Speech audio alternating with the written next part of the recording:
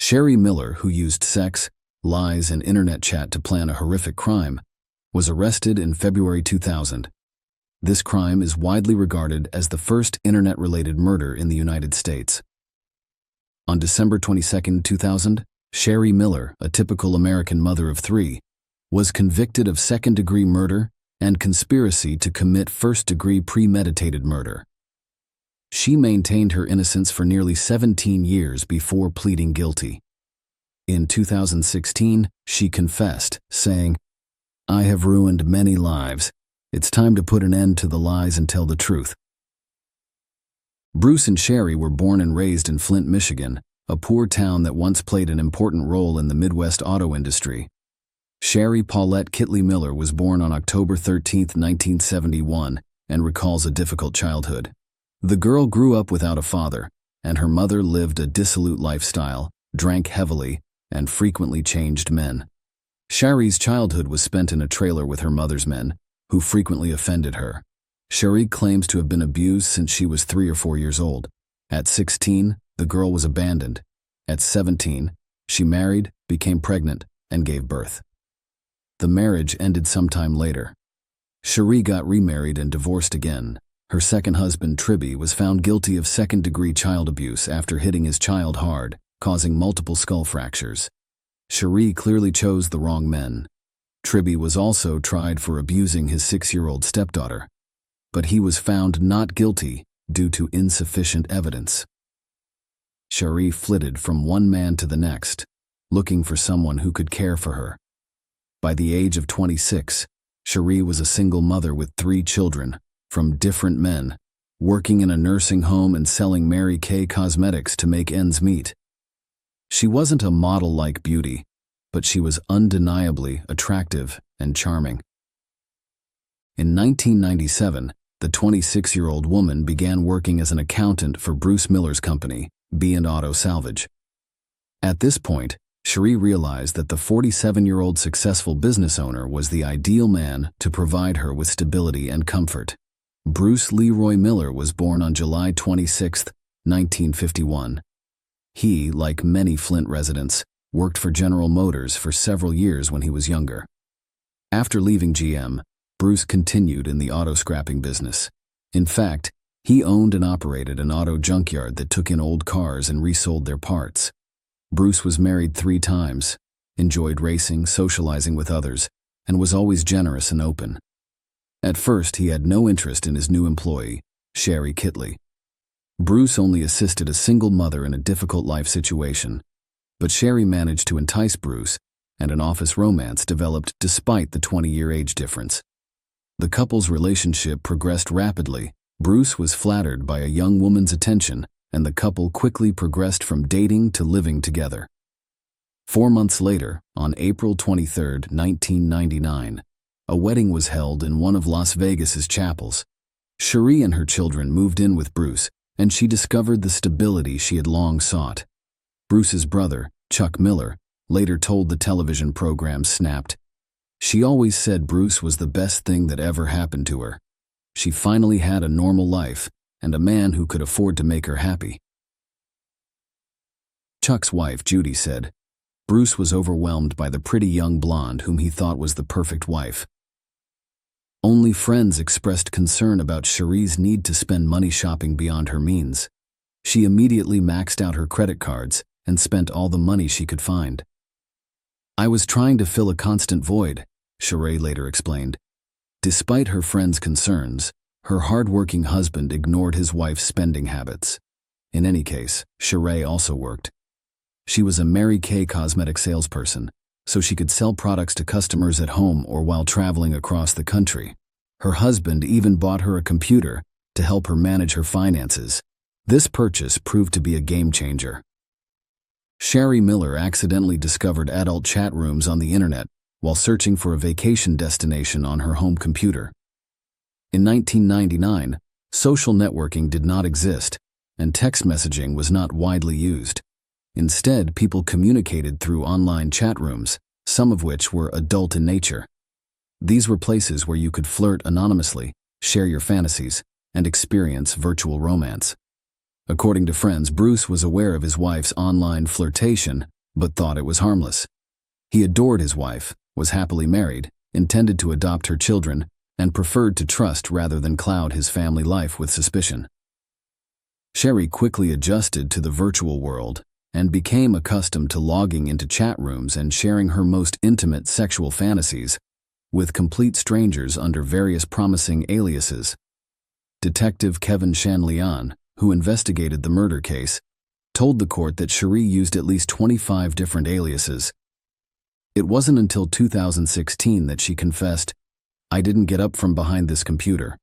Bruce worked at the store, and he had his own business, so he was away a lot. I spent hours flirting online. I wanted to control everything, obsessively control people who trusted me. It was like a video game, and every man and every relationship was a new level for me, and every level was harder." Jerry Cassaday, also known as Rena Dudes, was born on October 6, 1960, in Kansas City, Missouri. He married, raised a son, enjoyed deer hunting with his brothers, and aspired to become an FBI agent while working as a homicide detective. Jerry reported corruption involving falsified records to one of his co-workers. As a result, he was demoted and eventually forced to resign after 9 years of service. Jerry did the right thing, but the move ended his career. Jerry became depressed, started drinking, and abused substances. His marriage ended. He eventually recovered, moved to Reno, Nevada, and worked as a security guard at Harrah's Casino. In his spare time, he frequented chat rooms, where he met Cherie Miller. Hot correspondence began, and in July 1999 they met in person in Reno, where Cherie attended the Mary Kay convention with her friend. When the online romance turned into a physical affair, Jerry Cassaday believed his life was about to improve.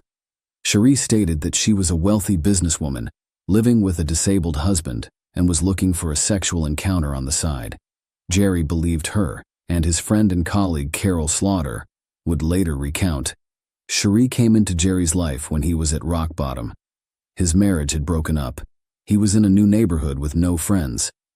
Jerry fell hard for Cherie, telling his friend Carol Slaughter that Cherie does absolutely everything in the bedroom. Throughout the summer and fall, Cherie used her cosmetics business as a cover for trips to Reno. When Cherie and Jerry were not together in Reno, they exchanged instant messages and emails of a sexual nature, including videos. Soon, they even renamed their accounts, with Cherie calling herself Jerry's Fool and Jerry calling himself Cherie's Fool.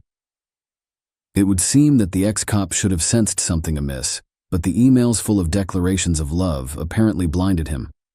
Whether Jerry was simply gullible, flawed, or broken, he was an easy target for Cherie Miller. She wove a web of deception rather quickly and convinced him that he needed to kill her husband. The effect on Jerry was quite obvious to those who knew him. His acquaintances said that after this woman appeared, their friend became like a person with bipolar disorder, overly excited and active before she arrived, and painfully depressed after she left. As early as September, Cherie announced that she was pregnant with Cassaday's child. She sent him pictures of a positive pregnancy test in her belly. A short time later, Cherie revealed that her husband, Bruce Miller, found out about the pregnancy and beat her, causing her to lose the baby. In fact, in 1995, Cherie had undergone a fallopian tube ligation and could no longer have children. Jerry had no way of knowing this and believed his lover's lies. Very soon after losing the baby, Cherie announced that she was pregnant again. This time, however, she was pregnant with twins. Jerry begged his beloved to leave Bruce, take the children, and come to live with him. Cherie explained that she couldn't do it because Bruce had connections in the mafia, and he wouldn't let them leave for nothing. Supposedly, she was afraid for her life and Jerry's life. The young woman continued to drive to Reno. At one point, Jerry was arrested for drunk and disorderly conduct at the casino. There was a pause in online correspondence for the duration of the arrest. When Jerry got out, he decided not to put Cherie in any more danger of being exposed to her husband, Bruce, and returned to Missouri to try to reconnect with his family. The couple continued their relationship online. Cherie sent photos of ultrasounds and her growing belly. "I just bulged out my belly. Jerry wanted to believe it so badly that I had no doubt he would see the pregnancy even if it wasn't there, Miller would later say. Soon, on November 5, 1999, Jerry Cassaday received an email, presumably from Bruce Miller, in which he wrote that he knew about everything and would not let the bastards be born. A concerned Jerry tried to contact Cherie. Hours later, she texted him herself, informing him that she had to leave for a few days and that she would text him later. The next day, Jerry received a message from Bruce and learned that he had forced his wife to have an abortion. Attached to the letter were photos of a battered Cherie. I remember standing in front of the mirror trying to draw bruises on my stomach, Cherie would later recount. Jerry had reached a tipping point. His children, not one but two twins at once, had been killed by Bruce Miller. He was again devastated and full of anger. He blamed Bruce for the deaths of his 3 children and the abuse of the woman he loved. After reconnecting with Sherry the next day, November 8th, Jerry said he couldn't go on like this. He would kill her husband. The couple set about devising a plan to kill him. They worked out routes, parking spots, and even the best place and time to get to the dump. Jerry then made the long drive from his home to Michigan. That same evening, as Bruce planned to leave work, he received a call from Cherie, and following the plan, asked if he could pick up a pizza on his way home. Distracted by the conversation, Bruce did not notice a man approaching him from behind, pointing his 20-gauge shotgun at him and pulling the trigger. After committing the crime, Jerry went home, and Cherie began the next part of the plan. She called Bruce's brother, Chuck, said she was very worried about her husband's long absence, and asked Chuck to drive to the junkyard and see if everything was okay. When Chuck got there, he found his brother dead on the floor in a pool of blood. He had been shot in the chest with a shotgun at close range, according to eyewitnesses. When Sherry learned of Bruce's death, she began screaming and crying. The crime scene was quickly discovered, but no trace or evidence of the suspect remained. Detectives learned that Bruce carried large amounts of cash, and they initially thought his death may have been the result of a botched robbery.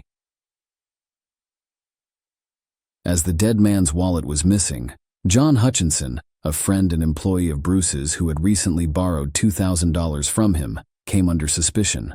Police questioned Hutchinson, searched his home, and confiscated weapons. John adamantly denied involvement. The search was inconclusive, and despite the fact that Hutchinson failed a polygraph test, he was eventually released. A theory of murder due to falsification of vehicle identification numbers was considered. However, none of the options gave any leads, and soon the case was closed.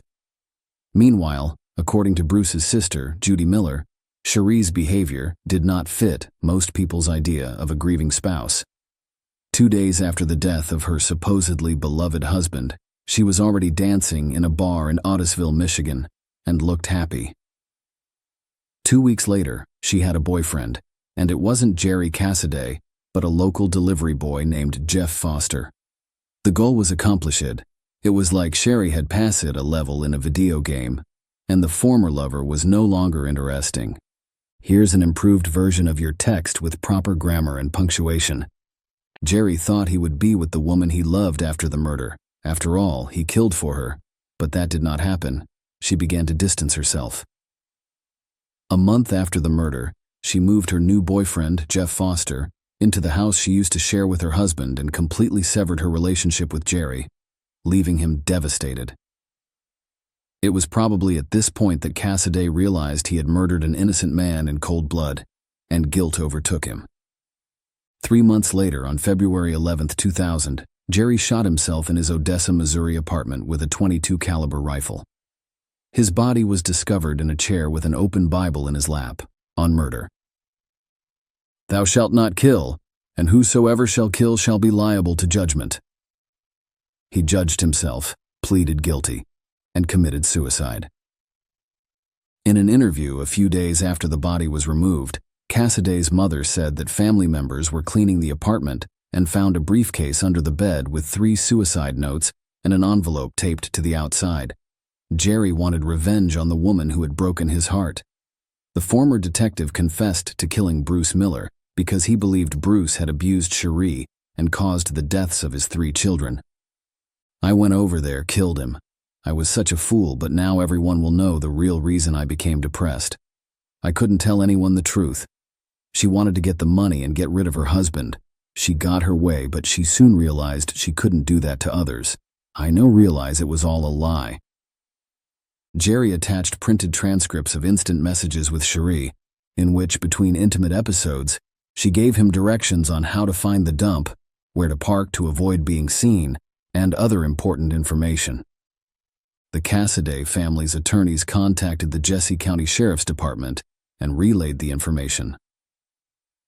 On February 22, 2000, police waited for Sherry Miller as she was getting off a plane with her boyfriend, Jeff Foster, and they were returning from a trip to Reno.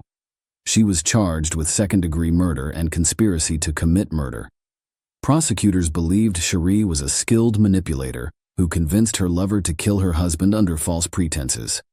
On December 12, 2000, the state of Michigan's trial against Sherry Miller began, and her case made national headlines due to the unusual nature of an internet-related crime. The prosecution shared thousands of messages between Cherie and Jerry, demonstrating the woman's lies. She was never abused, and she was never pregnant with Jerry.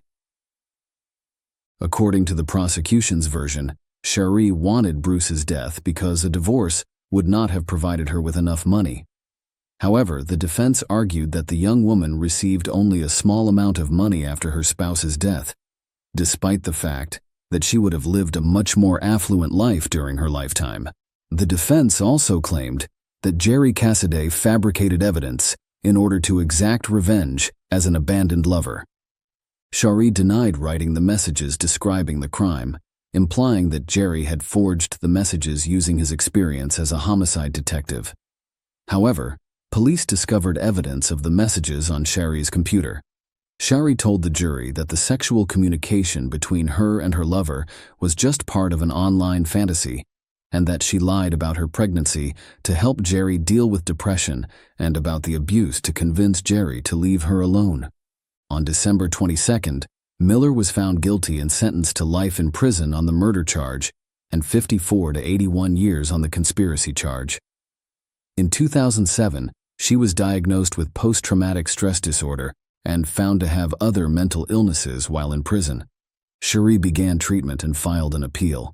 She even managed to get married for the fourth time. Michael DeNoia saw the story on the news and couldn't resist the woman's charm.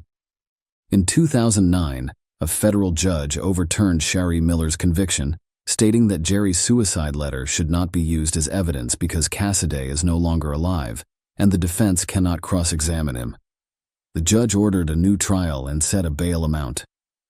In 2016, Sherry Miller, in a 4-page typewritten letter to a district judge, abruptly admitted her role in her husband's death. This came as a surprise because no one expected her to do so voluntarily. In 2012, the court reinterpreted the admissibility of the suicide letter, and Cherie was returned to jail to serve the remainder of her original sentence. Many saw the letter sent to the judge as just another attempt to gain sympathy or profit. Something happened inside me when I had to return to prison after 3 years of freedom. I had my daughter and granddaughter living with me. I begged my daughter not to join me. She refused to listen as I was led back to the prison. As I walked through the sliding doors, I noticed my daughter crying so hard. I recall hearing her scream, "No, Mommy, don't go." At that point, the full consequences of what I had done to Bruce, his friends, his family, Jerry, his friends and his family, hit me full force. They will not see them again. Bruce was an excellent man. Sherry Miller wrote about her husband, "He never hurt me or my children. All he did was love us. He wanted to adopt my children. He simply wanted a family. The only man who loved me, and I had him killed." In 2022, Sherry gave a public interview to a popular TV station. She admitted that Bruce was not involved in the mob and never abused her. She admitted that she used makeup to fake bruises and faked ultrasound scans to manipulate Jerry. Sherry admitted that she didn't do it for the money. She said that she was afraid Bruce would find out who she really was and felt that it would be easier for him to be killed than to learn the truth about her. Because of this, she declined a plea bargain that would have resulted in 15 years instead of a life sentence. According to Shari, it took a public story to help her reconcile with herself. It's still difficult for me to look in the mirror realizing what I did. I've been waiting to tell the truth and hopefully find peace with it. Shari Miller is still incarcerated at the Huron Valley Women's Complex in Michigan. She is not eligible for parole. Share your opinion with us in the comments and subscribe to the channel for more.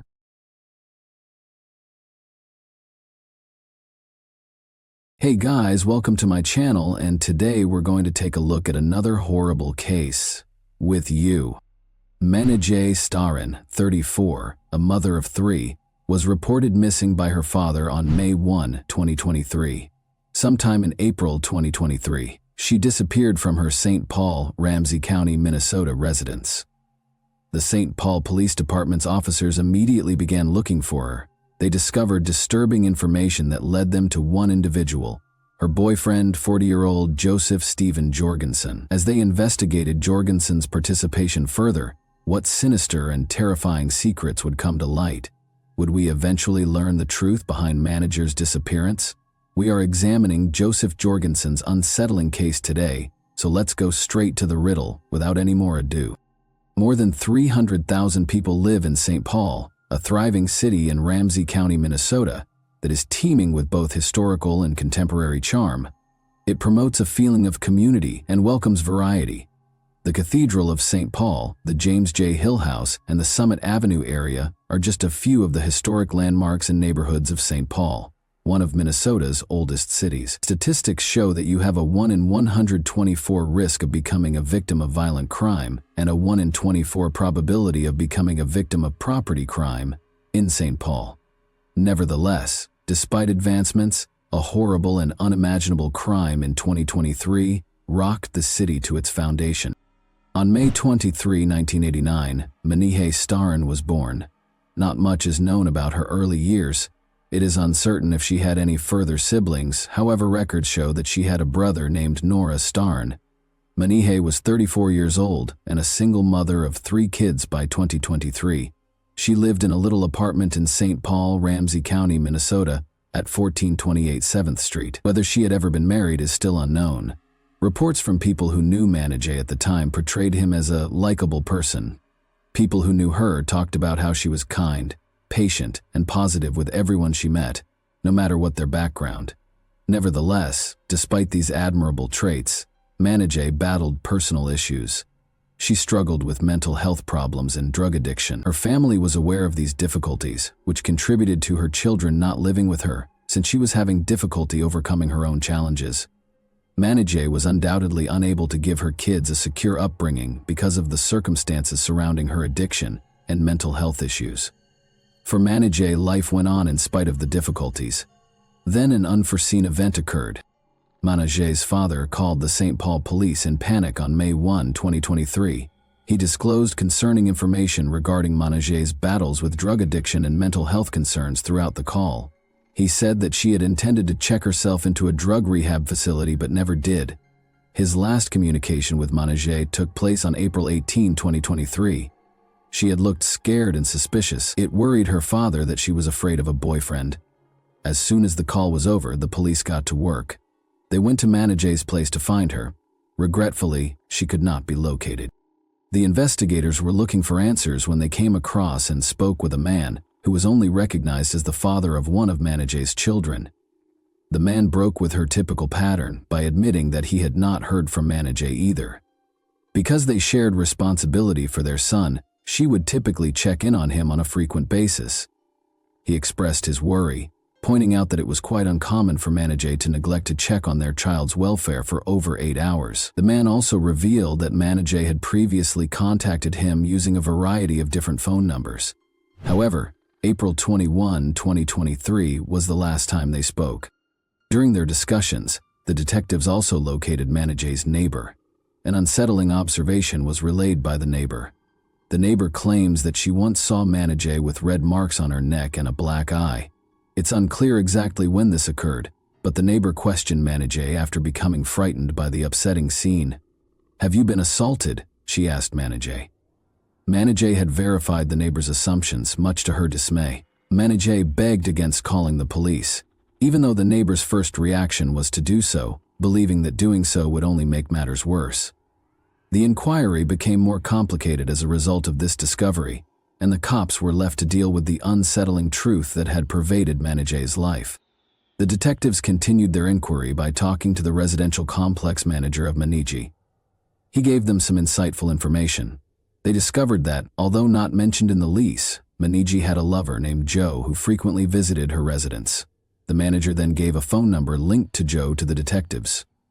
After obtaining the phone number, the investigators carried out their investigations and verified that it belonged to Joseph Steve Jorgensen, a 40-year-old man. They showed the manager Jorgensen's photo to get confirmation, and the manager recognized him as the person he knew to be Maniji's lover. The investigation underwent a sea change after this discovery, which paved the way for a disturbing and strange chain of events. One of the most important pieces of evidence was now an apartment security camera that was located close to Manijay's home. The apartment manager notified investigators on May 24, 2023, that the security footage had been discovered to document a concerning event that occurred on April 21, 2023. The video showed Manijay running out of her residence in obvious distress, with her lover Jorgensen chasing after her. He swung her around violently and led her back into the flat. There was no accompanying evidence of Manijay leaving her apartment, but the video claimed that this was the last time she was seen entering it between 5:55 and 6 p.m. on that fatal day. Subsequent analysis of the security footage showed that between April 21, 2023 and April 28, 2023, Jorgensen entered and exited the residence several times. Remarkably, it was found that Jorgensen entered the residence 28 times in all throughout this time. Furthermore, the apartment management attested to the fact that Manai had only had one set of residence keys. According to the CCTV footage, Jorgensen used a key each time he entered the residence. The investigators were left with a number of troubling questions as all of these findings were revealed. Jorgensen frequently visited Manijay's flat. What transpired during these encounters, and most importantly, where was Manijay? Additional examination of the security tape also showed that at 4:55 p.m., Jorgensen was seen on CCTV leaving the flat on April 28, 2023, with a suitcase and 2 duffel bags. Sitting on the driver's side, he carried the suitcases into a pickup truck with the Minnesota license plate NLV 6177. Jorgensen sped off in his car. Investigators quickly learned that the pickup truck belonged to a man who lived in the Maplewood apartment complex at 89th Century Avenue. Following these events, investigators looked for a family friend who had important knowledge about Manijay's relationships and behavior. According to the family acquaintance, Manijay had never gone more than 24 hours without getting in touch with her loved ones, even if she struggled with drugs and crises. Her abrupt absence had been all the more worrisome because of this regular pattern. The family acquaintance also revealed that he had a phone discussion with Jorgensen after Manijay vanished.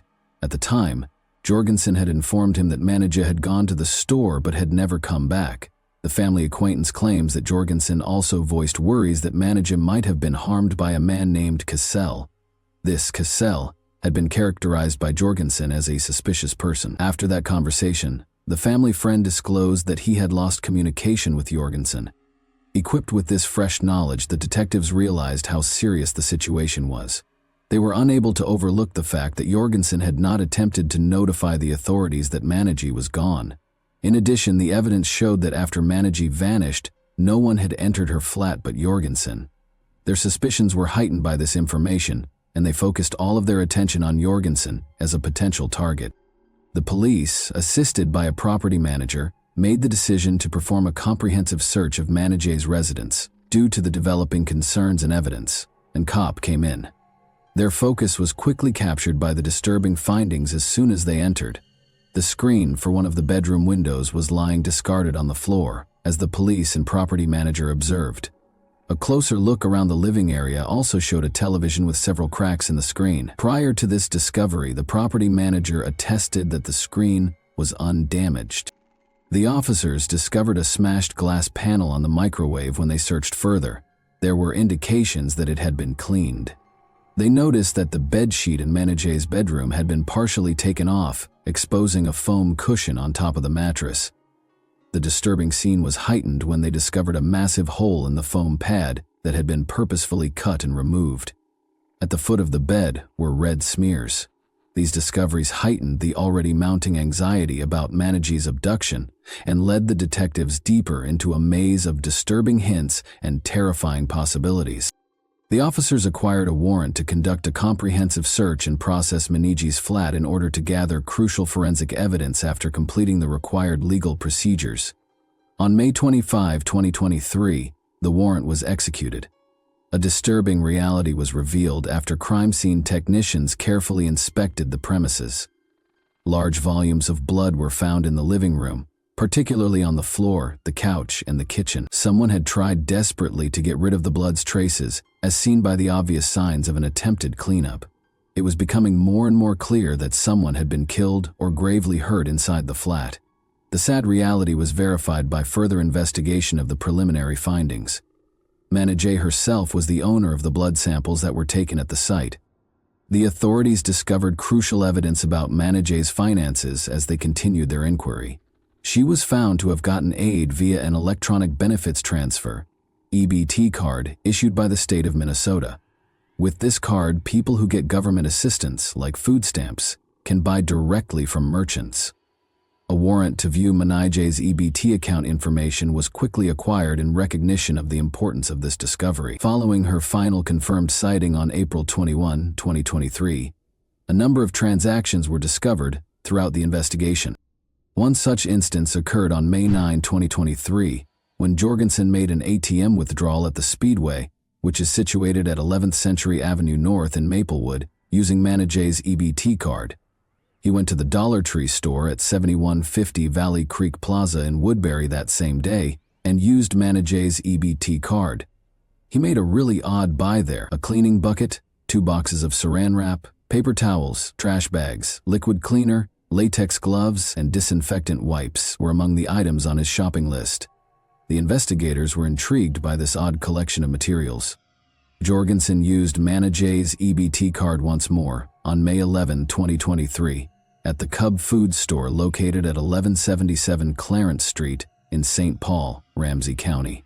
Additionally, he used the card at another Dollar Tree location in Oakdale, located at 7085 10th Street North. This time, he bought more cleaning supplies, disinfecting wipes, extra boxes of saran wrap, and paper towels. The frequent acquisition of such goods merely contributed to the enigma surrounding Jorgensen's actions and motivations. Authorities discovered information linking another person, just known as ZD, adding still another level of investigation. This, ZD, made use of Manijay's EBT card as well. In order to access data pertaining to Jorgensen's Google and Gmail accounts, detectives then went ahead and obtained a search warrant. The investigators' worries were heightened when they discovered a string of significant Google searches Jorgensen had conducted after analyzing the data they had collected. Jorgensen had looked up the term jugular on April 21, 2023, what do police do with a missing persons report on May 1, 2023, and how to clear cookies from an Android phone on May 3, 2023. On May 27, 2023, he searched for how to remove GPS from a Lime scooter. On June 4, 2023, he searched for lime for soil. At this point, it's important to note that lime, the material Jorgensen had asked about, can be used to hasten a body's decomposition process and the smells that go along with it. This fact, which the police were well aware of, made them even more concerned about Jorgensen's possible role in Manijay's disappearance. The police took decisive action in light of the strong evidence against Jorgensen. On June 26, 2023, the apartment investigators targeted Jorgensen's apartment and secured a warrant to search it. In anticipation of a potentially explosive situation, a SWAT unit stepped in to execute the warrants. Jorgensen reacted to the police confrontation at his apartment by locking himself in his bedroom. The situation became much more dangerous and urgent when Jorgensen, to the horror of everyone around him, lit a fire. The SWAT unit moved with extreme caution. In the ensuing battle, Jorgensen resisted the officers with great vigor and even tried to take a SWAT officer's gun. The officer eventually managed to capture Jorgensen. He was immediately sent to the local hospital for assessment as a precaution. This was done in order to protect his health and deal with any possible mental health issues that might have influenced his behavior. 2 other people were in the residence with Jorgensen when he was taken into custody. One of them, a girl who wished to remain anonymous, had visible signs of injury. She had a red neck, several bruises and scratches. Jorgensen threatened to harm her, saying things like, "The neighbors won't hear you scream." Later, the woman would tell the authorities that Jorgensen had strangled her. Jorgensen's roommate was the second person in the residence. The roommate had sought shelter in his own bedroom during the police-Jorgensen confrontation. Without any opposition, the roommate was likewise hauled into custody. The roommate later gave a statement in an interview at the St. Paul Police Department. He revealed that his sense of smell had been lost as a result of a catastrophic brain injury. He also disclosed a long-standing relationship with Jorgensen. Interestingly, the roommate explained, he didn't spend much time with Jorgensen or the women Jorgensen brought to the flat because he worked Monday through Friday. Officers spoke with Jorgensen's friend, ZD, after these incidents. The other man who had been seen using Manijay's EBT card was this one. It's still unknown when the interview with ZD will take place. ZD made it clear during the conversation that he did not have a close relationship with Manijay, revealing that he had only met her once or twice. ZD claims that Jorgensen told him that Manijay had been admitted to a mental health hospital when he asked about her. ZD further revealed that he assumed Jorgensen had authorization to use Manijay's EBT card because Jorgensen gave him both the card and its associated PIN. Officers also spoke with the apartment management in charge of Jorgensen's home. The manager revealed that there had been several complaints about a foul smell emanating from Jorgensen's apartment around May 15 or 16, 2023. The entire building was filled with the stench. The manager said it looked like the smell of a dead animal. The management provided further context by disclosing that on May 18, 2023, he and a maintenance worker tried to enter the flat to conduct an inspection. But in response, Jorgensen became hostile, both verbally and physically, barring them from a certain bedroom that seemed to be the source of the smell. Unfazed, the manager told Jorgensen and his roommate that they had a week to clean the apartment, and they did just that. The manager then revealed that he and the maintenance worker had seen Jorgensen pull and carry big black duffel bags out of the apartment not long after. Astonished by the scene, they had discussed the likelihood that Jorgensen was carrying a corpse. The St. Paul Police Department's Forensic Services Unit meticulously examined Jorgensen's flat in light of these discoveries. According to their report, a sizable pool of blood was found in the front closet, which was also the spot where the unpleasant smell had been detected. In addition to the blood that had soaked through the carpet and carpet pad, the scene was made even more unsettling by the presence of additional biological material and recent maggot activity. In the closet where Jorgensen had tried to ignite the fire, blood was also discovered. Officers also found 2 padlock keys in Jorgensen's residence after his detention as part of the investigation. After looking through Jorgensen's phone logs, it was found that on May 18, 2023, his phone had pinged near a storage facility located at 8881 Weir Drive in Woodbury. On May 5, 2023, someone started renting a storage space at the facility under the name of Jorgensen's roommate. Interestingly, the unit's access code was used to enter the building just as Jorgensen's phone rang in the same vicinity. On June 28, 2023, detectives quickly secured a warrant to search the storage facility after realizing the importance of this material. Investigators visited the assigned storage container 2 days after Jorgensen was taken into custody. They were welcomed by a strong and awful smell that was typical of decaying flesh as they got closer to the area. One of the padlocks seemed to suit one of the keys that were taken from Jorgensen's flat, but in order to get in, the investigators finally had to cut both padlocks. They found a number of things inside, including a small carry-on luggage, a blue duffel bag, and a huge cooler that was carefully wrapped in plastic. It is noteworthy that one of these bags was the same one Jorgensen was seen taking out of Manijay's flat in the video. Furthermore, a green tote with cleaning materials similar to those Jorgensen had previously bought was discovered on top of the cooler. 2 coolers and a duffel bag were cautiously taken out of the unit while being supervised by the Forensic Services Unit. From these receptacles came a clear and overwhelming smell of rotting meat. The contents were kept out of reach until they were taken to the medical examiner's office for additional analysis because they were enclosed in several layers of plastic. A human body was discovered inside the bag and coolers after being examined using an X-ray machine. The limbs and legs were in the larger bag, and the torso was in the larger cooler. However, there was a head in the smaller cooler. The found remains were then autopsied by the Ramsey County Medical Examiner's Office. The torso, the first set of remains, was carefully taken out of the huge cooler, which was heavily wrapped in several bags and layers of saran wrap. It had been carefully hidden and preserved. The head, which was also covered in many layers of saran wrap and bags, was the next group of remains to be removed. The remaining pieces of the legs and feet, 2 arms and 2 thighs, made up the final set of remains, which were then taken out of the duffel bag. Additionally, a significant amount of saran wrap had been meticulously wrapped around these bones.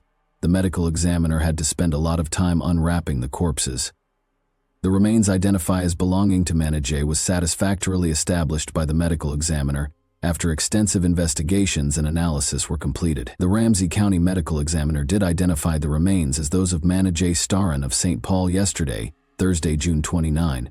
Dental records and identifiable tattoos were used to prove identity. Unfortunately, it was determined that her death was a homicide once the method of death was determined. After this, investigators returned to the CCTV footage taken from Manajay's apartment, paying close attention to the luggage Jorgensen had taken from the building. Upon closer inspection, it became more and more clear that Jorgensen had mutilated Manajay in her own apartment, carefully separating her remains and packing them in different bags he carried. Jorgensen was charged with a number of crimes related to Manajay's death. Given the seriousness of his alleged acts, he was legally charged with 1 count of second-degree murder. Jorgensen was also charged with arson for purposefully starting a fire in his residence while he was arguing with the SWAT squad members. The accusations were expanded to cover actions including disarming an officer and making violent threats. Jorgensen made a brief court appearance on the afternoon of June 30, 2023, to answer to the murder charge. He moved his head back and forth during the hearing in response to Assistant Ramsey County Attorney Eastwood's presentation of the complaint's specifics. Eastwood also asked that $5 million, 0 cents, be established as bail, and Judge Timothy Carey granted this request. Jorgensen simply gave his name when asked, remaining largely mute throughout the court hearing. To indicate that a thorough defense plan was being developed, the defense lawyer chose to postpone any discussions about bail until later. On the same day that Jorgensen appeared in court, St. Paul Police Sergeant Mike Ernster announced a major revelation that came to light during their ongoing investigation at a press conference. Fanta Giovan, a 33-year-old woman who was Jorgensen's previous girlfriend, was also reported missing. The last recorded sighting of Giovan was in July 2021, and Jorgensen was the only person present. Interestingly, no one had previously reported her absence, thus the police recently opened a missing person investigation.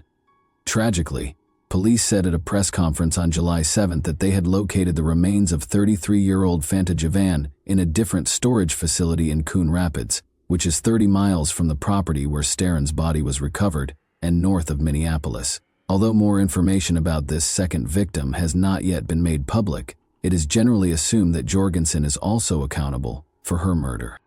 In light of these continuing events, Manajay's family thanked the police for following up on every lead in their unrelenting pursuit of the truth. Jorgensen faces a potential sentence of 40 years in jail on the charge of second-degree murder should he be proved guilty. August 21, 2023 is when Jorgensen is expected to appear in court again. Justice is currently being sought in the wake of this horrific tragedy, which has revealed the truth about Manajay's premature death. We now have a better grasp of the unfortunate events that transpired thanks to the work of law enforcement. A disturbing thought emerges as we consider the horrifying specifics of Jorgensen's actions. Are we about to discover a possible serial killer? And that wraps up today's chilling story. If you enjoyed this video, don't forget to like and subscribe so you never miss a new upload. Also, let me know in the comments, what part of this story shocked you the most? Thank you for watching, and I'll see you in the next video.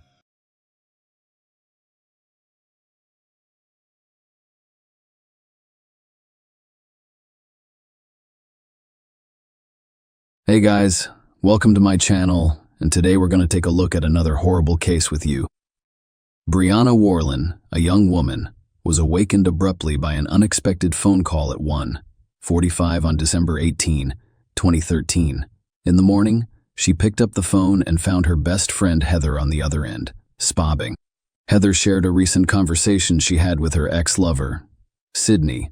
Sydney had called her, revealing that he had split from his wife, expressing regret for their own breakup and urging Heather to start over. Brianna inquired as to why Heather had answered his phone call. The number turned out to be unknown, prompting Heather to pick it up. After listening and briefly calming her friend, Brianna insisted that Heather had only recently recovered from the difficulties of their breakup and should not get involved with Sydney again. She persuaded Heather to return to sleep and rest, and they exchanged goodbyes. The picturesque Horry County in South Carolina is frequently regarded as an ideal place to live. This region is well known for its beautiful beaches, with Myrtle Beach being particularly beautiful and popular. Aside from the beaches, there are dense forests, vast rivers, and numerous friendly towns to explore.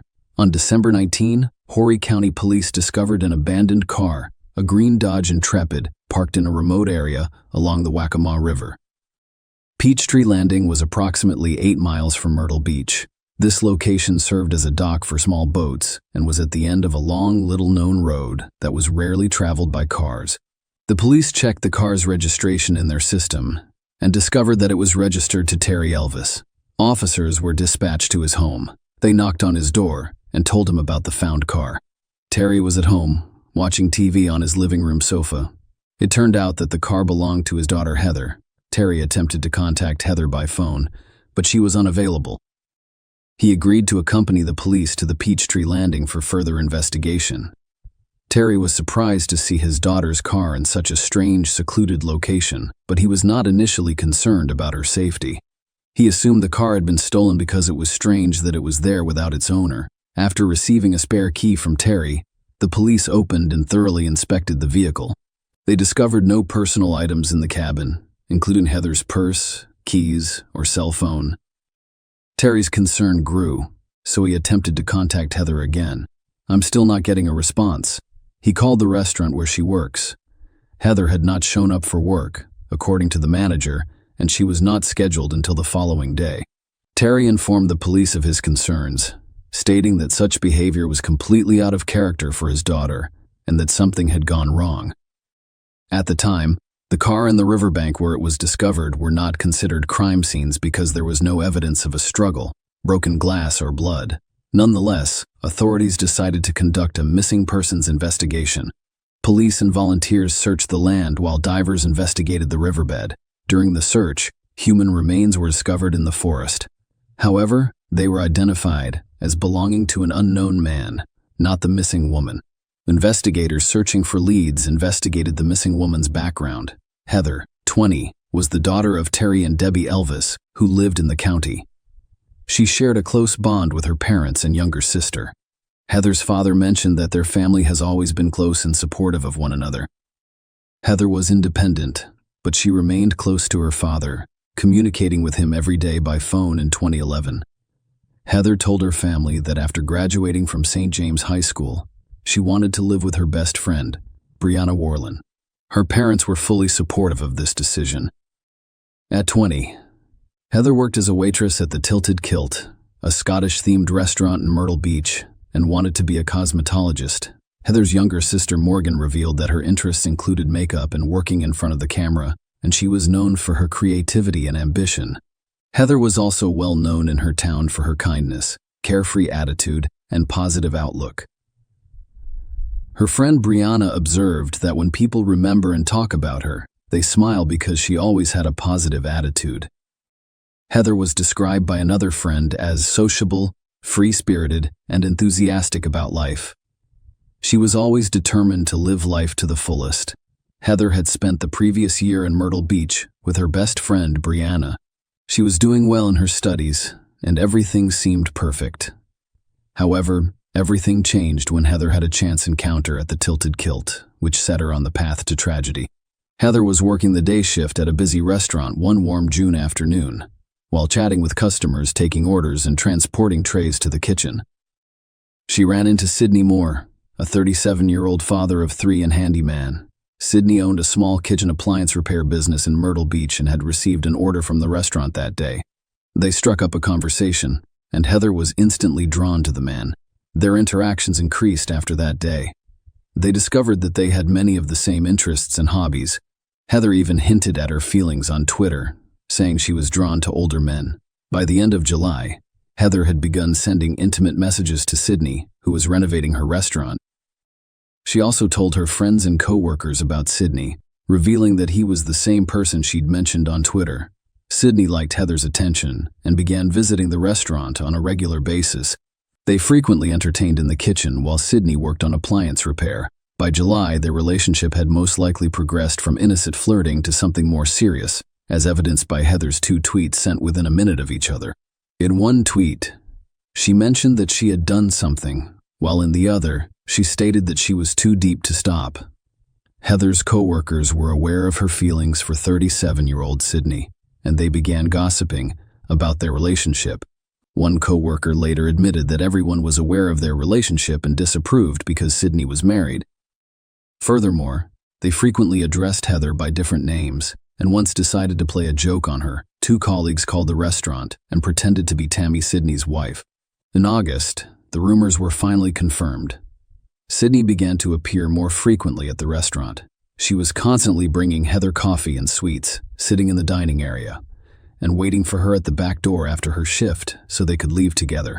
The couple frequently discussed their relationship with friends, and Sydney even told acquaintances about his plans to hire Heather as a full-time nanny when he and his wife relocated to Florida. Heather also told her friends about Sydney's plans, and they all thought it was strange. The lovers were constantly on the phone and frequently drove to remote and secluded locations in their cars for intimate calls. Heather knew this was a toxic relationship. Sydney repeatedly told her that he was tired, dissatisfied with his wife, and wanted to leave. However, it appears that these were empty promises. Heather's friends warned her that Sydney was only using her. By mid-September, Heather appeared to be aware of her situation. On September 21, she tweeted that an angel and a demon fell in love, but it did not end well. Perhaps that was the day she attempted to end her strange relationship with Sydney. The turning point came when Tammy Sydney, 34, discovered her husband's secret affair after 34 years of marriage. She called Heather and started humiliating her on the phone. Heather's roommate, Brianna, witnessed the conversation and later told investigators that Heather had tolerated the insults for a long time. Tammy once claimed that Sydney was only using Heather for his fantasies, and she even had Sydney tell her this over the phone. Sydney echoed his wife's words, telling Heather that she is unimportant to him and an easy target. Naturally, this upset the girl. Sydney and Tammy made her feel terrible and almost completely destroyed her identity. Prosecutor Chris Helms later determined that Tammy held a commanding position in the Maurier household, dictating where and when Sydney should work and controlling all of his activities. Helms also stated that Tammy was enraged by the betrayal and could not forgive Sydney and Heather, so she decided to ruin the young woman's life. After the truth was revealed, Tammy began handcuffing Sydney and tying him to the bed at night, preventing him from leaving while she slept. She also changed the password on his phone and forced him to get a tattoo of her name on his stomach. Sydney agreed to everything in the hopes of preserving his marriage and family. Brianna Tammy claims that her attacks went beyond phone calls and turned into systematic acts of hatred. Tammy began making repeated phone calls to Heather's workplace, demanding that she be fired. She continued to call Heather from Sydney's phone and send pictures and videos of the two of them together, including intimate moments. Heather wrote Sydney a letter begging him to stop Tammy's harassment, which was causing problems at her job. She was saddened and upset by how the man she loved treated her. Heather tried everything she could to get her life back on track, including starting to attend church with her best friend in early November. Tammy sent Heather new threatening messages, demanding that she provide her address. Tammy warned Heather that if she did not comply, she would find her and impose severe consequences. Tammy also stated that she had been monitoring Sydney since January 2012 and that Heather could no longer influence him. Heather was completely exhausted, both physically and emotionally, and couldn't understand why Tammy wouldn't let her go, especially since her relationship with Sydney had ended, and she wanted to forget everything. Heather told her friend that Tammy appeared to be obsessed with her. Things finally settled down by the end of November. More than 2 weeks after Tammy's threatening messages arrived, Sydney and Tammy left for a 3-day trip to California with their 3 children in their new Ford F-150 SUV. With more family out of town, Heather was finally able to relax and enjoy the moment, free of Tammy's threats. Heather also experienced a happy event in her life when she was able to land her dream job as a makeup artist at a beauty salon. She was supposed to start work before Christmas. Heather was overjoyed and eagerly shared the news with her friends and family. However, fears began to emerge in her life, which could only worsen her problems with Tammy. Heather and her co-workers at Tilted Kilt noticed in early November that she had gained weight unexpectedly and quickly. Heather became concerned that she might be pregnant with Sydney's baby. Angered and terrified, she decided to take a pregnancy test at the restaurant. Heather's manager, Jessica Cook, later told police that she was desperate about the situation and feared Tammy would do something terrible to her. However, the test turned out to be incorrect. Heather had no idea if she was pregnant with Sydney's child at the time. Heather's best friend also stated that when Heather took a pregnancy test at work in early November, she had not been intimate with anyone other than Sydney. Despite her concerns about a possible pregnancy in the winter of 2013, Heather remained optimistic. She decided it was time to move forward and make a new start. She hoped for a new, happier, and healthier relationship and agreed to go on a first date with Steve Gerald, a man she had met briefly but was genuinely interested in. Heather and Steve met on December 17 at around 10 p.m. and decided to drive around Myrtle Beach to see the Christmas lights. They eventually stopped at a nearby parking lot, where Steve taught Heather how to drive his manual transmission car. Excited, Heather sent her father a picture of herself behind the wheel of the car with the caption, "I just learned to drive like a true professional." Steve later stated that they had scheduled a second date and he dropped her off at her Carolina Forest apartment. Detectives struggled to find specific clues or leads around 1:15 a.m., so they decided to create a timeline of events preceding Heather's disappearance on December 17 and 18. The prime suspect was Steve Gerald, with whom Heather had spent the evening before her disappearance. However, after questioning, no evidence of his involvement was discovered and suspicions were dismissed. Heather's family and friends were surprised to learn that, while they were working hard to find the girl, they were also reaching out to the general public and offering a reward for information about her whereabouts. Tammy Moore, at the same time, became active on social media and continued to insult Heather. On December 20, Brianna and her restaurant colleagues told police about Sydney and Heather's affair, causing outrage and drawing the attention of investigators leading the investigation. Detectives summoned Sydney for questioning. Sydney was evasive and reserved throughout the interrogation, claiming that he was not near the Peachtree Landing on the night of December 17-18. He also claimed that he had no contact with Heather and was traveling with his wife Tammy at the time. Detectives suspected he was lying but needed proof. That's when investigators looked into Heather's call history and phone records, and they discovered the first clues. By reconstructing Heather's movements on the day she vanished, they attempted to establish Sydney's connection to these events. According to Brianna, Heather received a call from an unknown number on December 18 for only 5 minutes. Heather then repeatedly attempted to call the number back. Starting at 1:35 a.m., she dialed the number 9 times, indicating her desire to speak with someone she knew. The police were able to determine the exact location where the call was made. There was a payphone near a gas station in Myrtle Beach. Surveillance footage revealed that an unknown male was entering the phone booth at the time Heather received the call.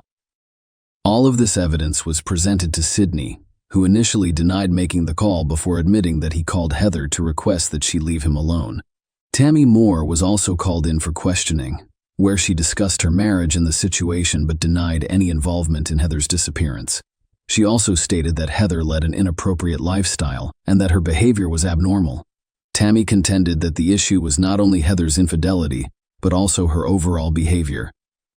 Based on their suspicions, detectives decided to check all of the neighborhood's security cameras, which quickly yielded evidence. Shortly before Heather's call, Sydney was caught on video purchasing a pregnancy test at a local supermarket. When asked if the test was for him, the man responded that it was for his wife. Even more compelling evidence was discovered later. Footage from cameras installed along a remote stretch of road leading to the Peachtree Landing. These tapes featured a Ford Phone 150. It's very similar to Sydney's vehicle approaching the location where Heather's car was discovered at 3:36 a.m. After about 10 minutes, they leave the area. Experts later confirmed that the SUV seen on video belonged to Sydney. He was the last person Heather spoke with, and investigators believe he was the last person to see her at the Peachtree Landing. Using Heather's phone records, investigators were able to create a timeline of her recent movements. At 2:30 a.m., Heather's phone called the payphone number Sydney was using, but there was no answer. She then went to Longbeard's Bar and Grill in Carolina Forest, which is not far from her apartment. She stayed there for about 15 minutes before heading towards Augusta Plantation Drive. She then returned to her Longbeard and remained there for an additional 15 minutes. Heather tried calling Sydney again but received no answer, so she went to her apartment and stayed for 5 minutes. Sydney's phone received another call at 3:25 am, which he answered, and they spoke for 4 minutes until 3:37 am. Heather's phone was at Peachtree Landing, and she attempted 3 times to call Sydney, all of which went unanswered. The last call to Sydney was made at 3:41, and by 3:42 the phone had been disconnected. Security footage of Sydney's vehicle served as incriminating evidence. However, additional compromising evidence was discovered during a search of the Moore's home after investigators obtained a warrant. Suspiciously, the Moores removed their home video surveillance system on December 20 and replaced it the next day. Although investigators were unable to obtain footage from the previous system, they did seize recordings from the new one. The video shows Sydney and Tammy thoroughly cleaning the interior of their car and then burning the rags they used to clean it all on the day the new surveillance system was installed. In 2014, months after Heather Elvis's disappearance, police made a breakthrough in the case. On February 21 that year, Sydney and Tammy Moore were arrested on charges of kidnapping Heather. They were later charged with murder, despite the fact that Heather's body had never been found. However, while in jail, the Moores refused to testify. The police continued their search for Heather's body because they lacked sufficient evidence to prosecute the felony charges. Ultimately, the murder charges were dropped. However, the kidnapping charge remained. Debbie, Heather's mother, was disappointed that the charges had been dropped but relieved that she would not have to attend the trial and learn the details of what may have happened to her daughter. Heather's family hoped that it would motivate potential witnesses to testify. Finally, Sydney Moore's 5 months in custody aren't the end of it. In 2017, he was convicted of obstructing justice and sentenced to 10 years in prison. Following this, Sydney and Tammy were scheduled to stand trial for Heather Elvis's kidnapping. The case sparked intense public interest and received extensive media coverage. In 2019, 6 years after Heather disappeared, several lengthy court hearings were held, during which numerous witness testimonies, evidence, and proof of the couple's involvement in the crime were presented. After 2 hours of deliberation, the jury reached its decision, and justice was served. Sydney and Tammy Moore were convicted of kidnapping Heather Elvis. The Moores were sentenced to 30 years in prison, each for their crimes and the associated conspiracy. The husband and wife will serve their terms concurrently. Following the verdict, Sydney requested to speak in court. Despite the conviction, he remained adamant about his innocence. He addressed Heather's parents with understanding and sympathy, saying that their daughter was a wonderful girl and that, as a father, he regretted the tragedy that had befallen her. He admitted that he could not undo what had happened between him and Heather. But nothing could change now. Heather's parents gave an interview following the trial, which was extremely difficult for them. They expressed hope that this was not the end, and that Sydney and Tammy would eventually reveal the truth about the crime. They described their daughter as a bright and sincere young lady who suffered at the hands of deceitful and cruel men. Heather's loved ones organized a campaign on her birthday in the public park where her car was discovered. Residents in the area brought flowers and donations to the memorial site. The funds raised were donated to a center for missing persons as a tribute to Heather and to assist her family in their search for their daughter and discovering the truth. Heather Elvis' body has yet to be found. Every year on her birthday, her family posts missing person announcements in the hopes of attracting attention and keeping her and other missing people's memories alive. Debbie Heather's mother stated that she could not find peace until she knew what had happened to her daughter. She remains hopeful that her persistence will help uncover the truth and that someone will eventually tell them what happened to Heather. Share your opinion with us in the comments and subscribe to the channel for more.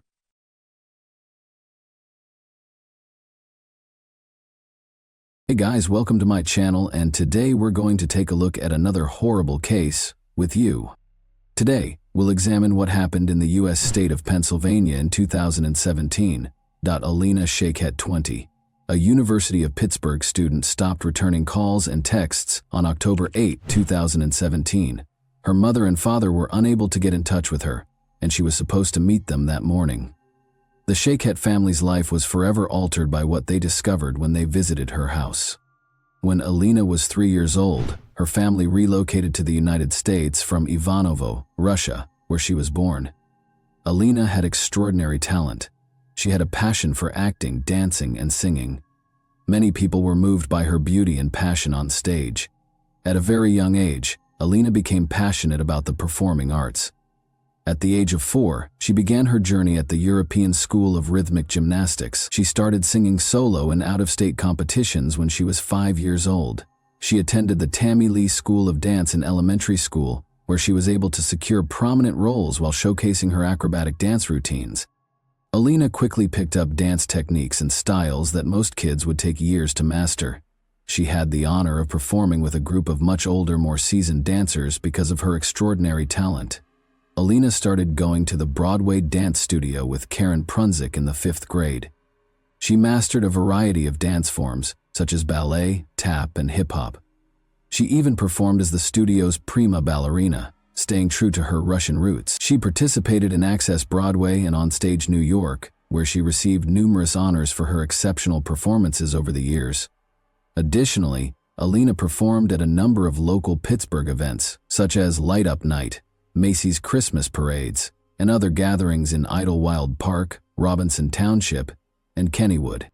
Alina was also able to find her singing talent thanks to the confidence she gained from dancing. Both in front of an audience and at home with her family, she moved audiences to tears with her exquisite performances of numerous well-known songs. Alina had extensive surgery after suffering a serious knee injury in a ballet class when she was 14 years old. Alina was devastated to learn that she would never be able to dance competitively or recreationally again after months of physical therapy. She was determined to find a way to get back on stage, in spite of this significant setback. Alina was able to safely express her love of dancing while attending Montour High School by participating in the musical theater program. As a talented actress, dancer, singer, and comedian, Alina made a triumphant comeback to the stage, illuminating the audience with her love and light. She brought tears, smiles, and a lot of applause to her roles in a number of plays and musicals. Alina continued to shine her light and make everyone happy while performing at numerous events throughout the city as a member of the chorus at Montour. Despite the fact that Alina's injury kept her from pursuing her love of dancing and performing, her experience receiving treatment motivated her to seek a career in medicine. She wished to assist those who had sustained injuries that hindered them from following their aspirations. Alina made the decision to pursue a career as a physical therapist. Alina and her parents had a close relationship. In 2015, she wrote on Facebook, "Happy Father's Day to the greatest dad out there. Thank you for always being there for me and having my back no matter what. I couldn't get through one day without you. I love you so much, Dad." She also wrote, "Happy birthday to my gorgeous mother. I can't wait for another year of countless laughs and more memories. You are my best friend and I love you with all my heart." After graduating from Montour High School in 2015, Alina attended the University of Pittsburgh-Greensburg for her first 2 years of college. While attending Pitt-Greensburg, she resided in the Outdoor Adventure and Community Service Living Community. She actually served as OACS's vice president for the spring 2017 semester. She enjoyed being a part of an organization that helped kids and animals. Once more, Alina shone her light, bringing her love and care to the lives of both humans and animals. After that, Alina moved to the Oakland campus of the University of Pittsburgh. She was ready to commit herself to becoming a doctor of physical therapy and shared an apartment with her friends. But on October 8, 2017, Alina, who was only 20 years old, was tragically and senselessly killed. Alina shared a home with other University of Pittsburgh students. Zach Brandner, her roommate, could never forget the night he last saw Alina alive. Zach and Alina took a Snapchat together at around midnight after returning home from a late shift at work to make fun of other students who were sharing night out selfies on Saturday night. A couple of minutes later, Alina texted me the picture we had just taken. That was the last I heard from her. The next morning she was gone, Zach said in an interview with reporters. We all said goodnight and said I love you, like we did every night. And she went up to bed. A little more than 8 hours later, Alina's father, Jan, and mother Ellie arrived to collect their daughter. They were scheduled to take a charity walk in the park to raise money for breast cancer. Zach described the specific events of that morning in the interview. He stated, "Her mom came to pick us up at 8:45 a.m. Her mom rings the doorbell and says, 'Is Alina not awake? She isn't answering my calls. Let's go wake her up.' I thought she slept through her alarm. Her dad was still in the car with their dog at this point. We went up and her mom started knocking on the door with no answer. This went on for 5 minutes, and it started getting really loud. She started shaking the door. You could tell she was starting to get a bit scared, like this wasn't normal. The dog was barking uncontrollably. That's when Ellie called for her husband Jan, who came inside and broke down the door, and then they saw what was inside. At this point, I was halfway up the stairs, and all I heard was screaming. Her parents were screaming at the top of their lungs, saying, 'Alina is dead. Alina is dead.' It got hard to understand. They started speaking in Russian. It was horrible. They said it looked like her face had been cut off. Running up, Zach peered inside. Looking for more than a few seconds was too much for him. I went into the room, and it was horrifying. There are no words to describe what I saw. She was just lying there with her arms spread out. The whole side of her face was unrecognizable. You could barely recognize it was a face, it was so bashed in. She was lying in a pool of her own blood. As though to remind us that someone's life was at stake somewhere nearby, a siren broke the stillness of the morning. The doctors hurried inside the house as soon as the ambulance arrived. At the door, Alina's terrified mother greeted them with shaking hands and tears in her eyes. Her daughter was lying on the floor, and she led the way to the room. Regretfully, the doctors were forced to announce Alina's death. The police had roped off the house. Police Chief Scott Schubert issued the following statement. "We do not believe at this time that this was a random act of violence. There is no continued threat to Oakland residents and the university communities. However, releasing additional details at this time could be detrimental to the investigation. Our primary interest is collecting sufficient evidence that can be successfully used in a court of law. The investigation is ongoing. I encourage anyone with information that could be helpful to call police headquarters and speak to a violent crime unit." According to Detective Schubert, the medical examiner determined that Shiket's cause of death was homicide and that blunt and sharp trauma to the head was the cause of death. The police actually already had a suspect. Investigators suspected 21-year-old Matthew Darby, Alina's ex-boyfriend, of committing the crime. During her time at the University of Pittsburgh-Greensburg, Alina Shiket got to know Matthew Darby. In 2015-16, Darby participated in basketball as a sophomore at the University of Pittsburgh at Greensburg. Darby was reported by Alina, who had broken up with him after she changed schools, for breaking into her house on September 20. She described previous abuse incidents in her police report, writing, "Grabbing, pushing, emotional abuse, jealousy, control." She also stated, "The defendant climbed up the gutter on the side of the house and broke through the second-floor window of my home. He did this because I left him and stopped answering his phone calls." According to Jan Shiketh, he and his spouse Ellie went to court with their daughter last week in order to get a protection from abuse (PFA) order. "For the last couple of weeks, she had told me she tried to stop talking to him," he said about Darby. On September 26th, the day he was arrested on trespassing charges, Darby was released on $10,000 bail in that criminal case. She disconnected his phone number, Facebook, and all that stuff. I heard his name, but I never met him personally. Zach, Alina's roommate, recalled in an interview that he was constantly concerned about Alina and Darby's relationship. "Halfway through sophomore year was when I started finding out that he was abusive," he stated. Zach recounted an incident last month in which Darby stood outside their room and yelled at Alina, saying, "In the time I knew them, around 3 years, there was a lot of fighting.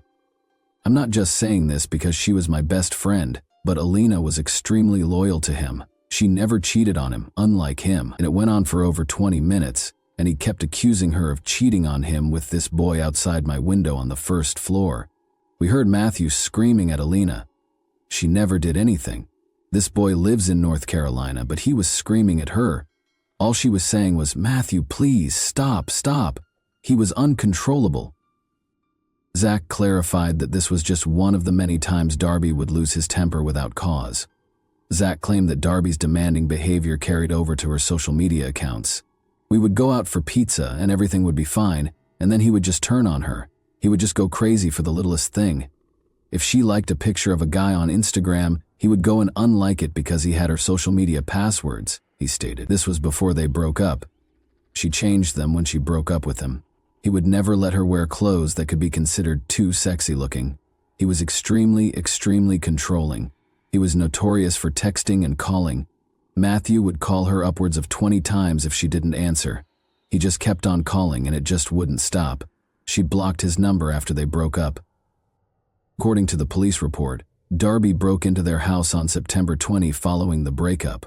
According to Zach, it was approximately 12:30 a.m. when he heard glass shattering outside that evening. He texted his house group chat and ignored it, assuming it was a bottle breaking at a nearby party. Then he heard a shriek coming from upstairs, followed by the sound of someone falling. Alina was yelling for assistance. Because Matthew Darby was in her room at that point, we weren't sure what his intentions were, but now we think it was a failed attempt at murder. We caught him and got him out of her room. Then the police came, and he was arrested. She was scared. You could tell. Zach continued. She didn't feel safe at all. Call logs from Alina's cell phone, which was not at the apartment when she was discovered, revealed that between 4:15 a.m. and 4:15 a.m., she received 5 unanswered calls from a number that turned out to be Darby's, and 4:55 a.m., Sunday. According to the police, Alina's cell phone was last seen close to Irwin, where Route 30 and I-76 meet. The criminal complaint states that at 4:21 a.m., Darby was picked up by a commercial car service vehicle. According to the driver, he took Darby to Oakland's Semple Street and Ward Street, which are close to Cable Place. According to him, Darby asked him to wait 10 minutes after getting out of the car. The driver reported that 10 minutes later, Darby asked him to wait for 10 more minutes. About 5 minutes later, the driver got a call on his phone requesting that he wait an additional 10 minutes. He told the police that he could not wait any longer and walked out of the area. According to surveillance footage gathered by investigators, Darby is seen throwing objects into a sewer close to Semple Street, which is close to Alina's home. According to Pittsburgh Police Homicide Detective Edward Fowler, he and other officers discovered a hammer and 2 knives in the same sewer grate. The hammer's claw part seemed to have skin and hair adhered to it. Police asked for a warrant to arrest Darby based on the information above. He was accused of stealing by unlawful taking, burglary, criminal homicide, fleeing to avoid capture, and possessing criminal tools. Matthew Darby was taken into custody in Myrtle Beach, South Carolina, a few days after Alina passed away. A concerned citizen reported witnessing a male tampering with a window at a residence, according to Myrtle Beach police. Officers discovered a man who fit the description when they got there. It was discovered during their investigation that Darby was the male suspect. He was accused of loitering and giving police misleading information in connection with the South Carolina incident. Both of the new charges are punishable by up to 30 days in jail and a monetary fine. During the hearing, a judge in South Carolina refused to grant bond. Because of the pending Pennsylvania warrant, the judge deemed Darby a possible flight risk. The judge informed Darby that he could either waive his right to an extradition hearing or exercise it. Then Darby said he wanted his attorney. When asked to enter a plea to the charges in South Carolina, he also stated that he wanted his attorney. Alina's family and friends, many of whom were Pitt students, crowded the courtroom. Many carried signs raising awareness of domestic violence and Alina's Law, a bill that is currently pending in the state legislature and would give judges the authority to mandate electronic tracking of high-risk domestic abusers. The words, "Our Russian Princess," were written in Russian, on purple shirts featuring a picture of Alina. The judge ordered Darby to stand trial on all charges, including homicide, flight, burglary, theft, trespassing, and possession of a criminal instrument. The back read, "Love shouldn't hurt." According to evidence presented by the prosecution, Darby spent the night of October 7 and the early hours of October 8 on the campus of Duquesne University, where he spoke with Raymond Marr, a university police officer. Darby wanted to know how to get to Brodart Hall. According to Marr, security cameras caught Darby at several locations on campus, including the student union, which Darby was permitted to enter so he could charge his phone. He claimed that Darby appeared apprehensive and had a faint alcohol odor. Prosecutors have presented a picture of a man they claim is Darby, standing in a campus elevator that evening while sporting a striped shirt with the Miller Beer logo embroidered on it. When Darby was arrested, he had that shirt among his belongings. Days later, authorities said that on Friday, January 19, 2018, prosecutors presented evidence that showed Matthew Darby on an elevator at Duquesne University, just hours before he is accused of killing his ex-girlfriend Alina Sheket in her Oakland home. David Schrager, Darby's lawyer, contests that the video depicts Darby hours later. Darby ordered an Uber just after 4 a.m., and it drove him from Brodart Hall to a street next to Alina's house. The driver gave a statement. According to Schrager, the passenger could have been anyone using Darby's Uber account. 3 days after Alina's death, Darby was arrested by police in Myrtle Beach, South Carolina, after he had left the Pittsburgh area. 2 knives were seen in an Oakland sewer grate in a photograph taken by Pittsburgh homicide investigators. The knives were gathered as proof. After allegedly stabbing and beating his ex-girlfriend to death, Matthew Darby is accused of throwing the knives as he left her house. David Schrager, Darby's lawyer, stated that he was not shocked by the result because preliminary hearings had a low standard for evidence. "We have a lot of discovery. We have to do a lot of evidence gathering," he stated. He insisted that Darby was innocent, saying, "We're going to get to tell our side of the story at a later time. There is no forensic evidence. There is no testimonial evidence," he stated. "All we have is a lot of circumstantial evidence, and that provides a maybe." Using 4 required aggravating factors: that he was the target of a PFA brought by the victim, that she was a prosecution witness against him, and that he had a history of felony convictions involving violence or the threat of violence, prosecutors declared they would pursue the death penalty against Darby. In order to avoid the death penalty, Darby consented to enter a guilty plea to first-degree murder, which carries a mandatory life sentence. Alina Sheket was a bright, energetic college student who wanted to work with young children as a physical therapist. It was her dream, her father Sheket stated, and she worked so hard. "She was the best person in the world. I lost my beautiful princess," he said while weeping. He said, "I don't know what else to say." He said his daughter was popular, friendly, and loved to sing and dance. His words, "She made everyone happy. She had such a bright future. He has taken Alina from us in an unimaginable way," Jan Sheket remarked of Darby. "He has stolen so much from us, including a future with our daughter. Without her daughter, there wouldn't be a wedding gown, a graduation, kids, or family vacations. My daughter died." It's a very short phrase, but it's strong enough to shock and paralyze every single cell of my body when I have to pronounce that phrase. Ellie Sheket claimed that because her brain was not designed to understand those words, her mouth was not intended for them. After Darby was accused of breaking into her house, she recalled sitting with her daughter in the courthouse. She applied for and was granted a protection order against abuse. She claimed that her daughter still harbored feelings for the man she feared. According to Ellie Sheket, she wanted to help him. She didn't want that PFA to go to jail, according to her daughter. She wished to shield and assist him. She expressed to her mother her desire for him to stop bothering her. She inquired as to whether Darby found joy in destroying her daughter. "He failed," she informed him. Darby, wearing a red jumpsuit from Allegheny County Jail, with a white long-sleeve shirt underneath, only answered Judge Manning's questions. Darby was given the mandatory life sentence without the possibility of parole for first-degree murder, and when asked why he was entering a guilty plea, he responded, "Because I am guilty." In addition, Darby entered a guilty plea to charges of trespassing, burglary, theft, and possession of a criminal instrument in relation to the murder of Alina Sheket. Darby entered a guilty plea to trespassing in a different case where he had broken into Alina's apartment 2 weeks prior to the murder. But a year later, Darby filed a post-conviction petition claiming ineffective legal assistance with new attorney Joseph Hudak. Darby claimed in his filings that Thomas Farrell, his lawyer at the time, had not adequately explained the case or conducted a risk analysis. The Allegheny County District Attorney's Office responded that Darby's claims would not be successful, but it acknowledged that a hearing on the issue might be required. The decision is based on a precedent known as the Coordinate Jurisdiction Rule, which states that judges in the same jurisdiction should not overrule one another. rather than any potential merit for Darby's claim. Joseph Hudak, Darby's new lawyer, said, "This is the first step in taking back Darby's life sentence." He said, "I think Darby has been totally mischaracterized, and I believe Darby is guilty at the most of third-degree murder, and a jury might find him guilty of voluntary manslaughter." Hudak said Darby's lawyer should not have pushed him to enter a first-degree murder plea.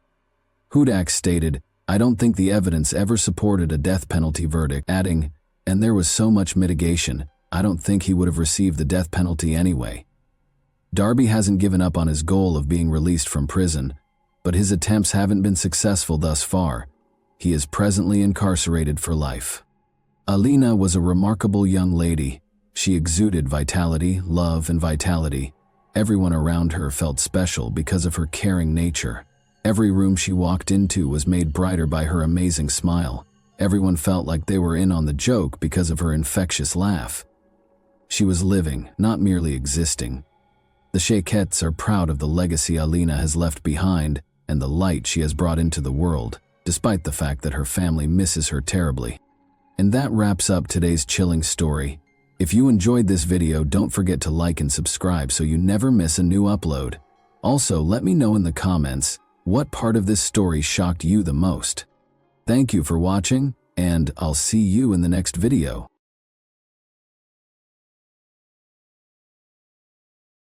Hey guys, welcome to my channel, and today we're going to take a look at another horrible case with you.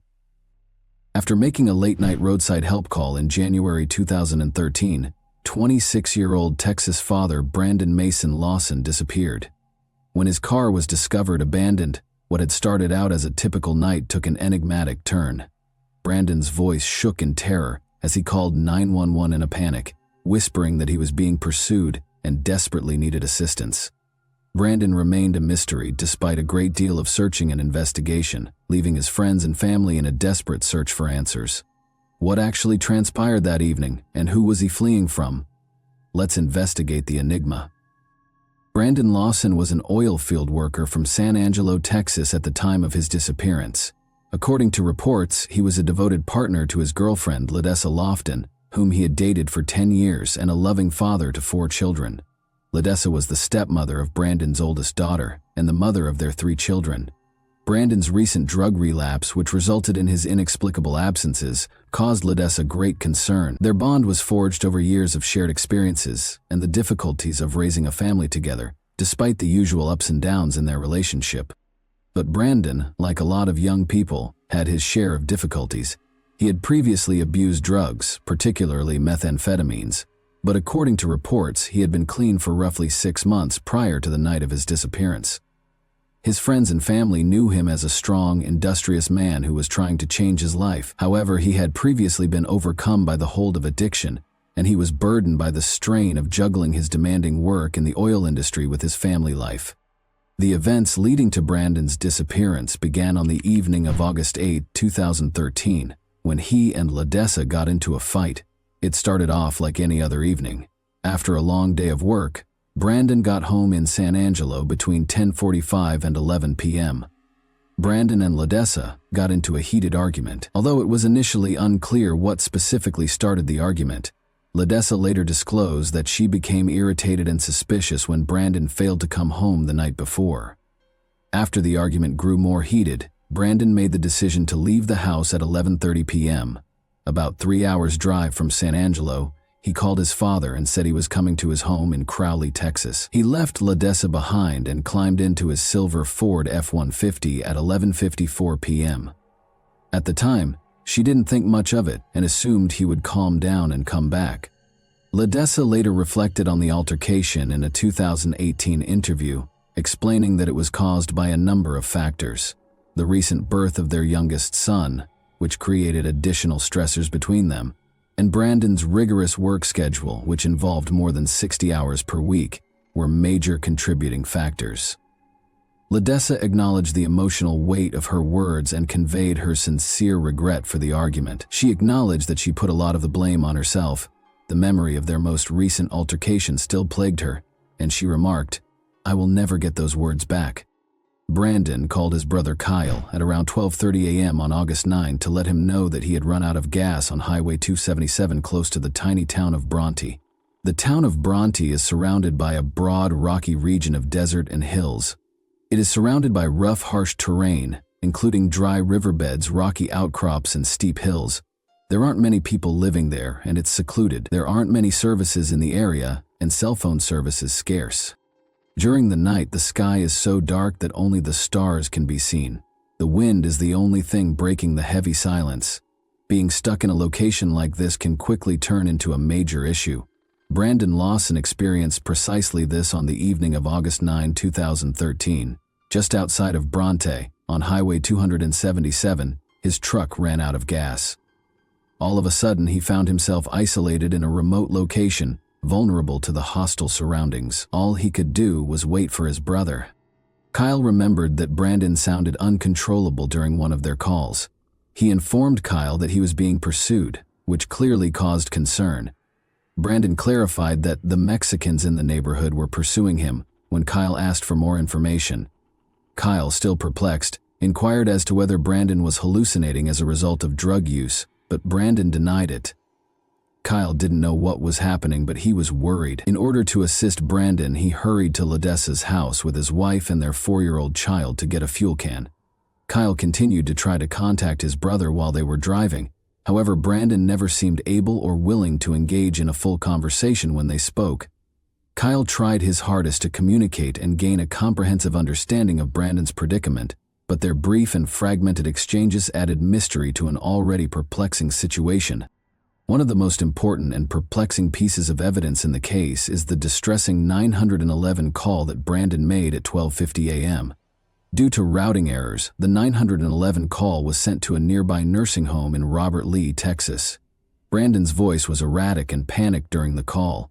Some phrases stood out among his difficult-to-understand words. The dispatcher tried to question Brandon, who was obviously perplexed by the call, but his answers were jumbled and ambiguous. He appeared to be in a panic and said that he was being chased into the woods and that he needed help right away.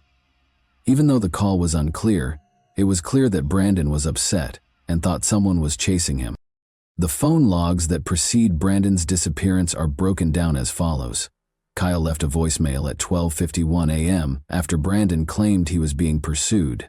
After their argument, Brandon attempted to call Ledessa, but was unsuccessful because she had left her phone in her car. When Kyle's wife called Brandon as well, and Kyle called him again without getting a response, the urgency increased. Brandon called his neighbor at 12:57 a.m., but this did not provide any answers. Brandon was contacted by a nursing home dispatcher regarding his previous 911 call at 1:04 a.m. Brandon then called Kyle 3 more times at 1:09 a.m. He informed Kyle that he was bleeding while running through a field during one of these calls. In a subsequent interview, Kyle stated that he didn't believe Brandon was gravely injured. He thought his brother had just tripped or been in a small mishap. Brandon then called Kyle one last time at 1:15 a.m. This would be the final calls he made from his phone before it became silent. That night is depicted as chaotic by this series of calls. Brandon was obviously in distress and was attempting to contact his neighbor, brother, girlfriend, and even 911. However, meaningful communication was almost impossible because of bad cell reception, his panic, and perhaps the hazardous and dark terrain. The uncertainty surrounding his last moments was further compounded by the confusion between his calls and his family's efforts to find him. When a truck driver called to report that Brandon's truck was parked dangerously on the side of the road, a Coke County Sheriff's deputy arrived at the scene at around 1 a.m. Kyle had also arrived at the scene by the time the deputy did, but Brandon was nowhere to be seen. During a phone conversation with Kyle at 1:18 a.m., Brandon claimed to be able to see both Kyle and the deputy from his hiding place, saying, "I can see you. I'm right here." However, neither Kyle nor the deputy were able to see Brandon anywhere near the truck or the surrounding area, which further complicated the situation. Kyle believed Brandon was attempting to elude the police because he had an active warrant for his arrest in Johnson County on a charge of drug possession with intent to deliver. Brandon didn't want to be caught, he reasoned, especially since the deputy was already there. Kyle and the deputy didn't have all the information necessary to comprehend what was actually going on, because they were unaware that Brandon had called 911 earlier. Later, Kyle stated that he didn't believe he was in danger. Kyle made the decision to drive a short distance up the road after speaking with the deputy. After the deputy left, he parked farther down in the hopes that Brandon would emerge from hiding. After waiting there for 30 to 45 minutes, Kyle decided that everything was okay and departed for San Angelo. When Brandon failed to appear, Kyle went back to the location where his truck had run out of gas at around 5 in the morning on August 9. Once more, Brandon failed to show up when he called for his brother. A deputy reported that a small private search team had been assembled to find Brandon on August 11. A few days later, they searched until about noon without discovering anything significant, having begun at about 8 a.m. The only hint they found was a tiny spot beneath a tree where it appeared someone had taken a seat. This location was visible from his truck and near the road. There were no additional indications of Brandon or his whereabouts, despite Kyle and the search team's best efforts, leaving his family with more questions than answers. Many theories have been proposed in the years following Brandon's disappearance. Some stem from the peculiarity of his last phone conversations, while others are based on the case's facts. The notion that Brandon might have been the victim of foul play is one of the most talked about theories. There has been conjecture that Brandon came into contact with someone or something dangerous on the evening of August 9, 2013, after he reported being chased into the woods in his 911 call.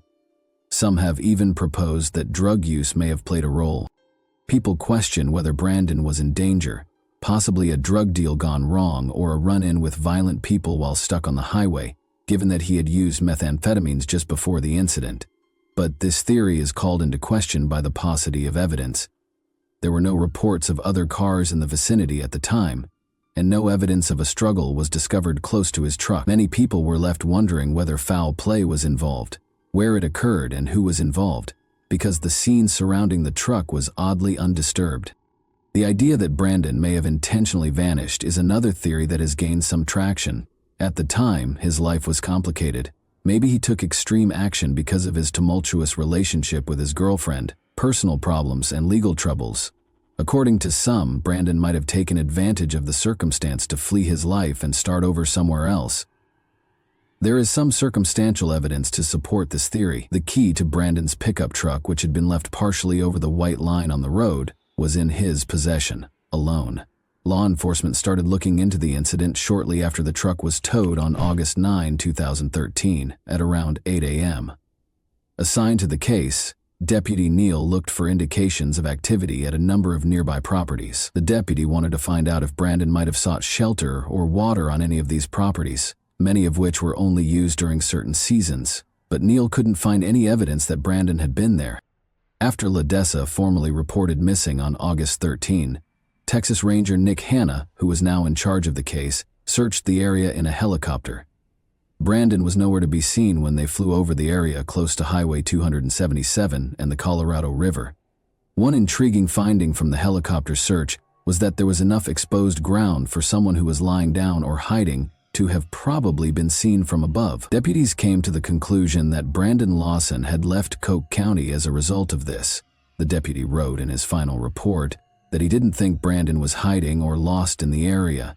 He based his conclusion on several factors. According to Kyle Lawson, Brandon was probably hiding in the brush close to his truck so the deputy wouldn't find him. Nevertheless, the truck and its surroundings showed no indications of foul play. Above all, Brandon and LaDessa's text messages from the night of his disappearance suggested a furious dispute. Neal thought Brandon most likely walked back to the road and hitched a ride from a passing car after he and Kyle left the scene.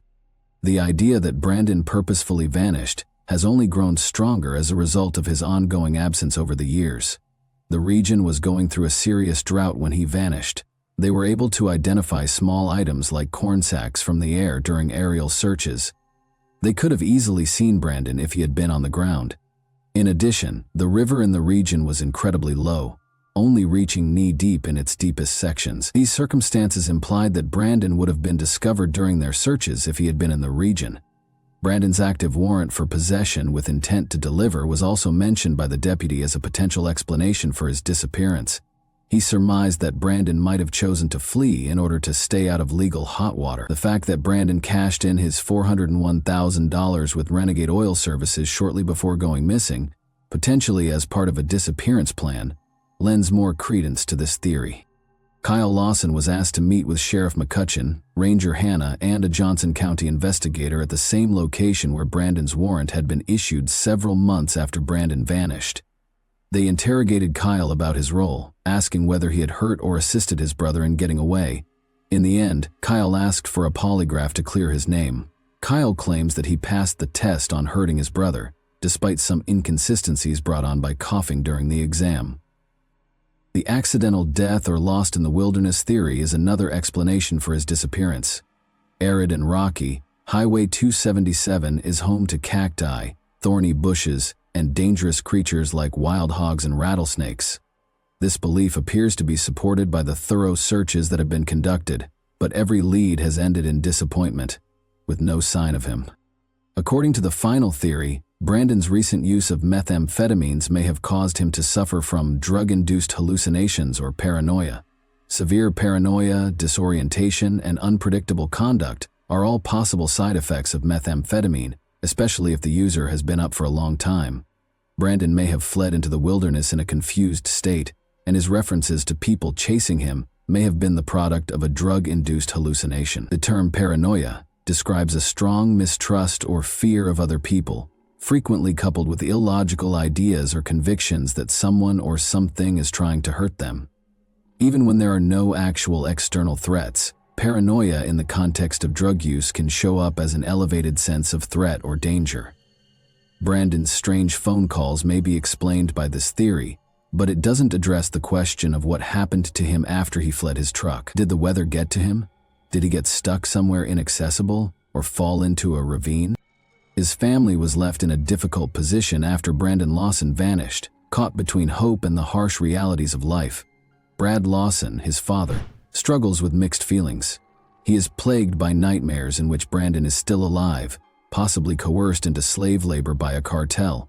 Even though he is aware that the likelihood of Brandon surviving is remote, the possibility of foul play seems limitless, and Brad can't get rid of the thought that his son might still be out there somewhere. Is it possible that Brandon was being followed that evening? Did he encounter death when he entered private property? Or was it a crime of opportunity, where someone walked by, saw his weakness, and took advantage of him? Lisa Lofton can't stand the uncertainty. She worries that her kids won't ever know what happened to their father when they grow up, get married, or even start a family of their own. She is troubled by the memory of that night, particularly the altercation they had before he vanished. She battles this guilt every day after hurtful words were exchanged. The odd 911 call Brandon made that evening serves as their final connection to him. It serves as a painful reminder of his last moments for Ledessa and her kids. His two older daughters try to understand his words as they listen to the recording on YouTube, but it only makes their heartache worse. Brad is adamant that his son did not simply flee. He contends that Brandon was not forced to leave his family because the arrest warrant was insufficient. Brandon was always prepared to accept the consequences because he had previously dealt with legal issues. He actually had plans for the future, including beginning a new job the Monday after his disappearance that would pay more and come with the fact that none of Brandon's possessions, including his phone, wallet, keys, or even his shoes, have ever been located only serves to further complicate matters. How someone could vanish so totally without leaving any trace is beyond his brother's comprehension. The family's suspicion that foul play was involved is only strengthened by this.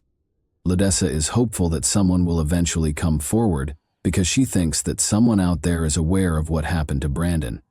She is still plagued by unresolved questions, such as the identity of the dispatcher who spoke to Brandon that evening and the trucker who reported his pickup. Ledessa thinks that these individuals may possess important hints that could ultimately clarify what transpired. Ledessa can't help but notice the ominous tone of Brandon's 911 call, even though she tells herself that his disappearance might have been an accident. She finds it hard to accept that someone would hurt the man she cherished so much. Help Find Brandon Lawson, a Facebook page created by Brandon Lawson's friends and family, has received a lot of support and attention since it was created. The page has more than 2.0000 followers as of 2024, indicating that Brandon's unsolved disappearance has generated a lot of interest and concern.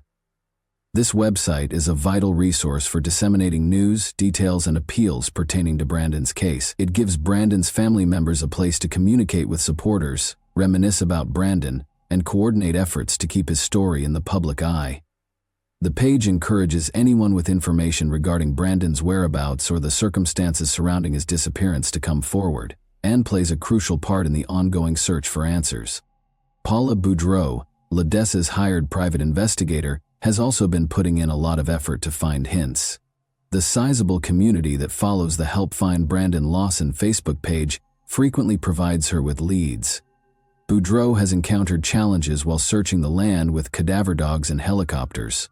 On their property, some landowners have refused to permit searches. Prior to 2022, there had been no leads or noteworthy advancements in the hunt for Brandon Lawson. But at Brandon's last known location, a small search team made a breakthrough in early 2022. They notified the authorities after finding a pile of his clothing. Human remains were discovered nearby shortly after. The Help Find Brandon Lawson Facebook page announced in October 2023 that the clothing discovered and initial DNA results suggested the remains were probably Brandon's. To compare the genetic markers from the remains with Brandon's father's DNA, more tests were being conducted. The Texas Ranger in charge of the case said he was cautiously optimistic that the remains would be identified. There have been no new developments regarding the identification as of October 2024. 11 years have passed since Brandon vanished, and his family is still looking for answers. Unfortunately, because of their advanced state of decomposition, these remains have not yet been definitively identified, leaving little material for identification. A portion of the remains are destroyed each time a sample is taken out and examined. For upcoming DNA testing, it is therefore imperative to preserve as much as possible. In an attempt to extract enough DNA, the remains have been sent to 2 labs, but the results have been negative thus far. The family is unable to provide additional information regarding the investigation's current status or the other options the Texas Rangers were considering in June 2023 for identifying the remains. The finding of Brandon Lawson's remains is likely to put an end to the tragic and enigmatic case of his disappearance. Even with this possible resolution, there are still a lot of unsolved questions regarding what happened that evening. Even though they are thankful for some closure, his family might never find all the answers they are looking for. The anguish of not knowing a loved one's fate and the unpredictability of life are both highlighted in Brandon's story. It highlights the necessity of continual enhancements to search and rescue operations, particularly in isolated regions such as West Texas. The memories of Brandon Lawson will live on in the hearts of his loved ones and everyone who has followed his tragic story, even though the whole truth may never be known. And that wraps up today's chilling story. If you enjoyed this video, don't forget to like and subscribe so you never miss a new upload. Also, let me know in the comments what part of this story shocked you the most. Thank you for watching, and I'll see you in the next video.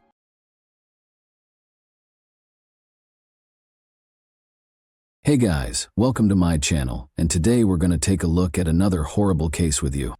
Elisa Claps, a high school student from Italy, disappeared in her hometown of Potenza in September 1993 D. She was unaccounted for almost 20 years. Elisa was last seen in person at the nearby Holy Trinity Church, where she had met up with a friend. It's commonly said that it's difficult to spot a dangerous criminal with a perverted mindset among regular people. Their ability to blend in is frightening. To those around them, they seem completely normal, average, and unremarkable. Their ability to cover their tracks, leaving crime scenes painstakingly devoid of evidence, is even more disturbing. This is the exact reason why it can be difficult for law enforcement to find and apprehend these criminals. It can take years, during which time they may carry out their heinous crimes. Let's examine this disturbing case now.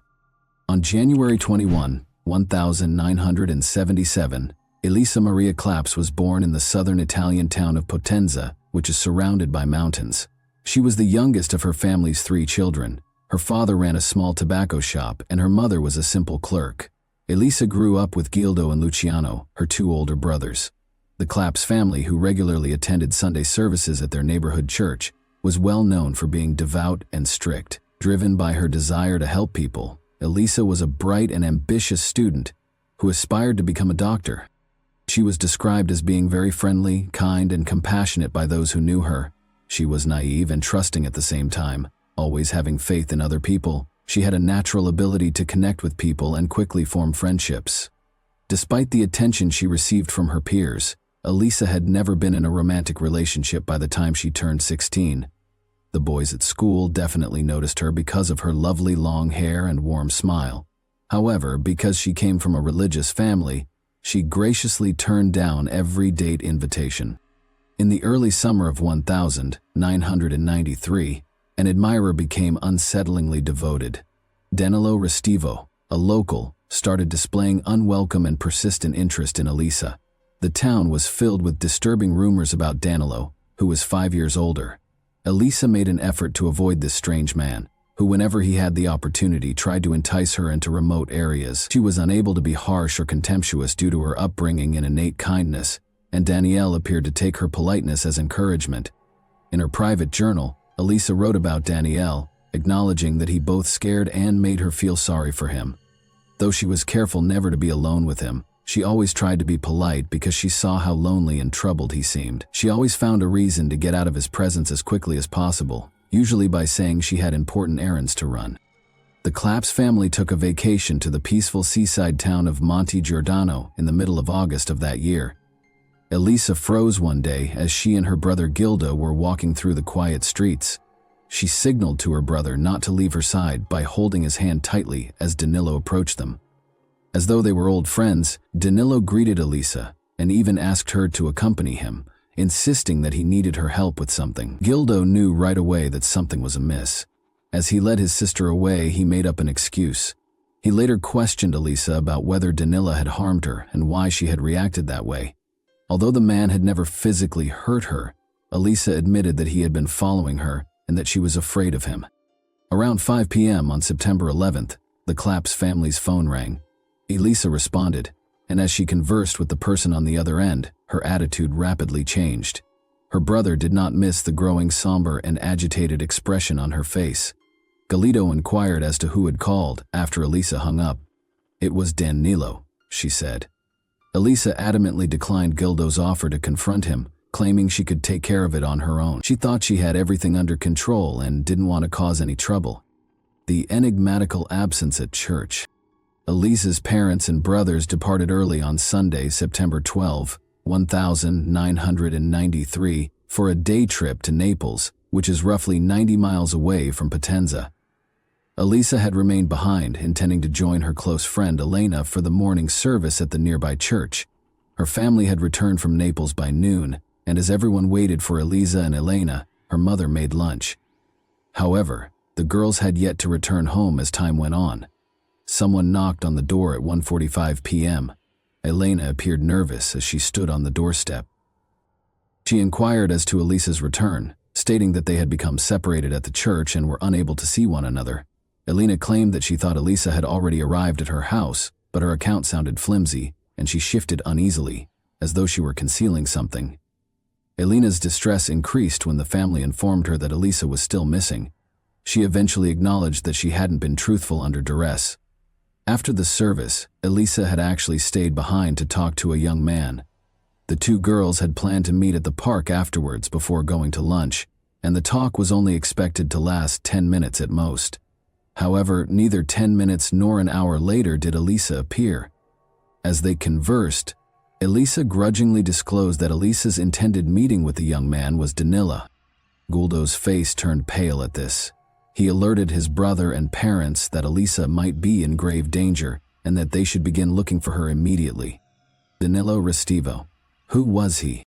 On April 3, 1972, Danilo Restivo was born in Irice, a tiny commune in the Sicilian province of Trapani. He came from a reasonably well-off family and was the youngest child. He was pampered and used to getting what he wanted as a child, and he was taught early on that there would never be any real repercussions for his actions. Regardless of the trouble he caused, His father was always there to support him. The Restivo family relocated to Potenza in the early 1980s, where Danilo's father, Mauricio, founded a prosperous company. In a matter of years, Mauricio rose to prominence as one of the richest and most powerful people in the city, developing close ties with local government and law enforcement. Danilo was notorious for being strange, impolite, and unsettlingly violent when he was in school. He was a reclusive and vicious youngster who was notorious for abusing animals, a habit that apparently gave him a deranged sense of fulfillment. In addition, he had a disturbing fixation on sharp objects. Despite being caught spying on girls in locker rooms on multiple occasions, Danilo appeared unaffected by any kind of intervention or discipline. He showed no remorse or desire to change, and he persisted in these actions with a stubborn, almost compulsive determination. Danilo Restivo had no true friends, and was a recluse who was mostly shunned by his peers. He would frequently cut the hair of gullible girls because he had the unsettling habit of always having scissors with him. Parents complained repeatedly, but this unsettling behavior was ignored. Danilo would collect a large collection of hair clippings and take his trophies home.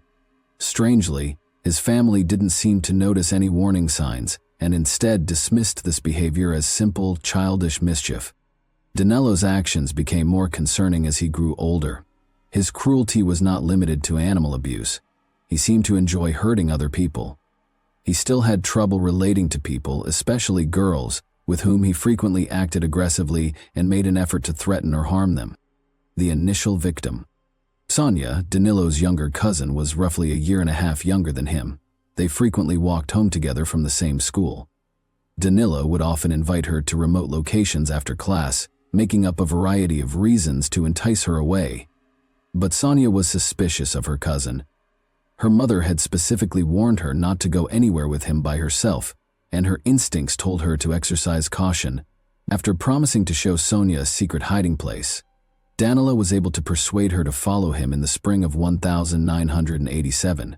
Sensing that something was wrong, Sonia made the safe decision to bring her younger brother, Angelo, who was 11 years old. The three of them went into a wooded area where an old deserted shack stood after school. Danilo proposed a game in which players would be blindfolded. After Sonia and Angelo agreed to temporarily trust him, Danilo covered their eyes with blindfolds. There was a tense silence. Uneasy, Sonia shifted her blindfold just enough to get a glimpse and saw something horrifying.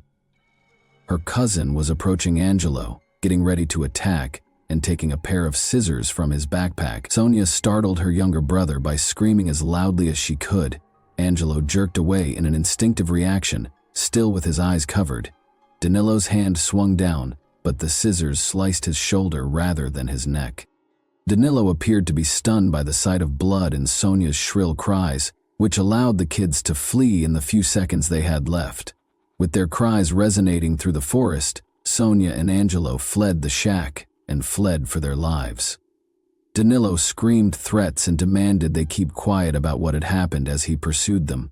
Sonia and Angelo outran him and made it to safety, motivated by their instinct for survival and sheer terror. What had happened appalled the parents of the injured children. They hurried Angelo to the hospital, where medical professionals were able to treat him in time to save his life. Despite suffering severe blood loss and nearly dying, the boy managed to survive. The parents reported the incident to the local police that same day, filing charges for attempted assault with deadly intent, but the case was quickly dismissed, and Danilo was spared any serious repercussions. There were rumors that his father shielded his youngest son by using his considerable influence. With the help of a local priest, Mr. Restivo assured Angelo's family that Danilo would be committed to a mental health facility for required therapy in order to stop similar incidents in the future. He also paid the family a sizable amount in compensation and paid for Angelo's medical bills. Soon after, the parents of Sonia and Angelo made the decision to relocate their family to Naples in order to avoid any more interactions with their dangerous relative. Although Danilo's father made solemn vows, he never fulfilled them. Danilo never even saw a specialist and was never sent for treatment. Mr. Mauricio Restivo was too worried that his son's reputation and social standing would be permanently harmed if he were to be classified as mentally unstable or a danger to others by a formal psychiatric evaluation. a perilous preference. After parents and students repeatedly complained about Danilo's violent and intimidating behavior, he was expelled from 4 different schools. He ultimately had to turn to homeschooling to finish his coursework and obtain his diploma. Since he was considered physically capable of serving, Danilo was drafted into the military at the age of 18. However, due to his unpredictable and erratic behavior, he was released within a few months. He went back home and remained protected by his powerful and affluent father, who continued to absolve him of responsibility. Danilo's actions only became more unsettling with time. When he fell in love, he would stalk girls, spy on them through their windows, make eerie late-night phone calls while remaining silent, and harass them in an uncomfortable way. His attempts to show romantic interest frequently turned violent, including luring them to abandoned places or attempting to chop off strands of their hair. Danilo's responses to these girls' rejection of his advances were frightening. He sent them letters outlining his disturbing fantasies or packages containing fictitious explosive devices marked with words like boom. Since Danilo's father always stepped in to protect him, no amount of complaints to the authorities seemed to have any effect. Danilo felt unstoppable and above the law because of this ongoing cover-up. He seemed rather innocuous to outsiders, more like a peculiar locality than a cunning or dangerous person. People like Elisa felt sorry for him because of his dishonest appearance, and they even wished they could assist. The church is the target of the missing girl's search. Elisa's brothers and parents immediately began a frantic search. The local church where she was last seen was their first destination. Elisa had intended to confront Danilo Restivo that day to request that he stop pursuing her and give her some space. According to her friend, a number of witnesses were promptly located who attested to seeing the high school student conversing with Danilo outside the church. However, none of them were able to provide information regarding the two's subsequent whereabouts. In an effort to talk to Danilo, Elisa's mother tried calling the Restivo residence, but Mauricio, Danilo's father, picked up the phone and wouldn't let her talk to his son. The Claps family drove to the Restivo home, growing more and more alarmed, but nobody answered the door. They had no choice but to report Elisa missing to law enforcement. Maurizio met officers at the Restivo residence and informed them that his son had left for Naples on some errands and would not return until the next day. Authorities quickly learned, however, that Danilo was in fact at home. After returning home, the police demanded to speak with Danilo and took him to the station so they could question him. His father kept getting in the way, making it hard to get definitive answers, so they had to do this. Danilo's account was riddled with contradictions. He acknowledged that he had talked to Elisa at the church, but he said she had left shortly after, leaving him to pray. He gave a hazy and contradictory account, and it was obvious that he was lying because of his obvious nervousness. After leaving the church, Danilo was unable to explain where he had gone and was unable to produce the clothing he had been wearing that day, which he seemed to have thrown away. Additionally, investigators found a pair of his shoes that had been left in a bleach-filled tub for almost 2 days. Any possible blood traces had, of course, been eliminated. Danilo was unable to provide a satisfactory explanation for the suspicious cut on his hand, which detectives also noticed. He was unable to provide the precise location of the incident, but he stated that he tripped and cut himself on something sharp as he was leaving the church. His story was further undermined by the fact that the wound looked as though it had been caused by a sharp blade. The suspect is safe with the prosecutor. Danilo's father moved quickly to defend him in spite of his evasive behavior, refusal to give up his clothing and shoes for examination, and convoluted web of contradictory statements. Maurizio promptly engaged 2 of Naples' top defense lawyers to defend his son. In light of these challenges, the investigating police asked the city's chief prosecutor for authorization to acquire a warrant in order to search the suspect's house and confiscate his clothes and shoes in the hopes of discovering any evidence connecting him to Elisa's disappearance. They required legal authority. Surprisingly, the city's chief prosecutor showed no concern in the face of overwhelming evidence linking Danilo to the young girl's disappearance. He declined to grant a search warrant for either the church where Elisa was last seen or Danilo's house. The church was only briefly searched, and Father Domenico Sabbia, the lead priest, steadfastly refused to let anyone into the padlocked wooden staircase secured upstairs room. The prosecutor refused to issue a warrant to conduct a thorough investigation of the church and the rooms that are adjacent to it, despite pressure.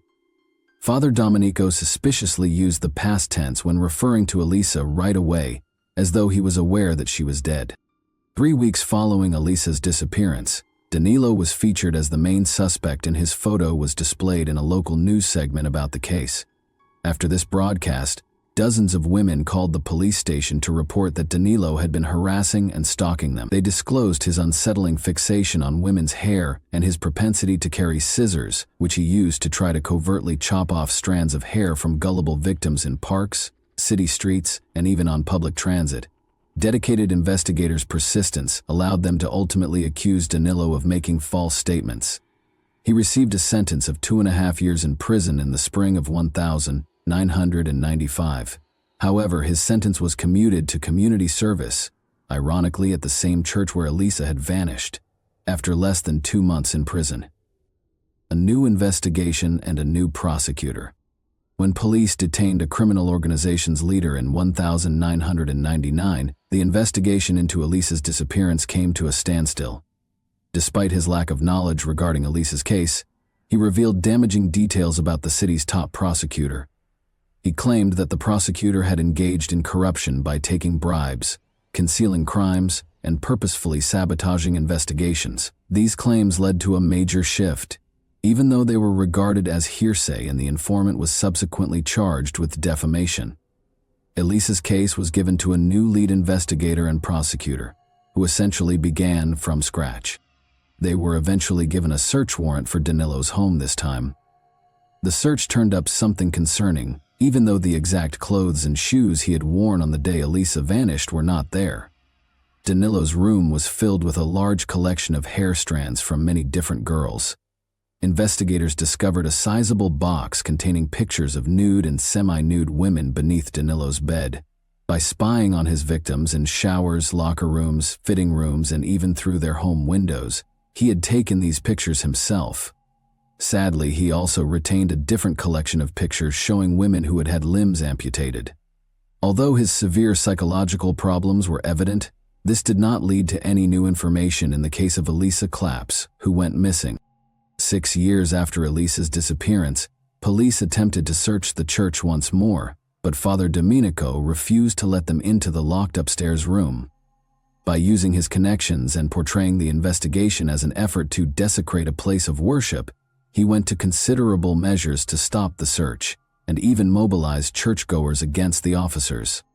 A letter from the beyond and a move. Even after the new investigation, Danilo left his hometown and set out on a lengthy journey across Europe because there was no conclusive evidence against him.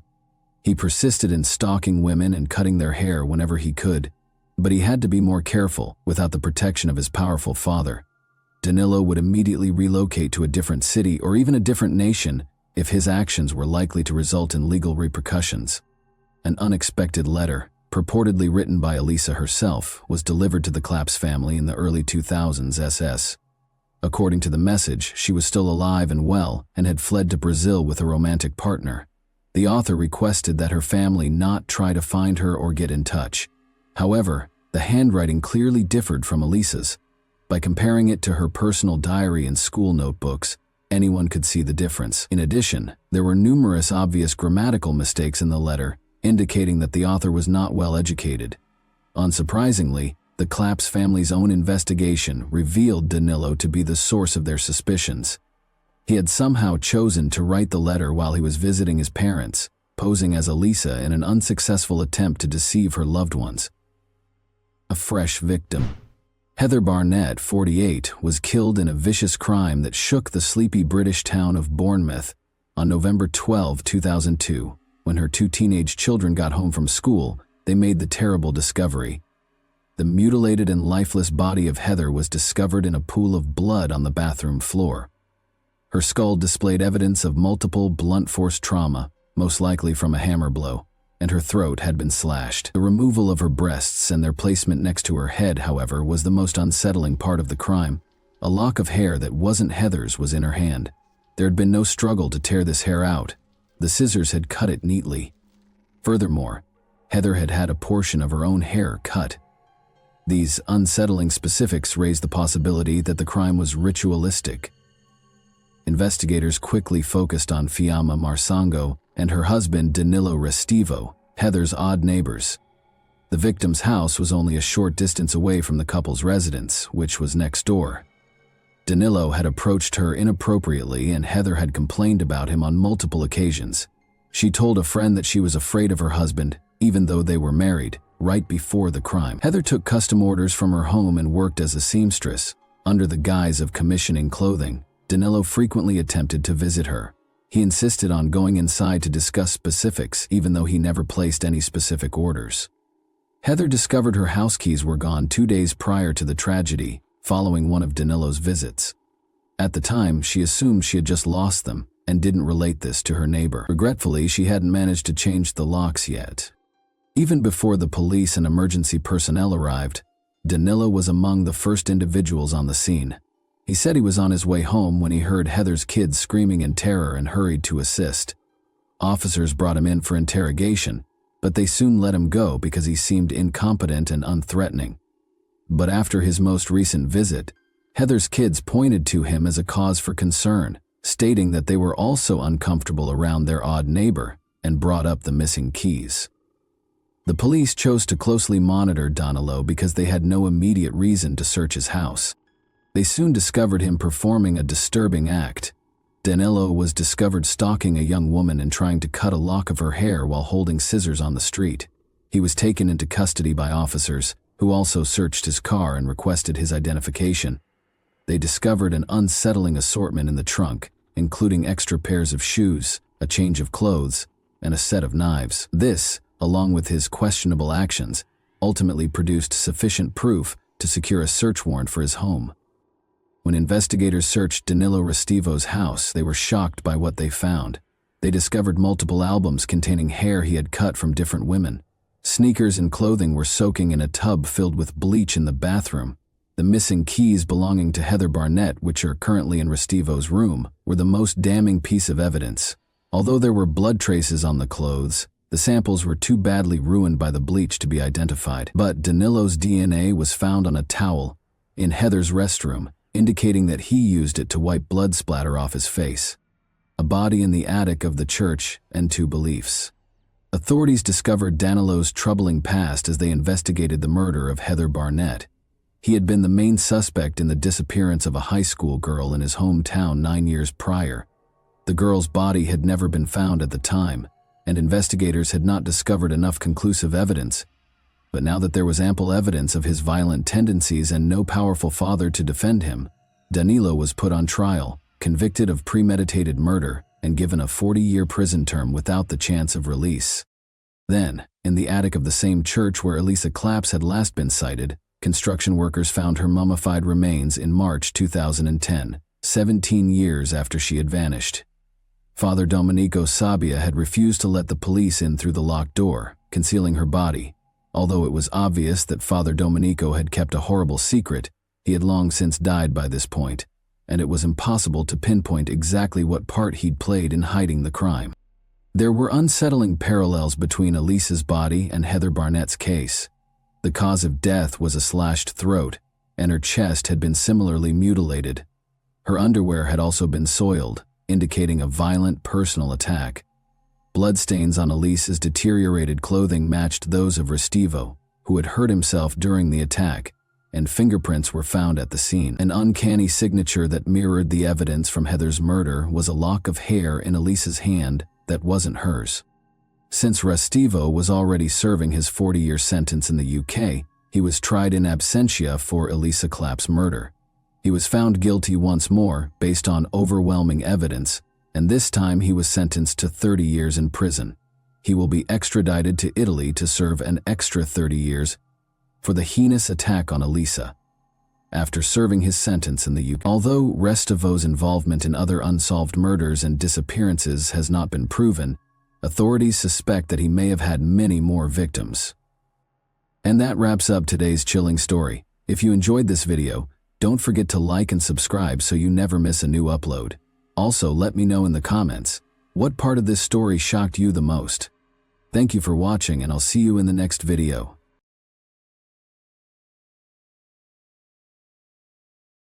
Hey guys, welcome to my channel, and today we're going to take a look at another horrible case with you. We will examine two cases today that you are most likely unfamiliar with. Both cases occurred in the United States of America, one in Maine and the other in New York City. Two 19-year-old women encountered unanticipated events that ended their plans and aspirations and permanently altered their families' lives. Michaela Conley, 19, lived in Bar Harbor with her mother and stepfather. The town of Bar Harbor is located on Mount Desert Island in Frenchman Bay, Maine. It provides access to the nearby Acadia National Park's mountains and cliffs. When Michaela was 4 years old, her father passed away. On May 31, 2018, Michaela picked up her friend Jaliek Keene at Logan Airport in Boston and drove him back to Bar Harbor. Conley and Keene attended Mount Desert Island High School together. Before graduating in 2015, he played running back for the Mount Desert Island High School football team. According to a friend and coach, he had just finished playing football for the Krausevo Royal Crowns, an amateur team in Serbia. He is thought to have been returning from Europe when Michaela Conley met him at the airport. The same evening, she took him back to her Bar Harbor home on Eden Street, which is directly across from the Connors Emerson School. Michaela and Jaliek decided to go for a walk after leaving the house at around 2 in the morning. Michaela never came home. Later, Jaliek went back to Michaela's house the following morning and informed her mother that he had left his wallet and cell phone in Michaela's room and wanted to get them back. Danielle Timoney, Michaela's mother, was shocked to hear that her daughter had not spent the night at home. Jaliek claimed that after a fight with Michaela, he left her alone and walked away. According to Jaliek, he had not seen Michaela. Michaela's mother then reported her daughter's disappearance to the police. Court documents are the most trustworthy source of information. One such document that describes Michaela's fate will now be read to you. A detective who worked on the Michaela Conley investigation provided this testimony. Thomas Pickering, a detective in the Maine State Police Major Crimes Unit North, is your affiant. As of February 2012, your affiant has been a detective. Due to my own investigative efforts and the efforts of other Maine State Police detectives and other law enforcement personnel who shared their findings with me as part of the investigation, I have first-hand knowledge of the facts and circumstances that are described below. Although this affidavit does not contain all of the information we have learned during our investigation, I think it is enough to show that there is reasonable suspicion that Jaliek Keene committed murder. The Maine State Police contacted your affiant on June 1, 2018 in Bar Harbor, Maine. On June 2, 2018, around 11:32, Bangor RCC reported a missing person from Bar Harbor. After arriving at the Bar Harbor Police Department, your affiant was informed by Maine State Police Sergeant Jason Richards of the following facts: that on March 22, 1999, Michaela Conley was reported missing to the Bar Harbor Police Department, that she had left in the afternoon of May 31, 2018, to travel to South to pick up Jaliek Keene and a woman named Natasha, that her mother, Danielle Timoney, reported her missing on June 3, 18 at around 1:04 p.m., that Danielle reported that her cell phone was found this morning on the grounds of the Connors Emerson School, that a school official gave Danielle a cell phone, which Danielle recognized as her own, that on June 2, 2018, an MSP canine search team discovered human remains in the wooded area between the Connors Emerson School and the intersection of Eden Avenue and West Street in Bar Harbor, Maine, that a video was uploaded to Snapchat from Michaela's phone on June 1, 2018 at 2:19 a.m., that a male named Jaliek Keene was identified in the video, and that the video showed what was thought to be the playground at the Connors Emerson School. The remains were hidden beneath branches, bamboo, and other vegetation. The body had been dragged from the vicinity of the school, as evidenced by the obvious drag marks found upon closer inspection of the scene. Later, it was determined that the remains belonged to Michaela Conley, who was born on March 22, 1999. On June 3, 2018, State Medical Examiner Dr. Margaret Greenwald performed Michaela Conley's autopsy. Dr. Greenwald called me to share her initial findings. She discovered evidence of strangulation and blunt force trauma to the head and face after the autopsy. In addition, there were numerous abrasions and contusions on the torso and extremities, which suggested both dragging and intentional harm. Additionally, there was evidence of anal penetration with injury, including rectum contusions, anus lacerations, and contusions. She believes that strangulation and blunt force trauma are the causes of death. Homicide is the manner of death. Before MSP detectives Jason Fowler and Paul White discovered the body, Jaliek Keene was interviewed on June 10. He acknowledged in that interview that Michaela had picked him up at Logan Airport and that they had driven back to Bar Harbor together. He claimed to have stayed with her until the wee hours of the morning at her house, and that while they were there, they both went onto the grounds of the nearby Connors Emerson School at around 2 in the morning. I was able to verify this claim by looking at surveillance footage that was obtained from the school. He claimed that they made out and had sex for approximately an hour while they were together on the school grounds, as will be covered in more detail below. Then she got angry. A physical altercation broke out. He displayed the scratches on his back to the detectives. "She had forced it upon me," he said. He claimed that he left at 3:30 a.m. and never came back. "I never saw her again," he said. Jaliek and I had a walkthrough on June 3 before I interviewed him. He acknowledged that they had had vaginal sex at that point, and in response to my questions, he revealed that this was their first time having sex together, and that he had also had anal sex with Michaela. He went on to say that he never saw her again after leaving her on the school grounds at around 3:30 in the morning. He told me that he waited for her for 4 hours after walking down to the shoreline close to the Bar Harbor shore path. I was able to get the video surveillance footage from every camera at the school by collaborating with other detectives. By watching that video, I was able to see Michaela Conley and Jaliek Keene strolling along the path that connects Eden Street to the Connors Emerson School at 2:17 in the morning. Jaliek and Michaela walk off camera toward the school's Eden Street side, which is where the playground is. After that, I watched more video from a camera mounted on the building's Eden Street side. Low light levels and cobwebs in front of the lens, which partially obscured the view, resulted in poor video quality. It was like taking pictures with night vision. However, I managed to see someone who looked like Michaela enter the scene and sit on the ground in what must have been a very dimly lit space. Then, at 3:36 a.m., I saw a man who looked like Jaliek approach her side. Following some sort of conversation, he picked her up over his shoulder and left with her while she was kicking her feet. I then looked at more footage from the same camera that was shot at around 7:05 a.m. the following day in full daylight. I saw someone operating a lawnmower, moving in and out of sight.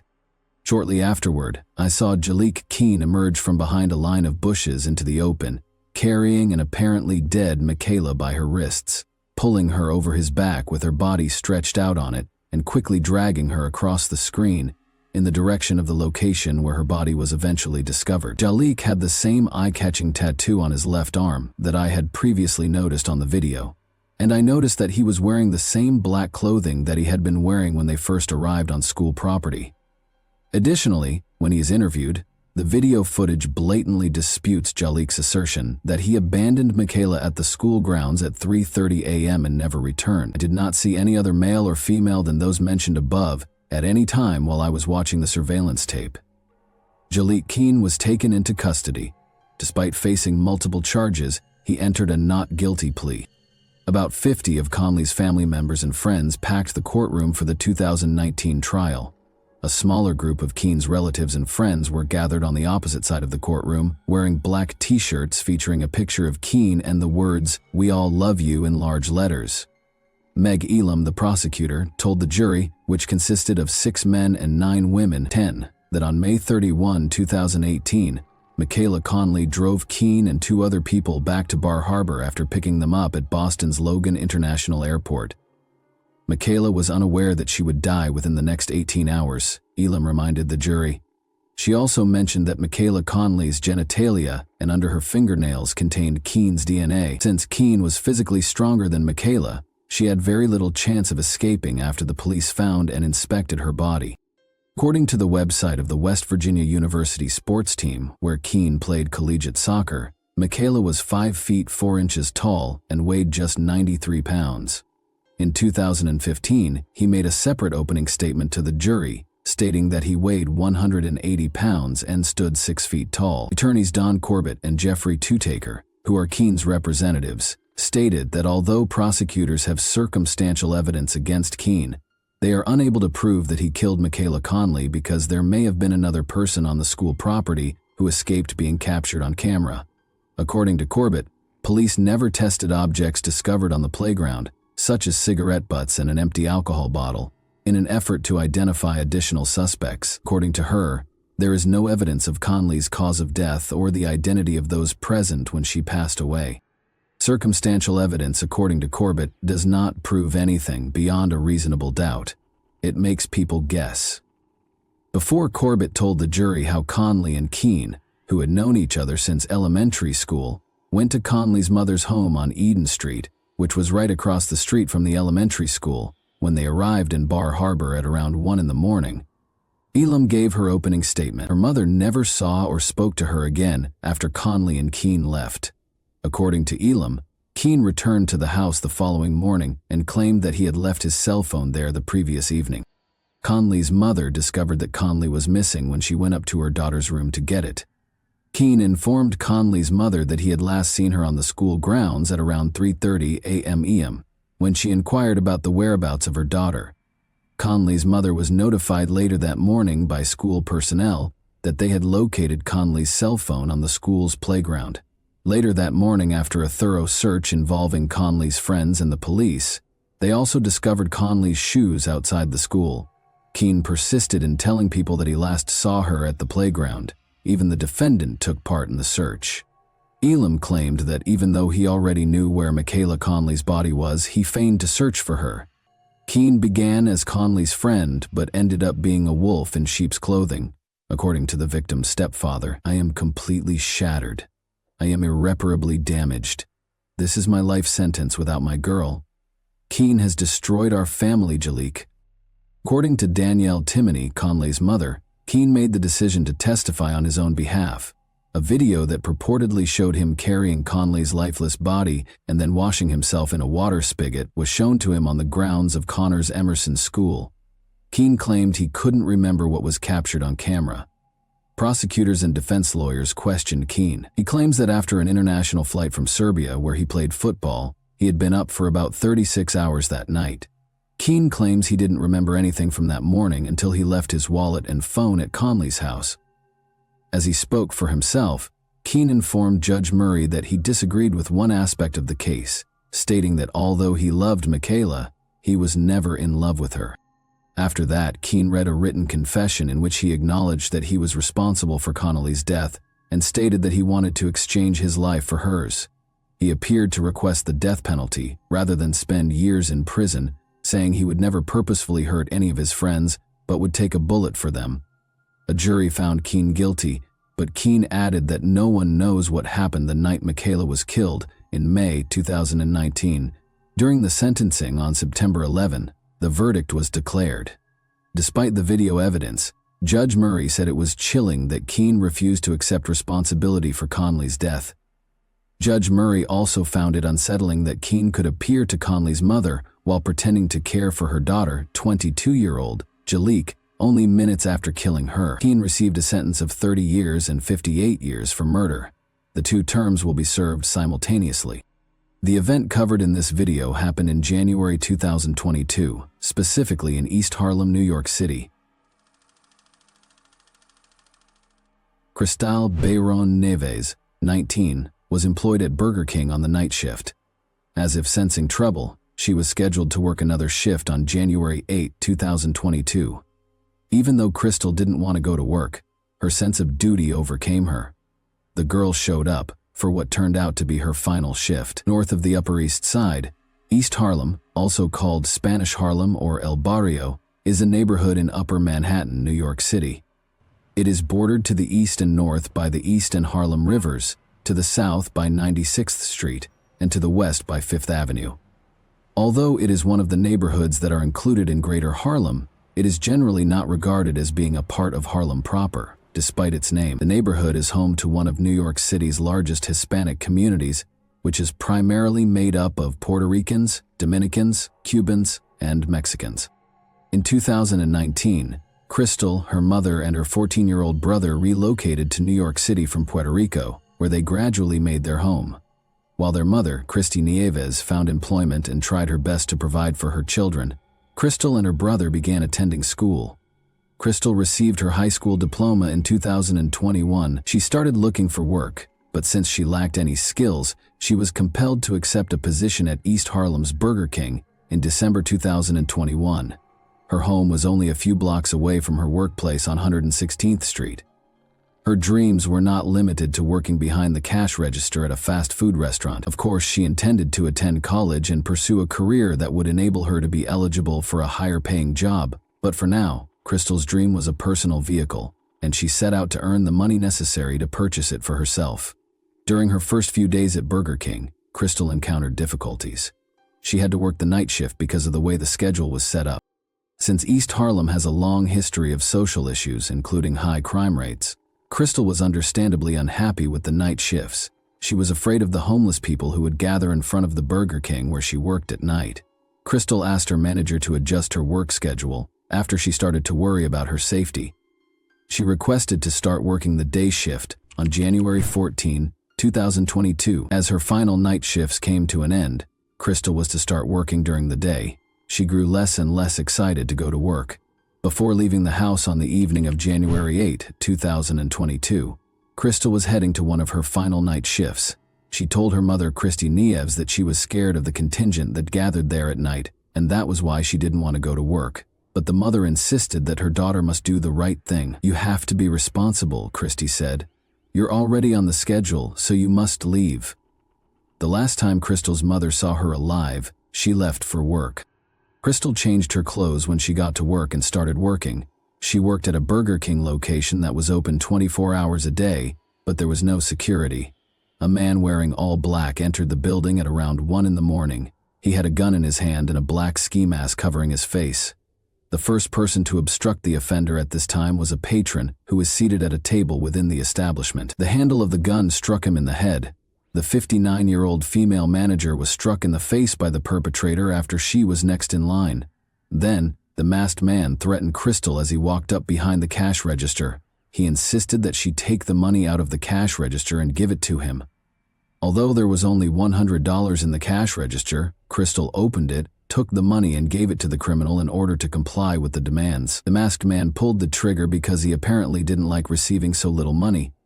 Crystal was struck in the chest by the bullet. The manager called 911 after the offender had left the property. Police and an ambulance showed up and took Crystal to the hospital, where the doctor tried her best to save her life but was unsuccessful. The location where everything occurred was cordoned off by police, but they were unable to track down and capture the criminal on the hot tracks. The female manager told the police everything they could recall after the customer was struck in the head by a gun handle. They claimed that Crystal followed the offender's instructions without question. However, he still shot her. Although the suspect's face was hidden by a mask, the New York Police Department released a picture of him in the hopes that someone would recognize him and report it for information that would result in the criminal's arrest. The $10,000 reward offered by the New York Police Department was quickly raised to $20,000. What took place? Additionally, Crystal's family suffered a severe blow. Funeral arrangements were now a burden for the family, even though her life had only just begun. Outside the Burger King building, a temporary memorial was set up, and worried citizens brought flowers and lit candles. According to Mayor Eric Adams, he met Nieves's mother and observed the anguish on her face.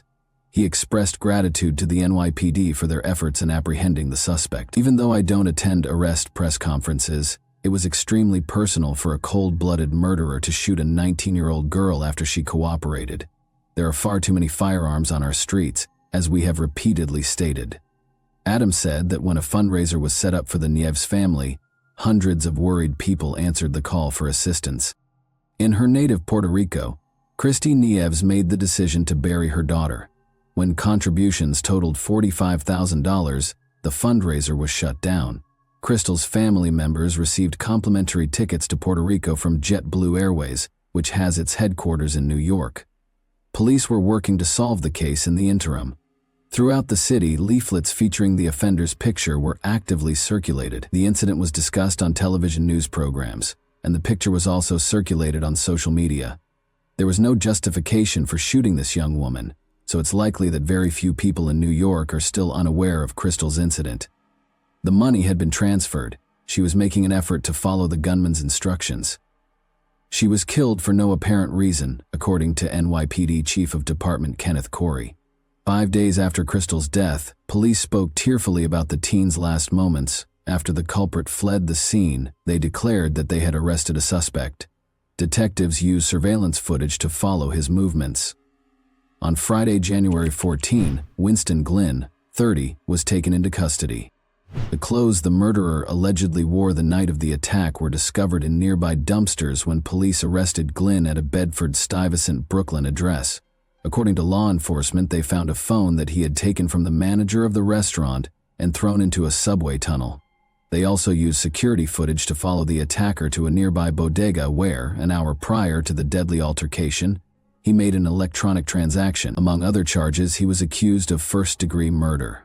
Surprisingly, Glynn, a Jamaican native, worked at Burger King for a while in 2020 in the exact location he chose to rob. He also resided in a homeless shelter. Furthermore, he probably went in disguise as a customer the day before the attack to take a look around. Because Glynn was familiar with the facility and knew there was inadequate security, investigators came to the conclusion that he planned the attack. He left before Crystal began working there, so he didn't know her. As officers led Winston Glynn out of the police station in handcuffs and shackles, he screamed at the irate crowd of onlookers. "Our reparations for 400 years of slavery are nowhere to be found," Glynn inquired. Then he yelled, "America is going to burn," as loudly as he could. As the suspect was being led from the station, a crowd of bystanders gathered outside and threw profanities at him. Glynn repeatedly accused the judge of lying during the courtroom arraignment. "You didn't see the judge, liar," the suspect yelled. "Liar." At a subsequent court hearing, Glynn was accused of first-degree murder and robbery and was not granted bail. He likened himself to Jesus Christ and Nelson Mandela. Nelson Mandela. What happened to him? What became of Jesus? They weren't guilty. "I want to be a leader in all of that, Glynn. Many people are envious."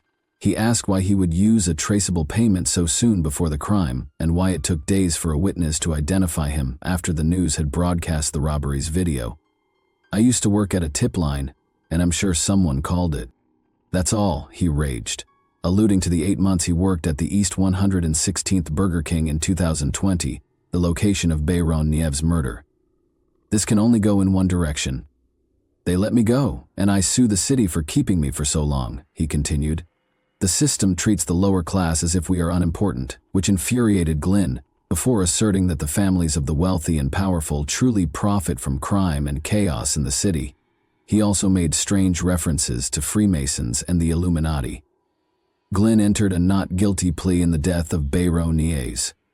Glynn's criminal history includes at least 4 prior arrests, including menacing with a weapon in November 2021 and criminal possession of a weapon in December 2020. Winston Glynn is currently awaiting sentencing. A conviction for first-degree murder carries a life sentence without the possibility of release.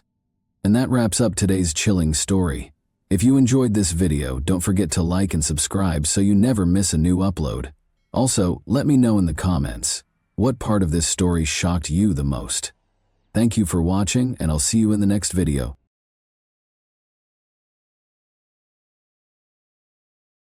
Hey guys, welcome to my channel, and today we're going to take a look at another horrible case with you. On May 13, 2015, around 5 p.m., firefighters extinguished a raging fire in a garage by the road in the village of Sand Lake, Michigan. At that moment, a terrified woman dashed up to their car, screaming that her neighbors had died. Several firefighters accompanied the woman to her neighbor's house. 2 lifeless bodies lay on the bedroom floor in a pool of blood.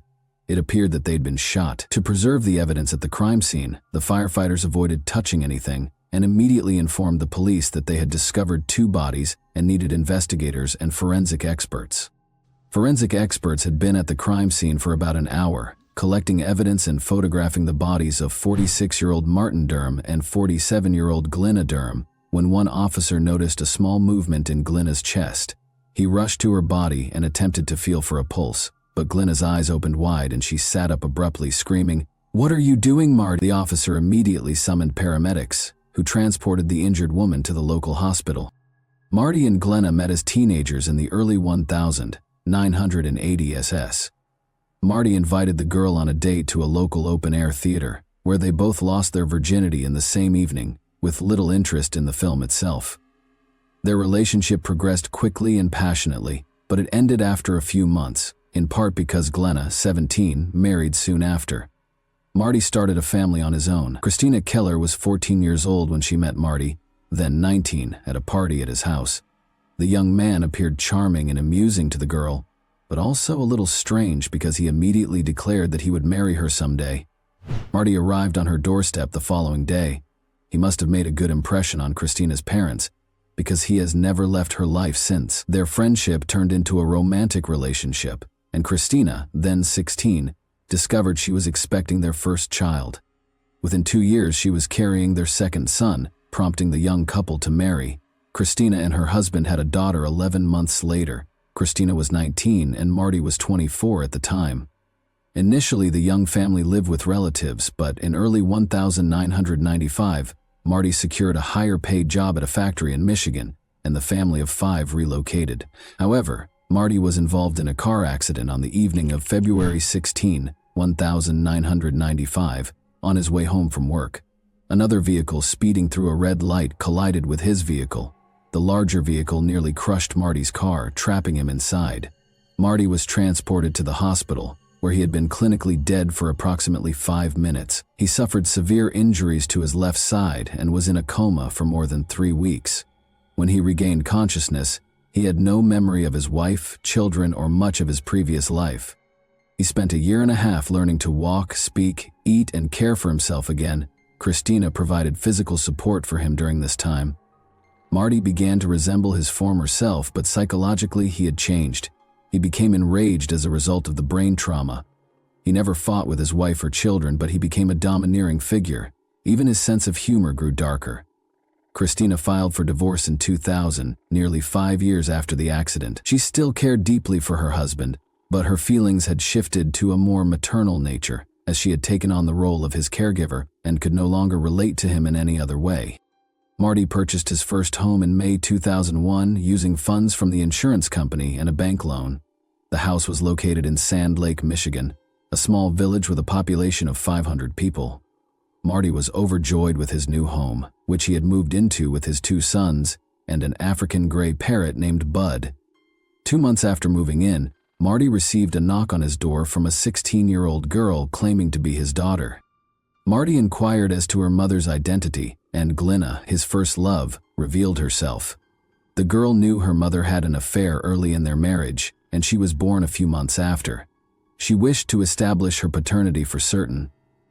A DNA test confirmed that the girl was Marty's biological daughter, born outside of marriage. Clearly, Glenna had never forgotten Marty, as she had a tattoo of his name on her arm throughout their marriage. Glenna divorced her husband and moved in with Marty. They were very happy together, and they quickly had a new wedding ceremony. Glenna's new husband was everything to her. The couple spent their entire time together, visiting family and going to the local casino once or twice a week. Glenna would sit in the car and read a novel while Marty went hunting. Glenna was paid $3,200 per month to care for her husband, after officially taking on the responsibility. Marty received more than $1,000 in disability benefits each month. Glenna also sold Marty's excess medication, bringing their total monthly income to around $5,000. When Marty's sons moved out, this income was enough to support them in the small village. However, by 2010, Marty's mental and physical health had deteriorated significantly. The couple continued to spend their entire time together and with their friends, including Connie and Keith Ream, another neighboring couple. On Monday, May 11, 2015, Marty offered to mow Connie and Keith's backyard. He enjoyed the work and did it for free. Later that evening, Connie, Keith, Marty, and Glenna sat on the neighbor's terrace, and the Durhams returned home around 9 p.m. Keith sent Marty a message the next day, Tuesday at 8:26 a.m., asking how he was feeling, but he did not receive a response. This was strange because Marty was always quick to return calls and messages. Throughout the day, Keith sent several more messages to his friend, all with the same result. Later that day, Connie approached her neighbor's door and knocked. She heard the Durham's dog bark, but no one opened the door. Keith even sent a joking message to Glenna, asking, "What did you do to Marty?" But she didn't respond either. On Wednesday at 7:30 a.m., Connie approached the neighbor's house again and rang the doorbell. The only response she got was the dog barking. She walked around the house, checking for any open doors or windows. Everything remained locked as usual. Throughout the day, Connie and Keith attempted to contact their neighbors, growing increasingly concerned. After work, around 4:30 p.m., Connie approached the neighbor's house for the third time and knocked. She assumed she'd have to break the door, but when she touched the handle, she discovered it wasn't locked. This time, Connie cautiously opened the door and called out for the neighbors, but she was only greeted by the Durham family pet, who led her into the living room, which was a gruesome mess. Documents and photographs were all over the place, along with a broken lamp and other miscellaneous items. Connie followed Shelby into the bedroom and discovered the homeowners lying on the floor in a pool of blood. Marty was only wearing underwear, whereas Glenna was fully dressed, her legs covered by a blanket.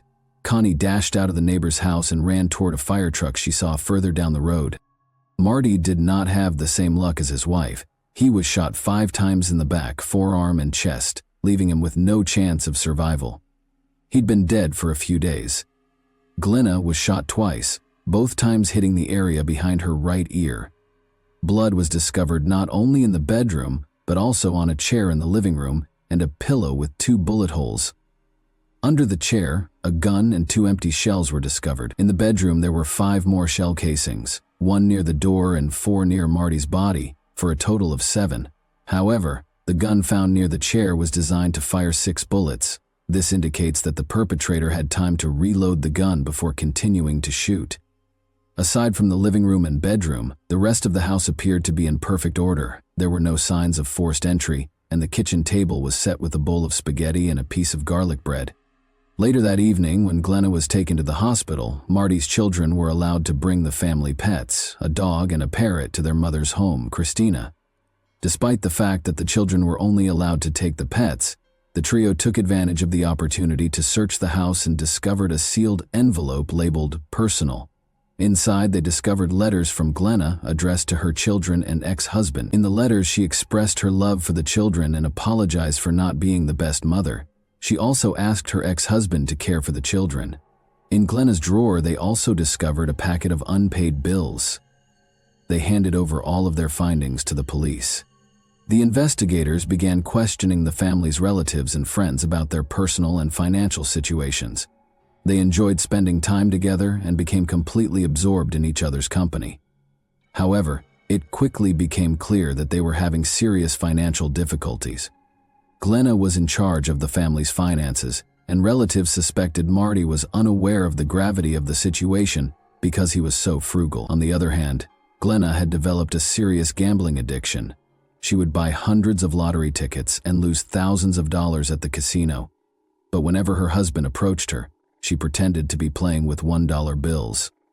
Glenna played every week, and in 2010, she spent $75,000 on her addiction. The family had fallen behind on tax payments, had credit card debt, and Marty's car was about to be repossessed. However, their most pressing concern was their home. Glenna hadn't made mortgage payments in over a year, and they owed $48,000. Marty's mother saw a list of homes that would be seized due to debts in early April 2015, a few weeks before the family was attacked. Marty's address was on the list. She called Glenna, who assured her that the newspaper had printed the incorrect address and that she would resolve the issue. Of course, it turned out that their home was being repossessed. Despite the fact that Marty had taken out a mortgage, Glenna received notice on April 28 that their home would be auctioned if they did not pay $5,000. Interestingly, the auction was scheduled for May 12th, just 1 day before Marty and Glenna were discovered by their neighbor. The investigators concluded that Marty was unaware of the impending loss of their home because he had been renovating it for the previous 2 months. He painted the bathroom just 2 days before they died. Glenna was able to regain consciousness after 3 days in intensive care. She had no recollection of the day of the murders or the days before. She couldn't remember writing the letters to her children or ex-husband. Because the eyewitness couldn't provide any useful information, the police had few leads or clues to work with. Marty, an avid hunter, frequently showed his firearms to friends, so the weapon contained multiple DNA samples. Glenna and Marty did, however, sell drugs for cash, and large sums of money were kept in envelopes in a safe. Could it have been an unplanned robbery? The living room was in disarray, as if someone had been looking for something and the money from the safe was missing. This version of events appeared to be the most plausible, but finding the killer among their illegal clients was like looking for a needle in a haystack. It took a full year before an unexpected witness helped solve the case.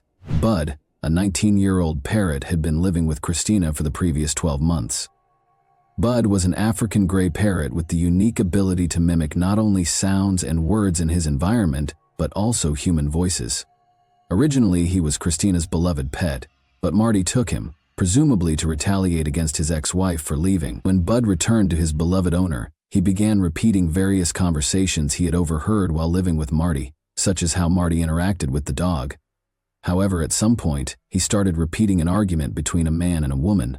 They were clearly arguing with one another, raising their voices and occasionally mixing profanity with everyday words. At the end of the conversation, a male voice said loudly, "No, don't shoot." Christina recorded this scene performed by the parrot on video, but did not report it to the police because she assumed it would be laughed off. However, a year after Marty's murder, a local journalist interviewed his mother, and she mentioned the video. The journalist became very interested and broadcast it on the news. The video quickly went viral, prompting the police to reopen the investigation and narrow their focus on one suspect, Glenna Durham. They examined Marty and Glenna's phones and discovered that Marty's last action on his phone was to search for information about lawnmowers on the evening of the 11th after returning home from the neighbors. The examination of Glenna's phone proved to be far more intriguing. It had been used until the 13th, when the bodies were discovered. Since 3:32 a.m., someone used the phone 5 times between 4 and 4:48 a.m. to learn more about the gun used in the shootings, including how to reload it. The final message was sent to Glenna's mother at 4:48 a.m. and said, "I love you, please forgive me." Glenna was arrested and charged with first-degree murder. She maintained her innocence, and her lawyer attempted to show that another family member or a stranger had broken into the house to steal medication, cash, or Marty's weapons. However, the forensic experts found no evidence of forced entry into the house. What about the money from the safe? Marty's children had taken it while they were searching the house for Glenna, who had been taken to the hospital, and their father to the mortuary. When investigators discovered this, they claimed that no one had asked them about the money at the police station, so they did not say anything. In any case, the version of a robber was abandoned because nothing was stolen. The prosecution's version of events seemed much more plausible. They believed Marty was killed on the morning of the 12th because he was wearing underwear. When the man realized he was going to lose the house, he became very upset, and a heated argument ensued. Marty attempted to flee into the bedroom after Glenna grabbed the weapon. She shot him in the back. Marty was still on his feet, reaching for another weapon from the bedside table. Glenna fired again, striking his forearm. Only then did he turn to face her, and she fired 3 more shots into his chest. Marty lay lifeless on the bedroom floor. Glenna spent the entire day completing paperwork. She wrote letters to her ex-husband and children and made spaghetti for lunch. Glenna was still engaged in these activities when the neighbor first arrived at her house on the evening of the 12th. Glenna planned her next steps, knowing that her and Marty's neighbors would become concerned regardless. She needed to act fast. She sat in a chair in the living room, placed a pillow against her head, and fired. However, nothing occurred. The pillow absorbed the impact of the shot, and the bullet only grazed her. She had to look up how to reload the pistol because it was down to its last bullet. This means she didn't try again until the early morning of the 13th, when she sent a message to her mother. Perhaps she still had doubts when Connie knocked on the door again at 7:30 a.m. and found it still locked. But after Connie left, Glenna must have unlocked the door, sat in the chair, grabbed the pillow, and tried again. This time, the injury was more severe, but her doctor later explained that she did not strike any important veins or arteries or penetrate the skull. It's difficult to imagine what condition she was in, but because head wounds always bleed profusely, she may have decided to simply bleed out. She made her way to the bedroom, where her husband's body had been lying all along, and collapsed on the floor, a blanket covering her legs. It's unclear whether she staged a scene when the police officer touched her or simply regained consciousness at that point, and we may never find out, because Glenna continues to claim memory loss. The jury believed the prosecution's version. On Wednesday, July 19, 2017, after 9 hours of deliberation, they found her guilty of murder. Glenna Durham was sentenced to life imprisonment. Of course, the parrot named Bud was not called as a witness in court, and it's not because he swears a lot. It is simply impossible to prove that he did not hear that particular dialogue on television or radio, let alone take an oath on the witness stand. In other words, if Bud had been involved in the process and it had been less than 24 hours since Glenna's guilty verdict, her lawyer would have filed an appeal. And that wraps up today's chilling story. If you enjoyed this video, don't forget to like and subscribe so you never miss a new upload. Also, let me know in the comments, what part of this story shocked you the most? Thank you for watching, and I'll see you in the next video.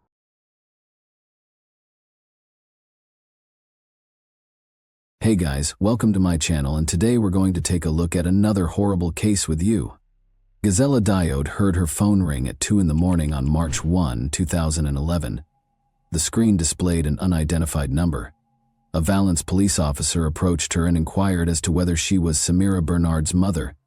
Gazella said yes, but she didn't understand why the police were searching for Samira, her 20-year-old daughter. It had been 3 days since she last saw her. The police response did nothing to calm the woman, who demanded an explanation of what was going on. According to the call, Samira's boyfriend, Mile Columbia, 22, had vanished, so they were looking for her.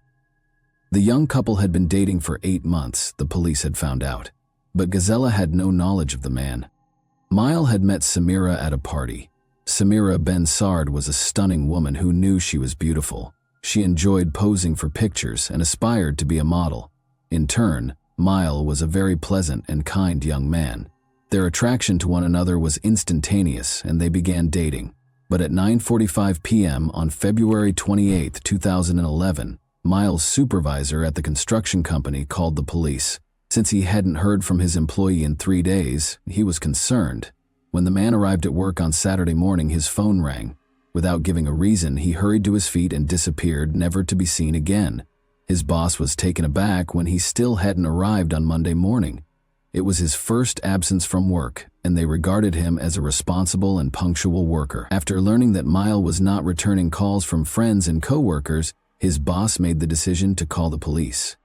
The police first visited the man's residence in Valence's downtown, but their efforts were unsuccessful, as no one answered the doorbell, nor was his car at the house. The police spoke with Mile's mother that same evening.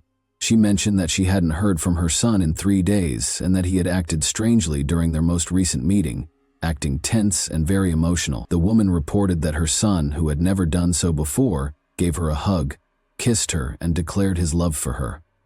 The investigators found some very suspicious details. Samira and Mile vanished the same day without telling anyone why, and they hadn't spoken to their families in 3 days. It couldn't have happened by accident.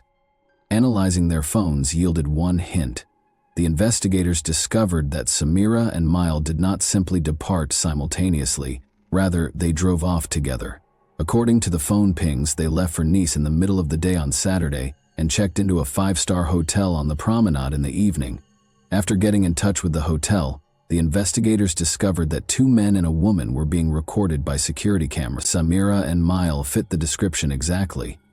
By Sunday evening, they had traveled from Nice to Livorno, 400 kilometers east of the French-Italian border.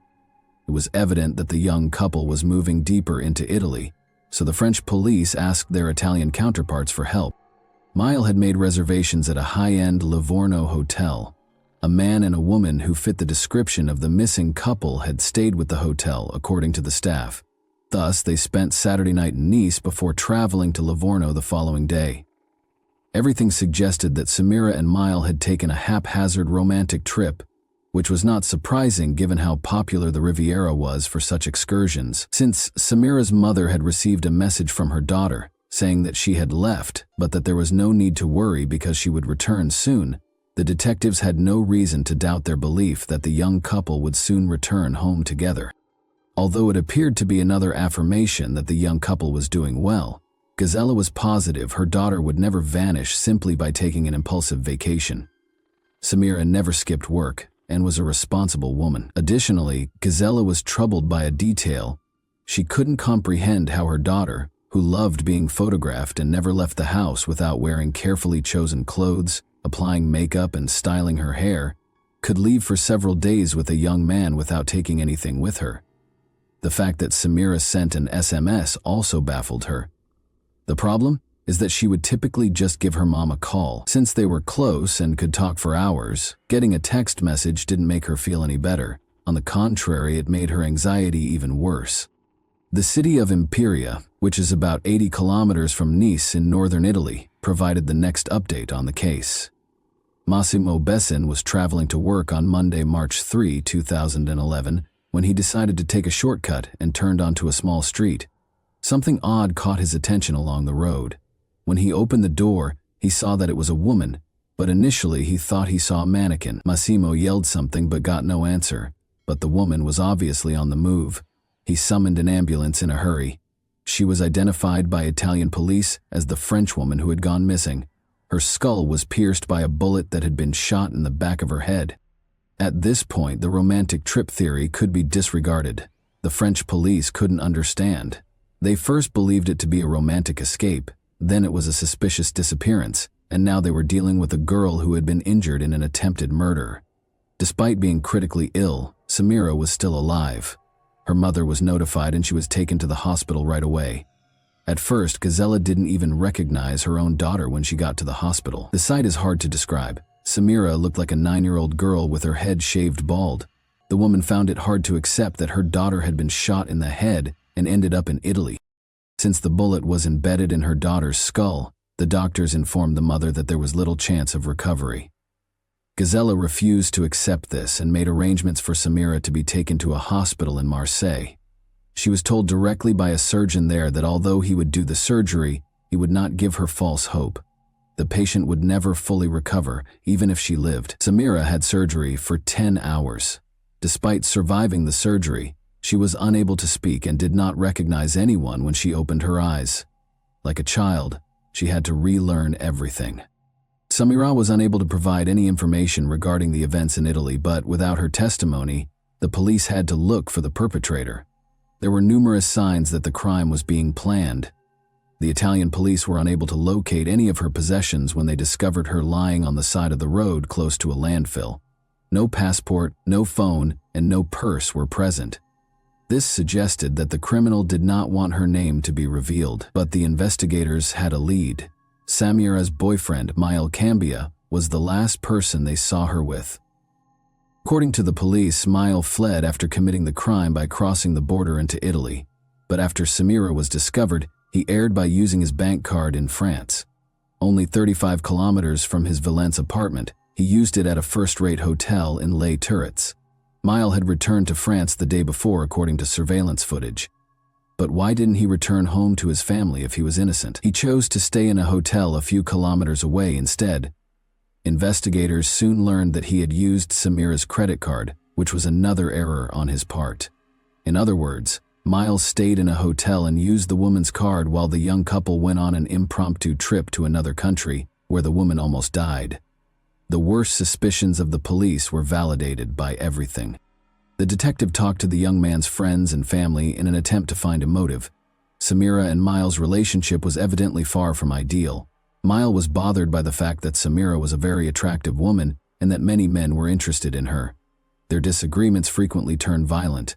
In front of their friends, Mile had the authority to slap Samira, and once he even put out a cigarette on her. He was obviously not a particularly stable individual. However, the motive remained a mystery. Was everything prearranged? Or did Mile act out of rage? Despite Miles' actions, all of their friends were aware that Samira was smitten with him. She'd just learned, though, that her boyfriend was married. He had cheated on his girlfriend on a regular basis after getting married to her when she was 18. He had many mistresses besides Samira. Despite being upset by the information, she didn't end their relationship because she trusted Miles' statement that they were divorcing and living apart. The investigator went to Miles' house after learning of this, but as soon as he stepped inside, he saw that Samira was wrong. The husband and wife were obviously living together. In addition, Mile would soon become a father. The name Combi was written on 17 ultrasound pictures of the apartment. A love triangle involving Mile, his wife, and Samira was clearly in place. and one of them was bound to vanish. Finding Mile was essential, and it was far simpler than the police had expected. 5 days after the disappearance, Mile Cambia turned himself in on March 4 at the Valence police station. The investigation was extremely fortunate to have this. Mile not only willingly arrived at the station, but he also came clean and admitted to shooting Samira. He went on to describe what had transpired. According to the young man, Samira was merely a friend with whom he could have fun. She knew there was no future in their relationship. Samira was unable to accept Miles' explanation that their romance was over. She never left him alone, calling him non-stop and occasionally dialing his number 150 times in a single day. He showed the investigator his phone, which showed evidence of about 1,000 calls from Samira in a month. Although Mile acknowledged that Samira's actions might be categorized as stalking, would this be sufficient grounds to shoot her? The young man soon began to fear for his life as the situation worsened. He described the events of the Friday night before they left for Italy. He was kissing another woman in a nightclub when Samira confronted him.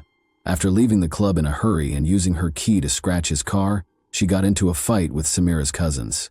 Mile was frightened by this incident, since they threatened to kill him and claimed to have weapons. Mile was terrified.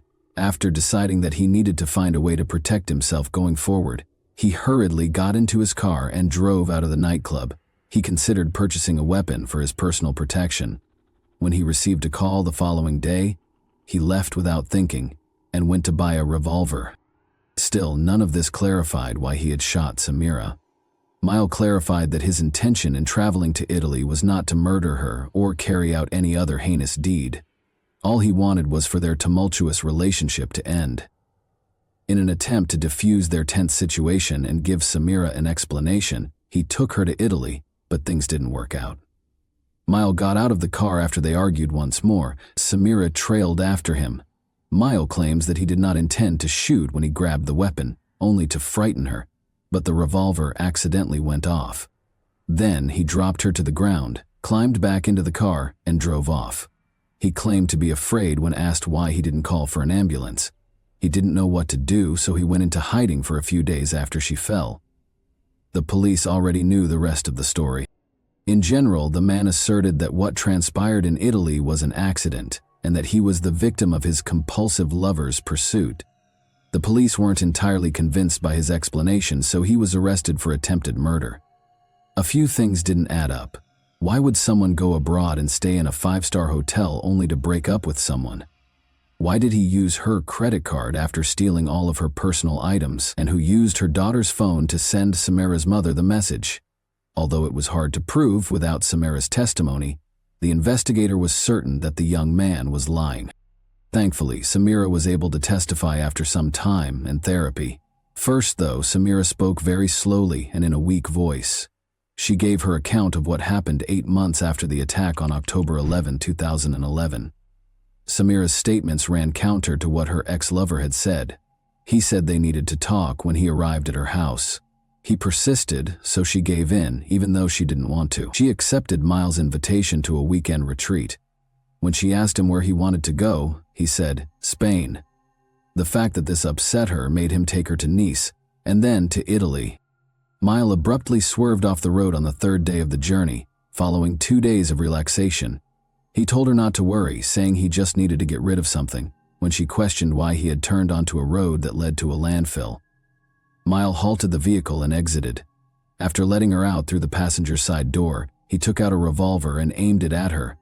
She was going to die, he said. She yelled, "Shoot if you're a man," and he pulled the trigger. The revolver was discovered by forensic experts on February 7, 2012, 1 year after the attack on Samira, and this finding totally disproved Miles' allegations. He claimed that the gun in his hand suddenly detonated. Ballistic analysis, however, demonstrated that such an occurrence was impossible. The shooter must carefully prepare before firing, pull the trigger back, and then fire. 2 separate actions, the expert explained. The revolver won't just fire when you wave your hand. In addition, the revolver must be held in one hand while a considerable amount of force is applied with the other hand to pull the trigger backward. There was no way such a gun could be accidentally fired. Mile Cambia lied because he intended to murder Samira. Detectives were finally able to piece together the murderer's plan after months of investigation. Mile left work on February 26, 2011 at 9 in the morning. He bought a weapon because he was determined to prevent a recurrence of the scene from the night before. He loaded it, tested it, pulled the trigger, and fired it as he made his way into the woods. Everything had been planned by him. Samira was to vanish across the border after spending a romantic weekend in Italy.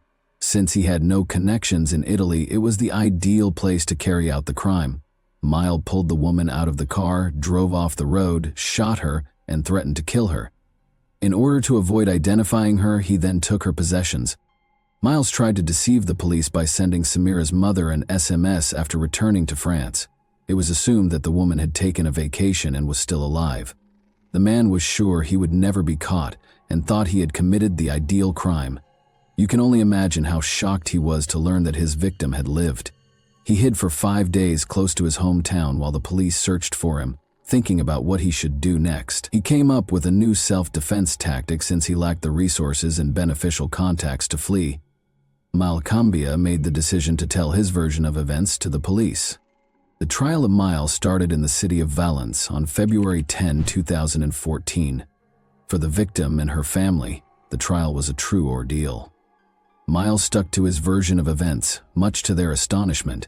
He maintained that everything that transpired in Italy was a regrettable accident, and that he was the victim in this instance, having been harassed by Samira. According to his friends, he had never been violent and bought the revolver out of fear after Samira's cousins threatened to kill Mile and destroy his car and apartment. He took his phone with him when he drove to Italy, keeping nothing hidden.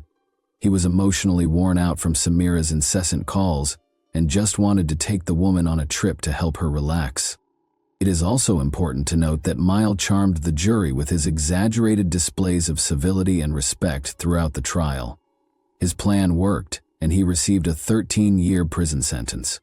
The lenient sentence raised questions about whether Miles' actions in court and the jury's decision to impose a relatively short sentence were related. After all, it is hard for people to convict a charming young man with impeccable manners, and they frequently associate criminals with unpleasant personalities. Samira feels that this penalty is excessively light.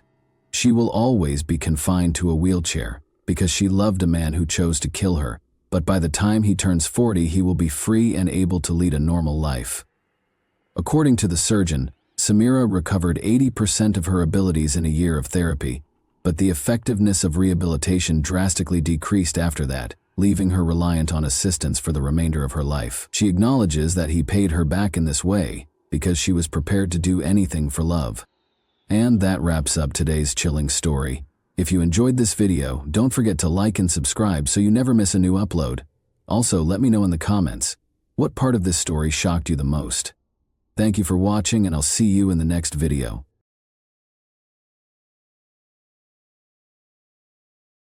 Hey guys, today we're diving into another truly horrifying case. If you want to support my channel, make sure to subscribe and stay active.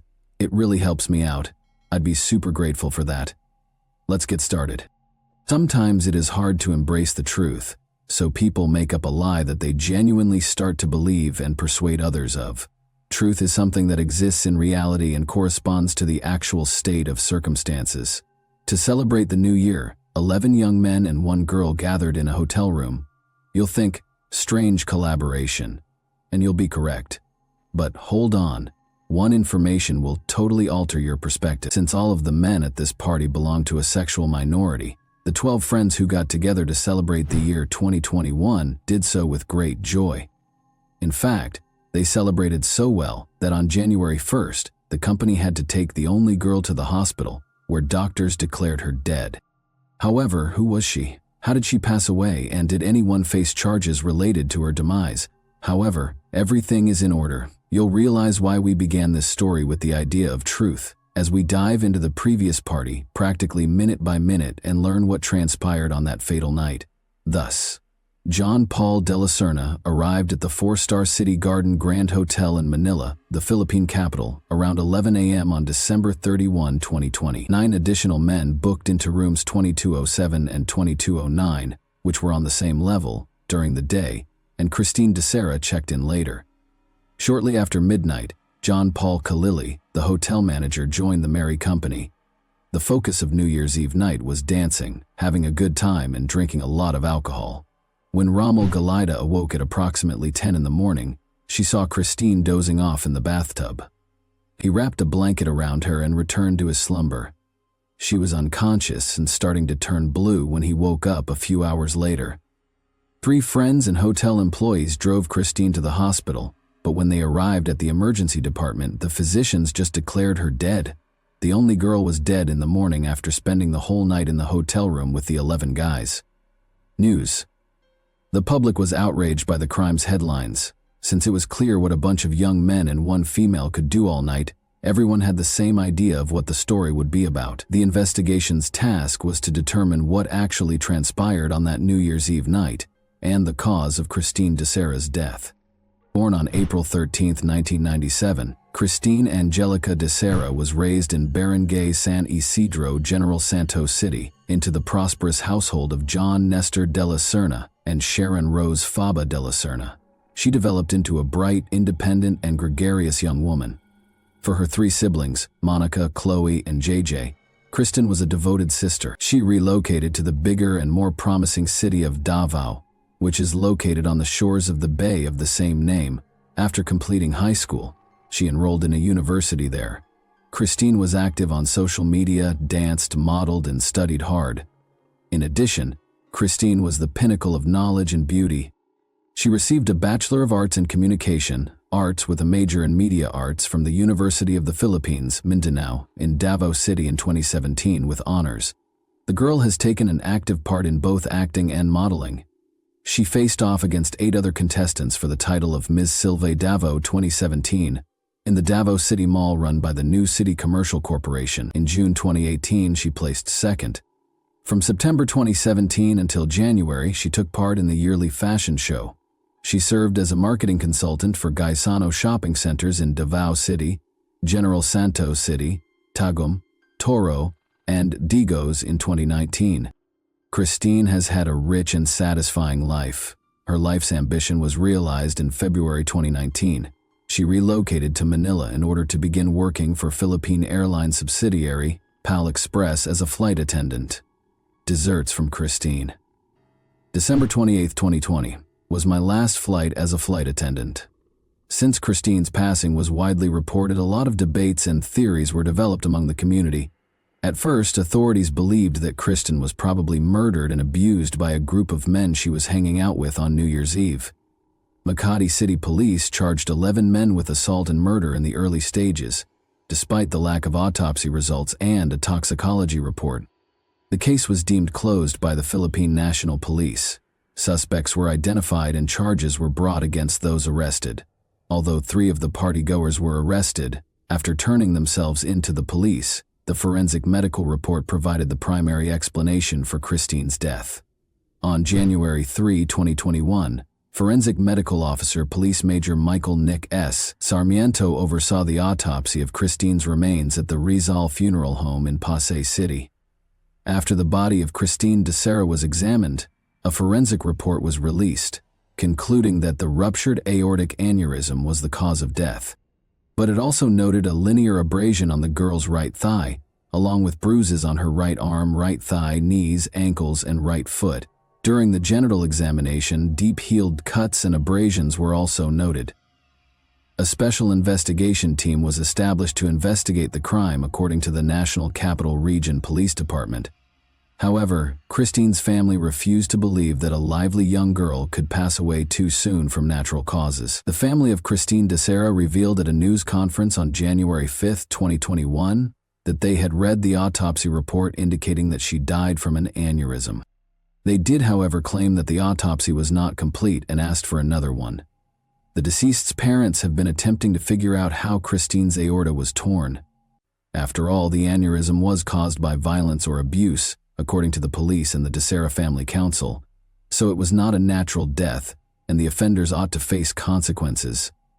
All 11 of the guys who spent the night with Christine were recognized by the prosecutor's office. She worked with some of them. Christine was meeting other young men for the first time. They were friends of her friends. As it happened, this party was started by Christine. She organized this party with her friends and had reserved the hotel room herself a few days beforehand. Although she was aware of her daughter's friendship with men, her mother Sharon never voiced any opposition. In their family, it was accepted as normal, since Kristen had always found it easier to interact and form friendships with men. It also became customary for her and her pals to meet up because they rarely took holidays at home. Kristen was able to call her family shortly after midnight each year to wish them a happy new year and to let them know about the event that was going on at the Makati Hotel. The family was able to observe Kristen's pals in the festive setting during the video conference. New rumors regarding the abuse claim have surfaced, though. The authorities were able to piece together the events of the case virtually minute by analyzing the hotel lobby footage, which served as the primary evidence of the occurrence.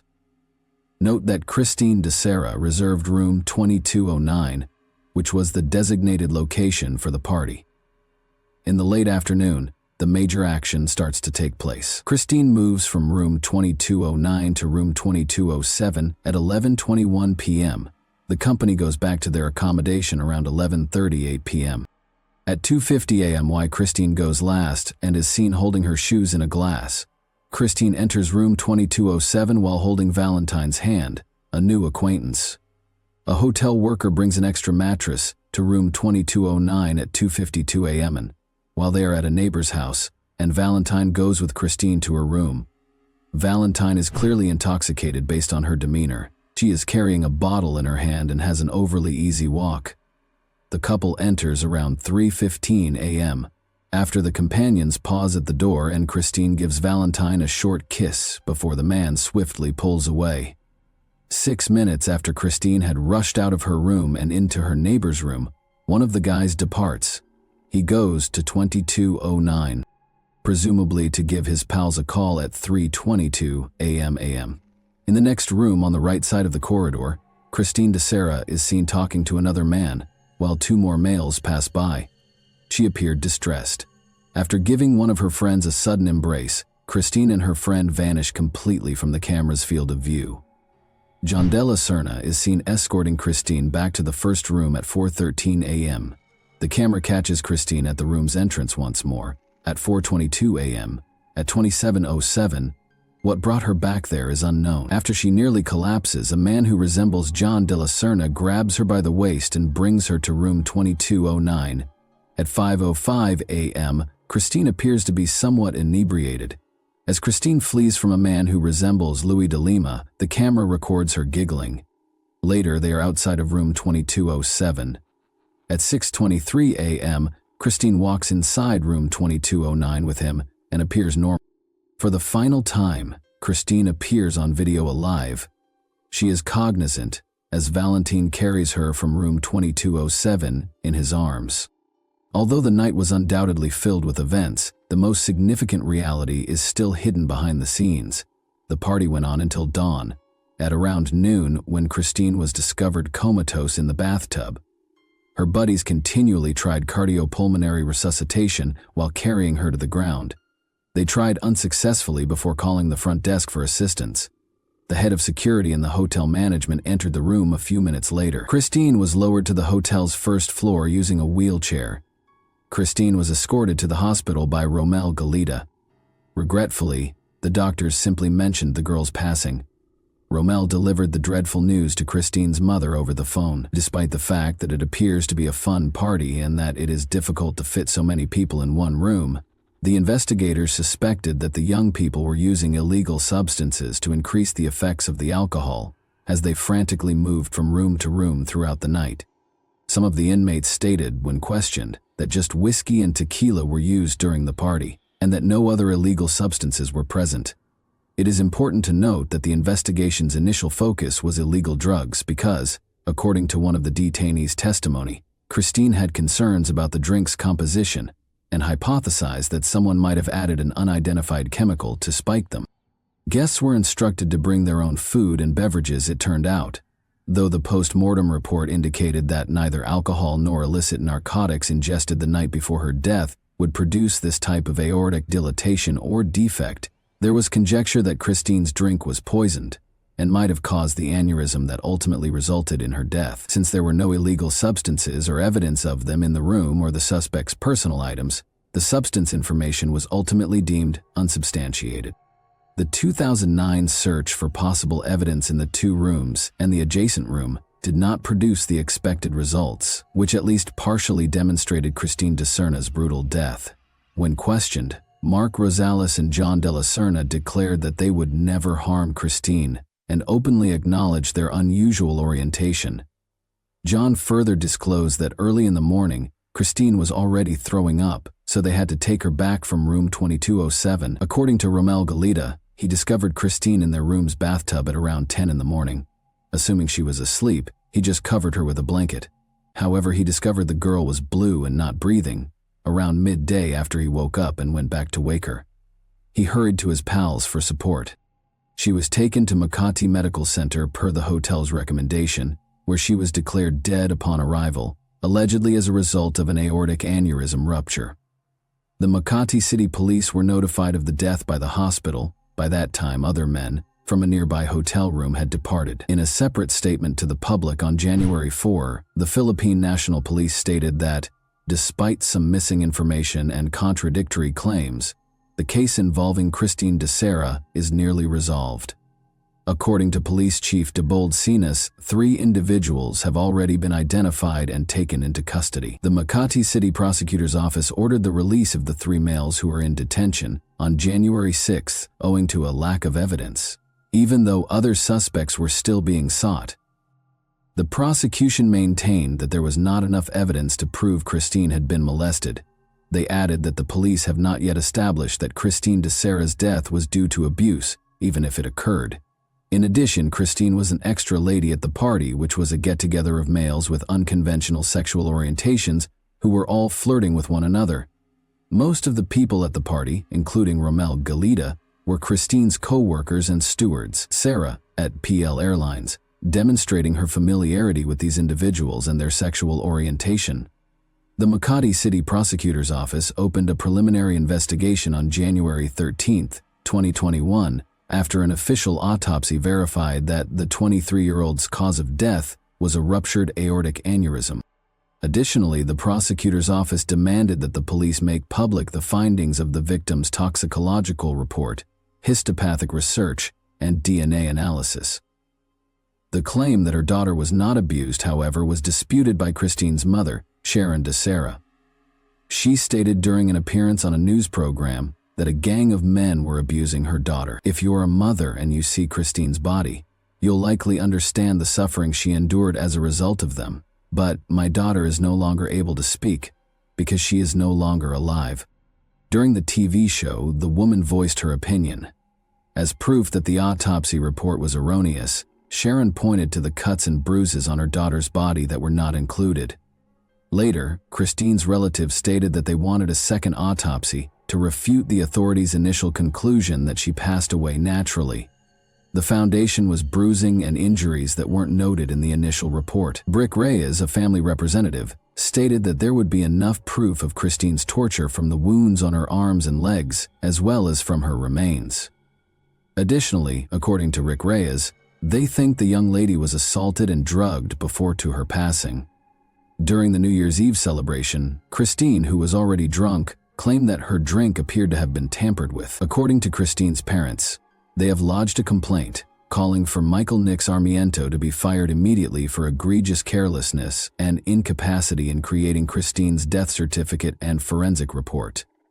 Reporters were informed by Dr. Maurici Ramos, a friend of the Dosser family, that a second autopsy was performed on the deceased. He also underlined that the Death Investigation Unit has received the biological fluids retrieved from the second autopsy and will furnish further information following a final review and compilation of all the forensic team's results. The cause of death was consistent with a ruptured aortic aneurysm, according to the pathology post-mortem results from the Southern Police District Crime Lab Division's forensic report, which was then circulated on social media. According to the official autopsy, Christina was not mistreated the night before she passed away. The aorta was the real cause of DeSera's demise. The deficiency weakened as a result of the aorta's continuous rise in blood pressure, and ultimately, the aorta burst. There was blood loss at the moment of the aortic rupture, according to the Philippine National Police Crime Lab report. Christine thus had a number of symptoms, including nausea, weakness, and perspiration. Within a few hours, she died from the blood loss brought on by the aortic rupture. According to the report, this indicates that the girl had an aortic aneurysm that ruptured, causing the lower portion of the aorta, the primary vessel that delivers blood to the entire body, to grow. This conduit passes through the chest and belly after leaving the heart. The aorta is the largest conduit in the body, so if it bursts as it did in this instance, a person could lose a significant amount of blood and possibly pass away. The fact that Christine's aneurysm did not happen recently was also mentioned. It began many years ago.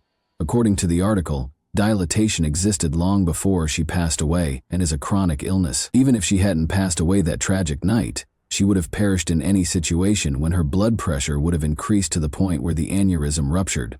Cristina de Serra's undetected hypertension was further confirmed by the autopsy, which also showed that her heart was larger than a healthy heart. Although it is generally accepted that the girl died of natural causes, the 11 young men who attended the party and genuinely attempted to provide Christine with first aid were shamed and persecuted as criminals as a result of the pervasive false information. Since then, all 11 of the men who were initially charged have been freed. In an attempt to correct the problem, the Makati City Prosecutor's Office stated that suitable proof could not be obtained at the time of the publicity and that the evidence offered was insufficient to prove that Christine de Serra had been abused. As a result, they had to construct a version based on indications of the victim's physical decline. 2 further suspects also claimed that they were coerced by the police into making up a story about the presence of illegal narcotics at the scene party on New Year's Eve. Another tale participant described how his kiss with Christine, which was caught on camera the night before she passed away, was captured. The man claimed that Christine was the one who started it, but he made an effort to push her away. When the flight attendant's body was discovered, law enforcement officials came under fire for failing to do a comprehensive toxicological analysis. The men's charges were ultimately withdrawn for lack of evidence, due to suspicious circumstances that appeared to contradict the Philippine National Police's findings. Christine de Serra's death garnered a lot of public attention. As further information emerged from Christine's family, who were unable to accept the reality and believe in their daughter's natural death, her story began to garner a lot of attention online. In an attempt to secure justice for her daughter Sharon, the girl's mother made a plea to President Rodrigo Duterte. "I'm just a regular person. You have a daughter as well. Since I don't want anyone to suffer from the same brutality and cruelty as my Christine, I want to speak out publicly." More than a week after Christine de Serra's passing, her friends and co-workers sent condolence messages, reposts, and farewells over social media. She was interred at Forest Lake Memorial Park, in her birthplace of General Santos. In the end, Christine de Serra's unusual situation is a perfect illustration of how the media may disseminate false information and how it can influence both the public and the individuals involved. The story's goal as it nears its conclusion is to return to the truth, which will eventually, in one form or another, assume its rightful place. Even though there is just one truth, Christine's family continues to believe that these individuals killed the girl and that there is a mystery behind this tale. For my part, I don't understand, and couldn't find any information regarding Christine's body wounds and bruises. Why was it kept quiet? Despite having cuts and bruises, it appears that Christine's death was caused by an aortic rupture, brought on by heart disease rather than by those injuries. As a result, they ignored her body's wounds. You guys are the judge. However, I think there are a lot of strange and inconsistent things in this case. I hope Christine's family comes to terms with the irreversible loss, because young men, guilty or not, will spend the rest of their life remembering the same depressing tale and coming up with justifications. Thanks for watching, everyone. Your support means a lot to me, and you can help my channel grow by hitting that like button, dropping a comment, and sharing this video. Your engagement really makes a difference. See you soon.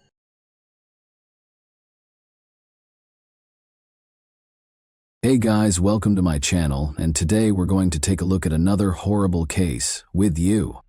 Keyshawn Mann, a 13-year-old boy, made the horrific 911 call that you heard.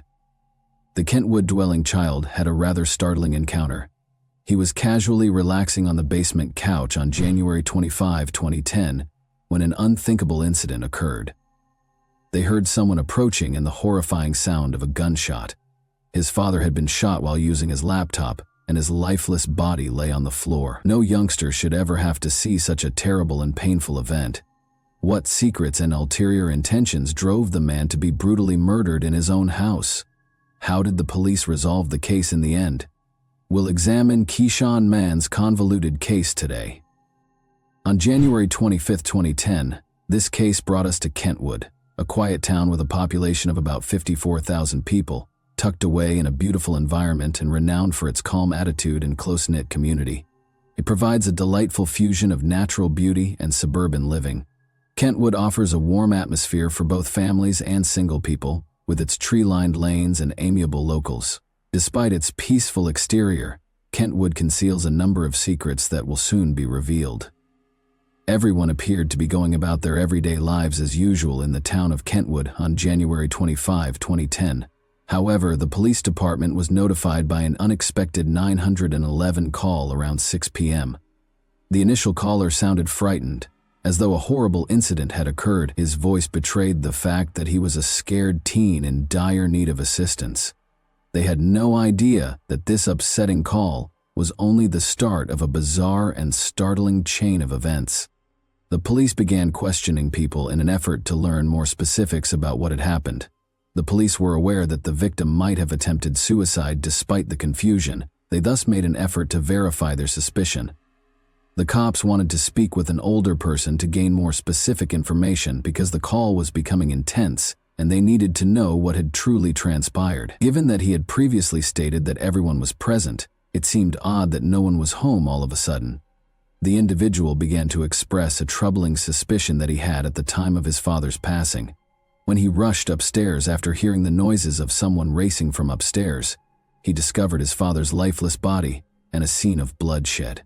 Amidst their astonishment and perplexity, a question persisted in everyone's consciousness.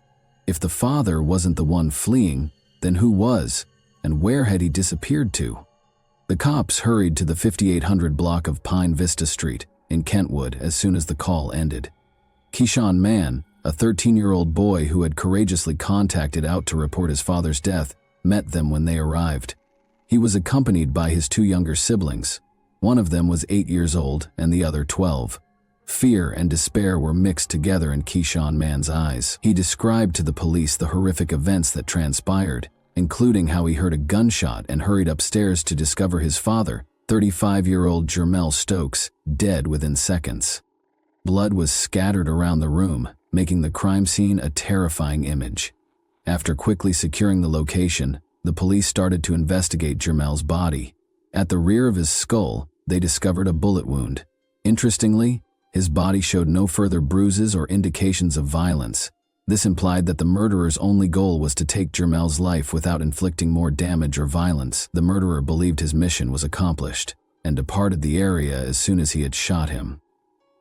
The detectives observed something strange as they closely inspected the wound. The wound from the shooting was bigger than what they usually saw. This information implied that the murderer had discharged the weapon very close, almost at point-blank range. It became clear that Jermell was deeply engaged in his work on the laptop at the dining room counter, oblivious to the imminent threat. Since Jermell made no move to flee or protect himself, it was suspected that the murderer might have been someone he knew. Victims typically attempt to defend themselves out of reflex when faced with such closeness. This paved the way for an inquiry to reveal the facts about this heartbreaking and unsettling crime. In an effort to uncover any clues the murderer may have left behind, the police inspected the residence and the whole crime scene. They found 2 handguns when they searched Jermell's room's cabinet. Although they thought both firearms were Jermell's, one of them looked unsettling because it had traces of gunpowder and a missing bullet, indicating it had been shot lately. The other rifle looked undamaged and was loaded. This sparked suspicions because it didn't seem likely that the murderer would have had time to place the gun back in the closet before departing if he had used it to murder Jermell. Keyshawn Mann's claim that Jermell was gunless during the 911 call raised additional doubts. The detectives questioned how Keyshawn Mann could have been so certain that Jermell was armed. In an attempt to find any evidence that would provide them with information about the predator, the rifle was sent for testing right away. At that point, Lakeisha Mann, Jermel's fiancée and Keyshawn Mann's mother, came home after hearing of Jermel's passing. Despite being in the same town, the fiancé took a long time to return home, which the police thought was odd. If the spouses learn of their partner's death, they typically return quickly. In an attempt to learn more about Jermel's past, potential enemies, or any clues as to who might be responsible for his death, the investigators made the decision to question her, but she said she didn't know anything about his past. It was discovered that Keyshawn Mann was Jermel's stepchild rather than his biological kid. The investigators felt as though something was being hidden because of the contradictory responses and unclear facts. They understood that they needed to learn more about the family's history. According to the authorities, Keyshawn Mann's mother had a tumultuous divorce from his father, her first spouse. But the public was not privy to the specifics of their relationship. She was a single mother who yearned for respect and love, which is how she met Jermel Stokes. He became her son's friend and father figure, especially Keyshawn Mann. Lakeisha and her 3 sons quickly moved in with Jermel after they made the decision to advance their relationship. However, Jermel already had children from several different women. According to paternity and child support paperwork, he had 4 and 9-year-old children with one lady, 10 with another, and 11 and 12 with a third.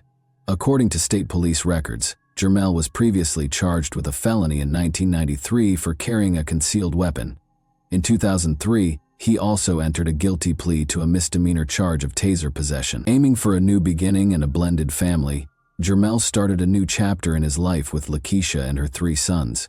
Despite his difficult past, his new family life appeared to be going smoothly. Jermel tried to build a close relationship with Keyshawn Mann as a stepfather, despite the fact that he was not his biological child. He filled the vacuum created by Keyshawn Mann's biological father's absence by acting as a father figure. Since there had been no prior reports or information indicating any problems or conflicts, there were no signs of any troubles inside the family. At first, the police inquiry into Jermel Stokes' murder revealed no background or apparent reason that could account for the terrible incident. No suspicious information or hints regarding the family were discovered. The case was obviously mysterious because no one was a suspect, even if it wasn't immediately apparent. Detective Mattis couldn't get rid of the idea that every murder must have a purpose. Even though the detectives first ruled out the family's involvement, they were ignorant of the harsher facts and hidden secrets that were concealed beneath the surface of their seemingly ideal family. The police turned their attention to identifying the person who might have killed Jermel out of a personal grievance or motivation. First, they asked the neighbors whether they could remember anything out of the ordinary or if they had witnessed someone fleeing the residence on the night of January 25, 2010. Still in shock after the terrible incident, the neighbors acknowledged hearing a gunshot but did not see anyone running away. In an attempt to find more leads, the police continued to question Jermel's acquaintances and family, but they were unsuccessful. It was difficult for the detectives to accuse anyone because there were no obvious hints to follow, no evidence left behind, and no signs of blood or fingerprints at the crime site.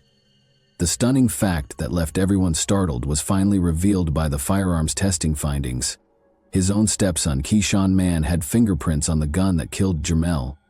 Those who knew the family well were shaken by the unexpected news. Since Keyshawn Mann had been the one to phone the police in distress to report his father's shooting, this discovery provided a confusing twist to the case. The difficult challenge of figuring out the reasons behind this sudden change in circumstances now lay before them. With reference to Keyshawn Mann's 911 call, the police started to piece the puzzle together. At first, Keyshawn Mann said that everyone was seated on the couch when the murder occurred, suggesting that the family was present at the time. However, when authorities asked to talk with an elder member of the family, nobody was home, which caused suspicion. The police came at a conclusion based on these discrepancies. They thought that Keyshawn Mann saw the ideal chance to execute his plan on January 25, 2010, just before 6 p.m. when his mother was out. Silently, he took his gun out of the cabinet, fired at his father, and put it back where it belonged. Unaware that his decision to put the gun back would be used as strong evidence against him, he called the police in a panic and fear to report the murder of his father. They had not yet learned the reason behind Jermel's murder, though. To gain a better understanding of what transpired on the night of the murder, The police went back to the residence on Pine Vista Street in Kentwood and spoke with Keyshawn Mann in a different room. To their astonishment, Keyshawn Mann acknowledged that he had been playing with the rifle. When they asked him directly if he had killed Jermell, he clarified that he called the police because he was so terrified after inadvertently pulling the trigger. But something wasn't quite right. Keyshawn Mann had disputed that there was a gun in the house when the 911 call was made. However, after speaking with him, it became evident that something was off. Why would he confess to playing with a pistol after initially denying possessing one? The police didn't think it was an accident. They thought Keyshawn Mann killed his father on purpose. However, they chose to consult a licensed psychiatrist in order to speak with him because of his youth. They recognized that he might have taken such a severe action as a child due to underlying concerns or motives. When he was questioned about why he killed his stepfather during the therapy session, the other side of the story came to light. Behind the joys and the seemingly ideal family, there was more. Keyshawn Mann talked candidly about Jermell Stokes' torture and abuse of him and his family. He disclosed that if Jermell was upset or for the smallest of reasons, he would regularly beat him, his mother, and his brothers. Keyshawn Mann felt stuck with no way out and wanted to shield his mother and siblings from the constant torment. He thought that getting rid of Jermell, his stepfather, was the only way to solve the problem. He told the therapist about the horrific ways that Jermell had mistreated his mother, including putting a finger down her neck. He also described how, when his mother wasn't there, Jermell would hit him and his siblings with a paint stick. When Jermell choked him, Keyshawn Mann talked about how he was able to get away from him. Keyshawn Mann's intense love for his mother served as the fuel for his hatred of Jermell. He could no longer stand to watch his mother be abused by Jermell. Keyshawn Mann made the painful choice to take his own life with one of Jermell's own firearms because the anguish of seeing his mother mistreated him grew intolerable. Perhaps as a result of some unidentified factors influencing his mother's prior divorce, this young child had already experienced a great deal in his life. But this time, Keyshawn Mann had reached his breaking point, which led him to perpetrate a heinous crime. This terrible story was made all the more fascinating by the depths of motivations and emotions. It was determined to send Keyshawn Mann to the circuit court for trial in June 2010 due to his young age of 13. This made him one of the youngest in the state to be put on trial for murder, and the youngest in Kentwood County. Keyshawn Mann confessed to killing his stepfather, Jermell Stokes, according to the Kentwood police detective in the courtroom. Keyshawn Mann acknowledged stealing Jermell's unlicensed silver handgun from a cupboard during the trial. He had checked the rifle by taking out and reinstalling the clip, so he knew it was loaded. Keyshawn Mann acknowledged that he did approach Jermell from behind when his attorney, Fred Johnson, questioned him about it. Keyshawn Mann responded with another yes when Johnson asked a pivotal question. You understood that pulling the trigger could result in someone's death? This made it abundantly evident that the shooting was not an accident because he had previously abused his mother. A close friend of Keyshawn Mann from Park Ridge Academy, whose name was kept secret because of his youth, appeared in court as a witness prepared to make shocking disclosures. He informed the jurors that Keyshawn Mann had brought a firearm to high school on January 25, 2010. He told him about his plans and showed him the gun. A 21-page report from the Children's Trauma Assessment Center was shown in court. It included information from Keyshawn Mann's therapy sessions in which he confessed to the crime and disclosed the shocking cause behind it. The therapist claims that Keyshawn Mann felt that the only option to shield himself and his family from serious abuse and possible harm was to kill Jermell. According to the therapist, Keyshawn Mann's experience was brought on by a home setting that was occasionally chaotic and dangerous, as well as ongoing exposure to intense violence. Even the mother of Keyshawn Mann admitted that she occasionally worried that Jermell might murder her or her boys. Fred Johnson, Keyshawn Mann's attorney, stated that he believes the shooting was mostly caused by the domestic violence that was allegedly occurring in the home. He thought the therapist's conclusions, though, were arbitrary and might not be solid enough for the trial. He made it clear that Keyshawn Mann was afraid, worried about his mother, and felt guilty. According to Johnson, Keyshawn Mann knew the effect his acts had on his mother and sincerely regretted them. Since there had been no previous calls to the police or Child Protective Services about the family's abuse, the police and prosecutors questioned the validity of the evaluation report. According to police interviews, discipline in the home was imposed by Keyshawn Mann's mother, Lakeisha Mann, wearing t-shirts that said "Beloved Melly," a nickname for Jermel. Some of his relatives denied that he had ever mistreated Lakeisha Mann or the children. Did no one know whether there had been abuse? And secrets of that nature don't remain that way in the closet. Jose Moore, JL's uncle, rejected the allegations as baseless. Investigators were unable to determine a specific motive for the crime, according to Kent County Prosecutor Bill Forsyth. Everyone concerned found it uncomfortable because there was no recognized motive for the murder. After hearing the case and carefully weighing all the evidence, Judge Daniel Zemaitis found Keyshawn Mann guilty of second-degree murder for the death of Jermel Stokes and sentenced him to serve the next 8 years until he turns 21 at the Muskegon River Youth Home, a juvenile facility about 110 miles from Grand Rapids. Keyshawn Mann would be released in 2018 if he finished this term, but there was also a chance that he would receive a different punishment, one that would involve transferring him to an adult jail for at least 162 months or life. Some of Jermel's family members were unhappy with the proposed agreement because they believed Keyshawn Mann's sentence was not harsh enough.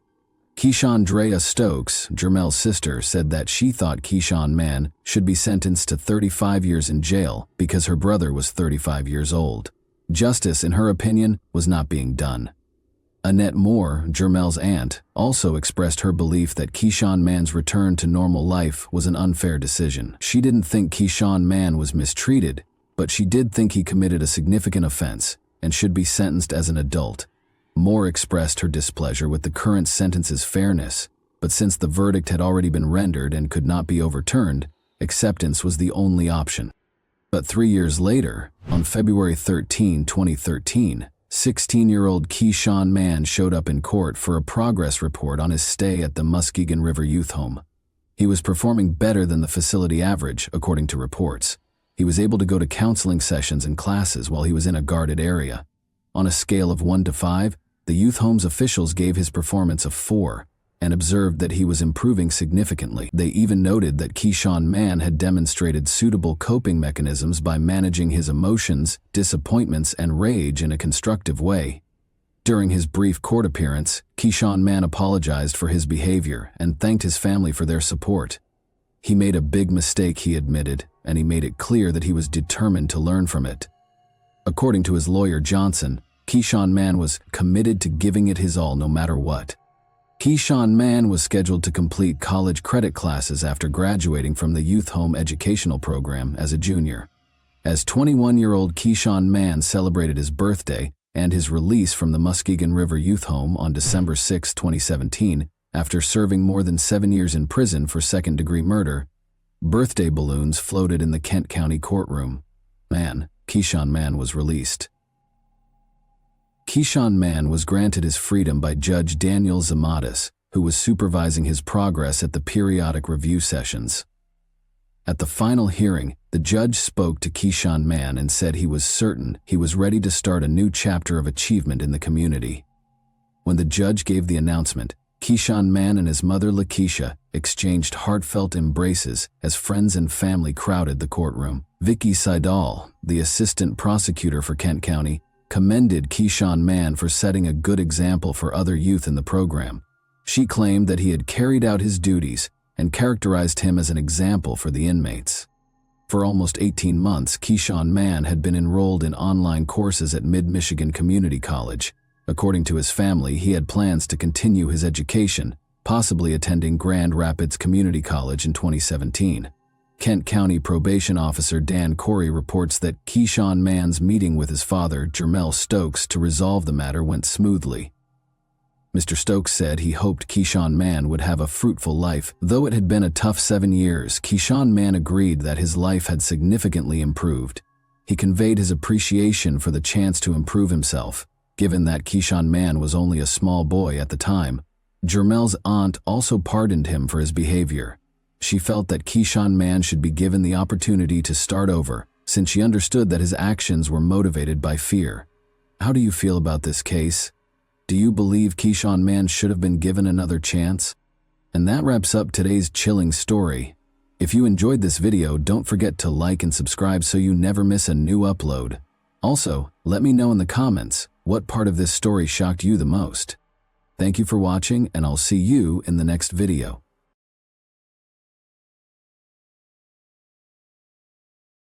Hey guys, welcome to my channel, and today we're going to take a look at another horrible case with you. On a typical winter morning in 2006, a young woman disappeared without a trace in the busy city of Orlando, Florida, leaving a lingering sense of unease. The city, which is well known for its tourist attractions and lively neighborhoods, was quickly engulfed in terror as the disappearance of one woman turned into a mystery that would trouble many people for years to come. This is the tale of 24-year-old Jennifer Joyce Kessie, whose abrupt and inexplicable disappearance rocked her friends, family, and the community at large. Kessie had a bright future. Jennifer's fate is still unknown, despite a thorough investigation and a plethora of leads, including an enigmatic sighting of someone throwing a rolled-up carpet into a nearby lake months after she disappeared. Law enforcement is still perplexed by her case.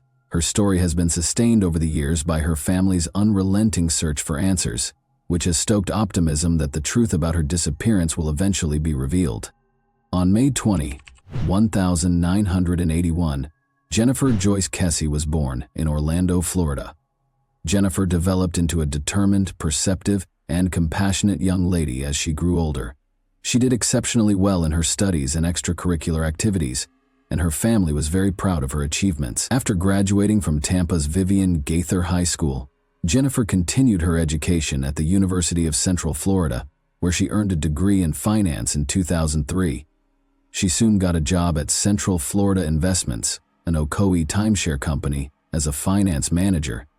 At the age of 24, Jennifer was establishing a prosperous life, living on her own, and looking forward to the future. In order to invest in her future and start a new chapter in her adult life, she had bought a condominium at the Mosaic at Millennia complex in Orlando. Jennifer was a cherished friend, sister, and daughter. She was renowned for having compassion and a cheerful disposition. She was very close to her family, especially her brother Logan and parents Drew and Joyce. Her abrupt disappearance in January 2006 left her family and friends bewildered and devastated, as they had always been there for her. Jennifer had a typical workday at Central Florida Investments on January 23, 2006. Around 6 o'clock in the evening, she left work, called her father, and then talked to her boyfriend. They talked about her recent trip, a brief getaway she had taken with him that had been a welcome diversion from her hectic life.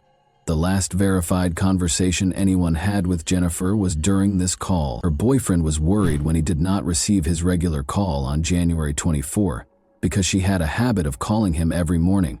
Her employer called her family when she failed to show up for work, and the morning passed without any communication from her. Since Jennifer was regarded as trustworthy and accountable, her family was aware that something was amiss. In the hopes that she would be there or that they would discover some clue as to her whereabouts, her parents drove to her condo.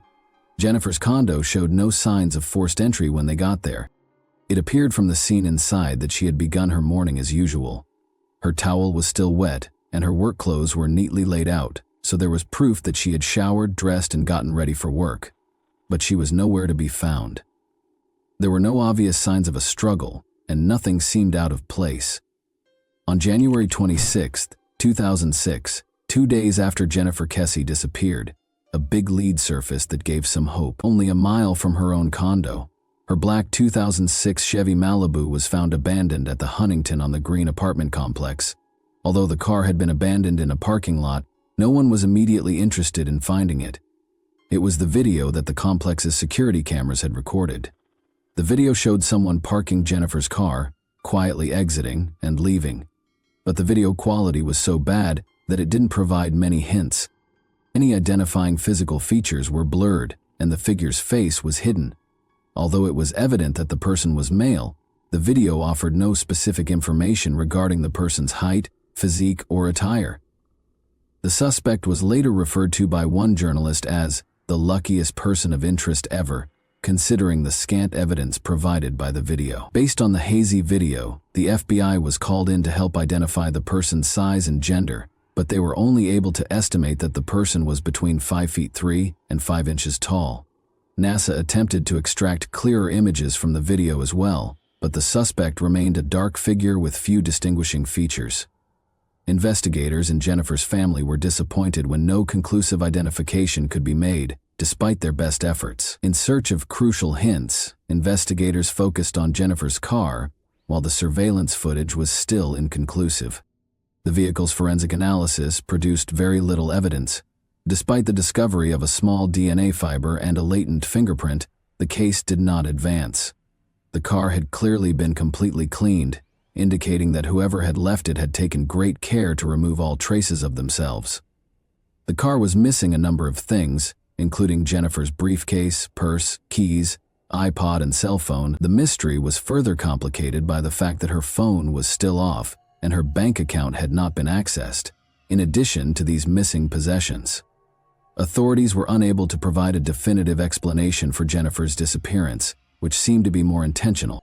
Jennifer Kess's family and close friends were the first to be questioned, as is typical in cases involving missing persons. The goal of the investigation was to find out if Jennifer's family members had any reason to hurt her. Her ex-boyfriend, with whom she had broken up before dating Rob Allen, was among the first individuals questioned. Jason Schofield was his name, and he had recently stated that he wanted to resume their relationship, but it was soon determined that he was not responsible for her disappearance. Jennifer's then-boyfriend Rob Allen was also questioned. Rob, a British expat residing in Fort Lauderdale, Florida, had met Jennifer while visiting Orlando in 2005. Rob and Jennifer had been dating for a year when she vanished from sight. Rob and Jennifer made it a point to spend every weekend together, despite living roughly 3 hours apart. Jennifer's mother, Joyce, remembered that her daughter was in love and that the couple seemed to have a close relationship. Jennifer had taken a weekend trip to St. Croix with Rob a week prior to her disappearance. Rob said the trip was a unique experience. On January 23, 2006, Jennifer called her mother on her way to work after returning from St. Croix. After the trip, Jennifer was obviously happy, excited, and full of life. Joyce remembered how she sounded elated as she shared every detail about the trip and said she was on a cloud. She continued to communicate with her family as usual, speaking with her father and brother later that day. Around 10 o'clock that night, Jennifer made her last phone call to Rob Allen. Regretfully, the discussion did not conclude favorably. The strain of the long-distance relationship was starting to get to Rob, who confirmed that they had a disagreement during the call. Rob insisted that despite their sporadic difficulties, there was no sign that Jennifer had been angry or afraid about anything while they were speaking. He had no idea that he would never talk to Jennifer again after this call. Because it was not unusual for romantic partners to be involved in missing persons cases, investigators closely monitored Rob Allen while he was being questioned. But Rob's alibi was confirmed. There was no proof that he was involved in Jennifer's disappearance, and he had been in Fort Lauderdale when she vanished. The possibility that someone she knew might have been involved was nevertheless not ruled out by Jennifer's family, which included her parents, Joyce and Drew Kess. They remained watchful due to the emotional toll of the investigation and their fear of not knowing what had happened to their loved one. In particular, Jennifer's parents held out hope that someone would come forward with information that would help explain her disappearance. As investigators looked into every possibility, the investigation grew, but Jennifer's family remained committed to getting the truth. They never thought Rob Allen or any of Jennifer's family members had any motive to hurt her. Instead, as the investigation continued, they sensed that the mystery grew more complex. The investigation into Jennifer's disappearance evolved into a search for justice and the truth about what had happened to a lively young woman who appeared to have a promising future. Jennifer's condominium complex was going through major renovations when she vanished. The fact that many of the complex's employees did not speak English presented a problem for investigators. Jennifer had complained to her family that she was frequently whistled at, catcalled, and otherwise uneasy by the construction workers. Many of the employees were unable to be interviewed by law enforcement due to the language barrier, making them possible but evasive suspects. According to the surveillance footage, the person seen exiting Jennifer's car was dressed in white overalls, which are typically worn by manual laborers or painters. This made investigators question whether the person in the video was a construction worker on the property when she vanished. Nevertheless, the lead remained frustratingly ambiguous in the absence of additional evidence connecting the individual in the video to a particular employee. Jennifer's parents appeared in court in 2009 to request the case's release. Interviewing a former housekeeper who had worked at the complex gave detectives an unexpected lead. When the woman saw CCTV footage of the suspect, she surprised law enforcement by stating that the figure's gait, attire, and hairstyle reminded her of a man she knew from the complex named Chino, although she was unable to confirm that it was him. Her identification was a clue worth following up on. Chino had been employed at Jennifer's complex as a maintenance worker only a week prior to Jennifer's disappearance. He had even resided in a different complex building. It was quickly discovered by investigators that Chino was well known within the complex and that some residents remembered him mistreating women. Although investigators had no hard proof to connect Chino to the crime, a tip from the early stages of the investigation raised the possibility that he was involved in Jennifer's disappearance. When it was revealed that Chino was already serving time in a Florida prison for the statutory rape of a teenage girl, a crime he committed 2 years after Jennifer vanished, the case took yet another unexpected turn. Chino cooperated when asked about Jennifer's case and denied any involvement. He even consented to and passed a polygraph exam. Still, the lead cooled off once more. Jennifer's family became more and more irate with the Orlando Police Department's OPD handling of the case as the days stretched into weeks, and those weeks into months. Police refused to label her case as cold, which would have prevented the allocation of more resources, despite her persistent efforts. The family felt that law enforcement could have done more, but this decision left them feeling abandoned. When the family filed a lawsuit against the OPD in 2018 to gain complete access to Jennifer's case files, their frustration reached a breaking point. The Kesse family was granted access to more than 600 pages of documents and hours of audio and video recordings following a grueling legal battle. They hoped the documents would shed light on Jennifer's disappearance and offer fresh leads. Michael Torretta, a private investigator, was hired by the Kesse family to go through the case files and return to the crime scene. Interviewing former complex residents was Torretta's first step, and he was shocked by what he learned. Jennifer's neighbor Colleen recalled that the complex used to be a secure neighborhood. She and other women, however, started to feel uneasy when workers started residing in empty apartments throughout the complex. Nothing had been done despite their complaints about the workers' inappropriate behavior to the leasing manager. Several other women who had resided in the complex were also interviewed by Torretta, and they all voiced similar worries regarding the construction workers. Tammy, a neighbor, reported that she had observed odd occurrences in her apartment, including footprints discovered in her closet, her underwear drawer being thrown, and the shower appearing damp as though someone had used it. Tammy even caught a man on her patio who she thought was one of the employees looking at her. Once more, the name Chino came up. Another woman remembered how uncomfortable it was when Chino would frequently approach her in the parking lot late at night. Suspicion was heightened when Chino moved out of the complex in the middle of the night, 9 months after Jennifer vanished. Eventually, Torretta found Chino, who had served time for statutory rape and was now at liberty. He once more denied any involvement in Jennifer's disappearance, despite his cooperation and insistence on his innocence. According to Torretta's main theory, one or more employees who had been residing in the apartment complex targeted Jennifer. Torretta said the workers, many of whom had been crammed into a single apartment, probably moved in after Jennifer locked her door early on January 23rd. They are thought to have pulled her into one of the empty apartments in the area. Unfortunately, since many of the workers were undocumented and had no long-term connections to the complex, there is no record of their identities. 10 months after Jennifer's disappearance, a person was observed throwing a rolled-up piece of carpet into a lake near her condo, according to additional investigation. Because workers had been installing carpet in the building across from Jennifer on the day of her disappearance, this discovery seemed especially intriguing. In 2019, a dive team searched the lake, but they were never able to find any carpet. In order to preserve Jennifer's memory in the public consciousness and media, Drew, Joyce, and Logan persisted in following up on every possible lead. To raise funds for the costs of a private investigation, they set up a GoFundMe page and urged anyone with information to contact a special tip line.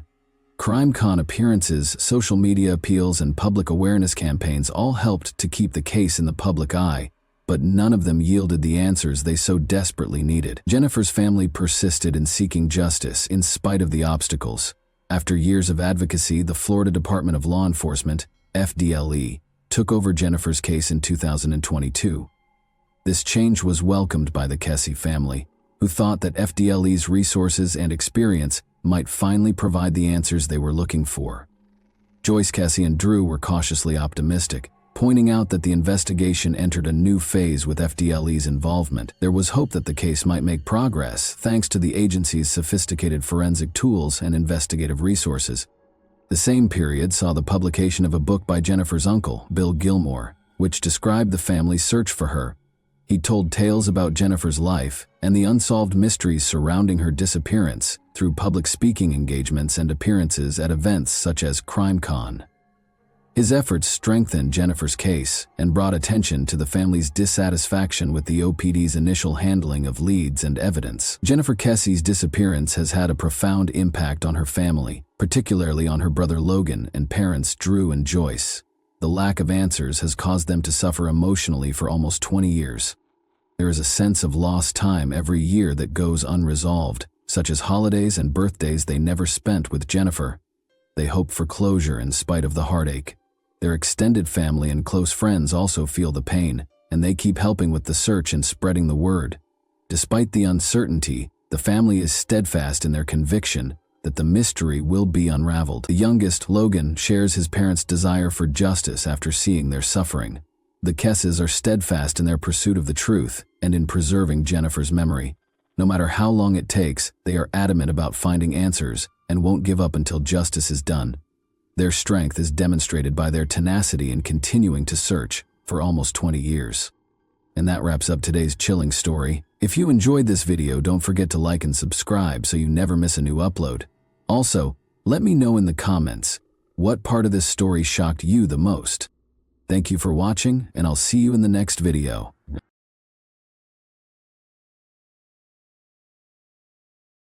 Hey guys, welcome to my channel, and today we're going to take a look at another horrible case with you. Rosemary Silva, 32, and her fiancé, Uderli Damasceno, 30, were getting ready for their wedding ceremony on Sunday, December 4, 2016, which was scheduled to take place in a charming rural setting close to Sao Paulo. To impress the guests and her future husband, Rosemary had orchestrated a spectacular helicopter arrival, but a sudden tragedy made everything into a nightmare just before the ceremony was scheduled to start. Rosemary, a 32-year-old nurse assistant, grew up in a big family in Sao Paulo. Her parents taught her the importance of kindness and compassion at a young age, which led her to pursue a career in helping people. Her co-workers always felt they had her undivided attention and frequently complimented her on her diligence, patience, and kind disposition. When she wasn't working, Rosemary was a happy, energetic person who loved hanging out with friends, volunteering at her church, and making sure her loved ones were safe and content. Since she was a young girl, Rosemary had dreamed of her wedding day. She imagined herself wearing a gorgeous white gown, walking down a flower-adorned aisle, and being surrounded by the smiles of loved ones. She had been inspired by these fantasies to diligently save money for the ideal celebration. Her spectacular helicopter arrival was one of the unique touches she had in mind, a surprise that would enthrall everyone present. Uderli, who was 30 at the time, was a mechanic from Sao Paulo who was raised in a hard-working household that valued simplicity and honesty. He had a strong interest in mechanics from an early age and progressively developed into a proficient professional. Uderli had a reputation for always carrying out his duties with honesty and for being steady, collected, and trustworthy. Despite his previous marriage ending in divorce, he remained close to his daughter from that marriage and spent as much time as he could with her. Although they didn't click right away, the two quickly became closer after meeting at an evangelical church. At first, they approached their discussions warily, as if they were two strangers who were not sure what they had in common. But as their relationship deepened, it became clear that they were destined to be together. In 2015, the pair started dating, and a year later, Uderli proposed, which Rosemary happily accepted. Rosemary and Uderli immediately started organizing their wedding after announcing their engagement. From the selection of flowers and music to the seating configurations and venue decor, Rosemary was adamant that everything be flawless. This was supposed to be a fairy tale day, and Rosemary imagined every visitor looking back on it with delight. But one element of the wedding was particularly noteworthy. Rosemary orchestrated a memorable surprise by arriving in a helicopter. Her dream had been to descend from the sky like a vision, to make an entrance that would be remembered. She worked with pilot Peterson Pinheiro to arrange for a Robinson R-44, a light commercial helicopter, while keeping this information confidential. Just 6 people were aware of the plan, including her brother Silvano Silva and photographer Nayla Cristina Neves, who was supposed to document the event. Rosemary couldn't sleep on the morning of her wedding because she was so excited. As the stylists meticulously worked on her hair and makeup, she was greeted with smiles and congrats at the beauty salon. She continued to visualize her spectacular arrival, descending from above and witnessing the wonder on her guests' faces. She had been thinking about this vision for months. She was aware that the day's high point would be this surprise. Rosemary arrived at a nearby town by 2 p.m., wearing her white wedding gown, to catch the helicopter's departure. She was accompanied by her 40-year-old brother Silvano, who had always been her rock. He couldn't refuse his sister's wish, even though he, like many members of their family, was nervous about the flight. They were joined by photographer Nayla, who was expecting a child and was prepared to capture every happy moment. The helicopter took off at 3:30 p.m. The flight went smoothly at first. In anticipation of seeing her fiancé and their guests, Rosemary sat next to her brother, smiling and holding his hand. Nayla made sure that every look and smile would be preserved in their wedding album by filming it all. However, things soon changed. The weather started to get worse. The air inside the helicopter became tense as clouds began to gather, then fog and rain. The pilot had to use instruments to guide him through the thick fog as visibility was fading. Already nervous about flying, Silvano displayed obvious signs of anxiety as he tightly grasped Rosemary's hand while she attempted to reassure him. The photographer Nayla continued to record, but her camera trembled every now and then, revealing the tension that had gripped everyone on board. The pilot approached the venue and tried to find a safe landing spot by descending, but the maneuver became dangerous due to the poor visibility. An uncontrollable descent was caused when the helicopter's tail abruptly clipped a tree. The helicopter crashed and caught fire just over a mile from the wedding location. Those involved in Rosemary's surprise plan started to feel apprehensive as time passed. The wedding coordinator, Carlos Eduardo, who had assisted in planning the flight, called the helicopter company to inquire about its progress. He was informed that the flight had left on time and ought to have reached its destination by now. His concern was heightened by this response, which led him to attempt speaking with the pilot directly. Not a single call was answered.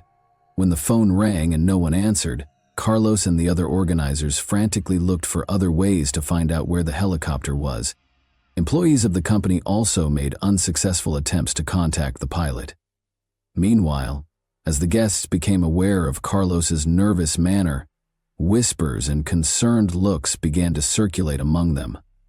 The air became heavy with uneasiness, but nobody wanted to cause alarm. Anxious waiting gave way to growing panic after another 15 minutes. In an attempt to learn whether there had been any reports of an incident in the area, the organizers made the decision to contact the local authorities. At that point, they learned of a helicopter crash near the wedding site, which confirmed their worst suspicions. The fact that it was the same flight that was carrying Rosemary was not confirmed, but the information was enough to chill everyone. Carlos Eduardo confided in the pastor because he wasn't sure how to tell the groom. They went together to Uterly and told him what they knew.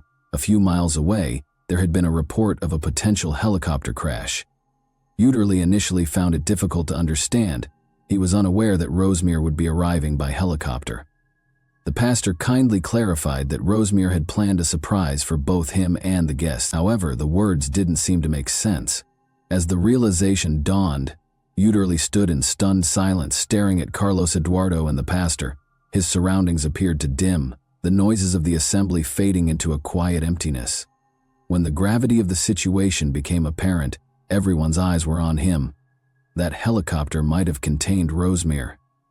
The ensuing silence seemed to go on forever, and nobody knew how to respond. Reports verified that emergency personnel arrived at the scene of the collision within minutes. At first, there were few specifics as they tried to evaluate the situation. To keep spectators out, police surrounded the area and started their investigation.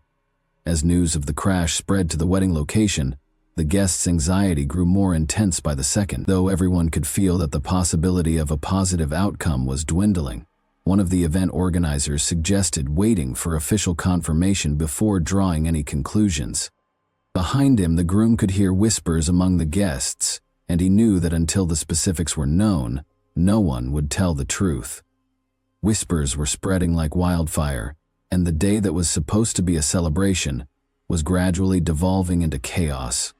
First responders were already working diligently at the crash site, while the guests anxiously waited at the venue. The helicopter had crashed near a highway in a forested area. The fuselage had caught fire upon impact, and the remaining portion of the aircraft was rapidly consumed by the flames. After battling to keep the fire contained, firefighters eventually made it to the wreckage. Those attempting to piece together what had happened were struck with a sense of dread and grief when it became evident that none of the passengers had survived. In order to determine the cause of the collision, police officers started gathering evidence and searching the scene for hints. One officer found a camera that had continued to record even after the impact, and debris was strewn all over a small space. The video might offer important new information about the last few seconds of the flight. However, the cause of the tragedy was still unknown. The hope for a miracle was dashed when the wedding venue received official confirmation of the crash. With a heavy heart, the pastor went to Uterly and delivered the heartbreaking news. The groom's face was marked with pain as he tried to make sense of what he was hearing. Those who were by his side were left in stunned silence, unsure of how to react to such overwhelming grief, as the world seemed to crumble around him in that moment. Unsure of what to say or do, the guests who had come to celebrate love and happiness now stood in stunned silence. The ceremony, which had been eagerly awaited, had instead turned into a scene of shock and grief. What had been supposed to be a lovely day had turned into a sobering reminder of how easily one mistake or unanticipated circumstance could ruin lives and plans in an instant. Brazilian National Civil Aviation Agency investigators started collecting witness statements and analyzing the flight data. Particularly interested were those who had been to the wedding or knew about Rosemary's intentions. In addition to determining the technical causes of the crash, the investigation sought to understand why she chose to arrive at such a high risk. Police and aviation safety specialists carefully inspected the wreckage. Retrieving the flight data and going over recordings that might offer important insights was one of their first tasks. It was crucial to figure out why the helicopter lost control and veered off course. There were several possible causes, including pilot error or mechanical failure, in addition to the possibility of heavy fog and deteriorating weather. The investigation was further complicated by witness statements from people who knew the pilot, Peterson Pinheiro. Pinheiro was a seasoned and well-respected expert who was renowned for managing each flight with care and responsibility. He had years of experience and had flown numerous times in difficult weather conditions. Before taking off, he carefully considered the risks, according to his colleagues. Those who worked with him found the news of the crash even more confusing because of this background.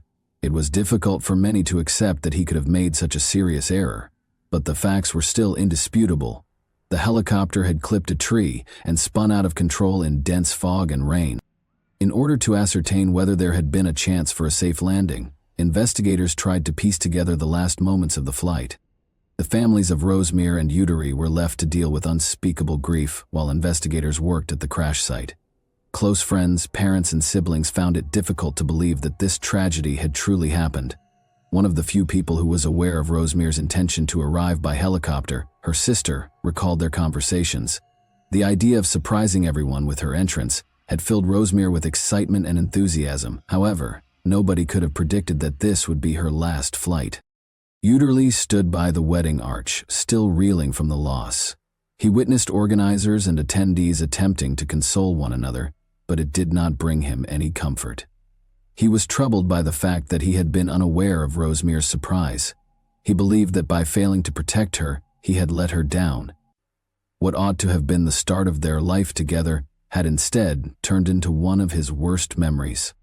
Soon after, investigators published an initial report confirming that the weather was a major factor in the collision. Visibility was severely limited due to the thick fog the helicopter had encountered. Pilot Peterson lost control of the aircraft and caused the tragic crash after attempting an emergency landing and clipping a tree with the aircraft's tail. But the inquiry was far from finished. Determining why the pilot was unable to prevent the collision and why the helicopter was flying at such a low altitude was crucial. Experts started analyzing the footage from the camera discovered among the wreckage because it might contain important hints for reconstructing the last moments of the flight. Even though it was painful, This step was essential to comprehending what had transpired in those final moments. An eerie silence descended upon the venue as the guests gradually started to depart. Nobody was strong enough to speak. While Uderli's friends and family provided him with as much support as they could, the organizers worked to coordinate with the local authorities. But everyone was plagued by unanswered questions. Why did this happen? What might have led to such a disastrous result? Rosmir's family was also in shock and finding it difficult to accept what had happened. Her mother, who had always been her staunchest ally, was unable to believe that their morning chat would be their final one. She remembered how excitedly Rosmir had described her plan as a gift from the heavens that would astound everyone. Nobody could have predicted that her dream would become such a nightmare. Soon, fresh worries about the flight's actual safety surfaced. Investigators found that the helicopter lacked charter service authorization. Only private flights were allowed under its license. For what reason had the business consented to supply it for the wedding? Who was in charge of failing to notice the weather? These queries sparked additional research and became the main focus of the study. Some witnesses started to remember that bad weather had been predicted in the days before the wedding. However, these warnings received little attention. These circumstances would have needed to be taken into account by pilot Peterson Pinheiro, who is renowned for his meticulous attention to safety. The flight was nevertheless authorized. Who ultimately decided to go ahead with the flight in spite of the obvious risks was now the focus of the investigation. Uderli was trying to think, and every second of waiting was painful. Rosmir had filled his life with so much warmth and light that he couldn't fathom living without her. It was believed that their journey, which began with timid looks at church, would lead to a happy life together. It felt broken now, like a picture that would never be complete. A thick silence fell over the hall, which had once been intended to reverberate with wedding music and exuberant speeches. All that was audible were quiet sobs, consoling words, and reassuring hugs. Nobody knew how to comfort a man who had just lost everything he held dear, or what to say to Udarli. The helicopter crash that killed Rosmir, her brother Silvano, photographer Nayla, and pilot Peterson left a lasting scar on the hearts of their families and the community at large, even though the investigation went on for weeks. As more information became available, one emotion remained constant among those who knew the victims: a deep sense of injustice and loss. The Brazilian National Civil Aviation Agency finished its report a month after the tragic incident. It was verified that the severe weather and poor visibility were the main causes of the collision. When the helicopter lost control at a low altitude, pilot Peterson Pinheiro was in a dire situation after trying to navigate through heavy fog and rain. The collision with a tree, which resulted in the fatal crash, was the crucial moment. Additionally, the report disclosed that Rosmir's helicopter lacked authorization for charter flights. Its registration only allowed for private use, and it was against safety rules to let it be used for a wedding. In addition to drawing attention to the company that rented out the helicopter, this revelation infuriated the relatives of the victims. Subsequent analysis revealed that the helicopter's leasing company had neglected to adequately evaluate the weather and permitted the flight to continue in spite of warnings of poor visibility. After the investigation was finished, the company and its owners were the target of multiple lawsuits because this was considered a serious breach. The relatives of the victims wanted to know why the flight had been authorized in these circumstances and who was responsible for the cancellation. The pilot independently assessed that the flight could be conducted safely, according to the helicopter company.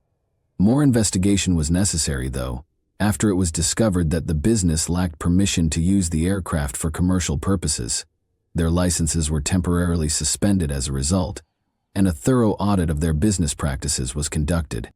The families of Rosmir and the other victims got ready for the funerals while the investigation continued.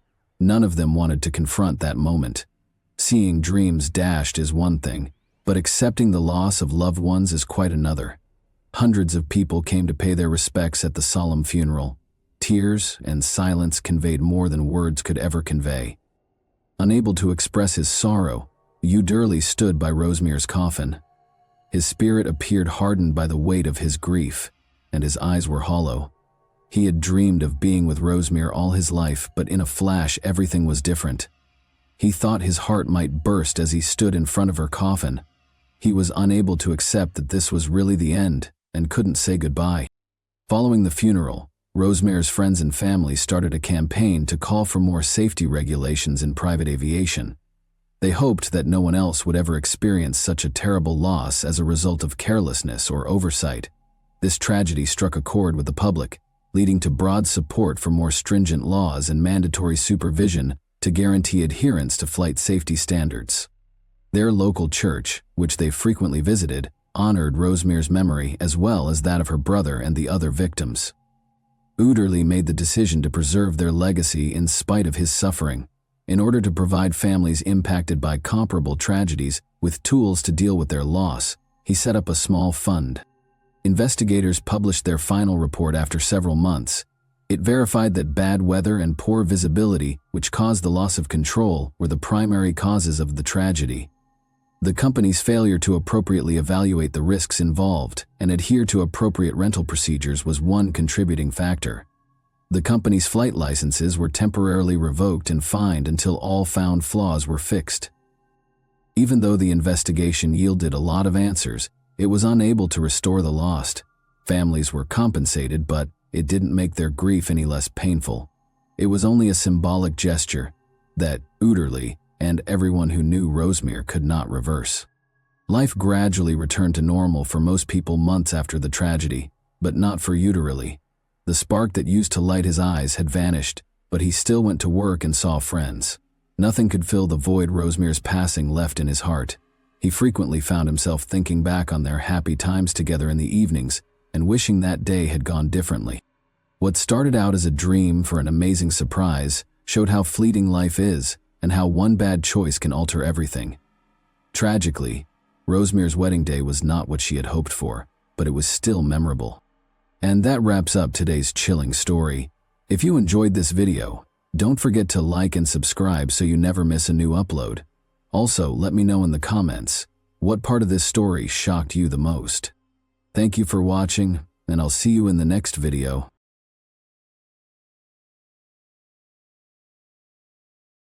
Hey guys, welcome to my channel, and today we're going to take a look at another horrible case with you. Have you ever questioned how well you actually know the neighbors? What's behind their warm grins and informal salutations? Psychologists and investigators concur that people with psychopathic tendencies are more likely to commit violent crimes, but there are no clear rules for spotting potentially dangerous people among your acquaintances. The beginning of this eerie case involves Brian and Beverly Mauck, an apparently ideal couple whose lives appeared to be straight out of a fairy tale. They enjoyed traveling and spending time together, were financially stable, and were incredibly in love. However, when they relocated to a different neighborhood, everything was different. Beverly and Brian were found dead in their house shortly after they had moved in. Investigators were immediately directed to a nearby residence by blood evidence found at the scene. Even the most experienced detectives were taken aback by the motivation behind this heinous act. Brian and Beverly Mauck's love story. At a party hosted by a mutual friend in the spring of 2001, Brian and Beverly first crossed paths. They were both college students at the time, but it was obvious they had discovered something unique as soon as their eyes met. They were inseparable after their initial mutual admiration swiftly developed into a strong bond. The couple visited each other's families in turn that summer, introducing their partners to their parents and being forthright about their sincere intentions. The relationship was immediately approved by both families, who noted how well the two complemented one another. From an early age, Beverly and Brian had been active and daring. They were never satisfied to remain motionless for long and thrived on sports, thrills, and novel experiences. Beverly was a gifted athlete who loved learning new languages, played guitar effortlessly, and was an excellent baseball and track star. She was loved by both her peers and her friends, and her bright smile could light up any space. Sports that were riskier and more unusual had always appealed to Brian. He was passionate about rock climbing, surfing, and diving, and he loved taking risks. A true adventurer at heart, he saw danger not as a threat, but as a challenge he was always ready to face. Every year, he tried to visit a new place and learn a new skill. When Brian and Beverly first saw and spoke to each other, they immediately realized they were on the same wavelength. This became the starting point for their intense and fulfilling relationship. Together, they climbed mountains, skied and snowboarded, went scuba diving, and conquered waves and peaks alike. Despite their whirlwind romance and seemingly perfect relationship, the couple wasn't in a rush to get married. They both wanted to finish their education first. Once they graduated, they focused on saving for a house. Brian began building a career at an industrial company, and Beverly got a job as a hotel administrator, where her language skills were invaluable. On May 15, 2006, the couple officially tied the knot. They held a beautiful ceremony by the ocean, inviting only their closest family and friends. Afterward, they went on a long honeymoon, visiting several countries. When they returned, Brian and Beverly purchased a spacious home in the quiet town of Graham in Clearfield County, Pennsylvania. The house was located in a scenic and sparsely populated area near a forest and a river. It was a perfect place to start their family and enjoy a peaceful life. Brian worked as an engineer at a branch of a large industrial company, while Beverly focused on translation work and decided to pursue a second degree. The couple quickly got to know their neighbors and made friends in their new town. Unfortunately, their happy and carefree life didn't last long. A startling incident in a quiet neighborhood. Around 8 a.m. on Saturday, November 17, 2007, Brian's friend Steven showed up at the couple's home. That morning, the two were going fishing. When Steven knocked on the door, no one answered. Steven knocked more loudly and waited, thinking that Brian had likely overslept, but there was no sound in the house. Steven made the decision to wait in his car for roughly half an hour while making several unsuccessful attempts to call Brian, but his calls were not answered. Frustrated and feeling a bit upset that his friend might have changed plans without telling him, Steven eventually left to fish on his own, since he had all the necessary gear with him. Later that day, still unable to reach Brian or Beverly, Steven decided to return to their house once again. There was no answer at the door. This time, Steven decided to walk around the property and look through the windows. He was starting to feel uneasy. Brian was a responsible and punctual person who wouldn't just disappear without notifying anyone. When Steven reached the garage, he looked through a small window and saw that the couple's car was parked inside. This made him even more anxious, but he tried to push away any bad thoughts. Moving to the living room window, he attempted to see inside, but as it was already getting dark outside and the house lights were off, it was hard to make anything out. What he could see, however, left him deeply alarmed. The TV was lying face down on the floor, and just beyond it, something large and unmoving was on the ground. Steven rushed back to his car to grab his fishing flashlight, switched it on, and directed the beam into the living room. What he saw froze him in terror. On the floor lay two bodies, partially covered with a blanket that was soaked through with blood.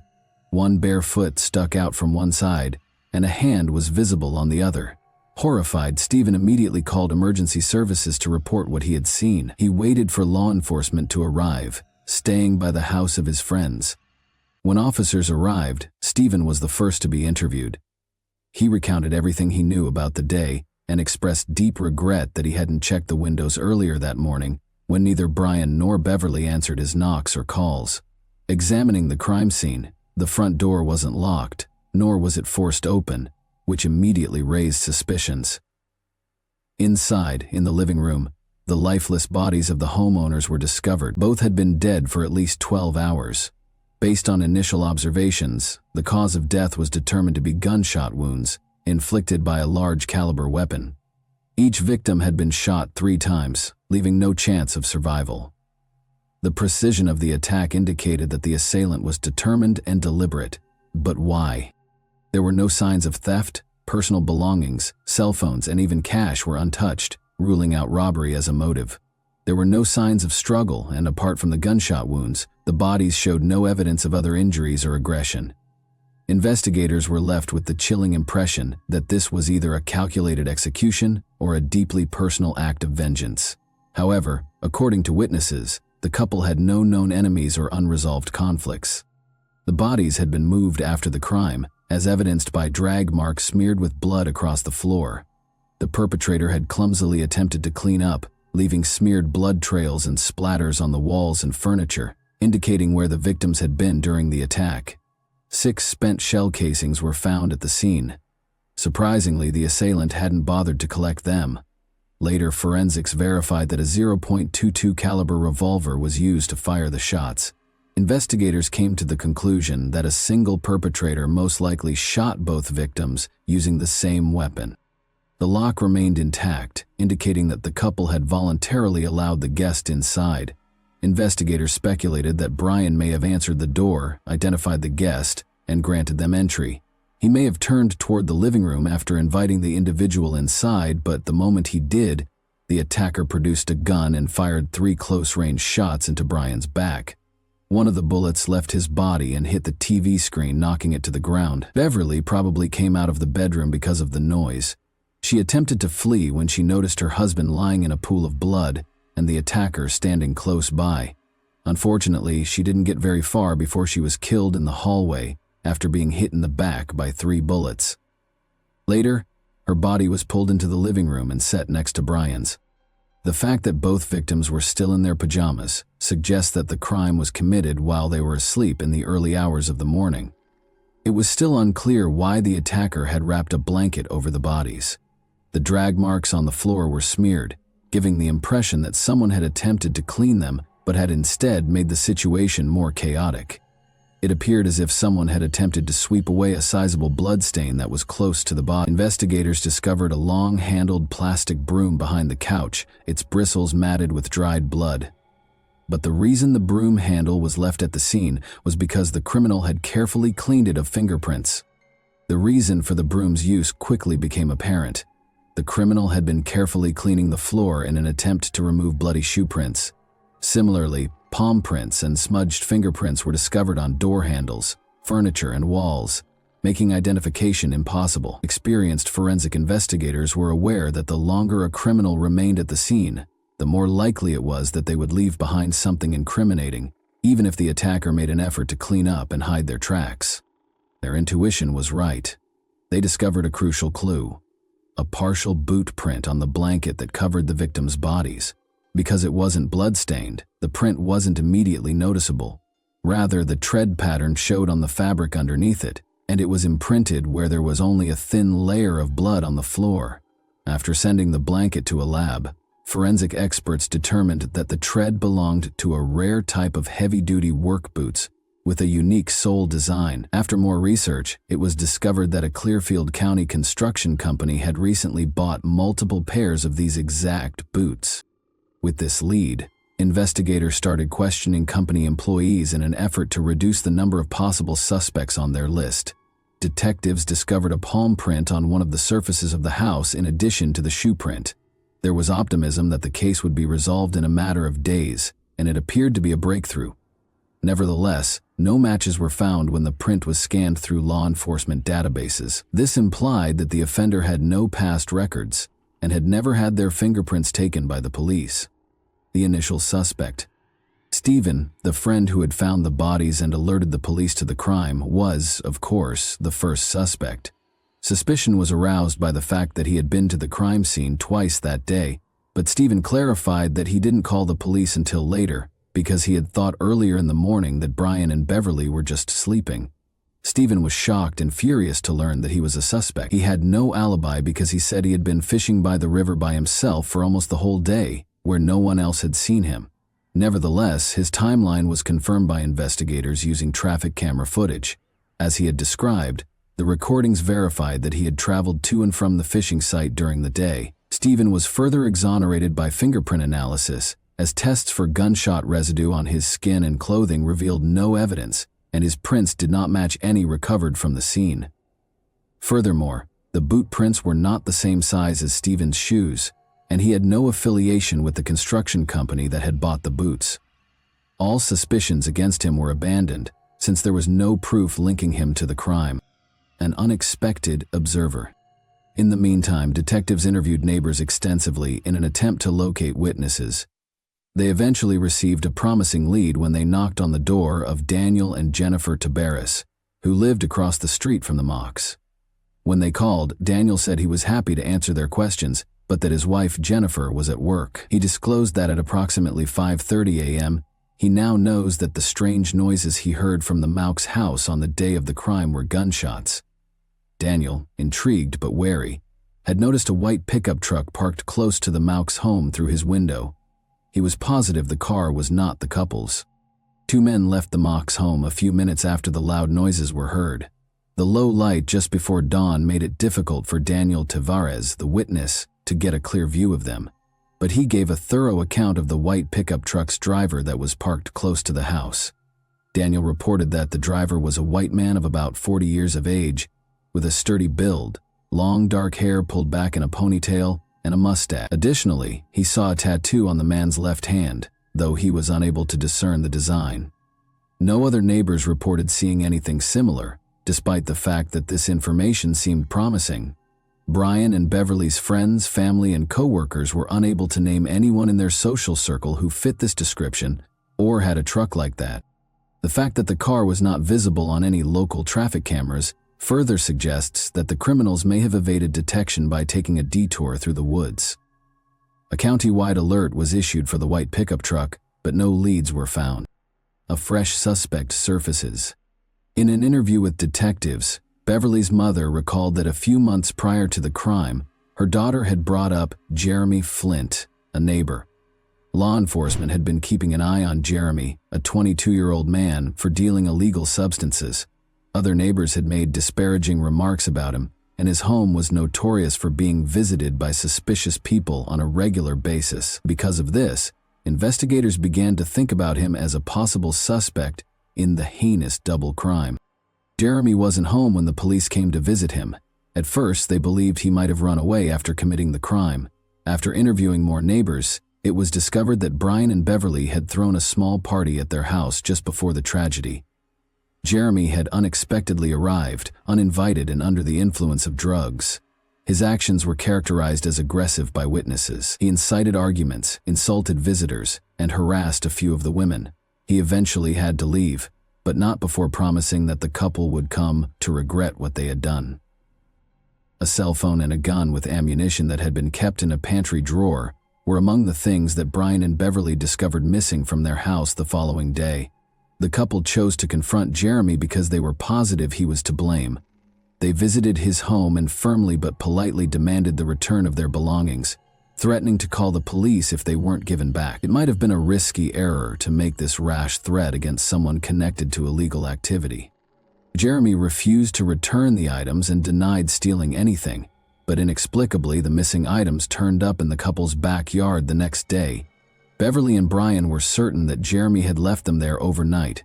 Even though the incident seemed to be over, Beverly was still uncomfortable. She started urging her husband to think about relocating to a different neighborhood because she was afraid of being home alone.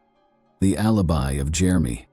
When Jeremy eventually made it back to town, he was taken into custody by police to be questioned. He returned the day after the crime, but it soon became apparent that he had been out of town for almost a week. He had spent 6 days with his parents after traveling to another state to see them. He had been out drinking with friends the night of the crime, according to surveillance footage from a bar, and his alibi was supported by multiple witnesses. Furthermore, forensic analysis verified that Jeremy's palm prints and fingerprints did not correspond with those discovered at the scene. Jeremy was ruled out as a suspect because there was no evidence linking him to the crime. Recent advances in the case. The only witness in the case, Daniel Tavares, was contacted again in the hopes that he might remember something new after investigators had exhausted all other suspects and leads. Daniel's story abruptly changed during this follow-up visit.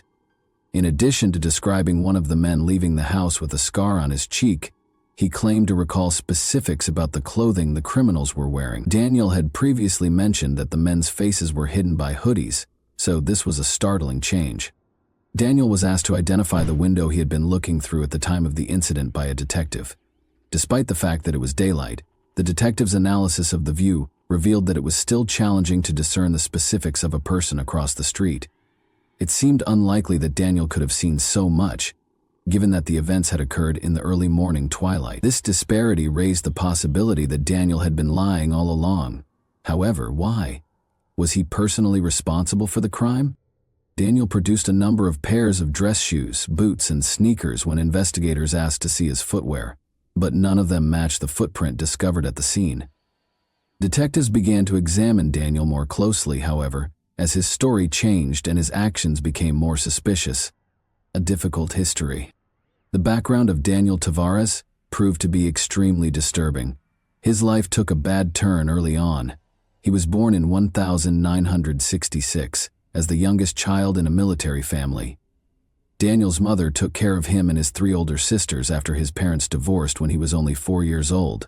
Shortly after, his father got married again and showed little concern for his former spouse's kids. Daniel had left school by the 9th grade, started stealing, running away from home, and experimenting with illegal drugs. He was first arrested for robbery when he was 18, but then his estranged father stepped in and helped him get probation instead of going to jail. The father appeared to want to give Daniel another chance, possibly out of guilt. Even so, Daniel kept getting into trouble with the law over the years. He was always given light sentences for his offenses. Daniel's father tried to provide for him after he relocated to Florida in the late 1980s. In addition to trying to help Daniel find stable work, his father funded an expensive treatment program at a private rehabilitation clinic.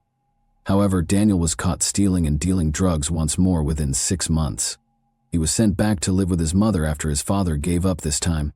Daniel's dependencies had started to negatively impact his mental health by this time.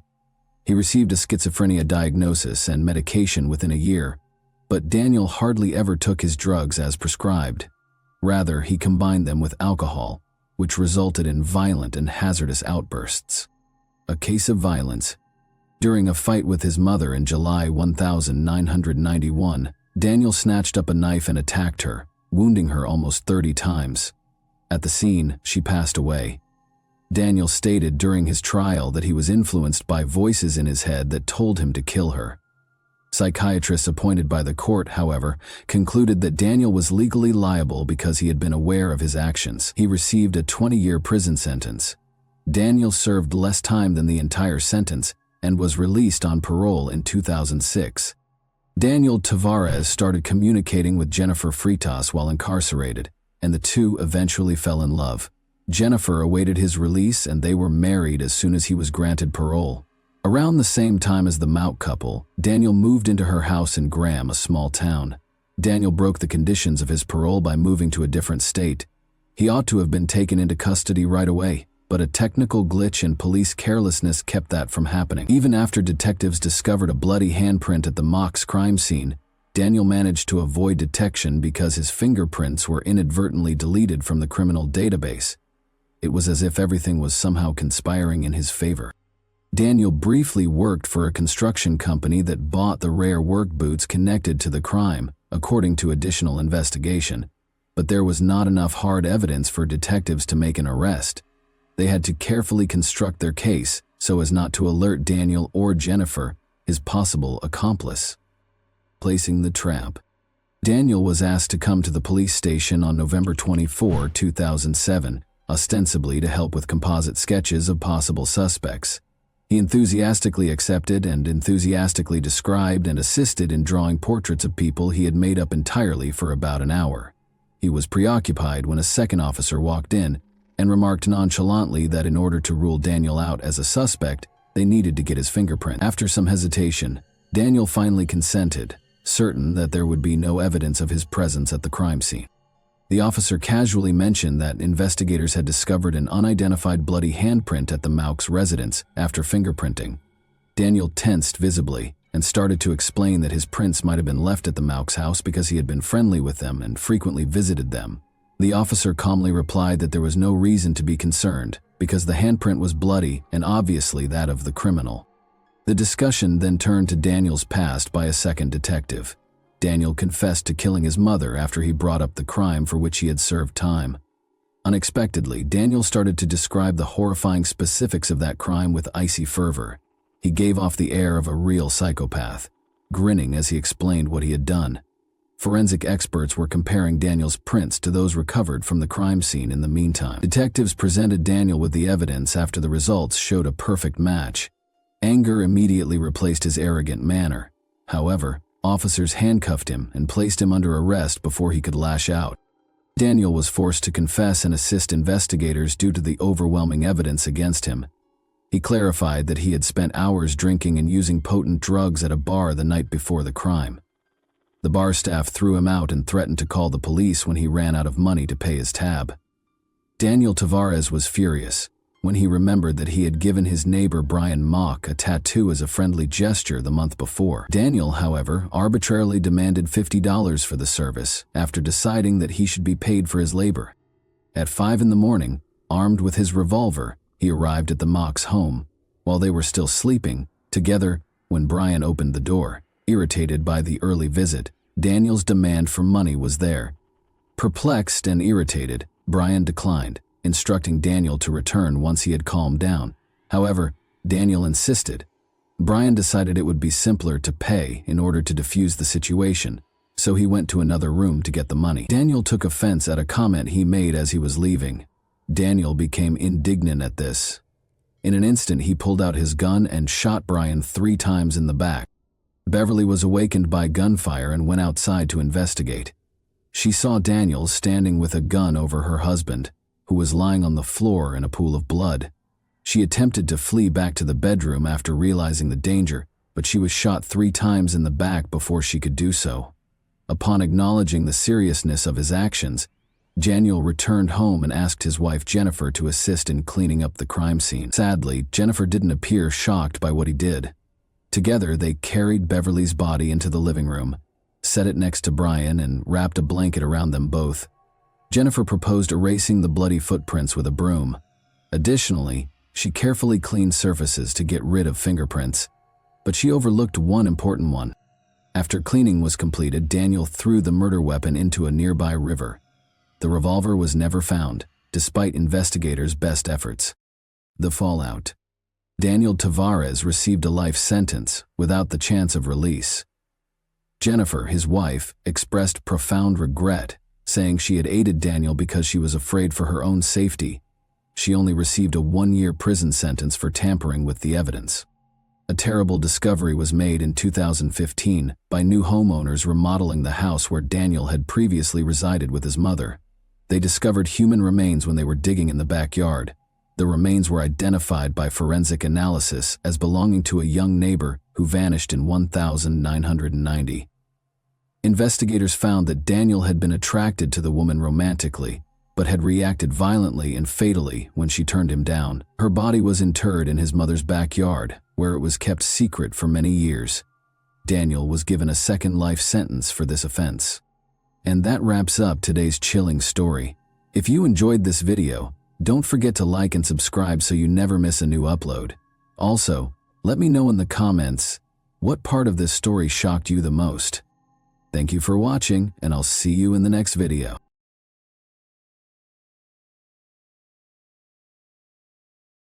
Hey guys, welcome to my channel, and today we're going to take a look at another horrible case with you.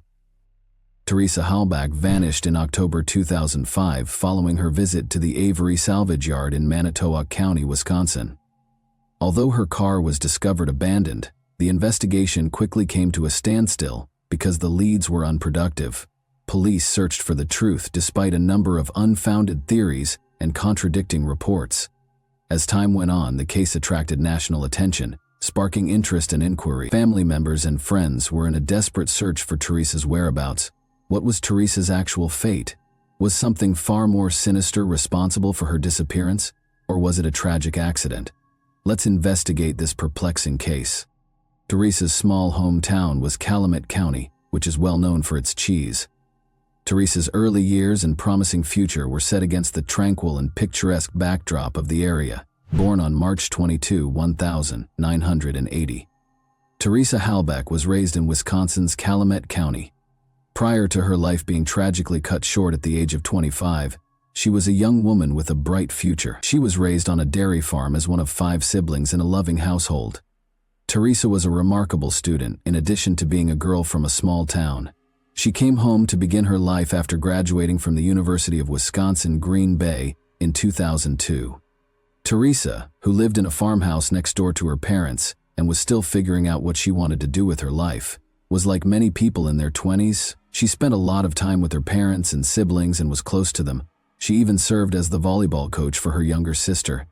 They enjoyed spending time together on the family farm, watching Extreme Makeover and hanging out. She had always had a passion for photography, which she turned into a career in 2005. Teresa was a freelance photographer who documented events and weddings. She even took pictures of cars for sale while working for Autotrader.com, an American online marketplace for auto buyers and sellers. She first met Stephen Avery through this freelance work, and he hired her to photograph a car at his family's auto salvage yard. Wrapped automobiles, parts, and equipment were strewn all over the 40-acre Avery auto salvage yard. Their sister Barb lived on the property with her 3 sons, Brendan Dassey and her boyfriend Scott Taddick, while Stephen and his brother Charles managed the yard. Earlier in the year, Teresa had made multiple trips to the salvage yard to take pictures of cars for Stephen, but she wasn't particularly eager to return. According to reports, she once told a coworker that she found it unsettling that Stephen had answered the door while only wearing a towel. Who wouldn't be uneasy in that circumstance? On Halloween Day 2005, Teresa consented to return for one last photo session despite her discomfort. She would, regrettably, be seen alive for the very last time. Teresa Halbach showed up at the Avery salvage yard to take pictures of a car on the afternoon of Halloween 2005. She had a straightforward plan: take the pictures and go. But things took a turn for the worse, and Teresa's family reported her missing by November 3. She had gone to the salvage yard a few days ago and no one had seen or heard from her since. Concerns were raised when she failed to return her mother's calls. Teresa was a self-sufficient young lady with a busy life, and although her family was naturally concerned, they also assumed she might simply be out having fun. However, Teresa's family realized something was amiss when she disappeared for days at a time without speaking. Town volunteers came together to look for her, but they didn't make a significant finding until November 5th. Teresa parked her Toyota RAV4 on the Avery property. Strangely, wood, branches, and even the hood of another car were all over the car. Was the car concealed? That has been the subject of conjecture. The car appeared to have been attempted to be hidden, but it was unsuccessful. Why would anyone need to conceal a car when there are so many on the property? It made people wonder why the car was covered, but it was never made clear why. Police obtained a search warrant after finding Teresa's car at the Avery salvage yard, and between November 5 and November 12, they conducted 6 searches on the property. Police kept a close eye on Stephen Avery for the majority of the day.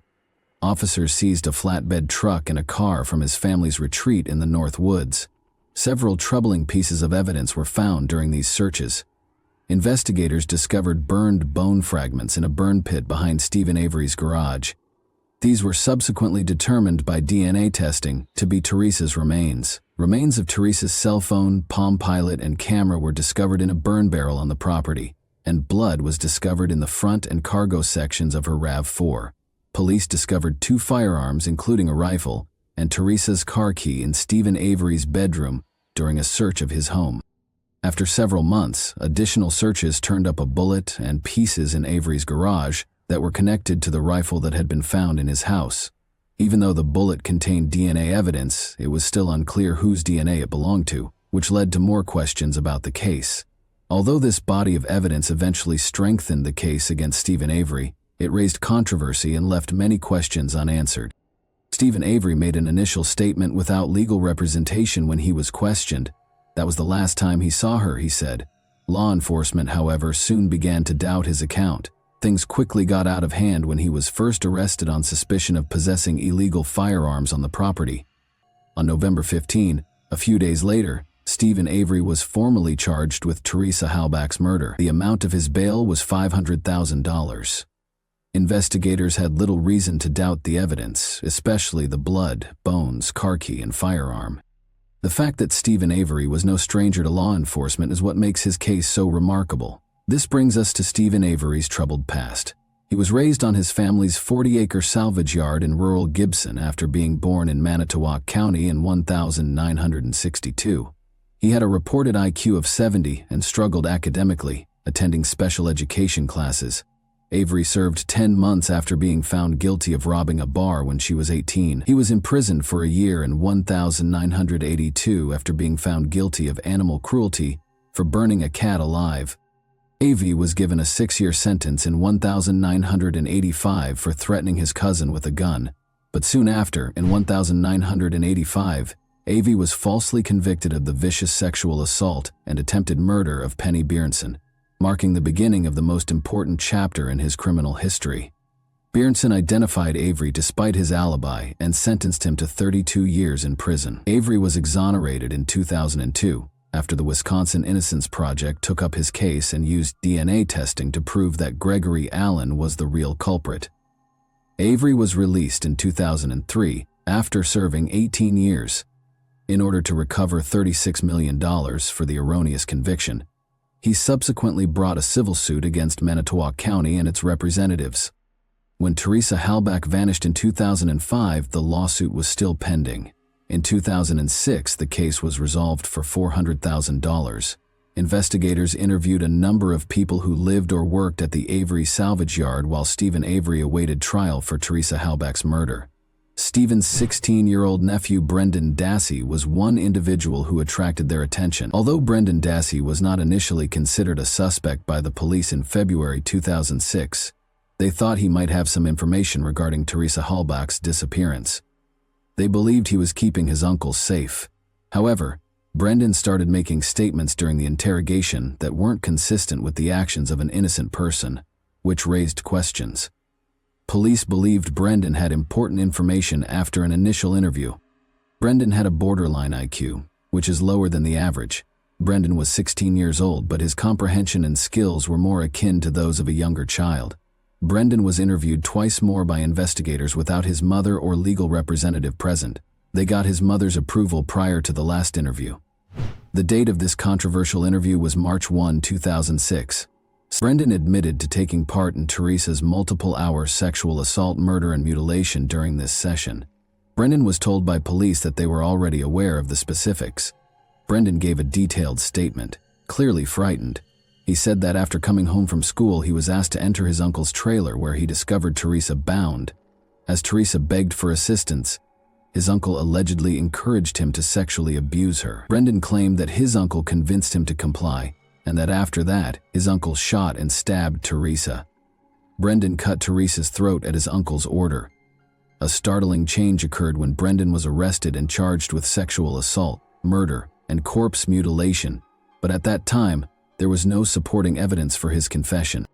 In any event, Stephen and Brendan were put on trial, and it went forward independently. The trial of Stephen Avery started first.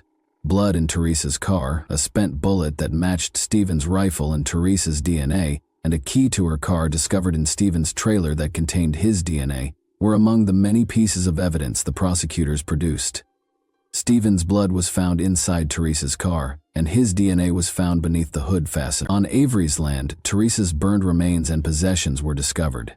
Stephen made 2 calls to Teresa's cell phone, one with and one without the 67 feature to hide his identity, according to phone records.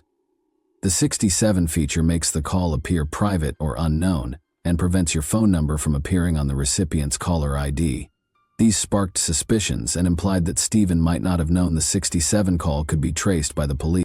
Brendan's older brother Bobby Dassey testified that on the afternoon of Teresa's murder, he saw her making her way to Stephen's trailer. He also gave critical testimony after overhearing Stephen talking about Teresa's body disposal in a subsequent conversation. Stephen's defense team contended that Manitowoc County Police framed him because of his $36 million lawsuit against them, despite the evidence appearing to be against him. They claimed that police used evidence from a prior wrongful conviction case to plant blood in Teresa's car. The main evidence, according to the defense team, cast doubt on it. Only Stephen's DNA, not Teresa's, was present in the key to Teresa's car that was discovered in Stephen's trailer. This was odd, because the key to Teresa's car should have contained her DNA. It was possible that the key was planted and Stephen was framed because Teresa's DNA was missing and Stephen's DNA was present, indicating evidence tampering. The jury's decision was unambiguous. Stephen Avery was found guilty of all charges and given a life sentence. Brendan Dassey's trial, which lasted only a few days, came shortly after in April 2007. Brendan's confession was a key component of the prosecution's case against him, and its veracity was hotly contested. There are concerning indications when examining Brendan's police interview in detail. After being questioned for hours, he made statements that appeared to acknowledge his guilt, but many people thought they were fabricated and unreliable. Investigators questioned Brendan for more details after he described the alleged assault and murder. "That's all I can remember," Brendan said hesitantly when asked about Teresa's head injuries. The officer pressed him further and asked who had shot her in the head. After a while, Brendan acknowledged that he had done it. Brendan responded that he was unable to think of it at the moment when the officer questioned him about why he hadn't brought it up earlier. This conversation sparked worries that Brendan's answers might have been swayed by the investigators, who may have led him to divulge information that wasn't entirely consistent with his own memory. Brendan withdrew his confession during his trial and said he was under pressure from the police. At first, his involvement had been supported by physical evidence, such as bleach stains on his jeans. Brendan, however, provided a different explanation, claiming that the stains were the result of cleaning a garage rather than a crime scene. Notably, Brendan was not directly connected to Teresa's murder by any DNA or supporting evidence. Brendan's conviction raised questions about the fairness of his trial because it was based primarily on his dubious confession. Despite his lower intellectual capacity, he was tried as an adult at the age of 17. In 2048, he received a life sentence with the possibility of release. There were continuous discussions concerning the validity of his confession and the fairness of his conviction, which kept the case contentious. Avery's request for a new trial was denied by a state appeals court in August 2011, and the Wisconsin Supreme Court affirmed the ruling in 2013. In 2012, Avery was transferred to the Waupun Correctional Institution after 5 years of service at the Wisconsin Secure Program facility in Boscobel. Dassey's attorneys petitioned for his release in December 2015, claiming his confession was coerced and that he had incompetent legal representation. The documentary Making a Murderer, which followed the legal disputes between Stephen Avery and his nephew Brendan Dassey, was made available on Netflix in 2015. It questioned their guilt by looking into their arrests, trials, and convictions. Brendan's confession, the dubious evidence against Stephen, and the tense relationship between Avery and the local police force, which resulted in his erroneous conviction in the 1980, were the main topics of the series. Many people questioned whether Stephen and Brendan had fair trials after watching the documentary, which sparked a lot of discussion and drew a sizable audience. Although it highlighted potential injustices, some detractors believed it might have been biased and omitted important information. In 2016, Stephen Avery's case was taken on by famous lawyer Kathleen Zellner, who fought for wrongful convictions.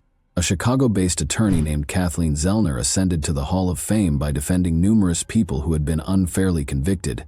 With a track record of overturning convictions, Zellner started investigating alternative explanations for the case. She sought to demonstrate that other suspects might have been involved in Teresa Halbach's death, and that the evidence used at trial did not support Avery's guilt. Together with her public advocacy, Zellner's efforts brought the case back into the public eye and maintained the debate over Avery's innocence. The process of making a murderer was not totally impartial. Some critics contend that the prosecution's decision to not participate distorted the facts. They allowed the documentary to mostly represent the defense's viewpoint and left many questions unanswered. Some viewers speculated that the prosecution's decision to remain out was made in order to avoid re-examining the validity of Avery's prior erroneous conviction. The documentary spurred discussion and increased awareness, but it omitted crucial information. For instance, it didn't go into detail about the calls Stephen Avery made to Teresa Halbach's phone, which some consider to be important pieces of evidence. Additionally, it ignored Teresa's prior interactions with Avery, including rumors that she felt uncomfortable around him. Additionally, Making a Murderer minimized Stephen Avery's past violent actions, especially against women. Even though this does not establish his guilt on its own, it does point to a troubling pattern of aggression that should not be disregarded when looking into the case. Important pieces of evidence, like the bullet that was discovered to have Teresa's DNA on it and that matched Avery's rifle, were also mostly overlooked in the documentary. Although this evidence was difficult to ignore, the series paid little attention to it. In Avery's case, the defense contended that the blood sample had been altered and revealed a hole in the stopper. However, a nurse later disclosed that the hole was a routine practice and that the seal had already been broken by Avery's defense team. In the end, the tampering claim was untrue. Additionally, Brendan Dassey's contentious interrogation was minimized in the documentary. Brendan, who has a mild intellectual disability, spent hours being questioned without his mother or attorney present. The reliability of his confession, which was crucial to his conviction, was called into question because it was erratic and appeared to have been influenced by leading police questions.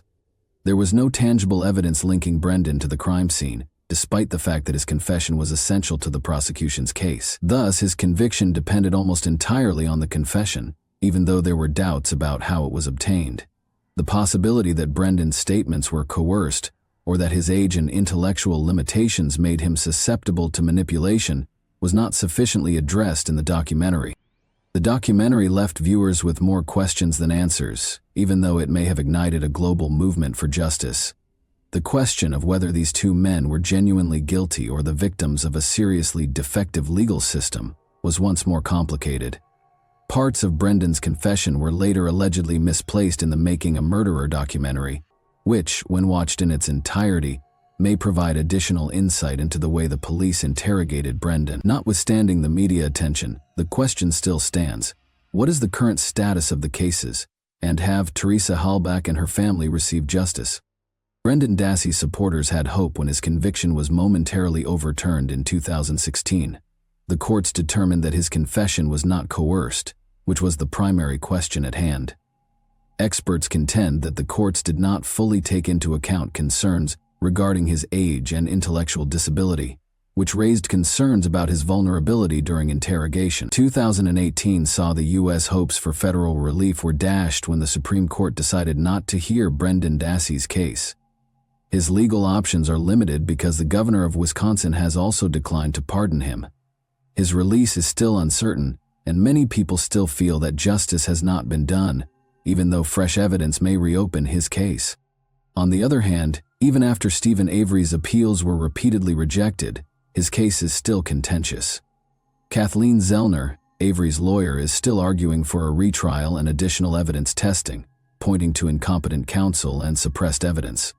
But thus far, these attempts have failed, and Avery's conviction remains.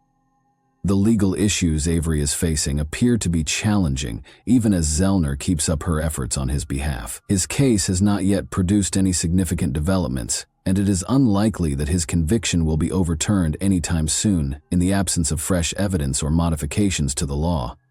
Although there is ongoing public discussion regarding the fairness of their trials and convictions, Stephen Avery and Brendan Dassey are currently serving their sentences. Dassey is still seeking parole after her most recent application was turned down in 2021. Kathleen Zellner, Stephen Avery's lawyer, filed a motion for post-conviction relief in August 2022, arguing that fresh evidence might connect Brendan's older brother Bobby Dassey to Teresa Halbach's murder. This was a big step because it raised the possibility that Bobby was complicit in the crime. Zellner argued that if there were other credible suspects, it might lead to Avery's relief, even though this had been conjectured previously. This theory, however, begs the question of whether two different groups were involved in Stephen's framing, or if Bobby was collaborating with the police. Zellner presented an affidavit from Thomas Brez, a truck driver, who stated that he saw Bobby Dassey driving Teresa's RAV4 with someone other than Stephen in the passenger seat a few days after Teresa passed away.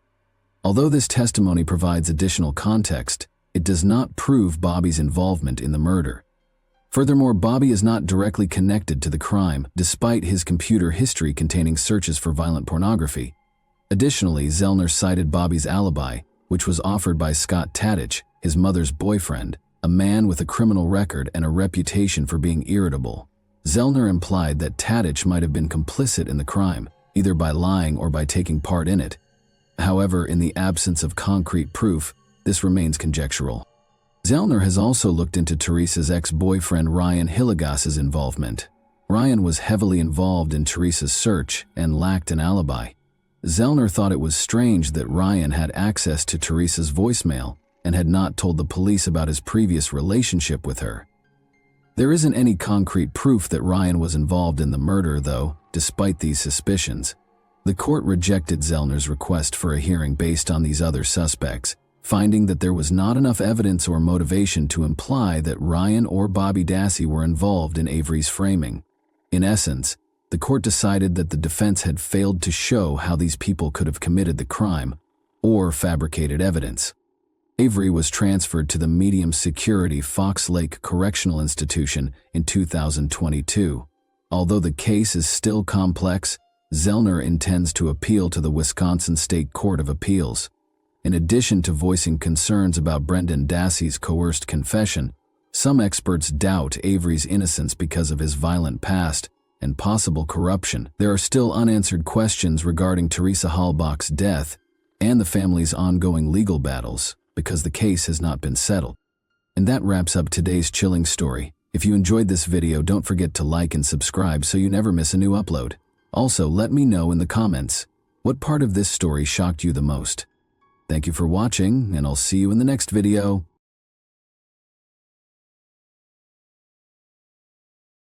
Hey guys, welcome to my channel, and today we're going to take a look at another horrible case with you. A terrifying discovery broke the quiet of a comfortable Goshen home on the evening of February 6, 2015. Respected policeman Daniel Green was discovered dead in his own restroom. 1 bullet to the forehead, 4 shots. The shots went unheard. Nobody noticed anything unusual, and there were no hints that would identify the offender. This was no coincidence.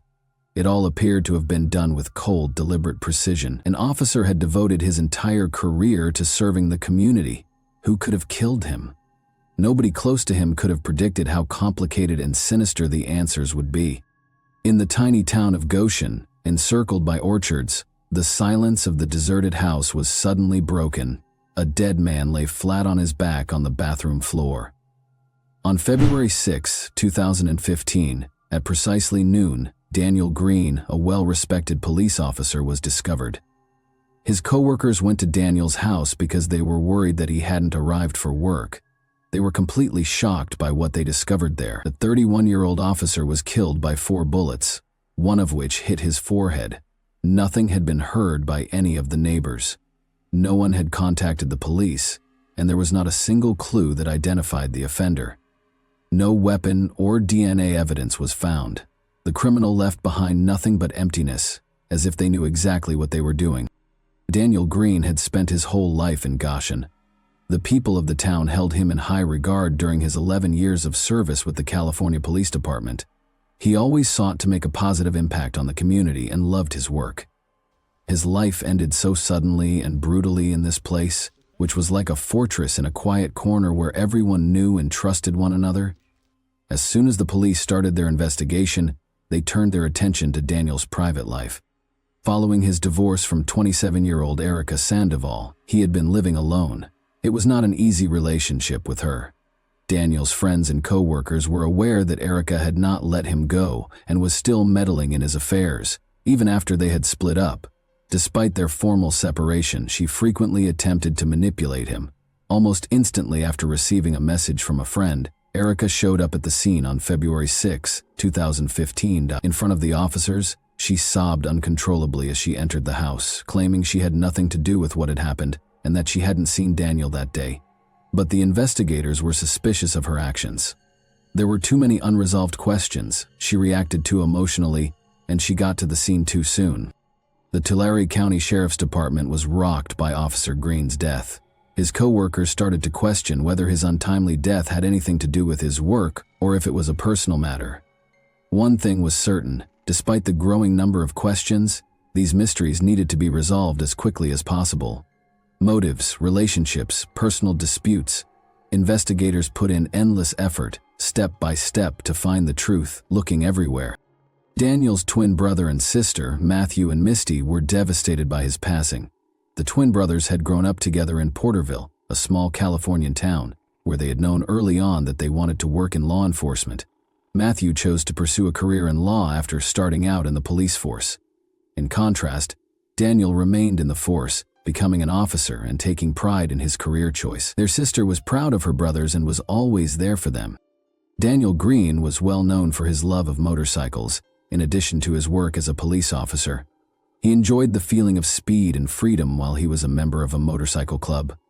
Daniel had a special bond with James Bonds Downey, one of his closest friends. Both of them loved riding their bikes through the countryside, relishing the freedom they felt on the road.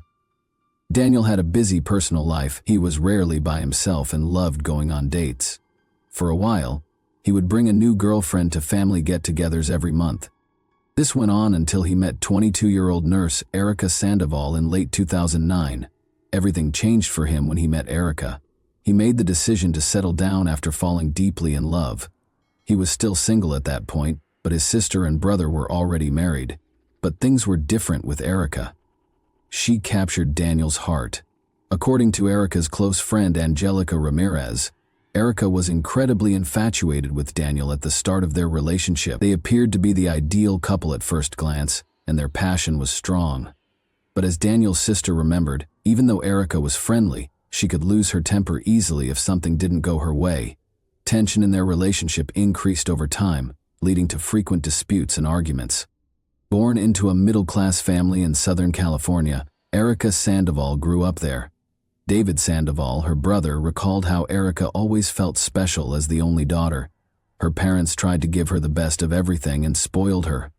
She grew up expecting her wishes to be granted without question and never faced hardship or mistreatment. Due to her parents' and brother's unwavering support and attention, Erica developed a sense of entitlement and the conviction that she should be given preferential treatment. Everyone close to Daniel Green and Erica Sandoval was caught off guard when they learned of their covert Las Vegas wedding. When they made the decision to get married without telling anyone beforehand, Daniel was 26 and Erica was 23. When Daniel's brother and sister got a late-night message with a picture of the marriage certificate, they were astounded. A few weeks later, Daniel wore a black suit and Erica wore a white dress, and the newlyweds threw a small wedding celebration for their loved ones. But even though they seemed content, Daniel and Erica's relationship was anything but ideal. Daniel's friend and fellow motorcycle rider Herb Adams recalled how Daniel once told him that they had a fight even before they were married, and Erica took a razor and cut the furniture in his house. According to Herb, it was a concerning indication that shouldn't have been disregarded. Daniel's brother Matthew saw the damage firsthand and expressed concern, but Daniel maintained that it was only an emotional outburst. Within the family, the disputes persisted. One of these incidents occurred during a dispute between Matthew and Daniel's sister. Erica shouted at Daniel as she grabbed him. Daniel's brother and sister heard him sob in the adjacent room. It was one of the most agonizing times in Matthew's life, he recalled. Hearing his brother weep broke his heart. However, it was challenging to get involved in Daniel and Erica's relationship. The Green family had a difficult upbringing. Daniel's mother, brother, and sister recalled the harsh treatment they received from their stepfather. He frequently drank excessively, used illegal substances, and had a criminal history. Being older than their sister, Matthew and Daniel frequently took the brunt of the abuse in order to keep her safe. Their stepfather died shortly after their mother finally obtained a restraining order. They were all affected by these incidents. There were concerning similarities between Daniel's relationship with Erica and his early years. Family members observed that Erica verbally denigrated her husband, kept him away from friends and family, and controlled him. Even though Daniel works as a police officer and regularly deals with victims of domestic abuse, he was unable to acknowledge that he had experienced a similar circumstance. He was aware that he was turning into a victim, but there was nothing he could do about it. He was hampered by his fear, shame, and unwillingness to admit his vulnerability. For the same reasons that women do, men frequently fail to report domestic violence.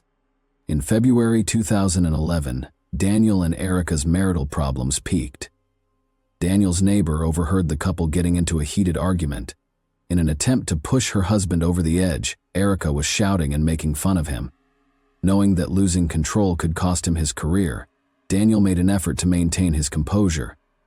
He once requested that the neighbor contact emergency services in order to put an end to the situation. Despite the gravity of the incident, Daniel declined to file charges against Erica, so she was quickly freed after the police took her into custody.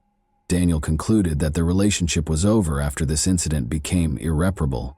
Only a year after their formal marriage, they got divorced and separated in January 2012. Erica revealed to her friends that she was expecting Daniel's child a few months after the divorce. Daniel was informed promptly, and in spite of everything they had experienced, he made the decision to try to start over for the benefit of the unborn child.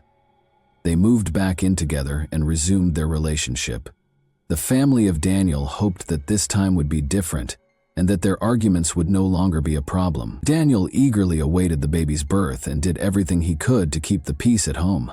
Nevertheless, the issues persisted. Erica frequently bemoaned Daniel's severe demeanor to her friend Angelica Ramirez. She said she was unhappy in the relationship with Daniel and that he could be cold and uncaring.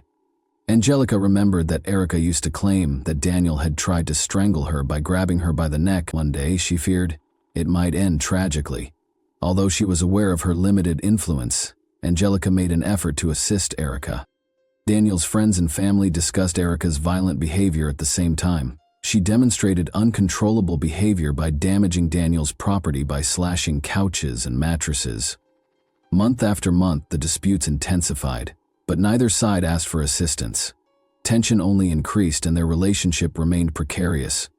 Despite their best efforts to keep the family together, Daniel and Erica were always at odds. Friends and family saw that their relationship was becoming more and more like a vicious cycle, where both parties suffered but neither dared to break free. Their story turned into a string of accusations and suffering because neither of them wanted to ask for help. Erica gave birth to a son on January 5, 2013, and they named him Aiden. Their relationship appeared to be finally getting better at that point. Daniel felt his life had a new purpose and was overjoyed to become a father.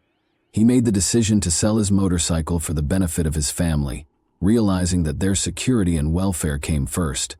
Though it was difficult for him, he made this choice for Aiden's sake and their family's stability. Daniel shared images of himself and his son on social media. These were the happy times in his life. But after only 6 months, tensions began to rise once more. Arguments and ongoing disputes increased in frequency. Erica accepted Daniel's suggestion to move out, but she took Aiden with her and severed all communication with her ex-husband. Daniel became depressed after being unable to see his son. He made the decision to battle for custody of Aiden, which sparked a heated argument between them. These things happened in the context of another incident that had a big impact on Daniel's life. Daniel's brakes abruptly failed while riding a motorcycle with a friend just before Aiden was born. Daniel found that some wires had been cut when they pulled over. He thought Erica might have been the culprit right away. He confronted her head-on when he got home, but Erica denied everything. Never would she do anything that would endanger his life, she insisted. In an effort to deflect attention and prevent future confrontations, Daniel decided not to call the police or tell anyone about the incident.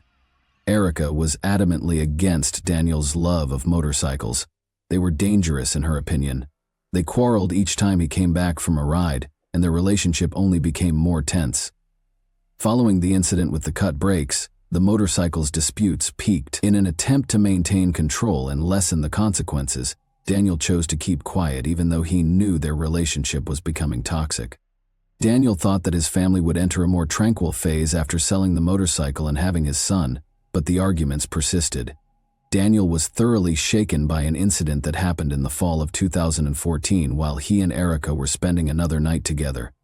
When he awoke in the middle of the night, Erica was standing over him, brandishing a gun. She pointed it at him and claimed to have had a nightmare about Daniel cheating on her. She expressed her desire to take his life in order to relieve herself of that suffering. By telling her that it was only a dream and that he had never betrayed her, Daniel was able to calm her down. Erica lowered the gun and appeared to relax. Daniel came to the realization that their relationship had become risky after this. After sharing the incident with his friends, he made the decision to permanently break off the toxic relationship. They reconnected in January 2015 to commemorate their son Aiden's second birthday in spite of this incident. Everyone saw Daniel and Erica chatting lovingly at the family get-together for close relatives. Many believed they were back together, after Daniel even gave her a cheek kiss. Daniel, however, was aware that they could not have a future together and did not wish to resume their previous disputes and arguments. Following that encounter, Daniel announced to his friends that he had a new girlfriend, Brenda Vela, who was 20 years old. He shared the good news on social media with a picture of the two of them. Many believed that he was finally starting a new, more tranquil chapter in his life because he appeared to be truly happy. However, a tragic incident soon followed. As agreed upon, Daniel dropped Aiden off at Erica's house early on February 6, 2015. He then proceeded to the gym. When he got home from his workout, his life abruptly ended. After entering the restroom and taking a seat, Daniel was shot 4 times, in the forehead, neck, chest, and arm. He had no time to defend himself before he was killed. Their relationship had always been characterized by animosity and accusations directed at one another. They were consistently aggressive in their text messages. There were insults and rage in hundreds of messages. Daniel claimed that Erica was attempting to take away his son, which was the thing he valued most. In response, Erica accused him of being a bad father and selfish. They argued about everything from personal attacks to parenting concerns. The tension only increased because there was no fruitful discussion. Then, however, there was a surprising reconciliation. Why they began spending time together again was a mystery to their friends and family. At first glance, it seemed like they were reestablishing their relationship. It appeared that they had achieved some harmony and that the arguments had stopped. However, as we all know, this tranquility was short-lived, and things quickly returned to normal. The day following Daniel's passing, Erica was taken in for interrogation. She said she had nothing to do with what had happened and hadn't visited his house in weeks. She was told by investigators that they had video from a nearby home security camera that showed her entering the house on the day of the crime. The investigators chose to use this strategy to make Erica panic, even though her identification from the video was actually inconclusive. This tactic was successful. Erica confessed because she was unable to cope with the pressure. She even indicated the location where she had thrown away the gun that was used in the crime. The prosecutor contended that jealousy and the sense of being supplanted by a different woman were the driving forces behind the crime. A note containing Brenda's name and birth year was discovered in Erica's purse when she was taken into custody, suggesting that she had been following Daniel's new girlfriend. Despite the strong evidence against her, the trial didn't begin until October 1, 2019, which was 5 years after the terrible incident. In an attempt to get back in touch with Daniel, Erica called him roughly 170 times in the days before the crime. She had heard that Brenda was spending time with their son Aiden, whom Daniel had introduced to her. She had been pushed over the edge by this. The prosecutor added that Erica erased a number of Daniel's phone messages following the crime. She tried to persuade Daniel that she would improve and change in these messages. Daniel, however, had replied that he planned to move on and didn't want to interact with her anymore. Erica's lawyer maintained throughout the trial that Daniel had been an abusive husband who routinely attacked her. They played audio recordings of heated arguments during which Daniel was heard threatening and insulting Erica. These recordings, which showed cruelty and aggression in their relationship, were an essential component of her defense. Speaking in court, Erica detailed the various abuse incidents she had experienced over the years. She said Daniel had threatened her, grabbed her by the neck, and physically abused her. According to Erica, she lived in continual fear and decided not to call the police because she believed it would be pointless. She claimed that because Daniel was a police officer, he had the ability to sway any investigation and was too strong for her to demand justice. Since Daniel was a respected member of the community, Erica thought no one would believe her. Erica said she had a phone conversation with Daniel on February 5, 2015, the day before the crime. She claimed that she had hope of rekindling their relationship because they were flirting with one another. She made the decision to visit his home the following day to see if they could get back in touch. She was instantly uneasy when she walked inside and saw 2 guns on the table. Erica made the decision to take a closer look around the house and discovered a partially open safe in one of the rooms. She discovered 2 private images of what she believed to be minors inside. She was taken aback by this and began to worry that Daniel might endanger their son. According to Erica, looking at those pictures altered her opinion of Daniel. She realized that his interests might be far more sinister than she had initially believed when she recalled how he had forced her to wear school uniforms. Erica put the papers back and then heard a car arrive. Daniel was the one. Unsure of what to do, she snatched up both loaded guns in a panic and fled into one of the rooms. Daniel went through the rooms when he first arrived at the house.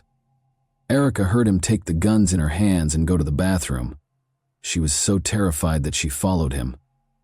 Daniel was seated on the toilet when she walked into the bathroom. When he saw her, he yelled in a threatening tone. She claims that's when she started shooting. She continued shooting until she thought the threat had passed, though she couldn't recall how many shots she had fired.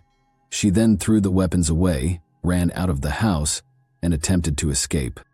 In addition, Erica acknowledged that she kept having sex with Daniel in spite of all the abuse because she was afraid of how he would respond to her rejection.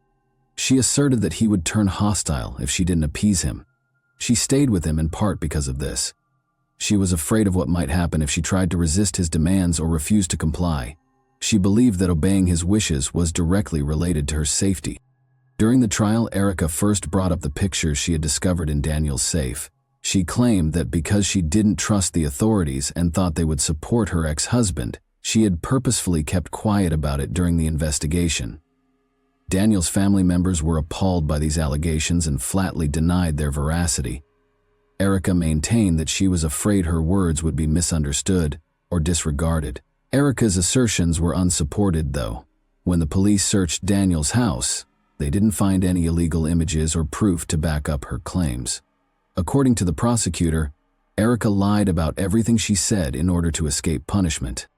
Erica's lawyer attempted to paint Daniel in a bad light by pointing out that hundreds of private images and videos of adults were on his computer and phone.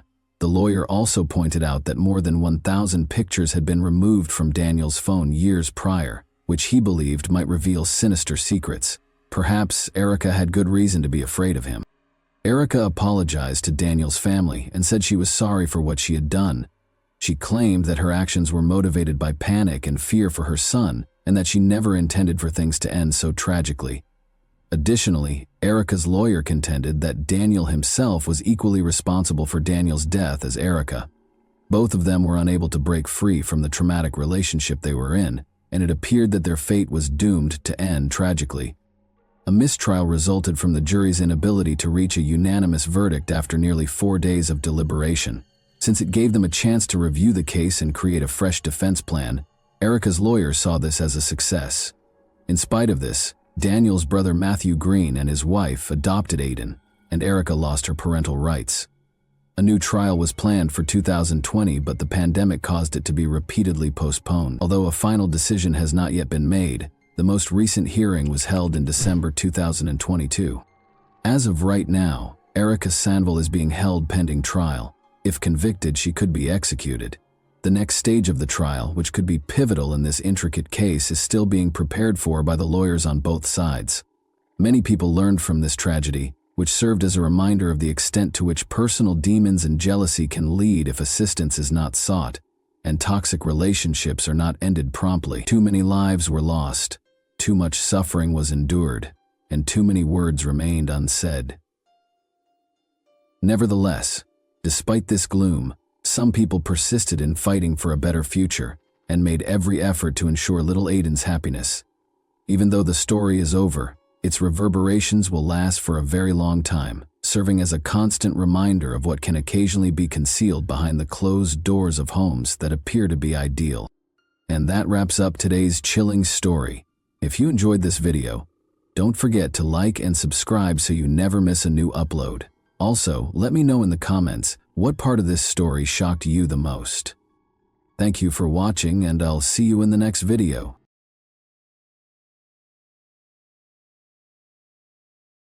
Hey guys, welcome to my channel, and today we're going to take a look at another horrible case with you. There was a foreboding hush after Lisa Holstead, 22, vanished without a trace on August 12, 1986. Authorities began a desperate search when her partner reported her missing, and an hour into the hunt, they discovered something gory. Lisa had been viciously strangled, and her lifeless body was discovered in a marsh in the Kenyers Nature Park. There were no leads or suspects to speak of who may have perpetrated such a horrible act, thus the case remained a mystery for years. Why would somebody choose to take the life of a woman who is so young and active? Today, we'll examine how the 34-year-old Green Bay cold case murder inquiry was resolved. So let's go right to the puzzle without further ado. The incident was committed in Green Bay, a city of around 104,000 residents, in the U.S. state of Wisconsin that is situated on the shore of Lake Michigan. It is renowned for its vibrant football culture and is the third largest city in the state. One of the National Football League's most successful teams, the Green Bay Packers, call Green Bay home. The city's economy is varied, encompassing sectors like as industry, tourism, healthcare, and education. The historic downtown area, Bay Beach Amusement Park, and the National Railroad Museum are among the attractions available to visitors to Green Bay. In 1986, a terrible murder occurred here in Green Bay. A daughter with sparkling eyes was born on April 18, 1964. Lisa Holstead was raised by Judith Karen Peral Thompson, a tough and courageous single mother. Lisa's early years weren't without difficulties. Despite the absence of her father, Frank Holstead, Lisa continued to shine brightly. She had a creative spirit and an inquisitive mind from a young age, which shaped her life. She was raised by two devoted elder sisters, Susan, who is 2 years Lisa's senior, and Deborah, who is 3 years Lisa's senior. They were always available to listen to her or to provide a shoulder to weep on. With them, Lisa experienced a warmth and security that was difficult to duplicate. She was protected by her elder brother, Stephen Halstead, who was 5 years older than her. He always made sure his younger sister felt loved and safe. Being raised by a single mother presented financial challenges, yet their love for one another remained constant. Judith loved her kids unconditionally and put in a lot of effort to support them. In addition to her love of horses, Lisa Holstead was artistic and enjoyed drawing in her own time. But when she became pregnant at the age of 17, her life took a surprising turn, and in 1981 she gave birth to her cherished son, Jeremy. Notwithstanding her difficulties, Lisa was a dedicated and affectionate mother who lavished her son with attention. She put in a lot of effort to make sure Jeremy had the greatest life possible. As she raised Jeremy alone, much as her own mother had raised her and her siblings, her compassionate, gregarious, and imaginative nature was evident. Lisa Holstead was a strong, independent woman. She bravely decided to relocate across the country to Los Angeles in order to follow her ambitions since, although living with her family was comfortable, she longed for something more. After a while in 1981, she came to the realization that she and her son Jeremy needed a stable, tranquil life. In 1982, she discovered that in the Wisconsin town of Green Bay, where they established a house, Lisa was keen to further her education, even though she never went to college. From 1983 to 1984, she enrolled in a goal-oriented non-credit adult learning course at the Northeastern Wisconsin Technical Institute. Lisa was only 22 when she returned to Green Bay in 1986, but she had already achieved a great deal with her now 5-year-old kid at her side. In this new phase of their lives, she was prepared to face any obstacles that could arise. She even fell in love again, this time with John Sott, with whom she lived in a comfortable house in Green Bay. The pair had an oddball array of pets, including an eel and a bird named Herbie, and they relished simple pleasures like fishing and darts. Lisa adored every time she spent with her loved ones, and her passion for life and love for her family were clear in everything she did. But on August 12, 1986, her promising future was sadly cut short by a cruel twist of fate. When Lisa and John set off on a late-night trip in Wisconsin, the moon was high in the sky. As they played darts game after game, Lisa and John appeared to be enjoying themselves immensely, and their competitive nature was evident. However, tension increased as the evening wore on, and it appeared that the booze had taken its toll. At 2:30 a.m., the automobile stopped at the corner of Mason and Taylor Street as they were returning home. She unlocked the door and stepped out into the chilly night air, where she and John had been fighting. She needed to get her thoughts straightened out, because the conversation with John had left her feeling angry and irritated. She informed John that he could go ahead and rest while she walked home. He wished that she would return quickly so that they could reconcile and move past this disagreement. John's concern turned into a bothersome feeling of dread as the hours went by and the sun rose above the sleepy town of Green Bay. He had the unshakable impression that something was seriously amiss, and Lisa had yet to return. Calling her name, he searched the streets and alleys but got no answer. Fear and uncertainty weighed heavily on his heart as he frantically went to the police station and reported her missing. 2 unwary employees in the Ken Years Nature Park made a horrifying discovery an hour after John reported her missing. On a typical day, the workers were walking along the riverside when they noticed a hand protruding from the water's surface. Curious, they halted their truck and walked to the water's edge. They would never be able to forget what they discovered there: a woman's lifeless body lying half-naked, as though she had been discarded like an unwanted item. They phoned the police right away, and when the Green Bay Police Department officers showed up on the scene a few minutes later, they saw a horrifying scene. Surrounded by towering reeds and murky water, the dead body of the unidentified woman lay in the marsh. In order to collect any evidence, the investigators made an effort to secure the area. The police discovered a tiny piece of cloth sticking out from beneath the murky waters as they searched the marsh for any hints that would help them identify the woman. They waded across the muck in haste to get the fabric, and when they looked more closely, they found an identity card in a pair of trousers' back pocket. At that point, they were able to identify Lisa Holstead as the victim. The case was declared a homicide once they came close to her body and noticed the telltale marks on her neck, sad proof that she had been strangled to death. Lisa's last moments were described in graphic detail in the autopsy report. Her blood alcohol content was discovered to be extremely high, measuring an astounding 0.25%, well beyond the legal limit. The autopsy at the time also showed that she had sustained numerous wounds that left her body covered in blood, a sight that could have troubled even the most courageous person. Even worse, the results of the medical examiner indicated that the main reason for her death was a horrific sexual assault. The alien DNA sample they had successfully taken from the victim's body was their only hope.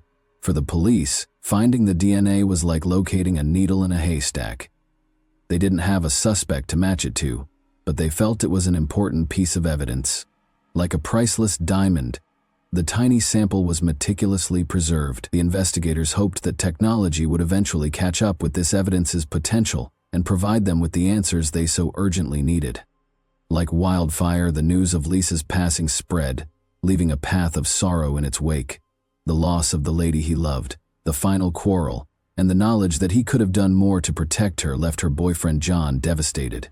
Her family was thrust into an agonizing and perplexing environment. Investigating quickly, the police spoke with everyone who might have had a reason to hurt Lisa. In the years that followed, investigators questioned every suspect, followed up on every lead, and made multiple trips back to the crime scene, but nothing seemed to reveal the whole truth. In order to piece together any lead or clue that would point to Lisa's killer, they even went back to the drawing board multiple times. However, they encountered dead ends in their endeavors. The situation just seemed to get more obscure with the passing of time. As the evidence eroded, possible suspects disappeared from view. After more than 30 years, the case was finally archived and sat collecting dust on a shelf.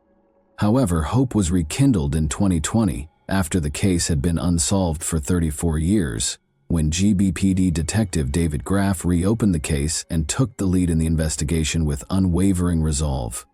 As he and his group went through the old case files, they saw a tiny vial that had been left at the back of the storage container.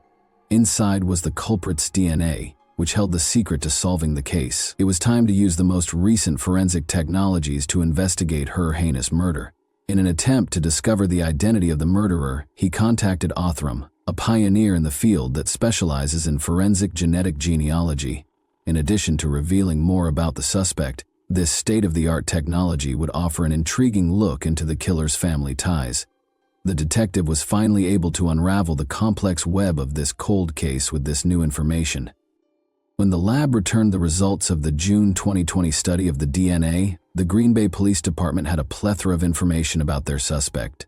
The police were getting closer to the murderer with each new piece of information they learned from the DNA study. The police began meticulously tracking down the person's distant relatives' family trees, building a network of connections piece by piece, until they had 10 or 15 distinct family trees. They searched databases and websites as the investigation went on in an effort to identify groupings of people who might be connected to the victim. They discovered a group of people residing in other states after much research and excavation. They followed their trail and eventually discovered a link to Wisconsin, which brought them to Green Bay, the scene of the gruesome murder. In 1986, the year the crime was committed, the authorities discovered a family member who had been residing in Green Bay. They eventually located a suspect whose DNA might have matched the sample collected at the crime scene after several hours of labor. Finally, the long-awaited breakthrough had arrived. Investigators discovered that the man was Luke Griffin, who had previously been released on parole from the Green Bay Correctional Institution, where he had been serving time for the horrific crime of second-degree sexual assault and had a history of violence against women, including strangulation. The fact that Luke had been convicted of sexual assault in 1981 something that had been overlooked during the initial investigation, was what most startled them. The police appeared to have overlooked an important hint that had been in plain sight the entire time, but owing to Detective David Graff's and his team's unwavering efforts and the revolutionary science of forensic genetic genealogy, Luke's past eventually caught up with him. The investigators realized they needed to be very confident before making an arrest, since they had a suspect in their sights. Luke Griffin's DNA had to be compared to the crime scene profile. In order to find their main suspect, Luke Griffin, who had relocated to the city of Racine, the police set out on an exciting quest in September 2020. In an effort to find evidence against Griffin, the Green Bay detectives teamed up with the FBI, DCI, and Racine County officials to place him under surveillance. Luke was being pursued, and the authorities had no intention of letting him escape their grasp. They followed him to another Wisconsin town, keeping tabs on everything he did. They were observing him on September 18, 2020, when they noticed him sloppily throwing a cigarette butt on the ground and throwing some beer cans in a dumpster. He had no idea that these seemingly unimportant deeds would ultimately bring him to ruin. The cops swiftly gathered the abandoned objects and returned them to the lab for additional DNA testing. On September 29, 2020, the results were released, and the officials were overjoyed. The DNA matched exactly with that recovered from the crime scene more than 30 years ago. The sound of handcuffs snapping into place was heard as Luke was led from his house on October 28, 2020, at approximately 6 in the morning. As the police car drove away with Luke to Brown County Jail, neighbors whispered to each other and peered out from behind their curtains. Luke sat stonily in the interrogation room, denying any role in the killing. Luke eventually admitted to having a sexual contact with the victim as the intensity of the questioning increased, but he said that his recall of the night was vague at best, blaming his confusion on his drug and alcohol use. As the crime's specifics emerged, it became evident that Luke's drunkenness had impairing his memory, making it impossible for him to remember what had happened before Lisa died. The once elusive culprit has been apprehended. His trial was scheduled for 2021. As Luke Griffin entered the courtroom with guards at his sides, it was crowded with reporters, the victim's family, and interested bystanders. When he sat down at the defendant's table, all eyes were on him. As the trial got underway and the prosecution presented their case, Luke's future was in jeopardy. The jurors paid close attention, taking in every nuance of the evidence. Speaking to the jury about what transpired that fateful night in 1986, Luke explained that he had just stopped at McDonald's and then traveled a route that just so happened to pass by the location where Lisa's body was subsequently found. However, the weight of the crime he had committed seemed to press more heavily on his shoulders with each syllable. The evidence against him grew stronger during the trial, until at last the jury was forced to render a verdict. After a protracted and taxing legal struggle, Luke was detained on a first-degree homicide charge, and his bail was set at $1 million, 0 cents. Luke took the shocking choice to enter a no-contest plea to the allegation of homicide by reckless conduct on January 27, 2023. As the judge read the decision, the courtroom was once again heated. Luke's lawyer, Peter Hain, pushed for a lighter term, pointing to Luke's bad health and the 2 years he had previously served in prison. Hain's plea, however, was rejected by Judge Timothy Hinkfuss, who claimed that Luke's negligence and refusal to accept responsibility had only served to further harm Holstead's family. Hinkfuss continued by explaining that the maximum term he could impose was constrained by the statutes in effect at the time of the crime, and that homicide by reckless conduct, a Class C felony, is currently punishable by up to 40 years in Wisconsin. When Luke was convicted of the murder and charged with first-degree intentional homicide, the crowd gasped collectively. For the prosecutors, who had devoted their lives to bringing justice to the victim's family, it was a bittersweet victory. Luke Griffin, 67, received a sentence of 10 years in jail on March 27, 2023, which was the maximum punishment permitted by the 1986 sentencing statute. After completing 2/3 of his term, Luke is eligible for release. Additionally, 2.5 years of time served were granted to him, meaning that he is eligible for parole in less than 6 months, and might be released in 4.5 years. Judge Timothy Hinkfuss of the Brown County Circuit Court stated that the case's legal battle had been fiercely contested since 2020. Although Judge Hinkfis accepted that the maximum penalty was grossly insufficient, she also acknowledged that Lisa Holsted's murder was a horrible and vile conduct that was limited by the laws in force at the time of the incident. David Lassie, the district attorney for Brown County, urged its imposition, pointing to the seriousness of the offense and its effect on the victim's family. For 34 years, he evaded justice and refused to accept responsibility. According to Lassie, that has had a major effect on the family. The hearing demonstrated the family members' emotional effect, and they made it plain that no penalty could bring back their beloved Lisa. When 5 members of Holsted's family stood before the bench to give their witness testimonies, the courtroom was a hive of emotion. As they described the suffering and trauma they had experienced for more than 30 years, their voices faltered with sorrow and rage. Speaking with passion, a sister, brother, niece, son, and granddaughter described the effects the long cold case had on their family. They expressed their dissatisfaction with the maximum penalty possible and talked about the vacuum left by their mother, grandma, and beloved sibling. When Lisa's brother Stephen Holsted spoke to the man who had hurt his family so much, his voice was full of emotion. He looked directly at Luke as he said, "The pain it caused our family cannot even be described to you." They depicted Lisa as a kind and caring mother to her small kid, saying, "Many tears. I've thought about Lisa all these years. Every day spent 13,377 days since you murdered her." The family talked of Lisa's trustworthy and gregarious personality, as well as her creative energy and love of music and art. Although they admitted that they didn't have many pictures or videos of Lisa, one family member brought a framed photo of her to the stage, and another played a clip of her singing when she was younger. The Lisa Holsted case serves as a monument to both the strength of tenacity and the astounding advancements in forensic science in recent years. Even though it may have appeared like an intractable enigma for decades, justice was eventually served thanks to the relentless efforts of law enforcement and the application of state-of-the-art forensic procedures. What punishment do you believe Luke should receive for his offense? And that wraps up today's chilling story. If you enjoyed this video, don't forget to like and subscribe so you never miss a new upload. Also, let me know in the comments, what part of this story shocked you the most? Thank you for watching, and I'll see you in the next video.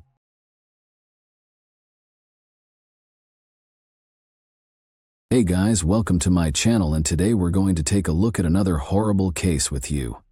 It was a very pleasant evening for the Solis family on Friday, April 20, 2012. Their 6-year-old sister, young Isabel, was present at a baseball game between Rebecca and Sergio's 2 sons. The family went home after the game, which lasted until 10 o'clock. Rebecca braided the girl's hair to save time before work the following morning, when she was scheduled to play baseball. After saying goodnight to his daughter, Sergio departed at 11 o'clock. Isabel frequently slept in her brother's room, even though she had her own bedroom. This night, however, she remained by herself. Becky and the boys soon fell asleep, and Sergio dozed off on the couch as he watched a baseball game that he had previously recorded. The man woke up at 5 and walked slowly to the bedroom. When he went to sleep beside his wife, the house was calm and quiet.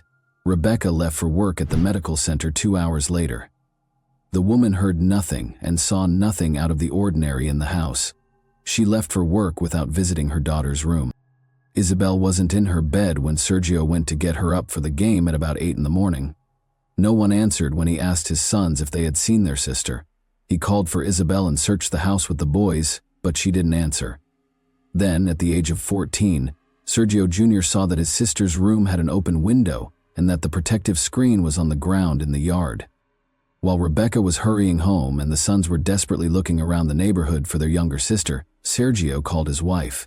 Sergio dialed the emergency number. This was the call that ultimately led to a great deal of controversy and backlash against him. Sergio was remarkably composed throughout the call, despite the fact that people react differently when under stress or panic. In addition to his composure, many found it odd that he announced his daughter's kidnapping right away. The idea of telling his wife to come home even made him laugh. Sergio clarified that he was only attempting to maintain composure so that he could give the police all the information they required.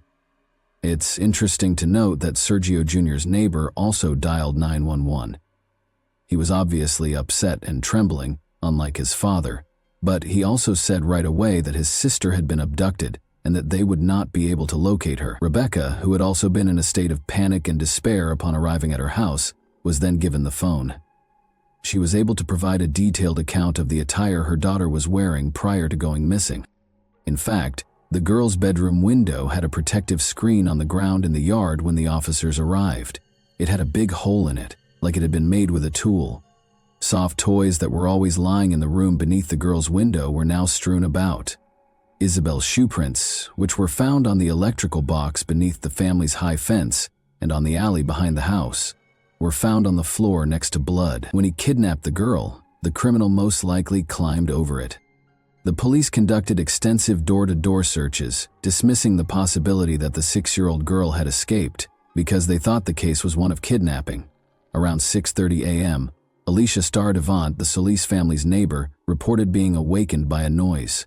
The girl's room is right across the fence from her bedroom. Alicia claimed to have heard the barking of the Solis family's dogs as well as her own. She heard men's voices outside of them, as if they were coming from her side of the fence rather than the Solis family's house. However, she ignored the fact that it was already becoming light outside and went back to sleep. The men didn't whisper or lower their voices, according to Alicia, and she didn't even consider the possibility that there was a small child present. Only locals were permitted to pass through the checkpoint that the police had set up around the Solis family's home. Since children are typically killed within 100 meters of the scene of the kidnapping, the search initially concentrated on a small area surrounding the house. After that, they interviewed residents and broadened the search area to include multiple apartment complexes. Officers used underwater cameras and sonars to examine the lakes and ponds, the local garbage dump, and the stadium where Isabel's baseball game was scheduled to take place. The Solis family's house was searched by forensic specialists and search dogs, and border guards handed out pictures of Isabel. There is a significant likelihood that children who disappear in Arizona wind up on the Mexican border. Furthermore, 16 criminals who had harmed women and children resided close to the family's residence in 2012. At the time, they were all questioned and turned away. There was a theory that someone had followed the family after spotting Isabel playing with her brothers in the evening and kidnapped the girl from the house at night. Officers followed this lead by looking up the registration numbers of every vehicle in the parking lot. The family's home was close to surveillance cameras, which revealed an exceptionally bustling nightlife. A car belonging to a private security firm pulled up in the alleyway close to the house at 2:36 a.m. 10 minutes later, 2 more cars were spotted in the parking lot. All of a sudden, there were a lot of people walking around the house, some of them curious about the trash cans. A car sped around the corner next to the trash can an hour before the 911 call, but during the 10 hours of filming, the girl did not show up anywhere. However, when the police searched the house, they found something intriguing. Inscriptions were discovered by the officers on Isabel's wardrobe doorframe. Rebecca said she was unaware of the inscriptions, which were written in a child's handwriting and contained phrases like "bad father," "I don't love father," and "bad day." Nevertheless, the police chose to thoroughly question Isabel's family. According to one of the sons, their father got violent, cursed, and struck him twice after drinking. Concerned about the Solis sons, investigators invited Child Protection Services staff because, as it turned out, the agency had been called to the family's residence multiple times.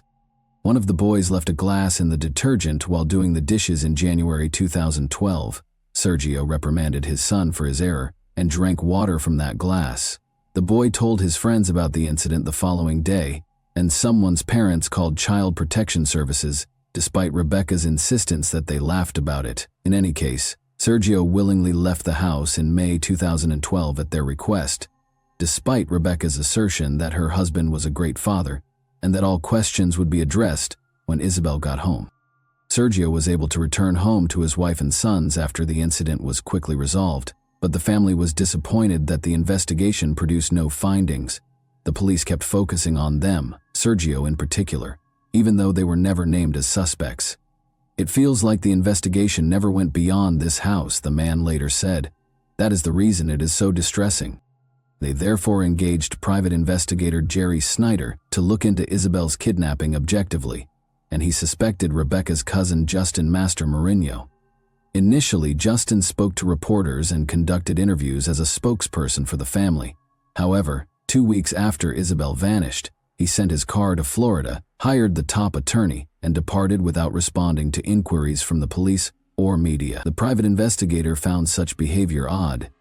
Furthermore, Justin still had the key to the house after living there for a long time with the Solis family.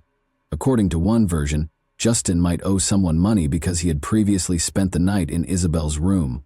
The criminal would come for him, but instead of Justin, they would find Isabel in the room and take her as leverage, or as ransom. Sebastian Hartsfield, a friend of his, is certain that Master Mourinho made the correct decision and would have left as well if he had the money. The problem is that Justin was fed up with the public's and media's invasive attention. Sebastian claimed that he and Justin spent the night of the kidnapping together. He reluctantly acknowledges that he and Justin smoked and drank all evening because it was April 20, National Cannabis Day.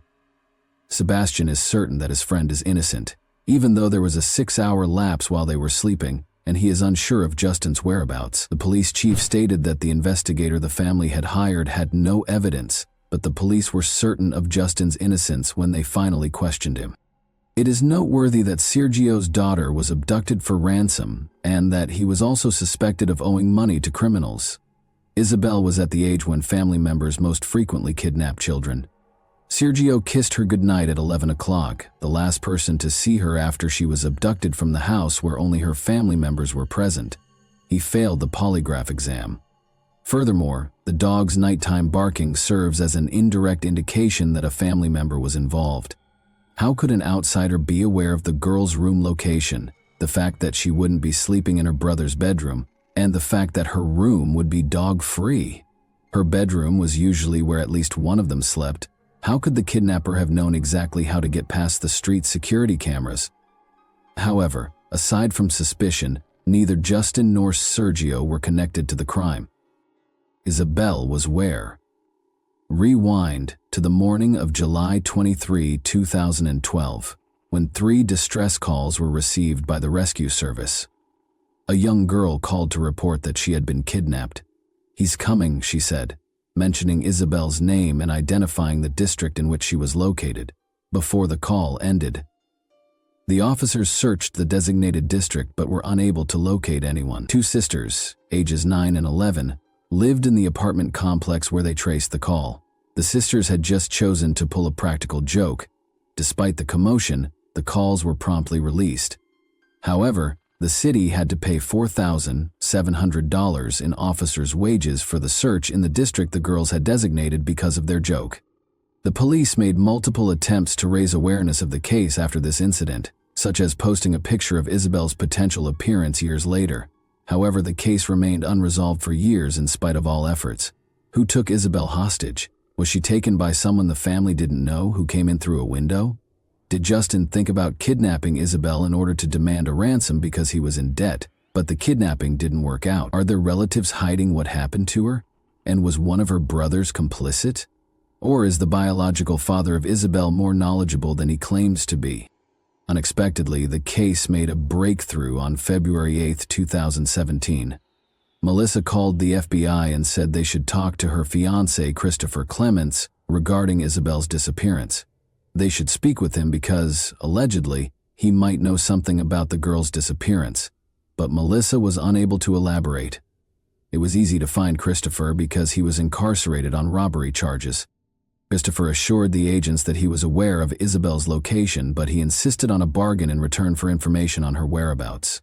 In Isabel's case, he demanded complete immunity, the dismissal of his charges, and the return of his seized Acura Honda. He reassured them that only he and a member of the Solis family are aware of the girl's fate. He made hints that Sergio was aware of and complicit in his daughter's kidnapping. Christopher informed them that at a nearby pawn shop, Sergio was observed giving Mexican gold coins to a customer. After an alleged altercation, Isabel was taken to collect the money her father owed for the pilfered coins. Regardless of how much the agents probed him, Christopher stayed away from specifics and spoke in general terms. The man refused to back down, a deal in exchange for information. He achieved his goal. After negotiating, the prosecutor's office dropped the robbery charges and gave the car back. On March 3, 2017, The police and FBI discovered Isabel's remains after the man gave them the location. Rebecca and Sergio Solis had to confront the sobering realization that Isabel had permanently departed. Any hopes they had of a joyful reunion were dashed. Christopher Clements did not, however, get the freedom he had hoped for from the agreement. He was instead taken to the Maricopa County Jail, where he was accused of committing another robbery. Full immunity, which Christopher insisted on in Isabel's case, was not provided by the agreement. Investigators started looking into the man's past in greater detail. He committed first-degree violence when he was 16 years old, beginning his criminal career. Ever since, he had been in trouble on several occasions. The man's ex-wife claimed that Christopher was compelled to sleep in the car until they left, frequently brought girls home from strip clubs, and was obsessed with adult films. He was employed at a shopping mall just 2 kilometers from Isabel's residence when she vanished. Detectives definitely looked into Sergio's relationship to the local pawn shop that Christopher had mentioned. 2 months prior to Isabel's kidnapping, they learned that 21 gold coins had been taken from a woman's home, and they assumed Christopher was the thief. Hours after the theft, he was seen on the security camera entering the pawn shop, delivering the items, and taking the cash. Sergio's involvement or any connection to the case was not implied in the video. Christopher was probably merely researching the charges against Sergio that were reported in the media and speaking with agents in an attempt to discredit the girl's father. A search warrant for the home where Christopher and his fiancée Melissa previously resided was among the many that the police were issued. Investigators discovered a sheet of plywood in one corner of the yard, beneath which was a plastic container filled with ashes and a number of gory finds, such as a faded, lilac child's hooded hoodie and a very young child's school assignment with the name Mercedes on it. She was Isabel Mercedes Solis in full. On Christopher's devices, they also discovered explicit images of girls between the ages of 3 and 13. His computer was searched for Isabel Solis, unsolved cases in Arizona, and child killer acquitted. According to a former acquaintance, Christopher discussed the Isabel case and hinted that there might be evidence in his car's trunk. Thus, its return was essential. The vehicle, a Honda Acura, was reportedly given back to the man in return for details regarding Isabel's location. Although Isabel's cause of death is still unknown, the same acquaintance claims that she was suffocated and that chemicals were poured over her body. The man recalled that Christopher had concealed pictures of the Solis house in a Bible in his room and showed them to him. In addition to obtaining a warrant for this Bible, investigators did discover images of the house. After 2 months, the Tucson police chief declared that they had a suspect, Christopher Clements, 36, who was accused of 2 murders. The problem is that when Christopher told 2 agents on March 3, 2017, where they would find Isabel, he pointed out a crucial marker, a stack of tires that obviously did not appear there in a single day. The agents were immediately alarmed by this instruction, because the police had discovered the body of a teenage girl from Tucson near that same tire pile a few years prior.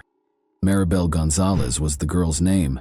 Isabel had been missing for 2 years when a rescue service dispatcher received a terrifying call in June 2014. A woman reported seeing a body by the side of the road.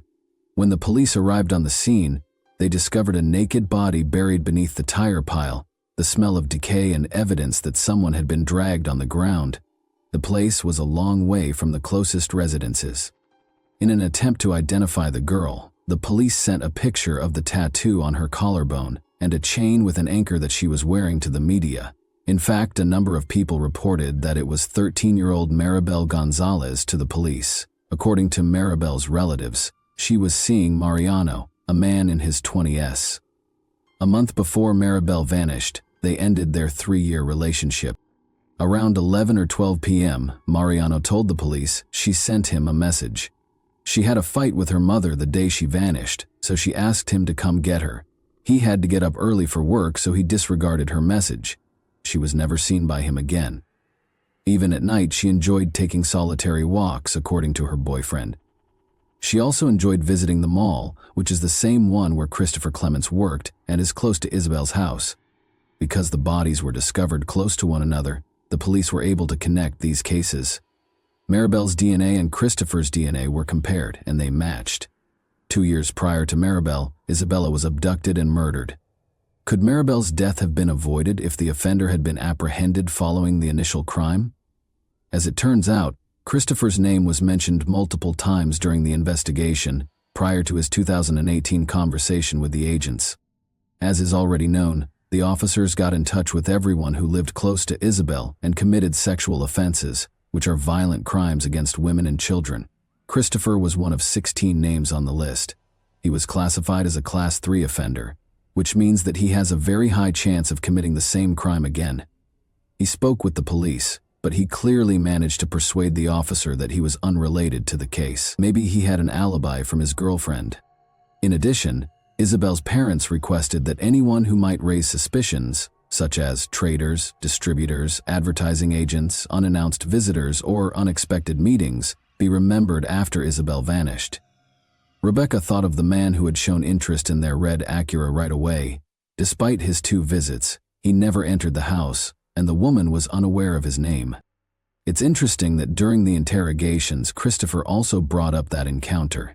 On February 10, 2017, he told FBI agents this. He claimed that 2 individuals feigned interest in the vehicle. Actually, they had to confirm that Sergio actually resided at that address. Rebecca gave them her phone number and insisted that they speak with her husband Sergio about the possibility of purchasing from him. The men thus verified their desire. Christopher claimed that although he was aware of the visit, he had never gone to the Solis residence. However, he repeatedly used the pronoun we rather than they throughout the conversation, seemingly admitting that one of the men was actually him. With one exception, the woman described only one man who fit Christopher's description and drove the same car as him. Her account of the visit deviates slightly from her husband's account, but otherwise, it is consistent with Rebecca's account. What if this lead had been pursued by the police right away after Isabel vanished? Would they have found Christopher Clements as a result? Investigators think Isabel was not abducted on her own initiative. Christopher's crimes were premeditated. When the woman from whom he had stolen gold coins was not home, he called her house several times. As early as October 2011, he also made a call to the seller's family residence. Christopher washed his car and changed his phone number the day after the kidnapping. He usually pays about $10.35 to have his car cleaned, but this time he paid $110. However, since phone records connected Christopher to 2 crimes, changing his number did not help. The shoes that Christopher was frequently spotted wearing and even photographed in, but which none of the Solis family wore, matched the footprints discovered at the scene of Isabel's abduction. Investigators also examined images on his devices and discovered a small snapshot. It was a selfie of a man who resembled Clements, sitting in the front seat of a car, and a young girl who was lying on the back seat and looked a lot like Isabel. Rebecca and Sergio saw the picture. The woman acknowledged that the girl looked like Isabel, but the poor quality of the picture prevented her from being certain. When Melissa, his fiancée, saw the picture, she started to shake, despite Christopher's claims that the child in it was his son. The child did not seem like her own. The 1.5-year-old boy with the fair hair did not look like the child in the picture. Rather, it resembled a girl with dark hair who had her hair braided, a style that Isabel's mother had adopted shortly before the abduction. The defense contended that Christopher was not carrying his phone when he made those calls. The footprints were first identified as work boots, and the blood in Isabel's bedroom most likely existed prior to the kidnapping. In order to prevent the prosecutor from presenting evidence for both crimes at once, Christopher's attorneys were successful in their efforts to have the Isabel case and the Maribel case tried separately. But since he had already been convicted of Maribel Gonzalez's murder, this did him little good. He is still awaiting trial for Isabel's abduction. And that wraps up today's chilling story. If you enjoyed this video, don't forget to like and subscribe so you never miss a new upload. Also, let me know in the comments what part of this story shocked you the most. Thank you for watching, and I'll see you in the next video.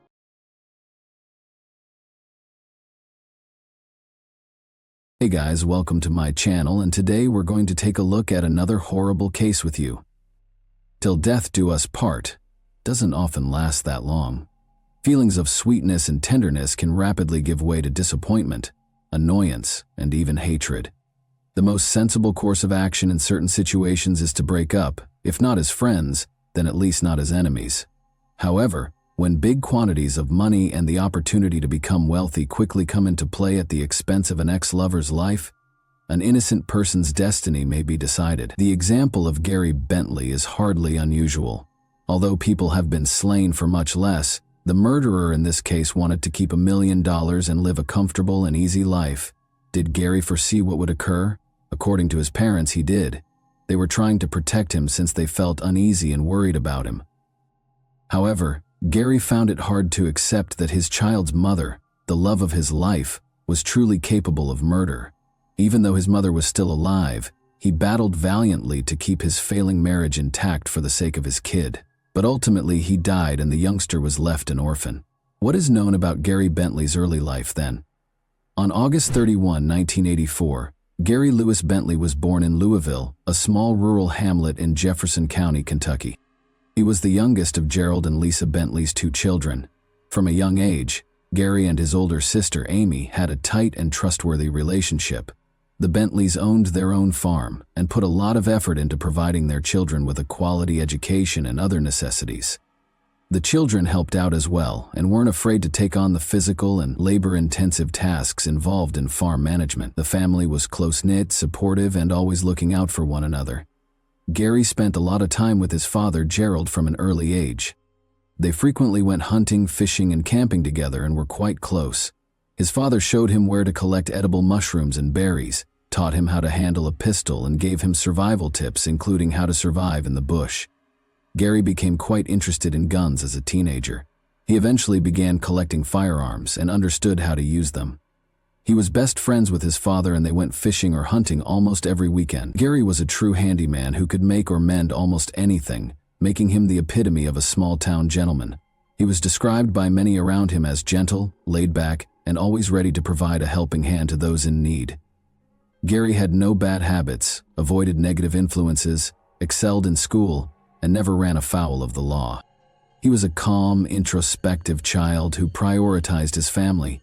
Gary majored in engineering in Frankfurt, the state capital, where he attended college after high school. He returned to his hometown of Louisville after graduation, where he began his career as a basic electrician before swiftly rising to the position of his one and only love. Gary fell in love with Tasha, a girl he met while attending college. They didn't mind the slight age difference between them, even though she was about 1.5 years older than he was. They moved in together in 2006, not far from Gary's parents' house, after dating for a while. Tasha was pursuing a nursing degree when she was hired by one of the city's hospitals, where she immediately gained the respect and admiration of her colleagues. But she didn't stop there. In order to further her profession, she continued to work and pursue further studies. Gary and Tasha ultimately made it official in 2012 by inviting all of their family and friends to their lavish wedding. The couple was ecstatic when Tasha became pregnant shortly after. They welcomed a child, whom they named Connor, in the spring of 2013. Both Gary and Tasha had successful jobs by the time their first kid was born. They were able to travel, purchase 2 automobiles, move into a larger, more comfortable house, and essentially live worry-free because they were earning a solid living. A few years later, Gary's plans to have a large family and at least 2 more children with Tasha began to fall apart. What did Tasha conceal?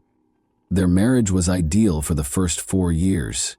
They were viewed as a model pair. They held well-respected, lucrative careers.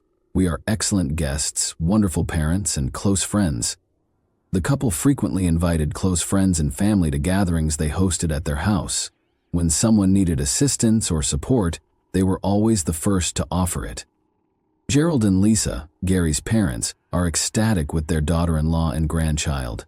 However, things began to drastically shift in 2016. After going through a difficult period, the Bentleys' marriage started to suffer. It all began when Tasha started experiencing issues at work, which had never happened to her before. She was often griping about the terrible working conditions, her supervisor and her co-workers. Gary tried his best to help her, but he cautioned her against quitting too soon because it would be difficult to find another position that paid well. The couple made the decision to take a trip in the fall of 2016 in an attempt to decompress and release some stress. They flew to a vacation, leaving their son with Gary's parents, along with their long-standing friends Annie and Kevin Day, with whom they had been close for years. They traveled to Jamaica. The initial days of the journey were ideal. They all enjoyed one another's company, explored the island, and unwinded on the beach, but Tasha appeared preoccupied, as if her thoughts were elsewhere. She was often texting someone, and if someone asked her who she was speaking to, she became quite protective. Gary and Tasha began to quarrel more and more the longer they were on the island. Their pals claimed that Annie and Kevin felt uneasy since the disagreements seemed to start out of nowhere and swiftly turned into heated disputes. When Gary and Tasha got into a heated dispute one day while on a yacht, Kevin attempted to lighten the mood by cracking a joke. Gary splattered beer on his face in retaliation. Kevin didn't take it personally, since he knew that Gary's response was more about the stress that Tasha was causing than it was about the joke. After feeling ashamed, Gary repeatedly apologized and said he had no idea what had happened to him with the new job. Tasha informed Gary that she had resigned from her position shortly after they got back from their trip. Gary wasn't pleased with her choice because his family's financial status may suffer if she lost such a high income. He did, however, have some funds that would enable them to survive and continue their way of life till she got another work, because he was a prudent and thrifty guy. However, Tasha was employed as a consultant at a large pharmaceutical company the day after she quit. She hadn't mentioned getting a job before quitting, so this was strange. Although it appeared that someone might have assisted her in getting the job, Tasha dismissed it as pure serendipity, claiming that she happened to stumble into the interview. Even though Tasha appeared content with her new career, circumstances at home didn't improve. She stopped cooking, was rarely there, neglected the house, and showed no concern in Gary's situation. She even neglected their son, letting his grandparents handle the most of the child-rearing. Mrs. Bentley began to leave town on the weekends, claiming to be on work travels. She was always talking on the phone, always finding a quiet place where no one could listen in. She claimed that it was work and that she needed to talk to her supervisors or coworkers about it when questioned. In order to prevent anyone from checking her phone, she also set a password, something she had never done before. She'd become aloof and secretive. Gary, however, was the one who was caring for his son and giving him all of his love and attention, spending all of his free time with the youngster and doing everything he could to ensure he didn't feel abandoned. He nearly lived for him. Gary still loved his wife and wanted to keep their marriage intact, if only for the sake of their child, despite their frequent arguments and her lack of interest. Mexico excursion with the family.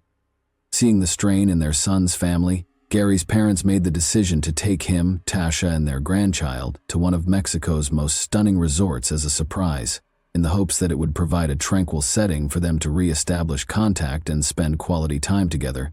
They selected a comfortable hotel in a remote location.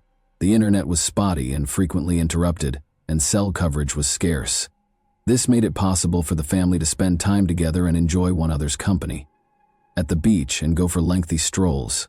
Tasha, though, was clearly annoyed by the lack of connectivity. She was always looking for a signal to send texts or make phone calls. She became enraged and screamed at Gary's parents and their young boy. Gerald, Gary's father, thought her actions were odd and made the decision to speak openly with his son. He expressed his concern that Tasha might be cheating. Gary attempted to laugh it off, but Gerald could tell by the expression in his eyes that his son was thinking the same thing but was feigning indifference. Because of their daily arguments, Tasha insisted that they end their vacation early and go back home. Citing pressing work issues, she finally prepared her belongings and declared that she would return by plane by herself. Even though they were paid for an additional week at the hotel and received no reimbursements, this compelled the other members of the family to depart early with her. An odd series of fires in the spring of 2017, Tasha called Gerald, her father-in-law, and sounded upset, asking him to come and get her. She clarified that her automobile was totally wrecked after catching fire at a fueling station. She had to visit her insurance provider before returning home. Gerald naturally hurried to her aid, but he couldn't get rid of the uneasy feeling. In the years she had known Gary, one of her automobiles had inexplicably burned up 3 times. The car was reduced to scrap metal each time it occurred at a gas station, making it hard to identify the true origin of the fire. Tasha consistently earned substantial insurance settlements, and the events were consistently attributed to malfunctioning gas station equipment. Tasha would insure the cars for the maximum amount shortly prior to the fires, always using different insurance firms, and these fires occurred around every 3 years. She said she didn't know how it happened, and some family members and acquaintances even speculated that she might have enemies who were deliberately damaging her vehicles. Nevertheless, Tasha purchased a newer, more costly vehicle following each collision. Even if the fires had a suspicious pattern that made intentional property destruction all but impossible, the insurance companies had no reason to reject her claims. By summer 2017, the not-so-secret affair had. Almost every weekend, Tasha would vanish, claiming to be on work excursions. She seemed to live a life apart from Gary and their son, growing increasingly aloof. The Bentleys' neighbors, friends, and relatives started to think that Tasha was having an affair.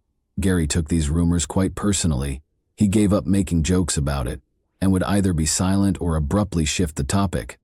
Gary's parents made multiple attempts to speak with him, telling him that things couldn't continue this way because, in essence, the marriage had already ended. But Gary consistently gave the same response. For Connor's sake, he was committed to keeping the family together and still loved his wife. He hoped that things would return to normal, that Tasha would wake up, and that she would reevaluate her priorities. Gary, Tasha, and their kids celebrated Thanksgiving at his parents' place in November 2017. Amy, Gary's sister, arrived with her family as well. When gift-giving became commonplace, Tasha claimed to be too preoccupied with her job to purchase any, but it turned out that she had not. She promised to fix it and come back shortly after apologizing and leaving. After spending hours away, she returned with nothing, not even a gift for her son, when everyone stared at her with confusion. It would have taken her the entire night to go through the lineups everywhere, she said. Amy was unable to contain herself this time. She drew Gary forward and asked him directly whether he understood that Tasha was most likely seeing someone else and wasn't even attempting to conceal it any longer. With a gun safe in the bedroom, Gary merely replied that they would take care of it themselves. Gary called his father the next weekend to invite him over and bring some equipment. Gerald was glad to assist and arrived at his son's house with all the necessary supplies in less than 30 minutes. As previously stated, Gary had been a gun collector since he was a young man, and his home was stocked with shotguns, hunting rifles, handguns, and other firearms. He even had some rare objects strewn about in various areas. Gary, however, made the snap decision to create a safe in his home, collect all of his guns, and secure them. Gerald was a little alarmed by this abrupt decision, and inquired as to why Gary felt the need to conceal his gun collection. Gerald could tell his kid was scared of something, even if Gary didn't provide a clear response. It didn't appear like he was concerned about intruders. Tasha claimed that she came up with the idea because she was afraid and thought they would be in danger when she got home. Gerald didn't give it much thought at the time, but her words felt odd. The catastrophe, the unexplained home murder, was just a few days away. On Sunday, December 10, 2017, Tasha called her father-in-law to inform him that the garage door was open when she arrived home, and that she had been unable to get in touch with Gary all day. Concerned that burglars might have broken in, she begged Gerald to come over because she was too afraid to go inside. Fortunately, Gary was at home alone himself and Connor was safe, staying with his grandparents. Gerald ran as quickly as he could. Everything appeared to be in order at first sight. Although the garage door was open, there were no indications that the residence had been broken into. Everything appeared to be typical. There were no signs of an intruder and nothing seemed missing. Gerald repeatedly yelled at his son, but he never answered. He discovered Gary's lifeless body on the bed in shock when he entered the bedroom. Gary's body was already chilly and exhibiting symptoms of rigor mortis when Gerald attempted CPR. Still in shock that his kid had left, he dialed 911 right away. He didn't realize until later that the bedroom gun safe had been broken into and that several of the weapons were gone. The forensic results showed that Gary had been murdered by a single, close-range gunshot to the head when the forensic team arrived. It was possible that he was asleep and didn't even hear the killer approach because he was in a sleeping position on his side in bed and had no other injuries or indications of a struggle. Valuables, a jewelry box, and even cash left in plain sight remained unharmed, making the incident appear to be more than a normal heist. This suggested that the gun safe was the primary goal. Only a small number of guns, none of which were very valuable, were stolen nevertheless. These were not the murder weapon, nor were the remaining firearms. Tasha, Gary's wife, was the leading suspect from the beginning of the investigation, since she didn't appear to be a grieving widow. She carefully explained to the police what had happened during the day, before she and her father-in-law discovered the dead. Second, every member of the couple's family and circle of friends attested to the fact that Gary and Tasha's marriage had been in trouble for some time and that a divorce was imminent. Third, 2 big dogs owned by the Bentleys growled at everyone but their owners. However, the neighbors had not heard any barking, and if they had, Gary probably would have awakened up. Tasha stated that she had left the house to run some errands because Gary had intended to go hunting that day. She claimed that after lunch she had attempted to phone him but had been unsuccessful. She attributed the situation to poor reception and was not really concerned. When asked, her pals confirmed that she had visited a friend's house on her way home. The crime was committed without any witnesses. That day, nobody saw strangers or heard anything untoward. Not even surveillance footage from cameras in the area provided any helpful hints. The crime seems to have been a well-thought-out plot to fabricate a robbery in order to get $1 million insurance coverage. Tasha received a call from a friend named Annie Day, who wanted to offer her sympathies and ask if she could assist with funeral planning. Annie was shocked at Tasha's reaction. She explained that she had more important things to do and that Gary's parents were taking care of the burial. A trip to the insurance company for a sizable payoff was one of the more crucial tasks. It seems that Tasha had persuaded Gary to get $1 million life insurance policy not long before the murder. Gary accepted, though he wasn't really happy about it, to appease his wife. Tasha attempted, but was unsuccessful, to raise the compensation to $2 million, 0 cents, a few days prior to the crime. The motive was now obvious, but there was still no concrete proof that Tasha was responsible for the killing. Meanwhile, information about her 3 prior burned-out vehicles, all of which had caused significant damage, came to light. Insurance payouts. It was discovered that Tasha had previously engaged in similar insurance fraud, an accomplice or a lover. Tasha had been seeing a coworker named Anthony for more than a year, according to one of her acquaintances, and he was the one who helped her land a new position. Suspecting that Anthony might have assisted his lover, investigators made the decision to ask him about his role in the crime. Anthony said that he and Tasha had been romantically involved for a long time and that they frequently met at his house. Tasha was going to leave Gary, he said, and they were even going to celebrate New Year's Eve 2018. Anthony hurried to offer an alibi as soon as he became aware that he was being investigated as a suspect in the murder case. He claimed to have been at his parents' house, assisting them with repairs on the day of the murder. That day, they visited a number of second-hand stores, all of which were caught on camera. The murder weapon and the missing guns from the safe were still unknown, but detectives came to the conclusion that Tasha had probably acted alone, which explained why there were no traces of a break-in and why the dogs hadn't barked. Tasha's account of events. Tasha frequently added additional information, changed her tale, and attempted to place the blame elsewhere. She even brought up Gary and Kevin Day's argument when Gary flung beer in his friend's face when they were on vacation. Tasha believes that Kevin may have harbored resentment and seized the chance to exact retribution.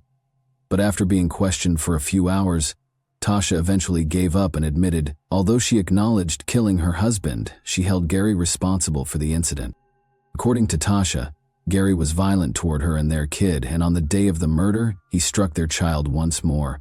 She claimed that was the final straw, and she retrieved a rifle after waiting for Gary to go to sleep. But there was no evidence to support any of Tasha's assertions. Tasha's assertions were not substantiated by any of her relatives or friends. In actuality, everyone supported Gary, praising him as the most loving parent they had ever known, and a loyal, loving husband. They maintained that he would never touch his wife, much less their beloved young boy. Tasha eventually disclosed the hiding place where she had hidden the firearms taken from the safe, including the murder weapon, a pistol, after even the child attested that his father had never harmed him or his mother. It was interesting to see that Anthony's fingerprints were on the gun. It found out that Tasha had left her lover's prints on the gun after giving it to him to hold. If things didn't work out, she intended to frame him, but she confessed before she could carry out that portion of the plan, which included trial and sentencing. Gary's murder trial started in June 2021, and the prosecution claims that money was the main driving force behind the crime. After receiving the $1 million insurance payment, Tasha sought to use some of the funds to refurbish Anthony's home, where she would soon move. Tasha Bentley was convicted of premeditated murder and trying to obstruct the inquiry on July 20, 2021. She received a sentence of 55 years in jail, with the chance of release in 2037 at the latest. Little Connor is currently being raised by his paternal grandparents after losing both his parents in a single sad event. This crime was discussed in the American Monster episode of Investigation Discovery. And that wraps up today's chilling story. If you enjoyed this video, don't forget to like and subscribe so you never miss a new upload. Also, let me know in the comments, what part of this story shocked you the most? Thank you for watching, and I'll see you in the next video.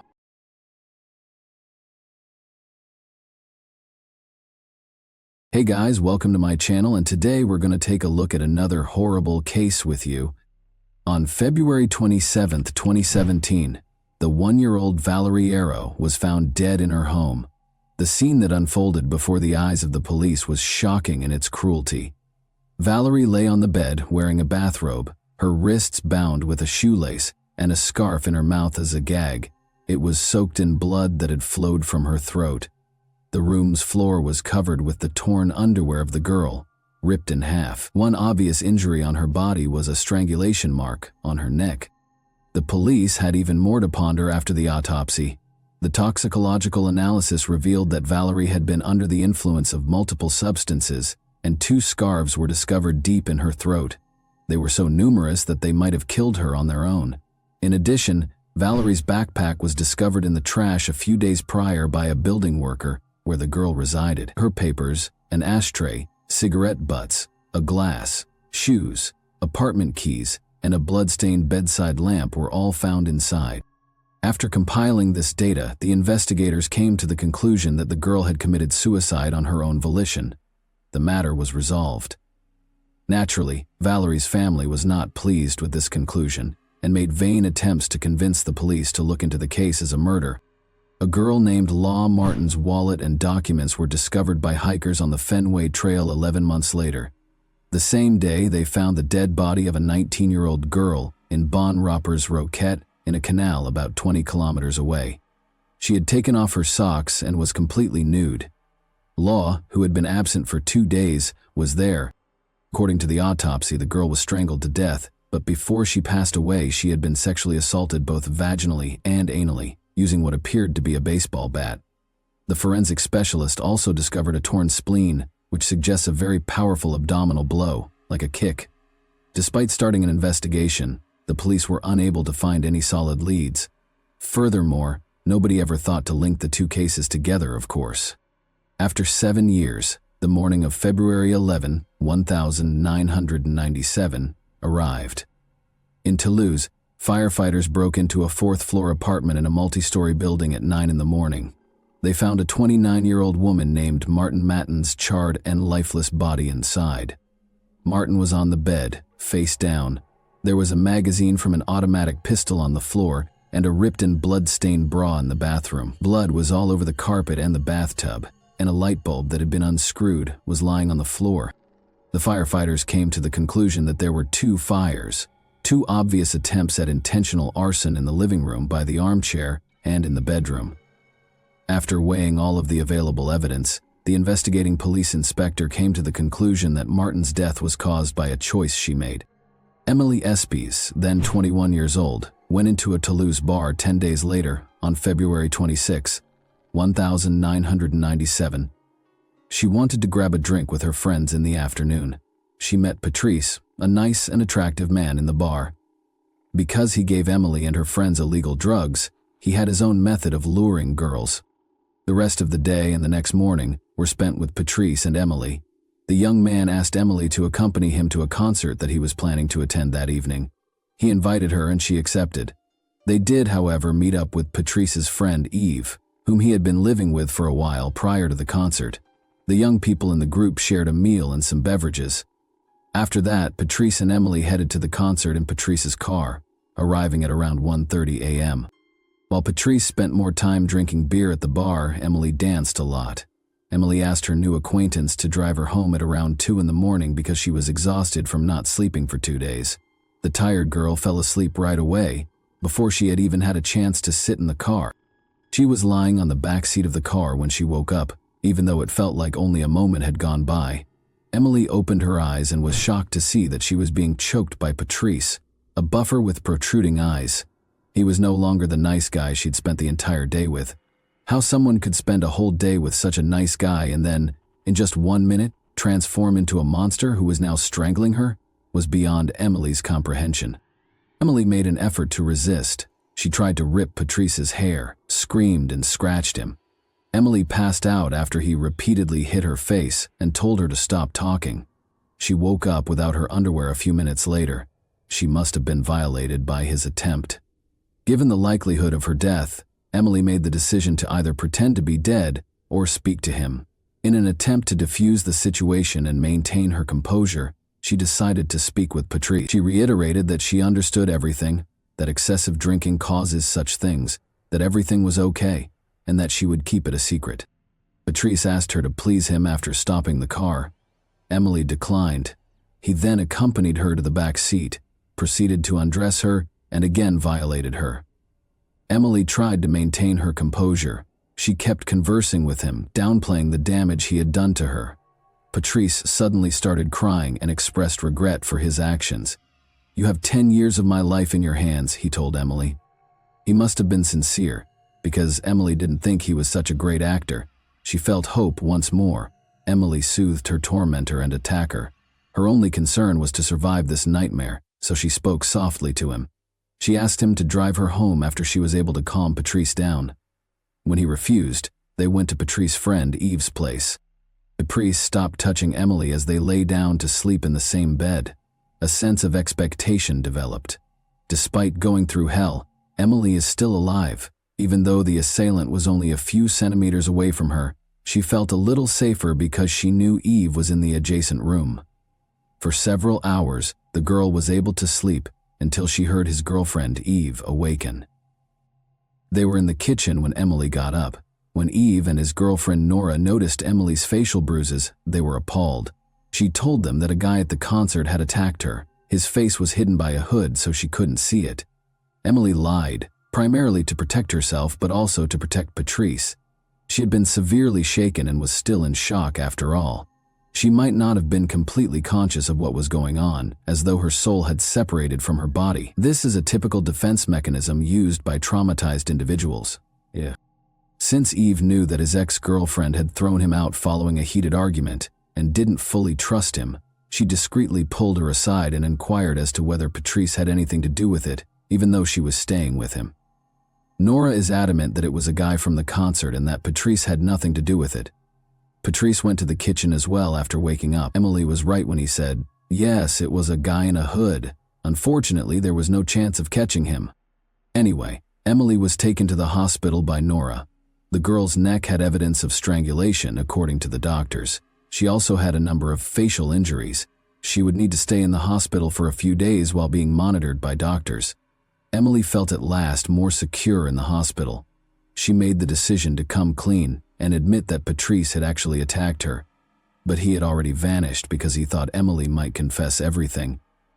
Now that one of Patrice's victims was alive, the police began looking for him. He would spend 3 months evading capture.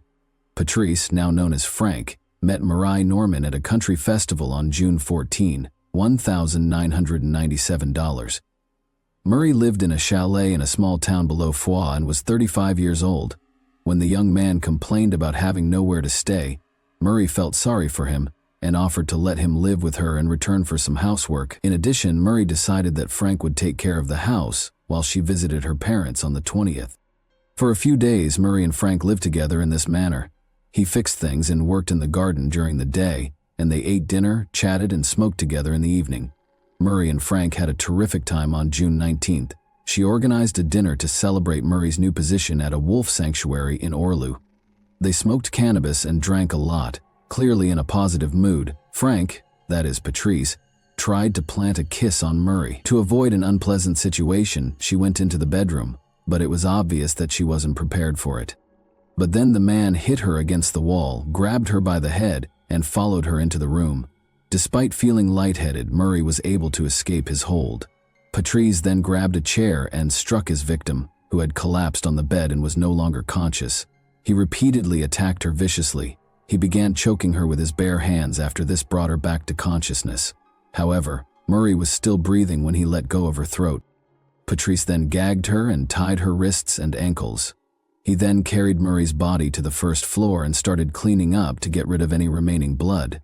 To hide the bloodstains, he applied blue paint to the blue carpet. The top layer of blood-stained wooden furniture was removed with an angled grinder.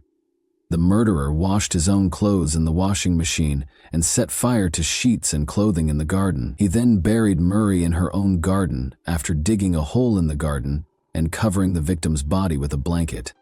He stole some valuable items that could be sold, such as the angle grinder, and 5,000 francs in cash the next evening before departing the chalet. He left the following note on the table to try to dispel suspicion. Murray, I don't know where you are. I finished my work and am leaving. Patrice was traveling to Spain in Murray's vehicle on June 20, 1997. In addition, it was his 29th birthday. Patrice arrived in the southern Spanish city of Alicante a few days later. He met Isabelle and Valerie, two French girls there. The young people soon became friends and spent days together, going for walks, eating meals, and tanning on the beach. The girls' holiday came to an end, and it was time for them to head back to Paris. They exchanged phone numbers and agreed to get together again in the future, if only they were aware. Patrice proceeded with his travels, stopping in Belgium and Germany before reaching Paris on September 1, 1997. He called Isabelle and Valerie, of course, and they decided to go out to dinner that same evening. Patrice told the girls that his car and all of his money had been stolen, but they were still glad to see their new friend again. He was very good at making himself look like a victim. Before leaving, he asked one of the girls if he could spend 2 days with them. Valerie was unable to take him because she was going on a business trip the following day, but Isabelle let him sleep on her sofa as long as it didn't last longer than 4 days. A loud explosion woke up the residents of the apartment building where Isabelle Shuchari, then 31 years old, lived on September 4, 1997. As it happened, the girl's apartment had been the scene of a fire before the explosion. Her body was discovered on the bed, partially burned. The fire started close to the restroom after the kitchen's gas burners were turned on. Isabelle's death was clearly not a coincidence. 3 glasses, a bottle of pink wine, and champagne were on the table, and the front door was left open. The killer's extreme cruelty was demonstrated by the wounds on the victim's body. Blood was dripping from her mouth, nose, and anus, and there was blood in the toilet. Isabelle's body, however, showed no signs of semen. Rather, a carrot that was stained with blood was discovered close to the mattress. It would be confirmed by the autopsy that the girl was tortured by the perpetrator. In addition, she had been badly beaten. Her face was primarily struck, but other parts of her body were also hit. The cause of death was asphyxia. Because of the testimony of Emily Espy, who survived Patrice Allegre's attack at the end of February, investigators were immediately alerted to the fact that Isabelle had provided shelter to a man named Patrice. This was because the police had been looking for a particular Patrice for a while. Then, Mireille Norman's relatives, who were expecting her as a guest, started to worry after she vanished. But her body wasn't discovered until 3 weeks later, when it was bound and buried in the garden. However, even though he gave a false name, many witnesses had seen his face and recognized him from the investigators' photos. So after the body was found, gendarmes' suspicions were strongly connected to Patrice. He was already being actively sought when he returned to Paris in early September. His search warrant made the rounds of France. The police reached out to his friends and family and offered a reward for helping to apprehend him. Patrice then got in touch with a friend and asked him if he could spend the night in Paris. At that point, the investigators saw a chance to capture him. They requested that this man give Patrice a call back and point him in the direction of a prime capture site in Châtenay-Malabry. At 5:10 p.m. on September 5, 1997, Patrice went inside the house where the police were already concealed. He didn't fight being arrested. He even appeared relieved to be arrested, as if he were sick of hiding, according to some witnesses. Unexpectedly, the public paid little attention to the serial killer's arrest. Since the investigators were initially unable to connect the various cases, it could be that the media failed to report that a serial killer was on the loose. However, it was also because the car accident and Princess Diana's death in Paris on August 31, 1997, took center stage in the news. Consequently, there was little media coverage of Patrice's arrest. It didn't garner much media attention. Patrice voluntarily cooperated when he was being questioned. He gave a detailed account of his crimes and admitted to them. He described them in the present tense as though reliving them, but with a totally detached expression, which made it terrifying. Patrice was taken into custody in connection with the assault on Emily S.B. and the killings of Isabelle Chichari and Mireille Norman. But he used a different name when Patrice mentioned Mireille Norman, the girl who let him stay in her chalet in return for helping out in the garden. The investigators wondered why he had given her the name Martine. They gradually came to understand that he was mistakenly thinking she was another of his victims. Investigators offered Patrice champagne, oysters, foie gras, and more outdoor walks in exchange for disclosing information about his other victims, because they knew he had a penchant for luxuries. In fact, Patrice later admitted to the murders of Valerie Thériault, Martine Mathias, and Law Martine, only after the pieces of the puzzle began to fit together as evidence that the detectives were already aware of. As is already well known, investigators came to the conclusion that Valerie Thériault and Martin Mathias had committed suicide, but as it happened, Patrice knew each of the women personally. He was co-workers with Valerie Thériault, who was a waiter at the same Toulouse cafe. She recognized Law Martine, who lived with him in the same area of Toulouse, and got into his car. She was Patrice's neighbor, Martin Mathias. They shared apartments across from one another. To put it another way, investigators were unaware of numerous hints that suggested Patrice Allegre was a potential suspect for a long time. For a serial killer, that was unusual. Even if they were only acquainted for a few days, as was the case with Emily, Patrice knew each of his victims by name. However, his approach was always the same. We hang out, spend time together, make friends, and then the attack happens. Investigators and later psychiatrists observed that Patrice found it much more difficult to explain the murders when they discussed them, even though he readily confessed to the killings and helped the investigation during interrogations. Every time, he described the incident as follows. He attempted to kiss the victim, but she refused, so he got angry and strangled her. The man claimed that he did everything by himself, but in certain instances he assaulted the victims with objects. This suggests that his account of the killings and assaults is not accurate. Does he have a bad memory of what happened, or is it a lie? It's difficult to say, but it calls into question his confession anyhow. Let's take Martin Mathias's case as an example. Patrice remembers that in early February 1997, he met her at McDonald's. After he asked to sit at her table, they struck up a conversation and discovered that boxing was a common interest. Patrice had previously trained under French boxing champion Martin Mathias. Patrice claims that Martin invited him to join her for a drink a few days later and agreed to meet with him again, and this meeting was when everything went wrong. This version isn't entirely supported by the autopsy, though.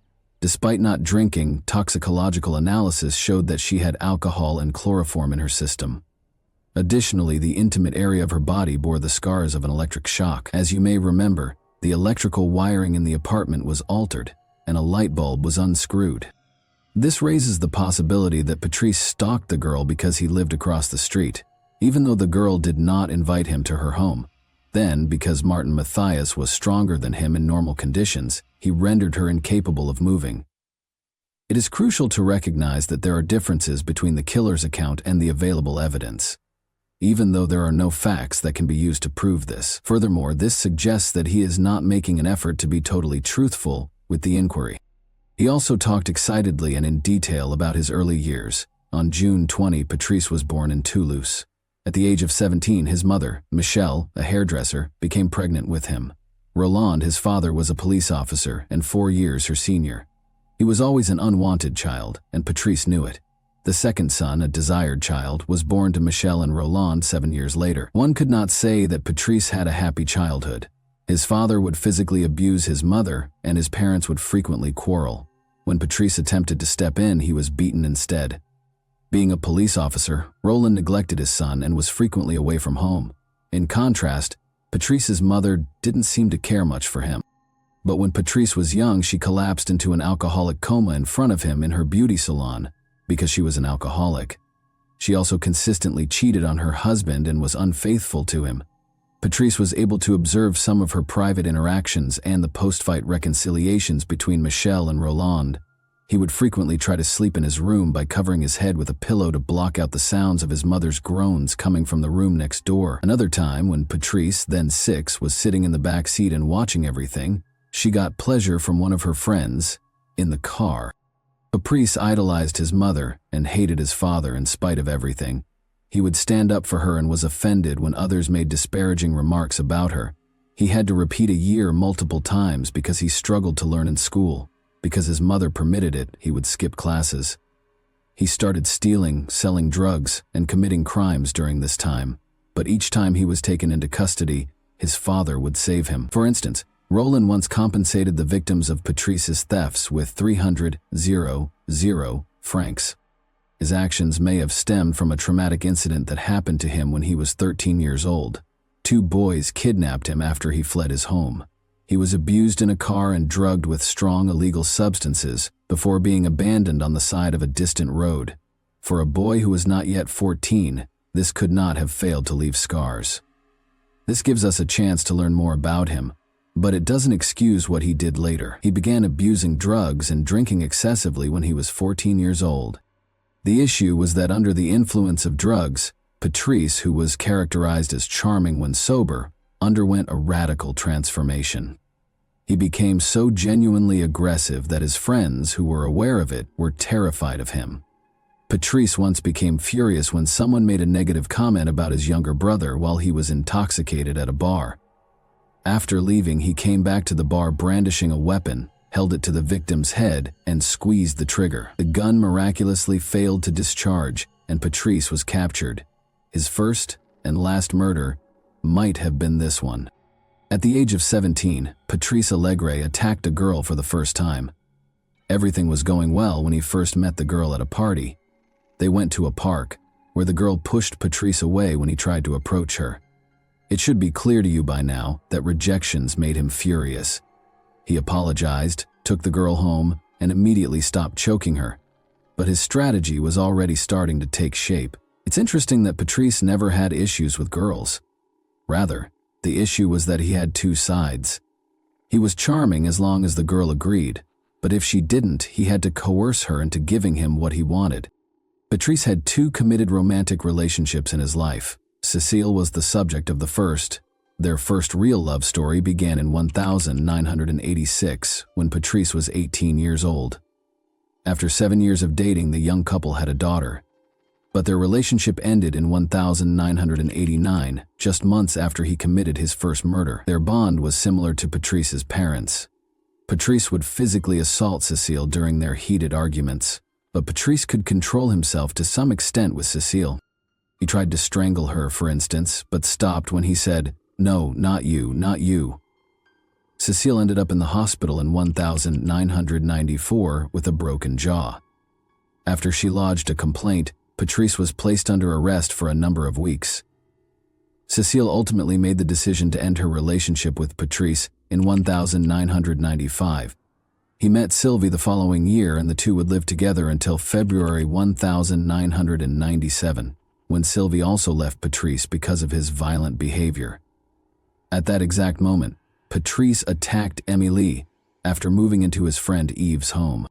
On February 11, 2002, Patrice's trial got underway in Toulouse. He was charged with 5 murders, 1 attempted murder, and 6 violent crimes. Numerous errors made by the police during Valérie Thériault and Martin Mathias's investigation, which led them to conclude it was a suicide, were brought up during the trial. Given that his father was one of them, there were even rumors that the police were shielding Patrice. It was only a conspiracy theory, though. Psychiatrists examined Patrice's case, which was uncommon for criminal cases in France. His divergent views on his father and mother were among the most intriguing features. He vilified his father while exalting his mother. He even told his mother that they ought to murder his father when he was 13 years old. In spite of this, Patrice's father, Roland Allegre, showed up in court, took the witness stand, and looked his son in the eyes while declaring his love for him, in spite of everything he had done. He compared his crimes to those of his father, and Patrice's response was, "Well, I don't love you, I hate you. I should have killed you, as I told Mom. Then I wouldn't have caused so much harm." But he never once put the blame for anything on his mother. Psychiatrists think that the trauma from his mother's private adventures had a big impact on him. As a child, he was terrified by his mother's groans, but as an adult, he developed into a powerful man who tormented women by stifling their groans, the very essence of these women. It's interesting to note that he never attacked while his victims were unconscious. Emily, who was fortunate enough to wake up and speak to him, was the first victim to calm him down and persuade him not to kill her. Emily regained her human face when she woke up, but it seemed as though he could render girls unconscious and do whatever he wanted with them. He himself stated, "I have a memory lapse. I remember choking her, then she came to and I apologized. It brought me to my senses. I'm ashamed of what I did. I don't know what to say." It's also intriguing why, despite the apparent attraction between the young people, girls abruptly turned him down. The psychologist believes that he unintentionally caused the women to reject him. As is typical of killers who have personally experienced violence as children, he desired control over the victim. It was his strange method of taking charge of the circumstance again. Given that he violated each and every one of his victims, it would appear that the motive is simple to determine. It's not that easy, though. He acknowledged that he did not enjoy the attacks, despite the fact that this explanation seems the most obvious. For someone who occasionally has normal relationships and at other times commits horrible murders, he is more than just a sexual maniac. According to a U.S. psychiatrist who examined him, it was far more important to have control over the situation. Essentially, rather than humiliation leading to violence, violence led to humiliation. He was never able to explain why he killed. He spoke enthusiastically with psychiatrists during the trial, hoping they would answer this question for him. Another crucial query was whether Patrice had any additional victims, particularly during the period between 1990 and 1997. That is quite possible, because some of his known victims were not properly investigated. Even though Patrice says he didn't kill anyone else, is he reliable? At first, he only admitted to one violent act and 2 murders. To find out if he might be accountable for any other unsolved crimes, the police assembled a team of experts.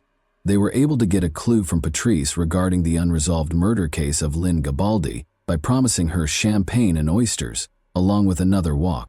After looking into 191 unresolved cases since 1984, they were able to locate 2 witnesses who had previously worked as prostitutes in Lynn Gabaldi's case: Crystal Berg, also known to the public as Patricia, and Florencia Caliafi, who was known to the media as Fanny.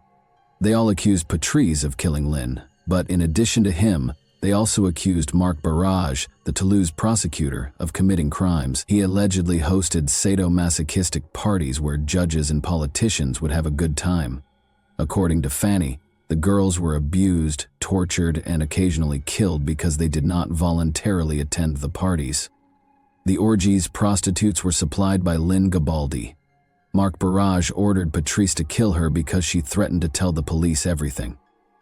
The name of Dominique Baudis was mentioned once. He was the former mayor of Toulouse and is said to have been with Barrage when Lynn was murdered. As the tension around his case increased, Patrice wrote a letter to a popular program claiming that Barrage and Baudis were in fact a part of a criminal organization. Fanny was interviewed by the same show 2 weeks later, during which she described the children she witnessed shackled in a torture chamber on the ground floor of a home close to Toulouse. However, Patrice withdrew his confession to the murder of Lynn Gabaldi only 15 days later. Later, it came to light that Patrice and Fanny had received generous compensation from the show's producers for their stories.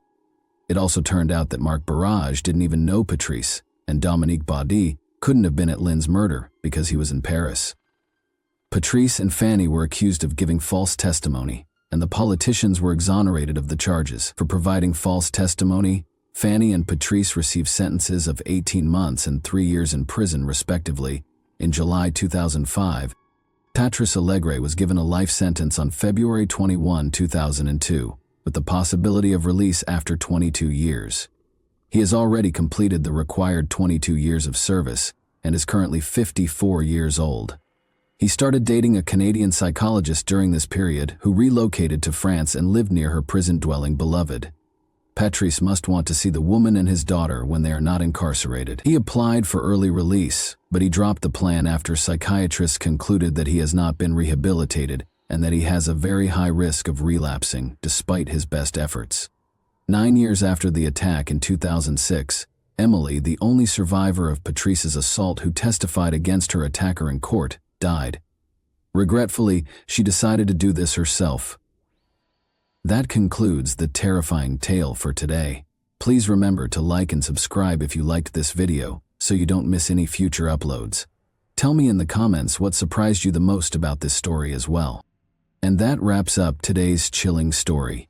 If you enjoyed this video, don't forget to like and subscribe so you never miss a new upload. Also, let me know in the comments what part of this story shocked you the most. Thank you for watching, and I'll see you in the next video. Bye.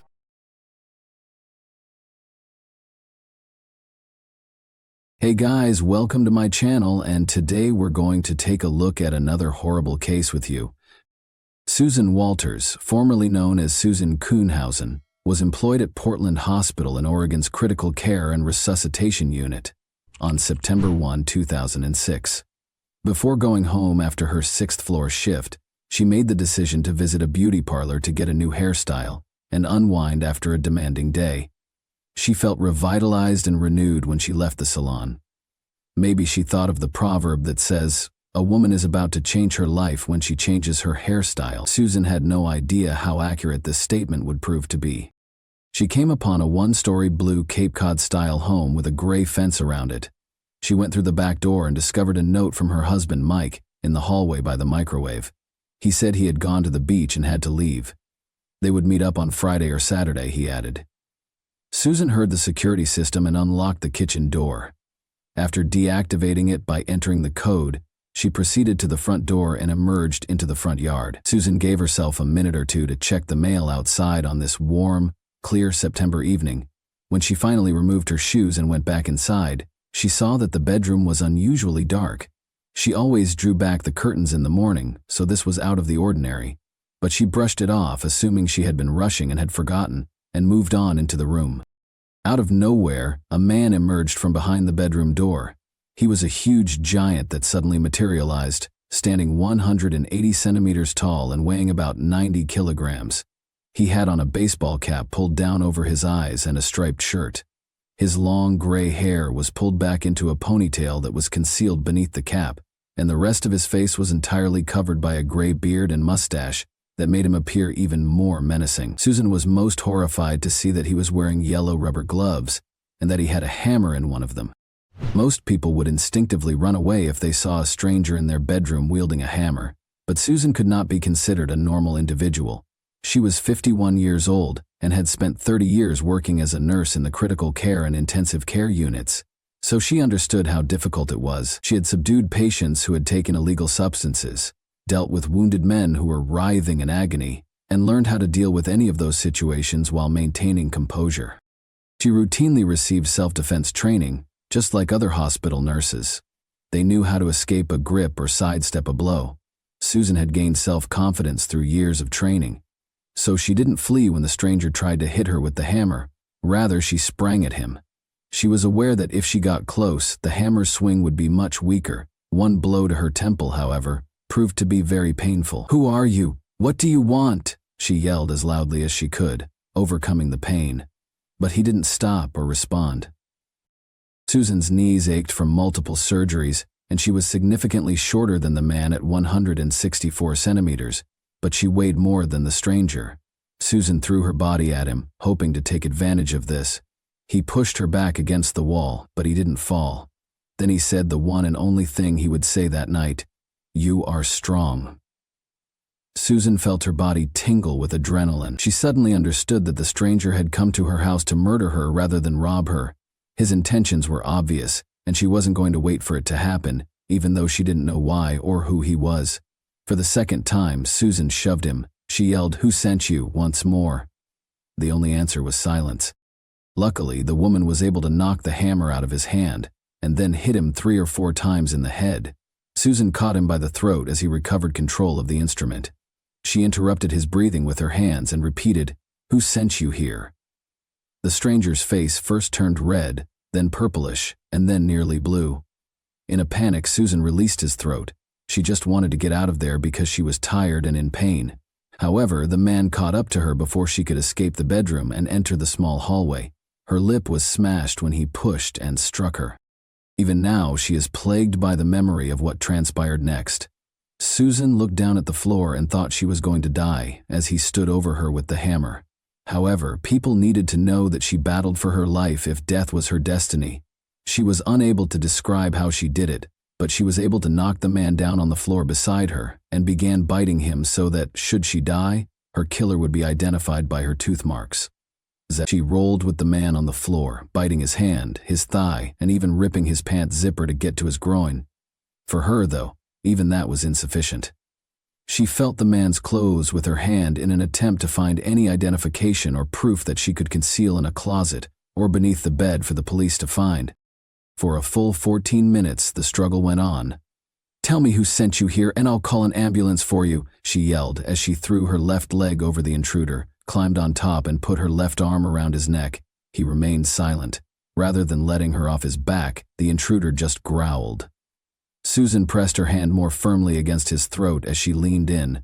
The man eventually ceased to move. Susan ran to the neighbor's house, grabbed his hammer, and dialed 911. When Susan's neighbor told the emergency dispatcher that the injured woman may have strangled an unidentified intruder who had broken into her home with the intention of killing her, the dispatcher was shocked. The neighbor clarified that Susan had put the man in a chokehold and repeatedly hit him with a hammer after the operator explained what the injured woman had done. The neighbor, who works as a nurse herself, responded that the man needed the ambulance when asked if the injured woman needed one. The dispatcher reassured the women that the ambulance was already en route and asked them to stop handling the hammer. Susan was taken to the hospital where she worked by the paramedics who arrived. Her worst fears were validated at that point. The man who had attacked her was dead, she found out. The identity of the man was quickly established by investigators. In his back pocket, they discovered an identification card. The police had been keeping an eye on Ed Haffey, a 59-year-old Viet. While Susan was being treated, she began to reflect on her life and try to figure out who could have wanted her dead. Susan had a difficult upbringing. Despite their love for her, her parents were unable to provide personal examples of what a successful marriage looked like. Their lives were very hectic because her father was an Air Force chef and her mother was a stay-at-home mom. The family had to constantly adjust to new homes and schools after moving from Colorado to Arizona, California, and Nevada. When Susan was in the second grade, her parents got divorced. Susan's romantic life took a turn in the early 1980 when she moved to Oregon and began working as a nurse. Susan's mother and friend sponsored a newspaper ad in 1988 announcing that she was prepared for a committed relationship.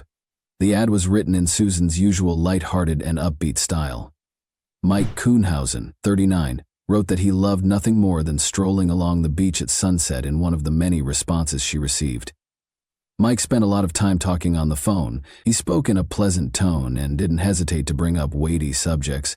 They threw unsalted peanuts to squirrels and fed ducks on their first date in February 1988 at the Crystal Springs Rhododendron Garden. They were married within a year. However, things weren't always easy in their marriage. The days of taking long walks in the park were over. Although Susan was the primary provider for the family, her husband disapproved of her spending time with friends and insisted on an accounting for every dollar spent. Susan soon discovered that her husband had never been content and didn't think he could make her happy, and they didn't have any kids. Mike eventually got a job at a business that sold adult videos at one of its locations. However, Susan decided she had had enough after 17 years of marriage. Although she no longer wanted to live with her husband, she still cared for him. She desired to experience joy once more. She asked him to leave the house in September 2005. Mike went to live with his father. That being said, they remained friendly, and he frequently came over to visit Susan's cats. As a result, Susan made the grave error of failing to update the locks or the alarm code, which was 1,210 the day of their wedding. Susan went home to collect her belongings the very next day following the attack, accompanied by her friend Helen Ballone. A backpack that shouldn't have been in the basement was discovered by Helen.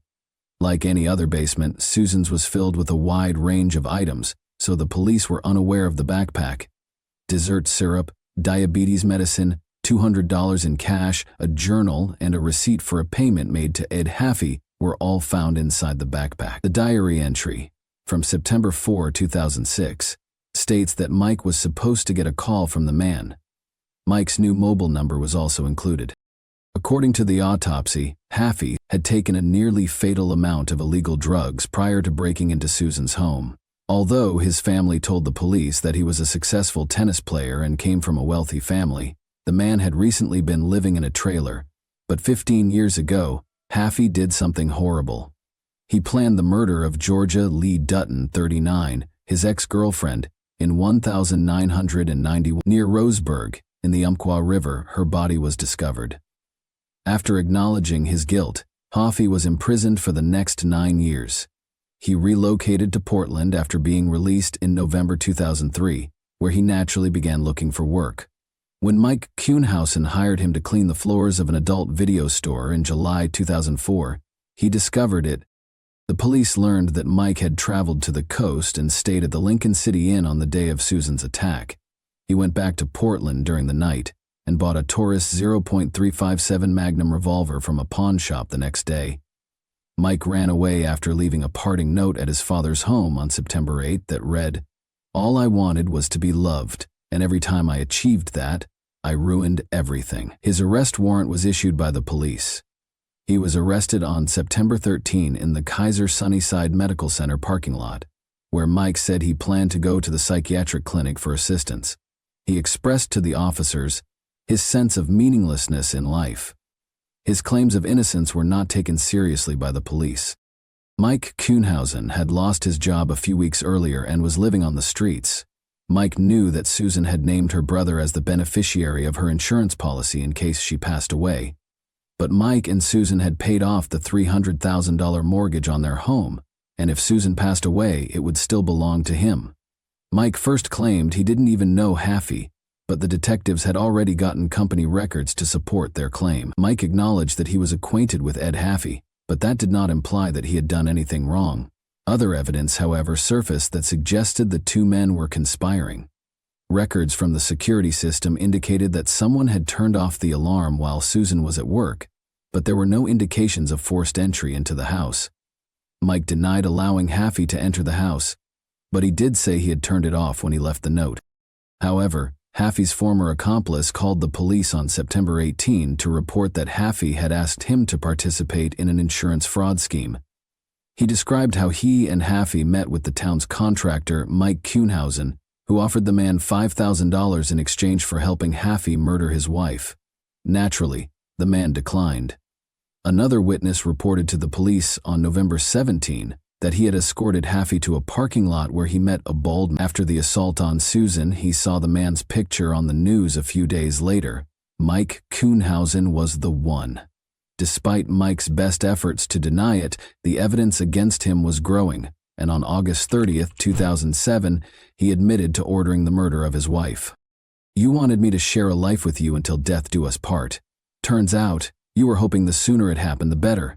If I believed you deserved to die, I would have had the courage to do it myself," Susan said on the stand during the trial.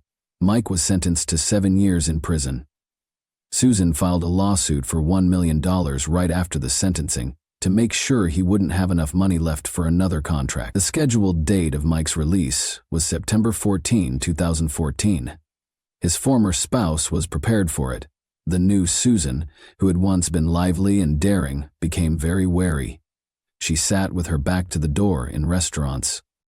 She started taking a different route to work, and she would circle the block for a while if she thought someone might be pursuing her in an attempt to ward them off.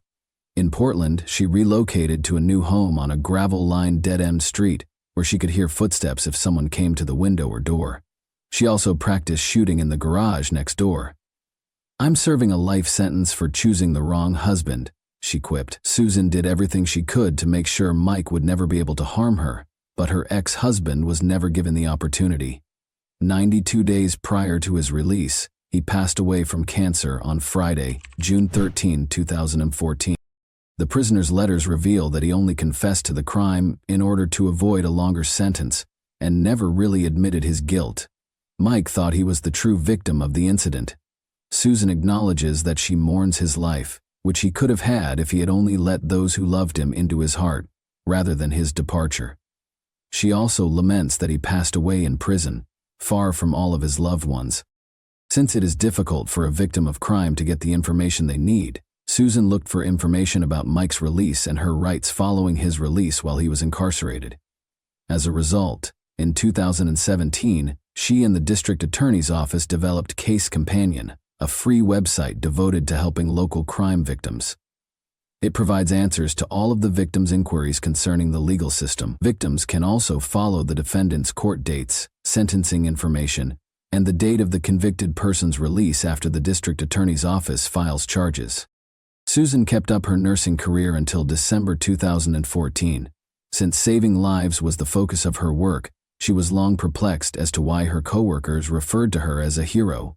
They called her a hero not because she killed someone, but because they want to believe that if they were in a similar situation, they would also be able to survive, her supervisor explained to her. Susan can't recall what happened without crying, even after all these years. She acknowledges that she thought of Hafey's family right away after learning of his passing. Everyone has someone who loves them, children, a wife, a mother, a father. The worst part of what happened is not that someone tried to kill me, but that I had to kill someone to survive. But I'm not ashamed because I didn't choose his death. I chose my life. I chose to live. Although what happened was terrible, no one in this family thinks poorly of you. You did what you had to do, and by doing so you protected many from a similar fate. Susan finds comfort in helping others, knowing that they can also survive after an attack. Aunt Ada Duffy wrote her a letter in 2010 after learning about her suffering. If you can't run and can't hide, you have to fight, she states. You can't know that you won't survive. And that wraps up today's chilling story. If you enjoyed this video, don't forget to like and subscribe so you never miss a new upload. Also, let me know in the comments, what part of this story shocked you the most? Thank you for watching, and I'll see you in the next video.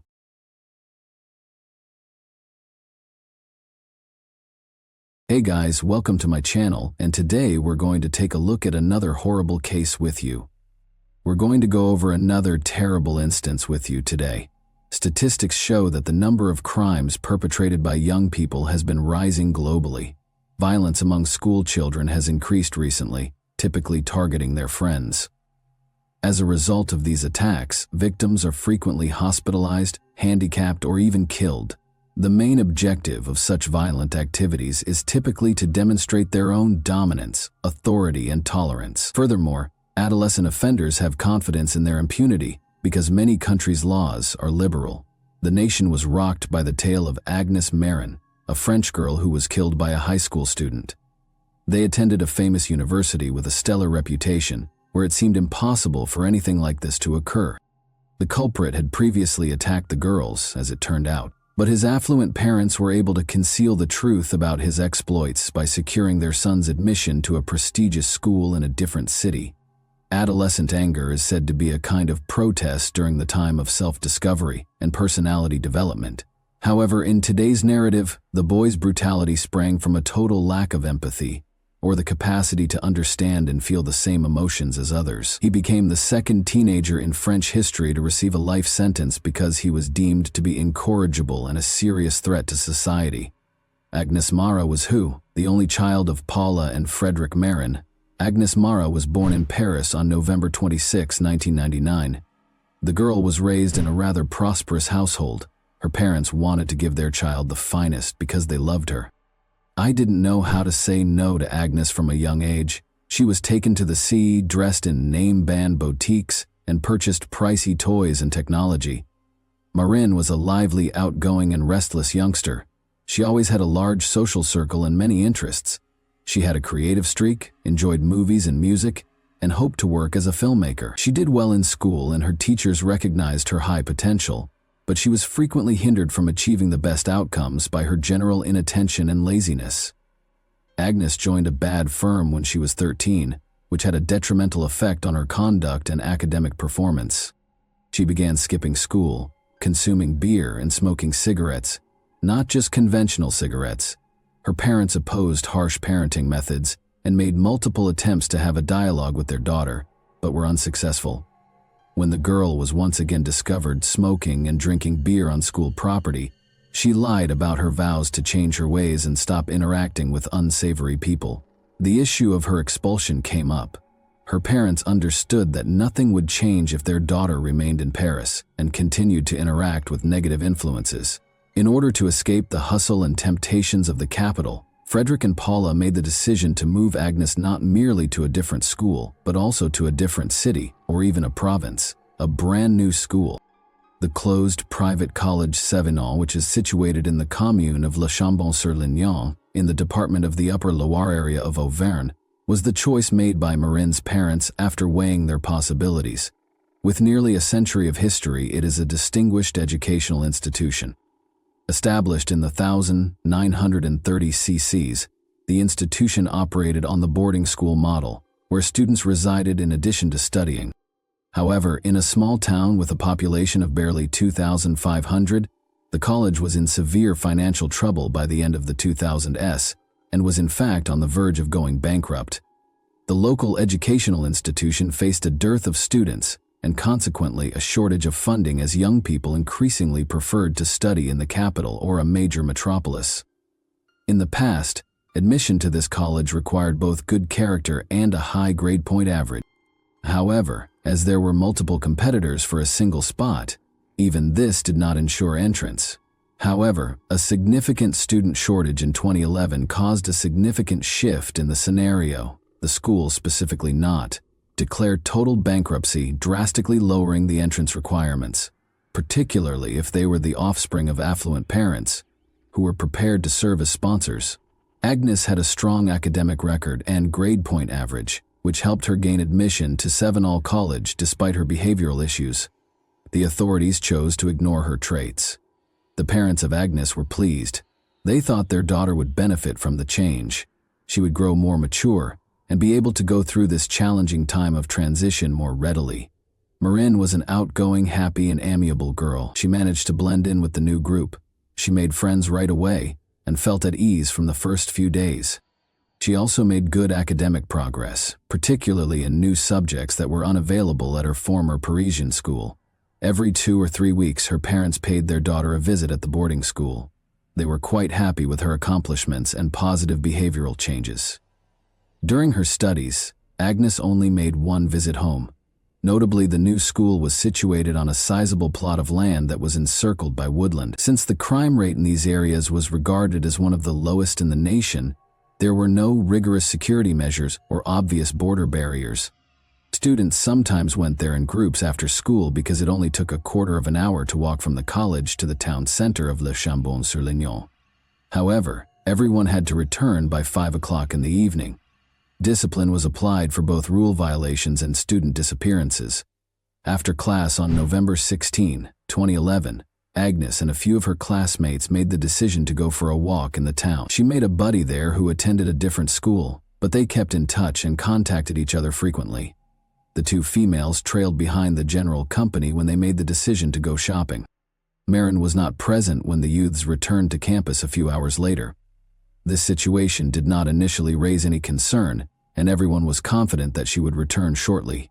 However, as time went on and darkness descended, the teachers became quite concerned about the student's absence. The school administration reported the event to the police without hesitation because she was nowhere to be seen on campus and her phone was off. Students, instructors, and law enforcement officers performed the search, which started that evening. They separated into groups and searched different areas, but they were unable to locate the missing girl. Everyone hoped she would return alive and unhurt, but no one had seen her and no one knew where she may be. Almost instantly, Marin's parents were informed and inquired as to whether their daughter had come home. After hearing the shocking news, Frederick and Paula hurried as quickly as they could to Le Chambon-sur-Lignon. They reassured them that Agnes could not have fled because she had nowhere to go and no incentive to do so. They said their daughter was really happy at her new school. Here, she had made lots of pals. She had no problems with anyone, and she didn't feel uncomfortable.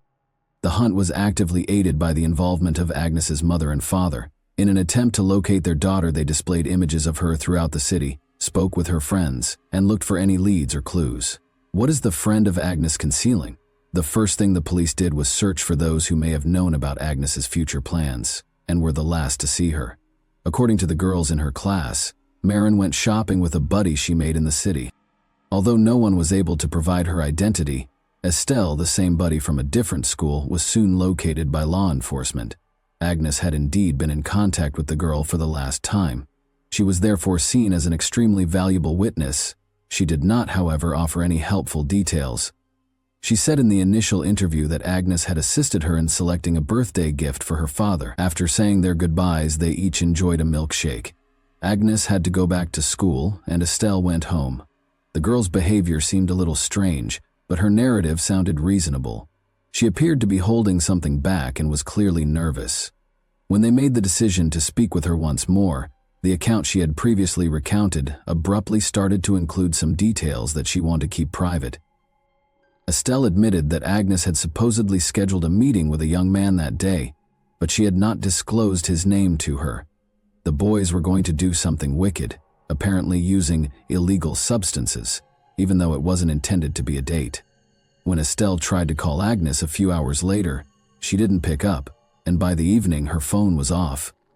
During the initial interview, the girl acknowledged lying, because she promised Maren that she wouldn't tell anyone about the encounter with the enigmatic man.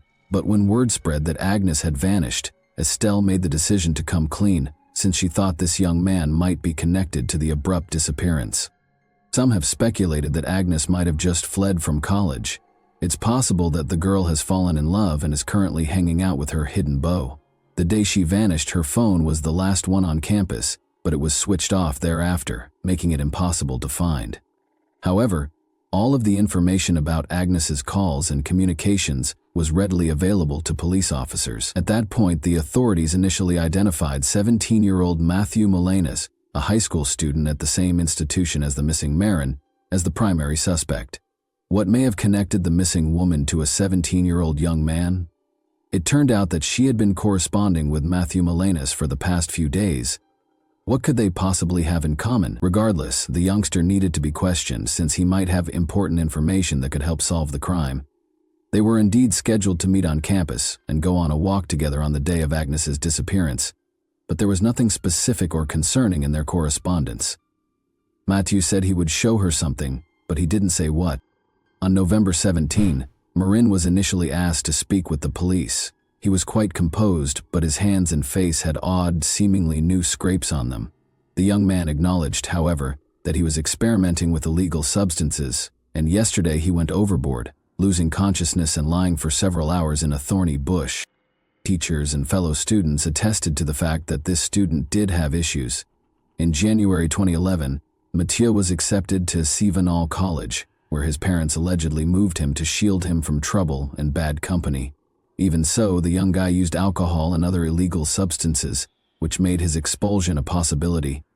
Nevertheless, he felt sorry for him and was given time to change. Molinas appeared to be a normal, troubled adolescent rebel. His demeanor and appearance seemed to challenge people around him. He liked hot beverages, smoked, and dressed in gothic fashion on campus. He boasted to his peers about his pranks, saying he would not face consequences.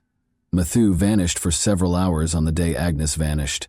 In the evening, he emerged from the woods wearing filthy clothes and with scratches on his hands and face. He responded to any inquiries by saying that he had consumed too much alcohol and had passed out on his own. Although everything about him seemed and sounded suspicious, the investigators chose to check into him more further because there was yet no concrete proof against him. The wealthy parents' pampered son, the eldest of 3 children born to Sophia and Dominique Molanas, Mathieu Molanas was born in December 1993 in the Garda municipality of Negi-Solorg. He was raised in a reasonably well-to-do household with his 2 younger sisters and was accustomed to having all of his wishes met right away. He was noticed acting strangely from a young age. The boy attempted to avoid being around other kids since he was a very hostile, irascible, and difficult to communicate with. The condition deteriorated during adolescence. Matthew experienced angry outbursts. He started drinking alcohol on a regular basis, tried with other illegal substances, and frequently caused fights. However, the young man's stunning features helped him gain popularity with the opposite sex, despite his aggressive and antisocial behavior. He had a girlfriend at the time of the events in his hometown, whom he visited on the weekends and whose parents were aware of. Matthew had several police records, including one for stealing prescription medications from a pharmacy with a companion. However, the matter was kept quiet, most likely because the teenager's parents paid for it. During interrogations, his father also volunteered to sponsor the school while it was in trouble, which allowed him to get into a prestigious private school despite having a low GPA and legal issues. Despite his stubborn and haughty demeanor, Molinas maintained his composure to the point where the authorities questioned whether he was involved in Agnes's disappearance. He never left his favorite toy, a yo-yo, in his hands, which he was twirling all the time. He first denied knowing Agnes during the initial interrogation, but after seeing a printout of their correspondence, he started to modify his evidence and attempt to make up a lie on the spot, but he soon found himself unsure of what he was saying. The man claims that he promised to show Agnes a mushroom-growing area in the forest. They allegedly utilized them in tandem. Following his illness, Mathieu collapsed under a prickly shrub, where he remained until dusk. He also saw that Marraine was gone when he woke up. Since it was growing late, he returned to the campus without searching for her. During all of the interrogations, a lawyer who had been retained by the Molinas' parents suggested that his young ward indicate the location where he had last seen Agnes and where they allegedly consumed mushroom. However, Mathieu claimed that he would not be able to locate that clearing because they had accidentally discovered it. He left the area on autopilot, without really comprehending his surroundings or where he was. However, specialists quickly disproved Mathieu's claims after discovering no evidence of mushroom consumption in his blood. Furthermore, it was determined that the wounds on his body were the result of a battle. That is, he was scratched with nails by someone who was presumably a girl, a gory finding in the thicket. The school children who had witnessed Mathieu emerge from the forest that night indicated the direction from which he had come, and it was determined to conduct a comprehensive, extensive search in that area of the forest. There was still a slim chance that Marraine would be found alive at that point.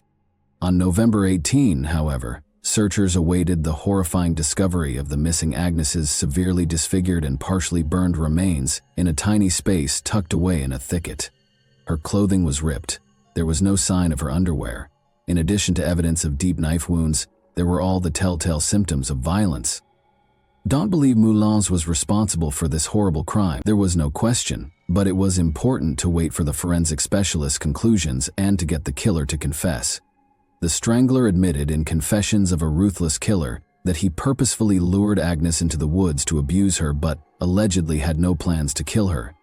In fact, Mathieu did not particularly deny the horrific discovery when he was informed about it and started to testify, explaining how everything was. She, however, resisted vehemently.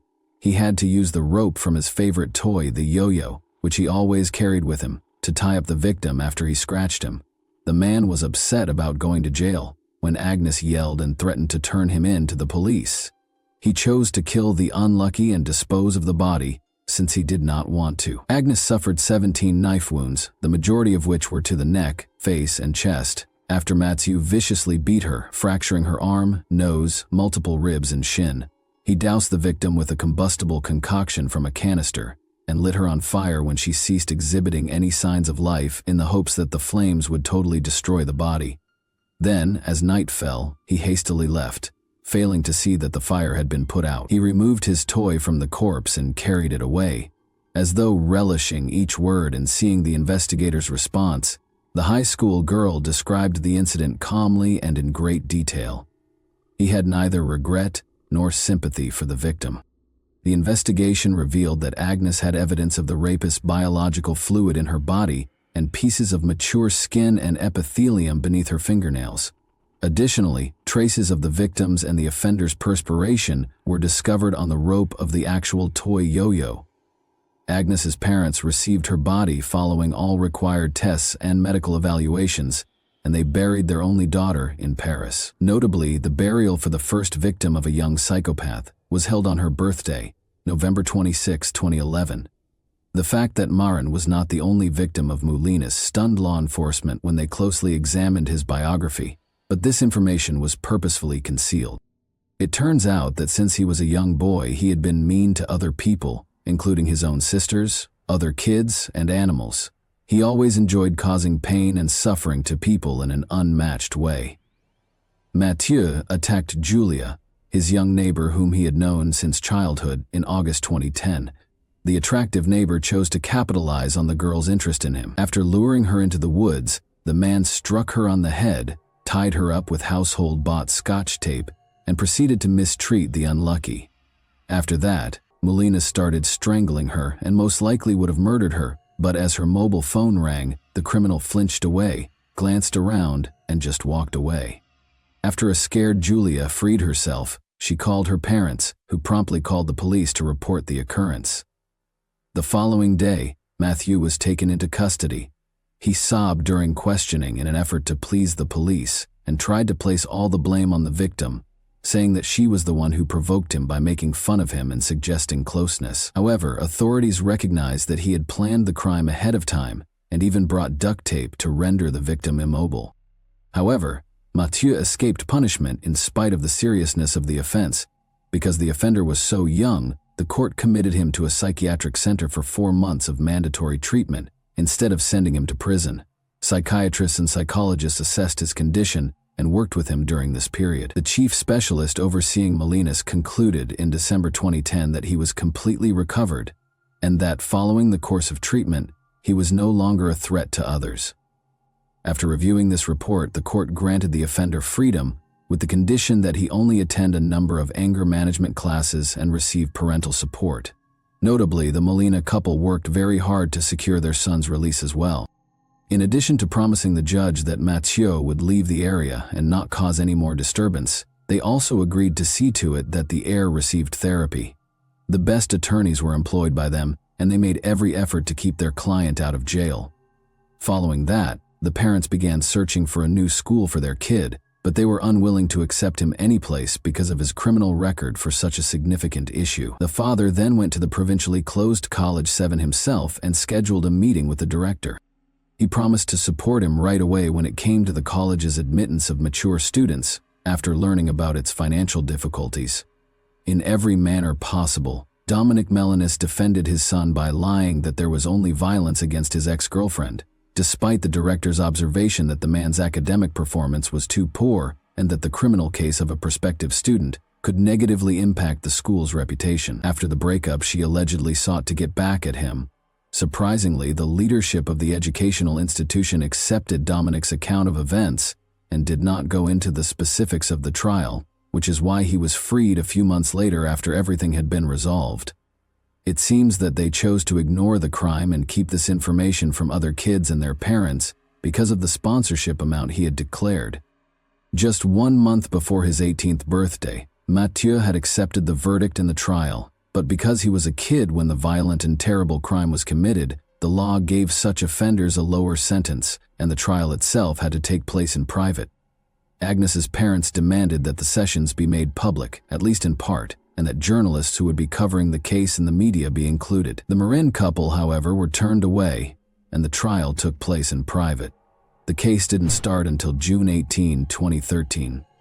The many errors in the Mathieu case were sharply condemned by the public prosecutor, especially the fact that the psychiatrist who concluded that the man posed no threat to others was a young lady without the necessary training. She made a deadly error and had no prior experience dealing with crooks. After the defendant had a second mental evaluation, specialists came to the conclusion that, in addition to being unrepentant, he may very easily conduct the same crime again if given the chance. This was corroborated by Mathieu himself, who claimed to have delighted in seeing the victims suffer. Marin's schizoid and paranoid disorder symptoms, along with his uncontrollably violent outbursts, made him a serious threat to others. He could, however, face legal repercussions for his activities, because he was well aware of them. Furthermore, because of the severity of the young man's offense, the prosecutor demanded that he be tried as an adult, and his request was ultimately approved. Mathieu was convicted of torture and murder with specific cruelty on June 28, 1313. He was given a life sentence and ordered to undergo forced psychotherapy. He was the second young criminal in French history to be given such a severe penalty. Despite Molinet's attorney's choice to appeal the conviction, a jury of appeals affirmed the life sentence on October 10, 2014, ruling out a 2016 review of the ruling. In a book they created and published, Mathieu's parents detailed their painful experience and acknowledged that their son is still unrepentant. And that wraps up today's chilling story. If you enjoyed this video, don't forget to like and subscribe so you never miss a new upload. Also, let me know in the comments what part of this story shocked you the most. Thank you for watching, and I'll see you in the next video.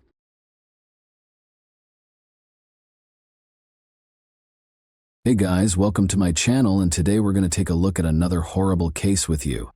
This video examines what happened in Tennessee, USA on September 2, 2022, when 34-year-old Eliza Fletcher, a mother of 2 children and kindergarten teacher, left her Memphis home to go for a morning jog. Following police notification of Eliza's disappearance, an investigation was started after she failed to return home, which sparked a significant public outcry. A few days ago, the case was concluded. Born in Memphis, Tennessee, on November 9, 1987, Eliza Welford Fletcher played soccer for the University of Memphis after graduating from Hutchinson School in 2006 and went on to finish her undergraduate studies at Baylor University. After graduating from Belmont University with a master's degree in teaching, she focused her efforts and unending youthful enthusiasm on her students at Promise Academy and then St. Mary's Episcopal School's junior kindergartners. Eliza gave her all to her students, as she did to everything she did.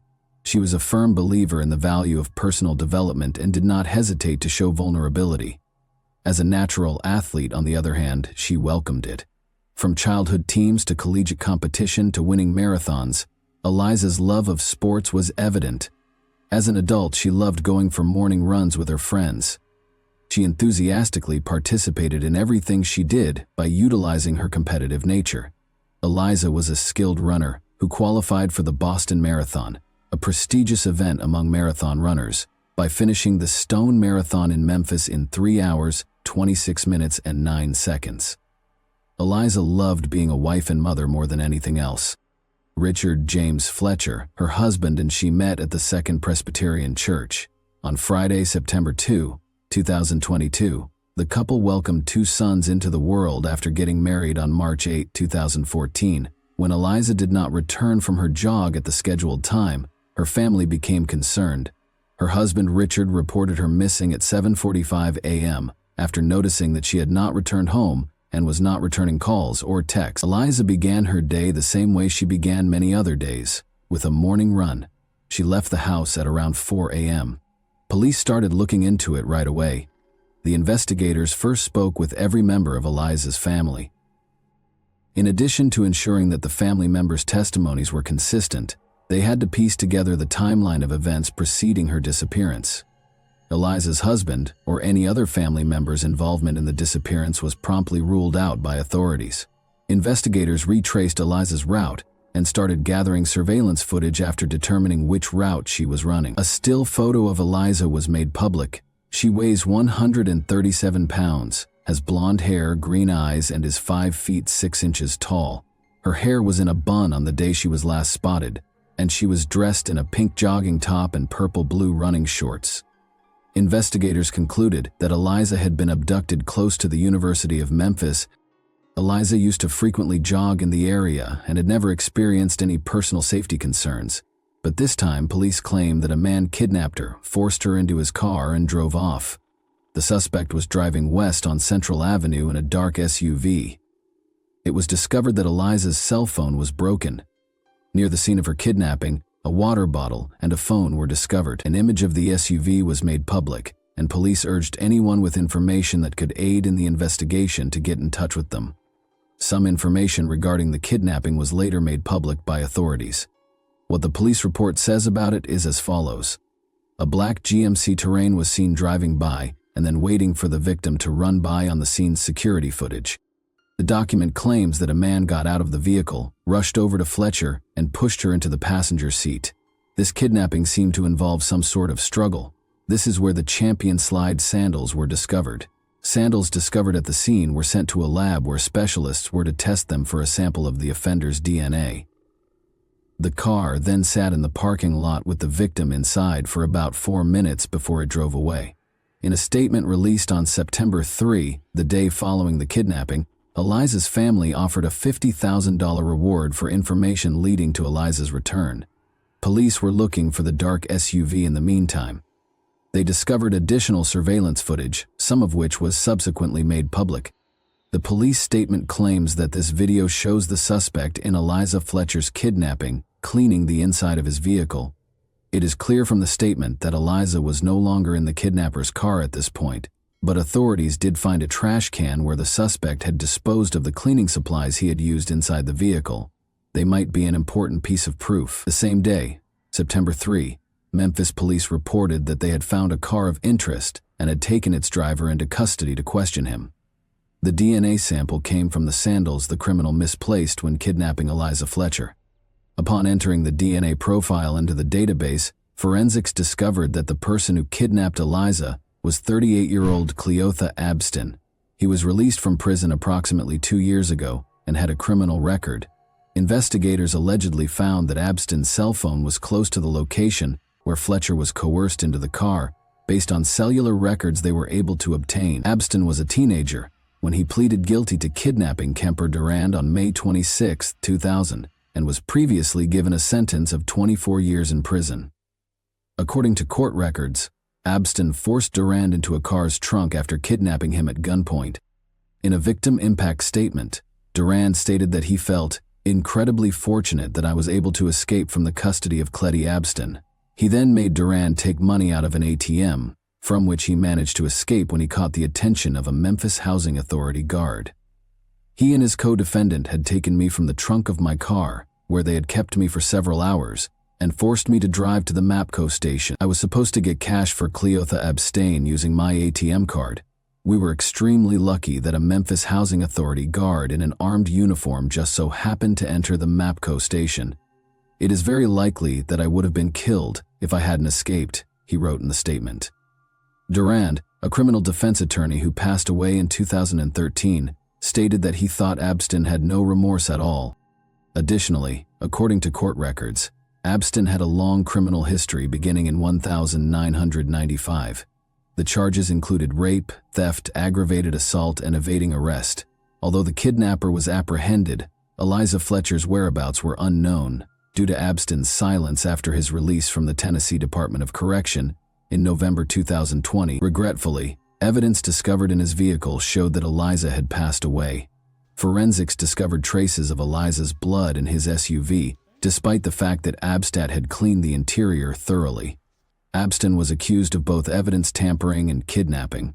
In addition, he was accused of unrelated crimes like credit card fraud, property theft, and identity theft. According to police, the judge set bail at $500,000 at the time of arraignment. A public defender was assigned after Abston informed the judge that he could not afford an attorney. Police were searching for Eliza in the meantime. On the morning of Friday, September 2, she was kidnapped. Authorities confirmed the worst fears of those concerned about Eliza Fletcher's fate at a press conference on Monday, September 5, 2022. The body of Eliza was discovered in the grass close to this deserted Victor Street home.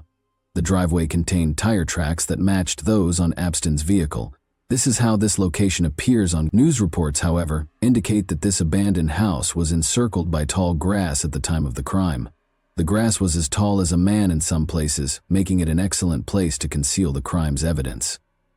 Journalists started asking locals if they had seen anything suspicious after Eliza's body was discovered here. According to some of the people the journalists spoke with, even before Eliza's body was discovered, they called City Hall several times to request that the grass be mowed.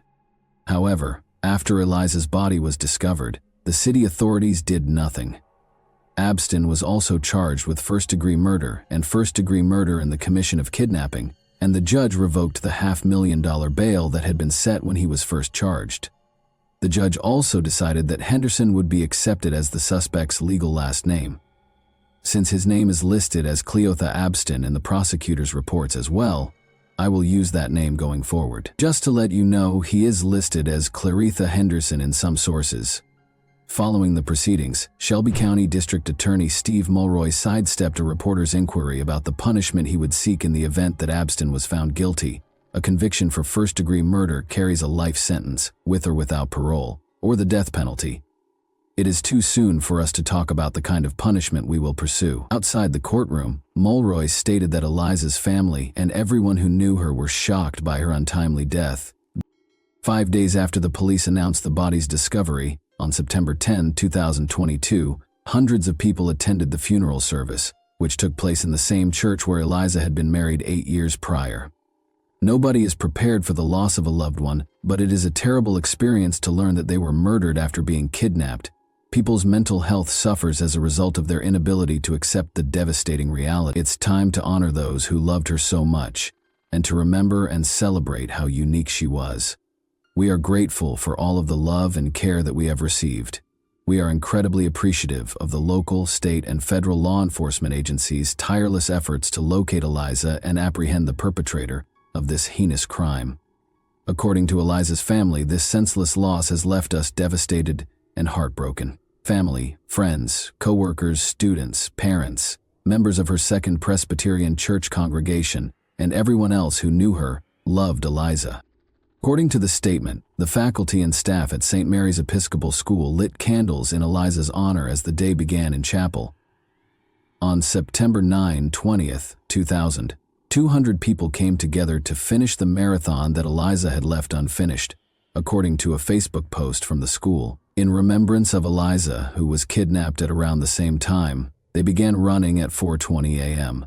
We're just here today to run in honor of Eliza and to demonstrate that women in this city have the right to run at 4 in the morning or 10 at night, said event organizer Danielle Heineman.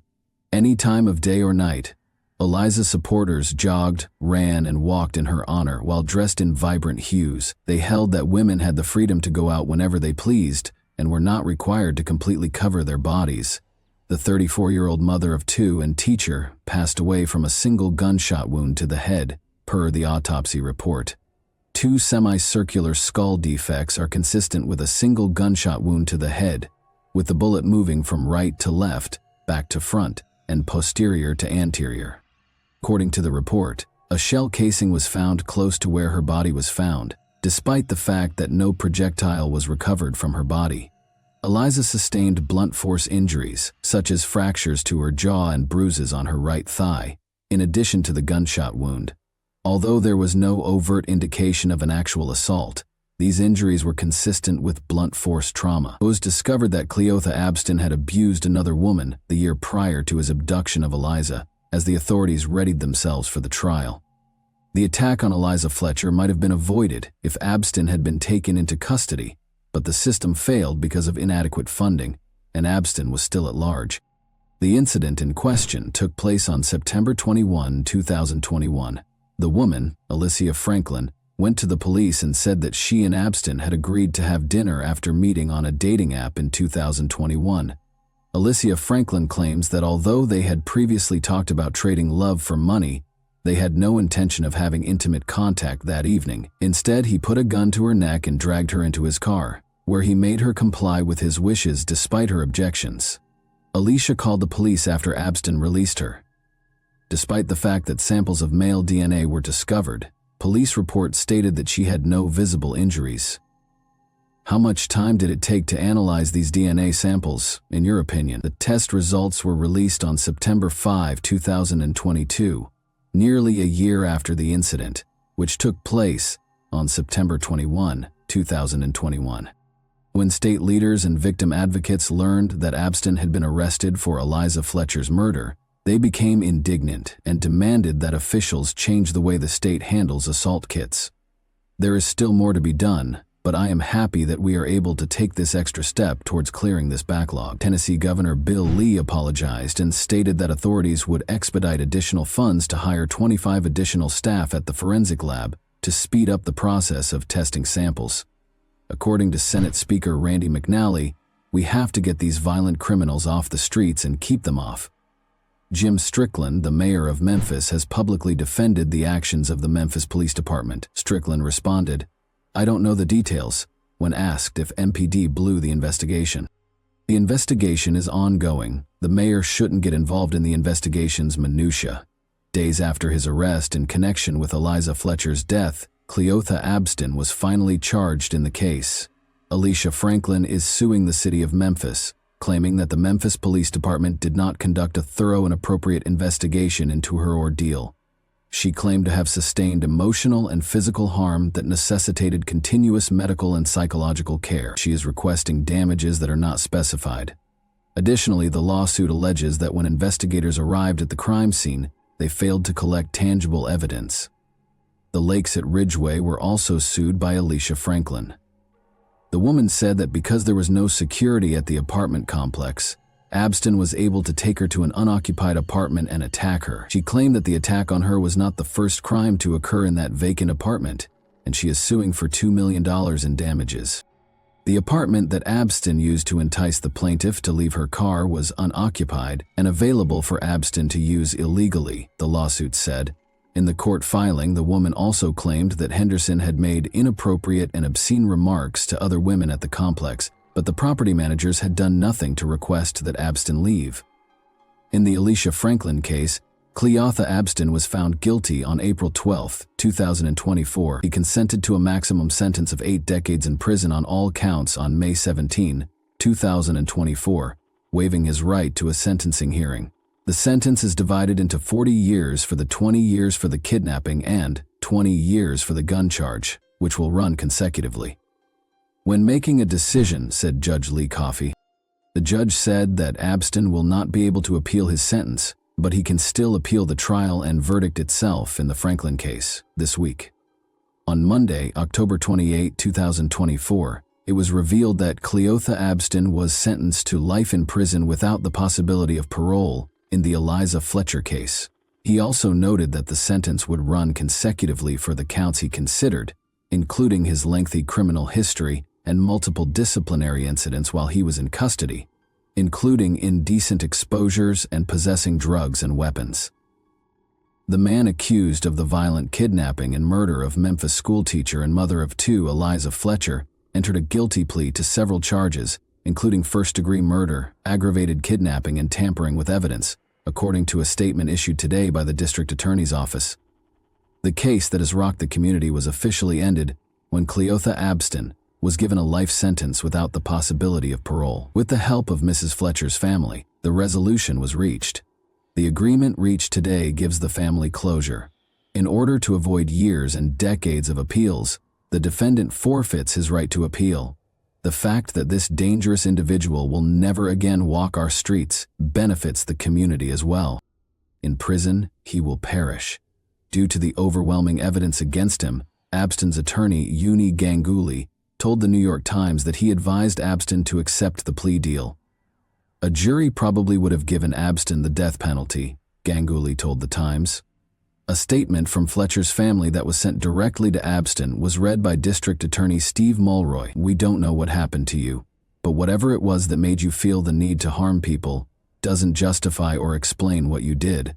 Nothing will ever be the same because of the permanent change you have brought about in our lives. What you did was wicked. There is no other way to put it. You killed Liza, despite the fact that she did nothing wrong and did not harm you. If you had needed assistance, she would have been the first to offer it. And that wraps up today's chilling story. If you enjoyed this video, don't forget to like and subscribe so you never miss a new upload. Also, let me know in the comments what part of this story shocked you the most. Thank you for watching, and I'll see you in the next video.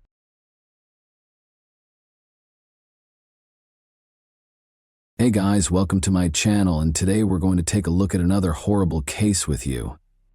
We're delving into yet another horrifying situation today.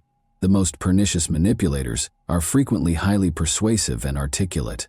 They can easily frighten, lull the victim's alertness to sleep, and subjugate it entirely to their will.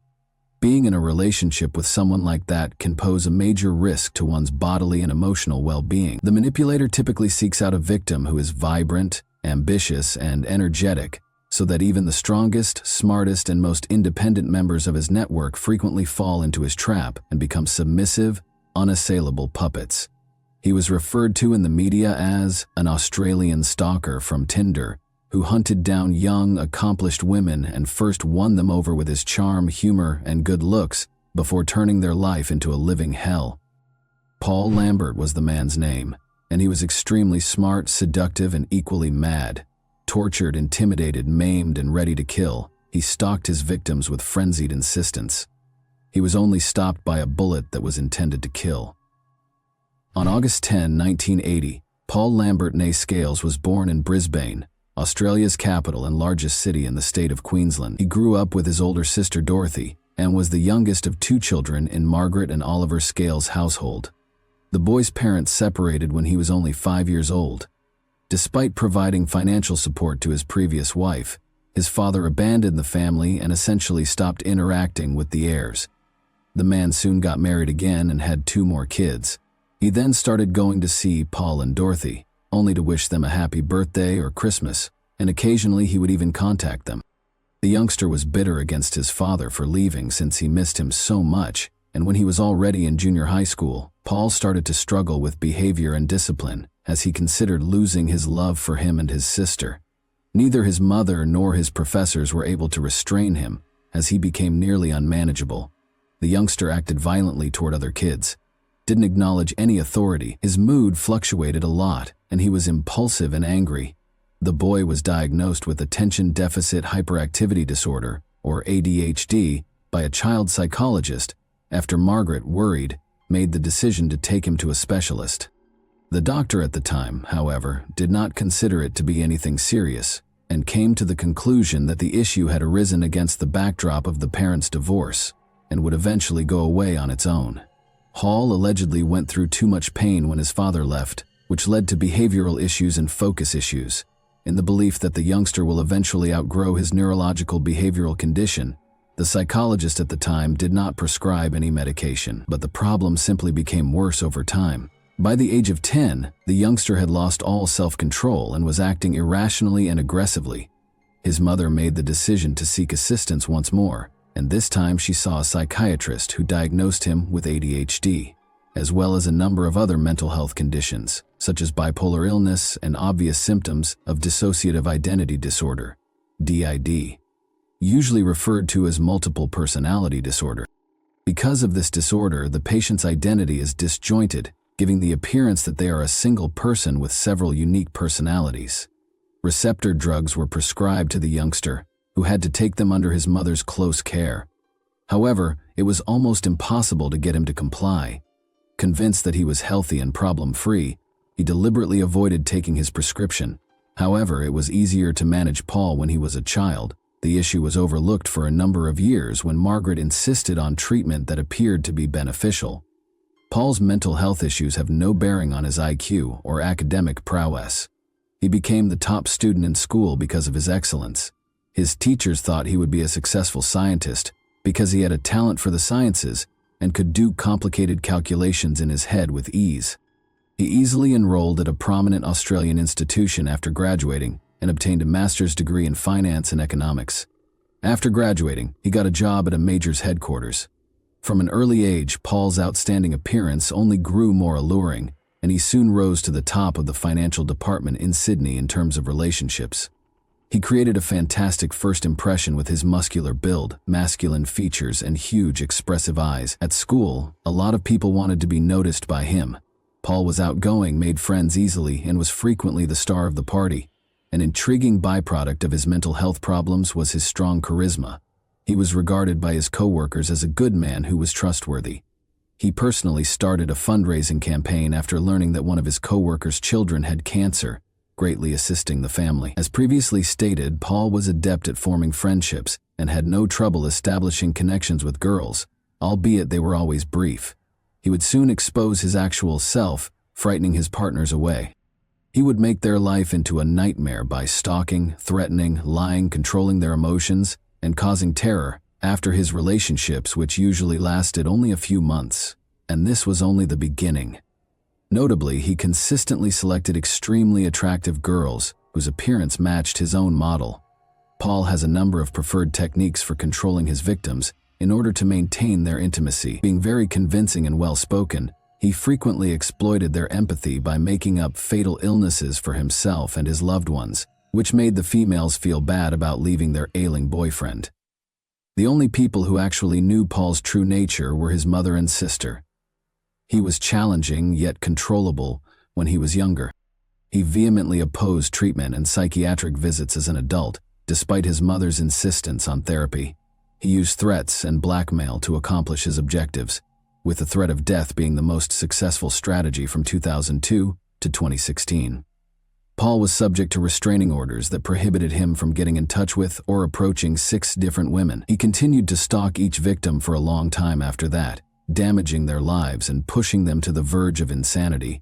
One of them even fled to another continent, but after she denounced him to the authorities, he was deported and prohibited from entering the nation.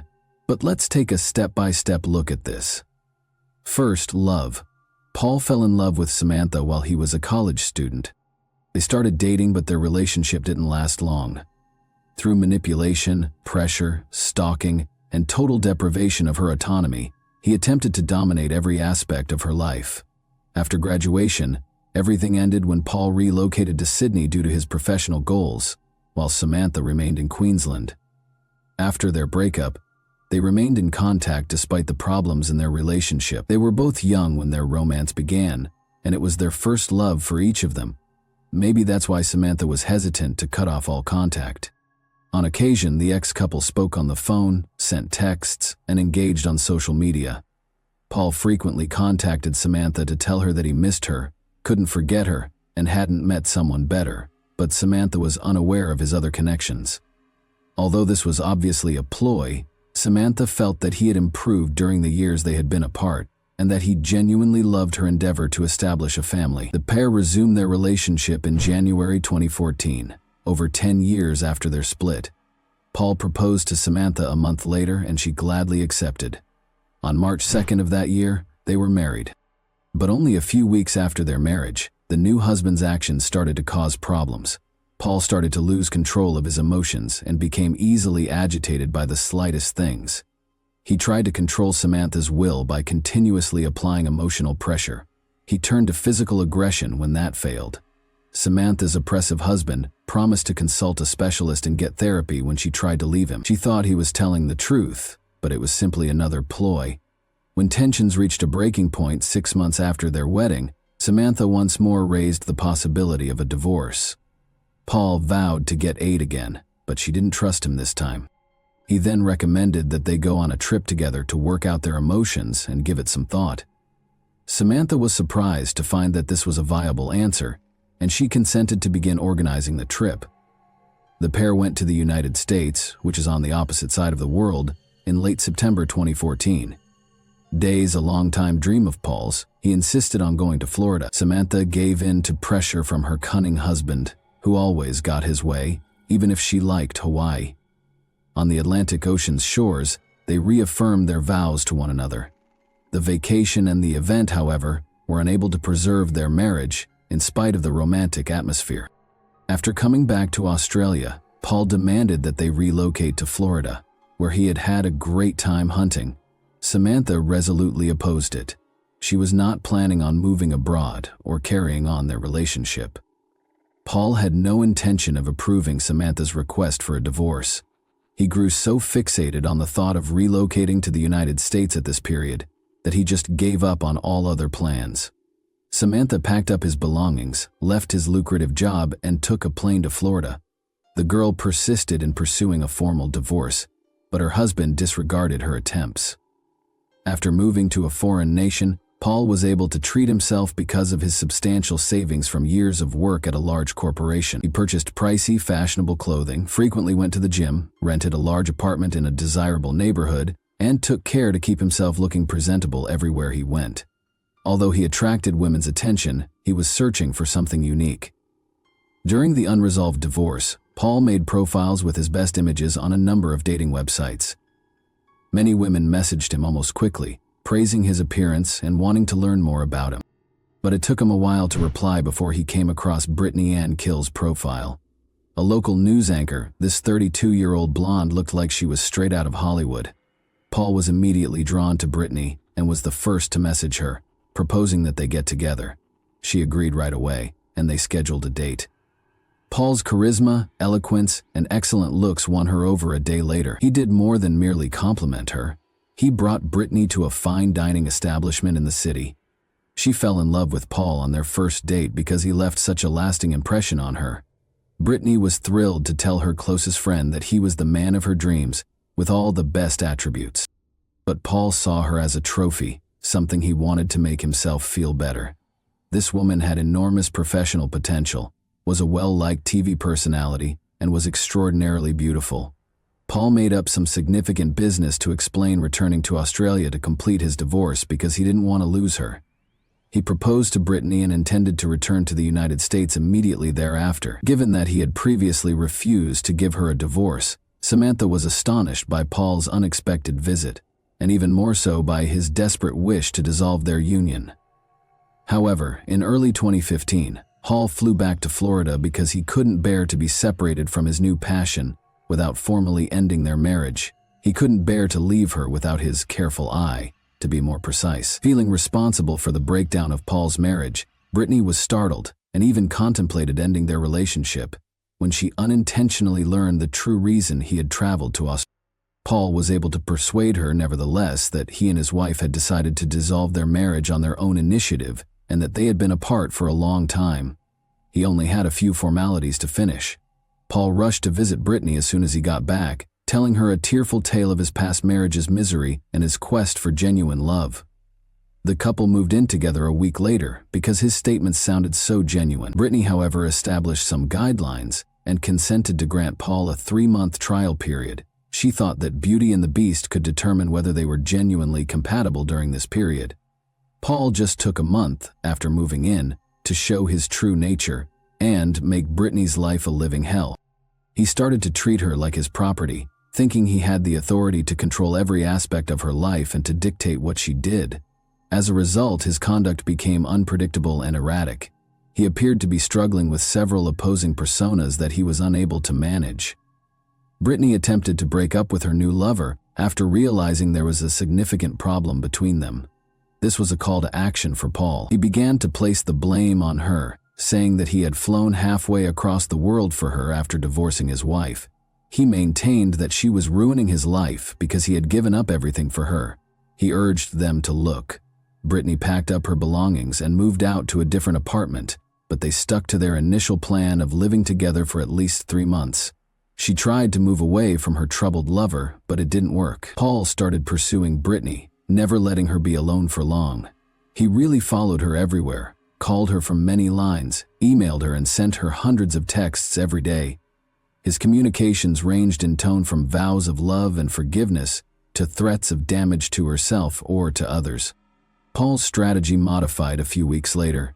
With a shaky voice, he called Brittany and informed her that he had no one in the U.S. to talk to after his father passed away. Brittany felt her heart relax.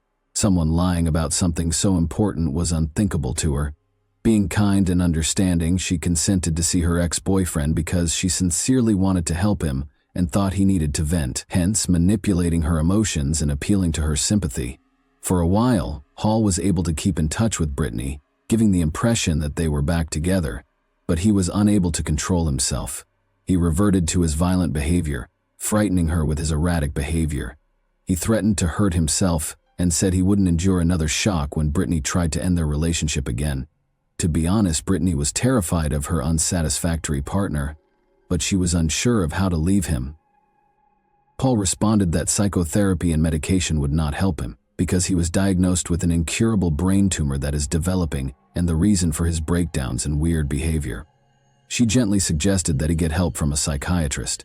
Declaring that he was going to die soon, the compulsive liar sobbed and forced the lover to swear that she would not abandon him while he was still living. Because Paul did not offer her peace at work or at home, the next month and a half ended up being the worst in the well-known TV host's life. The young woman woke up. "Usually I got nervous and preoccupied." She suffered from panic episodes, which had a detrimental effect on her work and had the potential to ruin her career. Deportation and restraining order. Unable to handle it, Brittany just fled Scales and went to live with a friend, where she believed he wouldn't bother her. However, the man shifted strategies and started threatening the girl by publishing her unguarded images and an intimate video that he had secretly recorded. This was the final straw, and the woman eventually reported it to the police and her stalker. The court ruled in July 2015 that the stalker could not approach the girl or make any kind of contact with her. Nevertheless, Hall persisted in tracking his victim, sending threats against her, and using blackmail. Kill was relieved to be back in Australia when the man was ultimately deported from the nation in October of that year, preventing him from entering the United States. To hide his legal troubles, Scales first adopted his mother's maiden name, Lambert, to avoid being discovered. He never had time to file for divorce from his ex-wife, so he made the decision to go back to her. When Samantha heard of Paul's return, she was appalled and went to the police to request protection and to expedite the divorce proceedings. Even though Samantha knew this dangerous man well, she believed him when Paul called his wife in February 2016 and told her that he had agreed to grant her a divorce. After persuading her to see a lawyer together to resolve some issues, Samantha was already looking forward to receiving the long-awaited divorce certificate. Everything went smoothly when the man picked up the girl in his car, but as soon as they left her house, he started pleading with her to end the divorce and move back in together. When she firmly refused, he insulted Samantha and threatened to smash the car so they would die together. Paul drove the automobile so fast that it nearly sped beneath the truck in the approaching lane. They went off the road after the girl was able to twist the steering wheel. After that, the man started beating his wife, but she was able to flee the cabin and start calling for assistance. Samantha accused Paul of kidnapping, physical harm, and attempted murder in court following the incident. In addition to being immediately divorced and prohibited from seeing his ex-wife, he was found guilty on all counts and given a 10-month prison sentence.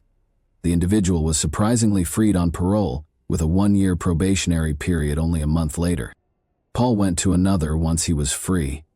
State obtained employment and rented a home there without informing the authorities. To ensure that no one suspected, he traveled to the same location each time to check in with the inspector.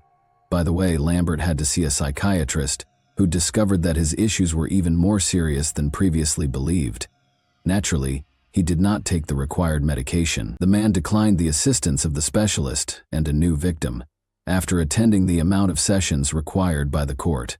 Paul created a fresh profile on a dating site almost immediately after being released, and he quickly came across 28-year-old Angela J., who captivated him with her alluring, almost angelic appearance.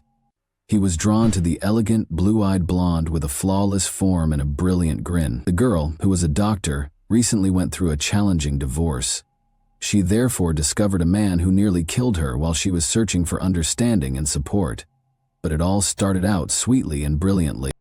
Paul used all of his charm once more to get the new victim to fall into his trap.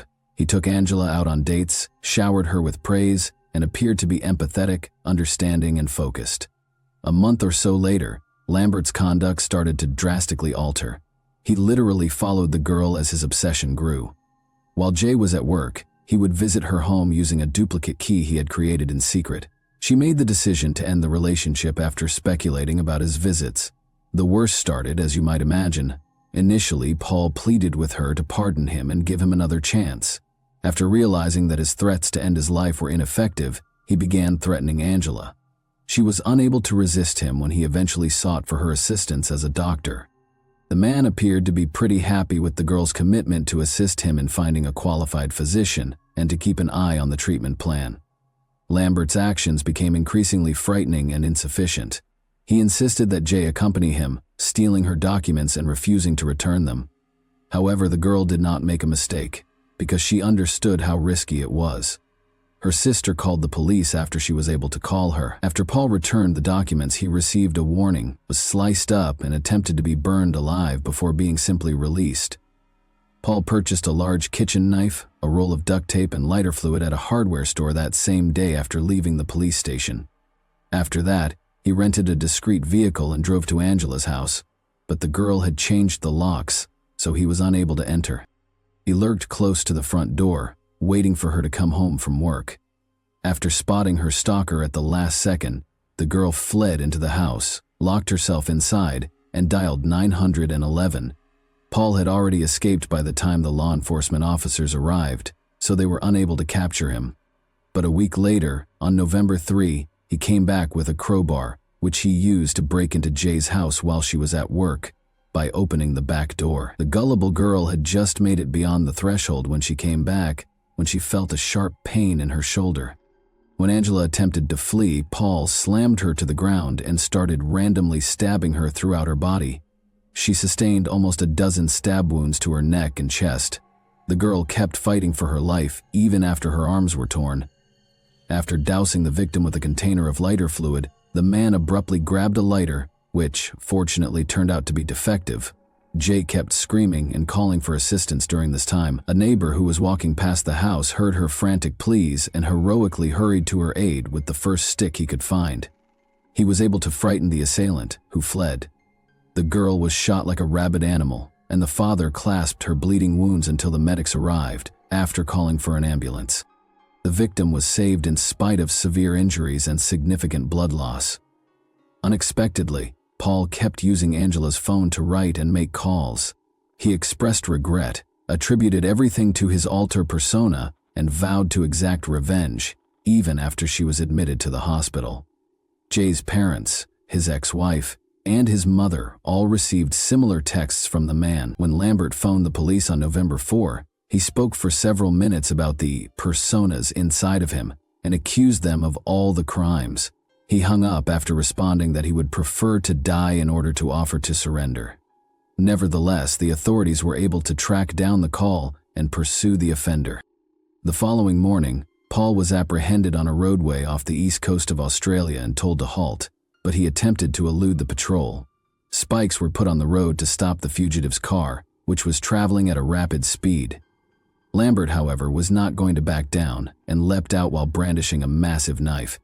The man once more said that he would prefer to die in response to all pleas for surrender. He acted in an unprofessional and aggressive manner, prepared to assault the officers who were already pursuing him. One of the policemen had to shoot Paul after he ran at him with a knife at one point. However, the intruder was not deterred by a single round.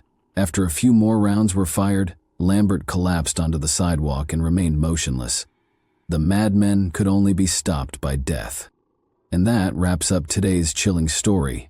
If you enjoyed this video, don't forget to like and subscribe so you never miss a new upload. Also, let me know in the comments, what part of this story shocked you the most?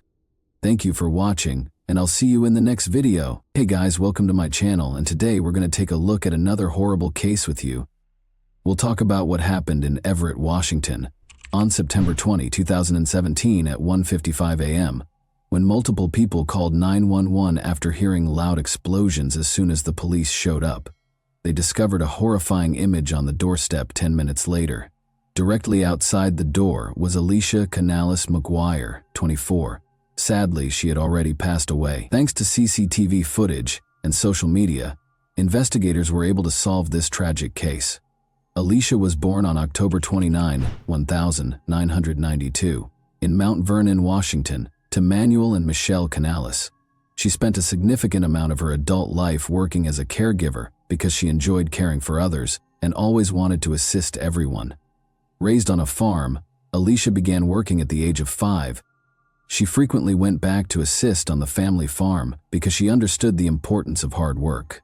Alicia loved spending time with her family, and she saw and talked to them often, always remembering to say "I love you" when she said goodbye. She and her spouse, Bradley, resided in Bird's View. In July 2017, Alicia and Brad tied the knot in a stunning beach ceremony at Deception Pass. As a result, investigators quickly discovered that Alicia did not reside in the home where she passed away. It belonged to her sister, Amanda Canales, who shared it with her 3 kids. Amanda asked Alicia to watch her kids while she was away because she had to travel to New York for work. Alicia was glad to assist because she loved her nephew and nieces. 2 months prior, she had tied the knot and was eager to begin a family of her own. One of the people who called 911 was the stay-in nanny who was in the house with her. When she went downstairs after hearing gunshots, she discovered Alicia motionless and lying at the front door. When the police officers got to the scene, they looked at the house first. They had to see if the criminal was inside. They made sure that the only people in the house were Amanda's kids and the nanny. By closely inspecting everything, the police began searching for evidence after the terrified kids were removed from the house. The house had a car parked in front of it. Beside it were shell casings. It indicated that the person who shot Alicia was standing close to the vehicle, just in front of the front door. The door frame was struck by several bullets. Just outside the door, Alicia was lying face down. It did not appear to be a robbery. The house was not a mess. Furthermore, it appeared that the criminal had not even gone inside the house. However, why and by whom would someone wish to kill Alicia? The detectives suspected that it was a case of mistaken identity after learning that it was her sister's home. The investigators questioned Amanda, who may have been the target, but she was in New York when the nanny, who was also present in the house when the crime was committed, relaxed. They inquired as to whether she knew who would want to harm her or if she saw the person who shot Alicia. The nanny claimed that when she heard gunfire, she was upstairs. She noticed that Alicia was motionless and face down on the floor when she looked down. She called 911 because she was afraid and didn't see the person who had shot Alicia, the nanny. As far as she was aware, she told investigators, Alicia and her husband Bradley got along well, but she provided the first important lead to the police. According to her, there were issues between Amanda, Alicia's sister, and her former spouse, Kevin Lewis. The detectives discovered from looking through the local sheriff's office reports that this was not the first time the police had been called to this address. Every incident had something to do with family disputes between Amanda and Kevin Lewis. The detectives were therefore intrigued by this version. Kevin Lewis lived in a different area of Everett, so they located his home address and went there before dawn to speak with him. It was dark in his home. During the conversation, Kevin answered the door when they knocked. "Talk to Lewis." "She should be home," he said in response to the officer's question about his ex-wife's whereabouts. He appeared to have just awoken. He was asked to tell the detectives where he had slept. He claimed that his mother and sister could verify that he had spent the entire night at home. When the detectives told him that there had been a shooting in the home where his children lived, he didn't inquire as to why they were there. It was odd that he didn't show any emotion. He should have inquired about his children's well-being as a parent, but he chose not to do so. Kevin looked shocked and said, "Really, that was the end of our conversation?" when the detectives informed him that Amanda had been out of town on business. While strolling down the street, the detectives noticed that 2 nearby homes had security cameras that they could use to verify Kevin Lewis's story. He said that instead of going out, he spent the entire night at home. However, after reviewing the video, the investigators discovered that approximately 40 minutes prior to the assault on Alicia, a car was pulling up alongside Kevin's driveway. Then someone who looked a lot like Kevin came out the front door, approached this car, and got in. The vehicle drove off a short while later. The quality of the recording prevented the police from conclusively identifying Kevin as the next victim. The footage was seen by the investigators from a different camera. Despite being able to examine the car more closely, they were unable to identify it. They could only make out that the car was light in color. About 20 minutes later, they saw the car return after fast-forwarding the recording. But they had one important detail to notice. This car's front right rim was different from the other 3. The front right rim was dark, while the other 3 were light. Kevin Lewis, who was in the first recording, got out of the car and went back to his house when the car came to a stop close to it. Approximately 20 minutes prior to the 911 calls regarding a shooting, this man, whoever he was, entered the house. The car then drove off and never came back. The drive from Kevin's house to Amanda's was 15 minutes. This could indicate that the car had enough time to reach Amanda's house, or it could indicate that the car was unrelated to the shooting. It was too soon to say. Amanda learned of her sister's passing.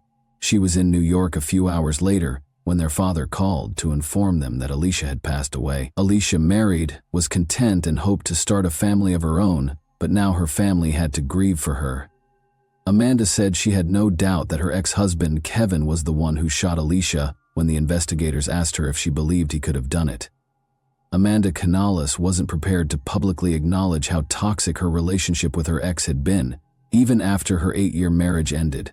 Despite having 3 young children, 2 girls and a boy, and spending 10 years with Kevin Lewis, Amanda had been extremely unhappy and continued to live in fear of him even after their June 2017 divorce.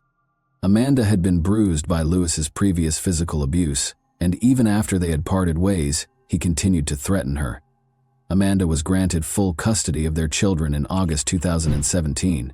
Lewis was ordered to pay $800 a month in lieu of child support. For Amanda, it was a new beginning. As a single mother, she was grateful for the support she received from her family, and concentrated on her home in Everett, Washington. Amanda was threatened by Kevin. He threatened to kill her. He had the training because he had served in the military.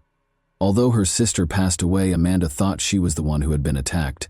Rather, she even obtained a restraining order against Kevin, which he repeatedly broke. Amanda and their 3 kids were both terrified when he wandered outside her house and peered in the windows. Kevin was not charged by the police with any of the restraining order violations. Amanda was returning home late at night and parked in the driveway next to her house when she was brutally beaten as she got out of her car a few weeks prior to her sister's death. Someone attacked her as soon as she opened her car door. She didn't have time to see the attacker's face because everything happened so quickly, but given everything, she was certain that Kevin Lewis, 30, was responsible for Alicia Canales McGuire's death. The investigators thought he was planning to kill his ex-wife. At the time, Kevin was unaware that she was in New York. He was unaware that Alicia had been asked by Amanda to watch her kids while she was away. Today, though, this version contained an error. Kevin would have been at his house when the shooting occurred, if the man in the video was indeed him. He was also given an alibi by his mother and sister. As a result, the police kept looking into the incident and took into account various theories. After going back to Amanda's house to take another look at everything and analyzing the bullet trajectory, experts came to the conclusion that Alicia was shot while the door was partially open and that the shooter fired at least 7 shots that entered the house from the outside. According to the evidence found at the scene, someone fired a shot while standing next to the garage, then proceeded to the house's door and fired once more inside. Multiple gunshot wounds to the head and torso were determined by the medical examiner to be the cause of Alicia's death. She was hit by 5 shots. There were gunpowder stippling injuries in 2 of the wounds. The last 2 gunshot wounds to the head were most likely the last 2 wounds administered, according to the medical examiner, who testified that he was unable to ascertain the order of the 5 shots. The 7 shell casings discovered at the crime scene were fired from the same firearm, the experts concluded. Alicia was shot at close range, resulting in head injuries. After examining this version, the investigators were unable to locate any proof to support this. Due to the rarity of this particular brand of shell casings, the police were also interested in the ones discovered at the crime scene. These casings were produced in Russia and sold under the Tulimo name. The investigators hoped to identify the seller of these cartridges and possibly the buyer because the brand was not very popular. The investigators found that this brand of cartridges was sold by Walmart. The crime scene was close to one of these shops. Walmart representatives informed the detectives that they had CCTV footage showing a man paying for 9mm Tulimo cartridges that he had recently purchased. The detectives went straight to Walmart to view the video. They thought Kevin Lewis might be the buyer when they made the recording on September 18, 2 days before Alicia passed away, but they were mistaken. The police now knew the identity of the man in the video, who wasn't Kevin, because he used a credit card to make the purchase. When the investigators looked into this man, they discovered no relationship to the nanny, Alicia Amanda, or Kevin Lewis. They now had to find fresh evidence. The investigators looked through every version that was available at the time before turning to Amanda for fresh details about Kevin. They had a good relationship at first, she said. Kevin was restrained in his behavior during the honeymoon. She didn't anticipate that he would start hitting her and grow more hostile over time. After their relationship ended, Amanda was granted full custody of the children, a restraining order was issued, and they got divorced. However, a distraught Amanda was aware that Alicia wasn't supposed to be killed in the shooting and thought it was a case of mistaken identity. She told police that Lewis had somehow planned the attack and that Kevin was home when it happened. The footage from the night of Alicia's death has been examined by the investigators once more. They saw something now that they had never seen before. The man who left his house, Kevin, can be seen approaching the car and settling into the back seat behind the driver in this grainy video. Why, though, did he not take the front passenger seat? As the investigators searched for a solution, they came to the conclusion that someone else was already occupying the front passenger seat. As a result, by the time the car arrived at Kevin Lewis's house, there were most likely 2 people inside, which may have been the reason he had to take the back seat. There was insufficient evidence for the police to connect Kevin to Alicia's demise. But after gathering proof of Kevin's assaults on his ex-wife Amanda, they detained him in November 2018 and gave him a 3-year prison sentence. In the meantime, Alicia's case was still unresolved over a year after her death. The only break in this case came in 2019 when a woman with crucial information called the police station. A girl from nearby Spokane who had attended a party and boasted about being hired to kill someone on York Road, the street where Alicia was shot, was the source of the detective's tip. Given that Spokane was roughly 5 hours away from Everett, the police were unsure of what to believe. According to the caller, she was at a party when a young woman walked in. Angelica is who she is. The latter boasted about her involvement in the crime with her boyfriend. This woman claims that Angelica stated that a person died as a result of being shot in the head. They were hired to shoot from around the corner by the children's father. Additionally, according to Angelica, they killed the wrong person. A case of mistaken identity was involved in the incident. The specifics of this case have never been made public by the police. Alicia's head injury was only known to the investigators and her family. Angelica's knowledge of numerous details about the crime piqued the police's interest as they searched for her. Her true name, Alexis Hale, was discovered by the investigators. On her social media, they discovered pictures of her brandishing a 9mm handgun. It might have been the crime's weapon. Additionally, there were multiple videos with a man in the background. It was Jaredon Phelps, Alexis's boyfriend. Alexis Hale shared a video taken through a car's windshield that examined the road signs the night before Alicia passed away. The investigators were able to pinpoint the precise location of the car at that time, which was roughly 10 minutes away from Kevin Lewis's home.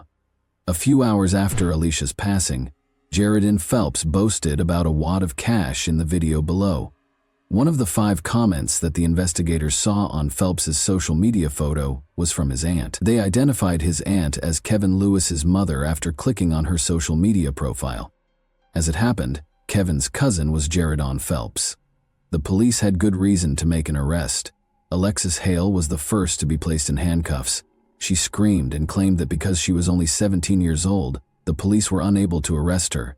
She demanded a lawyer because she understood why she had been arrested. Jaredon Phelps was taken into custody by the police in a different area of the city at the same time. Phelps and Hale had driven from Spokane to Everett to carry out the shooting, according to the investigators' phone records. Additionally, early on September 20, Lewis's neighbor's security footage captured someone getting into a car. At 1:13 a.m. EM, the man in the white top departed, and at 1:37 a.m. he returned. Following Alicia's passing, Lewis was wearing a white top when the police visited him. Alexis kept everything from the investigators. At the time, Kevin Lewis was serving a 3-year prison sentence for assaulting Amanda.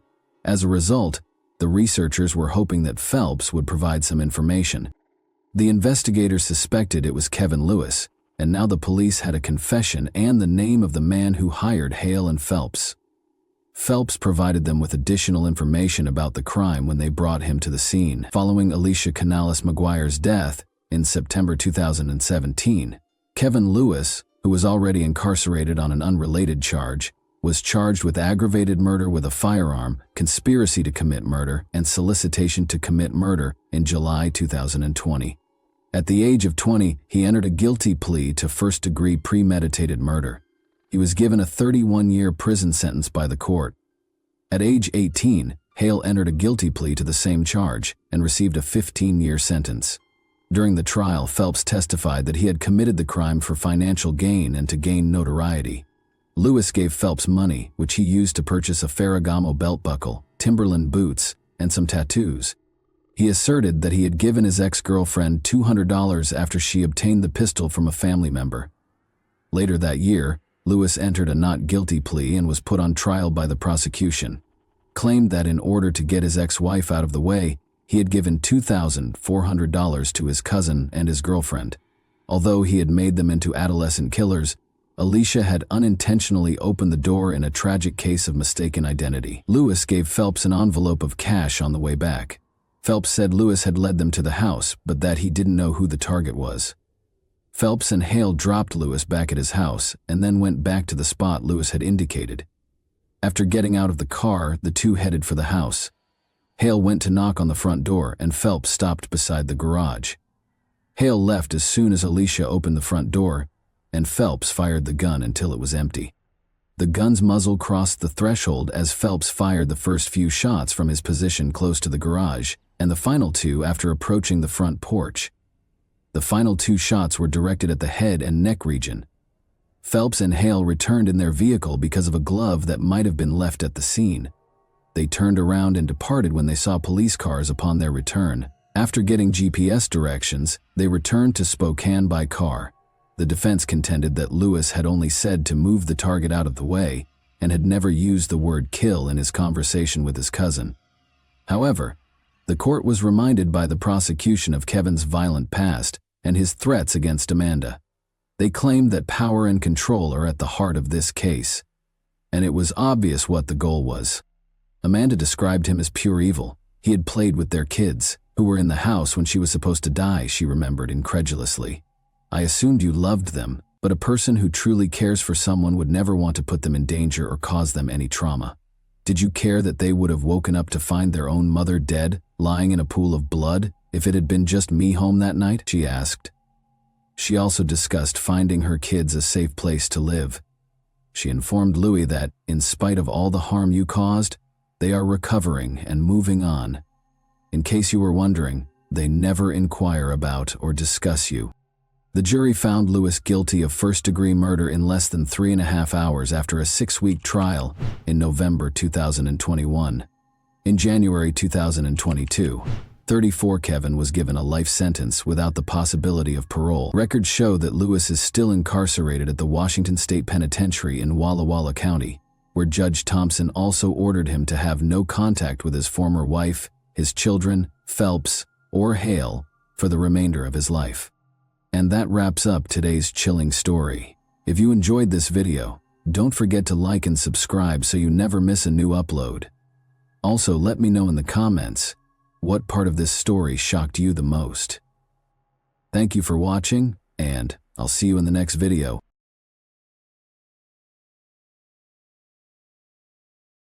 Hey guys, welcome to my channel, and today we're going to take a look at another horrible case with you. As they did almost every day of that year, Serena Tolson and her friend Israel spent the evening of January 23, 2012. The young couple was unaware of the descent of the dark night. They heard a scream while they were seated at a picnic table in the neighborhood park. Since it was 2:30 in the morning, it couldn't have been children playing. Israel and Serena ran toward the source of the shrill scream when it recurred. The scene that played out in front of them looked like the bloodiest horror film ever. A man was hovering over a girl in the middle of the road, repeatedly stabbing her with a knife. Serena yelled for the man to stop as she ran toward him. Israel shoved the assailant away from the girl, but the man got up and fled back to his car as Serena was calling the emergency hotline. With a bigger knife in his hands, he moved away from it. The two were pursued by the man. Israel and Serena dispersed in different directions, but when Serena turned around, she saw that he was going back to his victim to complete the task he had begun, not chasing after her. Serena was unable to speak because of the noise the big knife made as it entered the victim's body, and the girl saw him thrust it into her. The girl was dead, she told the operator. In the meantime, the man went to his vehicle, climbed in, and drove off. Melissa Dahm was born in the well-known resort city of Clearwater, Florida, which is renowned for its immaculate white beaches. Being the youngest in her family, Melissa was surrounded by her parents' and older siblings' love as she grew up. She never had any issues. She wanted to make her parents proud, so she did well in school. In an effort to become independent and self-sufficient, she secured a job at Dairy Curl to cover her own gas, insurance, and other costs. Before going to the beach to purchase ice cream, everyone would stop at Dairy Curl. Due to the cafe's proximity to her home and the frequent visits from her friends, Melissa loved her job there. Melissa first became aware of Robert Burton at Dairy Curl. Although he was a few years older than Melissa, they went to the same school. Robert's amiable and charming demeanor enthralled the girl. He was tender and kind. The young couple wanted to spend more and more time together, even though they seemed to be very different from one another. Robert didn't particularly enjoy getting together with friends, but Melissa was gregarious and energetic and loved spending time with them. In addition, Robert felt uneasy around his own family, whereas Melissa grew up in a close-knit household. He felt alienated in his own home because his mother had remarried and he had stepbrothers. He consequently began spending more time with Melissa's relatives. When Melissa discovered that Robert had not given up smoking as he had promised, it was the first red flag in their relationship. Although he expressed regret and pledged to stop lying to her, Melissa felt uneasy about being duped for such a long time. Their tension only grew after Robert persuaded her to abandon her aspirations of enrolling in a prominent university where she had been accepted. Melissa told everyone that she didn't want to leave the town, but in actuality, Robert was the main reason. Robert spent all of his time with her, which interfered with her work when she was able to secure a part-time job at the hospital. While still holding on to her dream of becoming a nurse like her mother, he would set up scenes, making her the guilty party and persuading her that she was the reason behind their frequent arguments, even if she attempted to tactfully explain that her shift had only just started. Melissa, who was practically a teenager, didn't realize that Robert's actions were out of the ordinary and thought that was the case in all relationships. Melissa received an invitation from her sister to hang out on the beach with friends in the spring of 2011. Melissa's ex-boyfriend was brought up by one of the guys, which obviously upset Robert. He began acting like a child and stepping on her shoes from behind as they were making their way back to the parking lot. Despite knowing she wasn't at fault, the young man obviously wanted to get even with her. Melissa tried to escape him by running ahead of him, knowing he wouldn't stop. She turned around when she came to a small hill and yelled at him to stop acting like such a child, but he pushed her off the elevation without a word. The girl suffered severe scratches after falling down the hill. Her friends hurried to her aid when she cried out, but Robert went to the others and said Melissa had fallen, rather than running to her. Robert called Melissa a liar after she claimed he had shoved her. If Melissa's older sister hadn't stepped in and taken her home, it's unclear how the argument would have ended. The young couple shouldn't be left alone, in her opinion.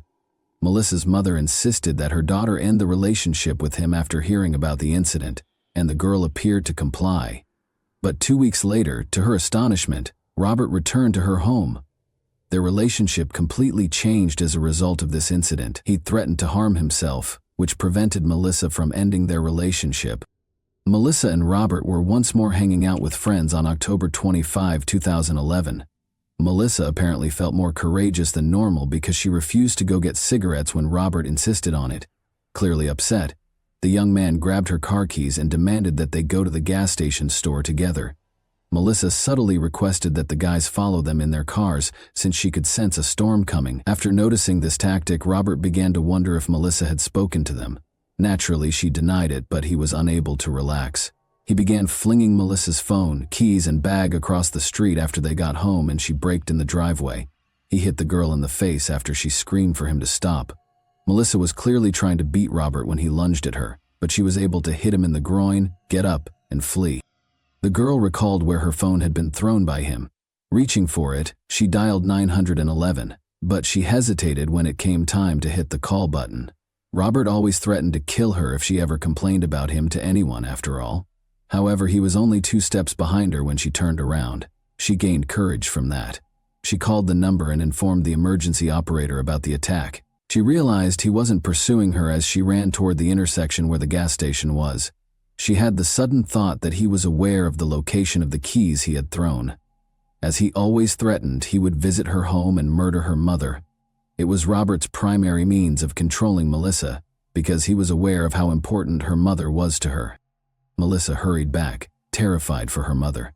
Robert grabbed her as he leaped out from behind the bushes. He most likely would have given her a serious beating, but just then a patrol car arrived. Melissa couldn't believe he was holding her responsible for what had happened, so he yelled at her angrily, "So you really want to do this to me? You want me to get arrested?" The girl, still under Robert's influence, started pleading that instead of being arrested, he be sent to anger management classes or something. Regardless of what she said, the officers informed her that everyone had seen the incident and that he would be arrested. After escorting her home, the police officers spoke with her and her mother about domestic violence, explaining that victims frequently went back to their abusers and that they didn't want her to experience the same thing. After being taken into custody, Robert was accused of assault. But only 6 hours into his incarceration, he called Melissa the very next morning and insisted that she take him home. Luckily, she declined. January 23, 2012 was the date set for Robert's trial. Melissa had a good weekend with her friends because she didn't have to be at the trial. She was getting ready for her impending tests and gradually getting back to her regular life. However, the phone rang in the middle of the night while she was soundly asleep. Robert was the one. He called again, but Melissa didn't answer. Reluctantly, she replied. Robert informed her that he was close to her residence.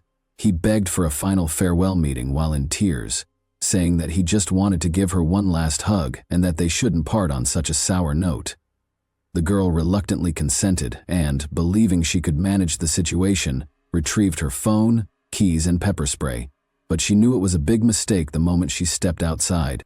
Unfortunately, the girl was too ashamed to turn around because Robert had already noticed her. She hoped to bid him farewell as soon as possible and then go back to bed to rest before her test. The young man came up to her and gave her a tight hug, and then she heard a click.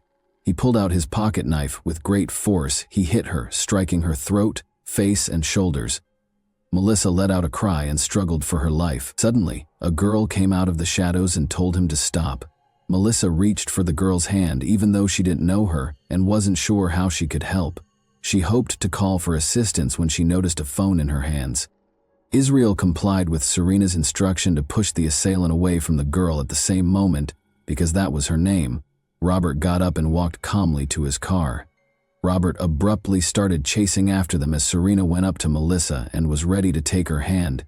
Fearing she would be his second victim, the girl was frightened. She reported the attack to 911 while she was running. However, she turned around to see that the man had gone back to finish what he had begun with the bloodied girl on the ground. The girl was dead, Serena was sure. In actuality, Melissa was still conscious, but she was certain that everything would end when Robert ran her over with his car. That evening, Clearwater police officer Melissa Harris was working on paperwork in her patrol car when a radio call regarding a crime was received. She was told that the man who had attacked the girl had driven off in a red pickup truck and that a dead girl was lying on the side of the road on the north side of the park, but there was nobody there when she got there. Unable to comprehend what was going on, she slowly looked around the park. Melissa was certain Robert was aware that assistance was on the way and that everything needed to be completed as soon as possible. In order to prevent him from running her over with his car, she crawled and did everything she could to get off the road. Her neighbor's mailbox was close to two sizable cement piles. She knew that the cement and the mailbox would keep her safe if she could crawl there. She even succeeded in getting to her feet at one point. The weary girl reached the mailbox, collapsed in the dirt, and heard his car just pull away. It grew very quiet, slowly. Melissa thought she was going to die. When she was illuminated by a police car's spotlight, she prayed for sin forgiveness.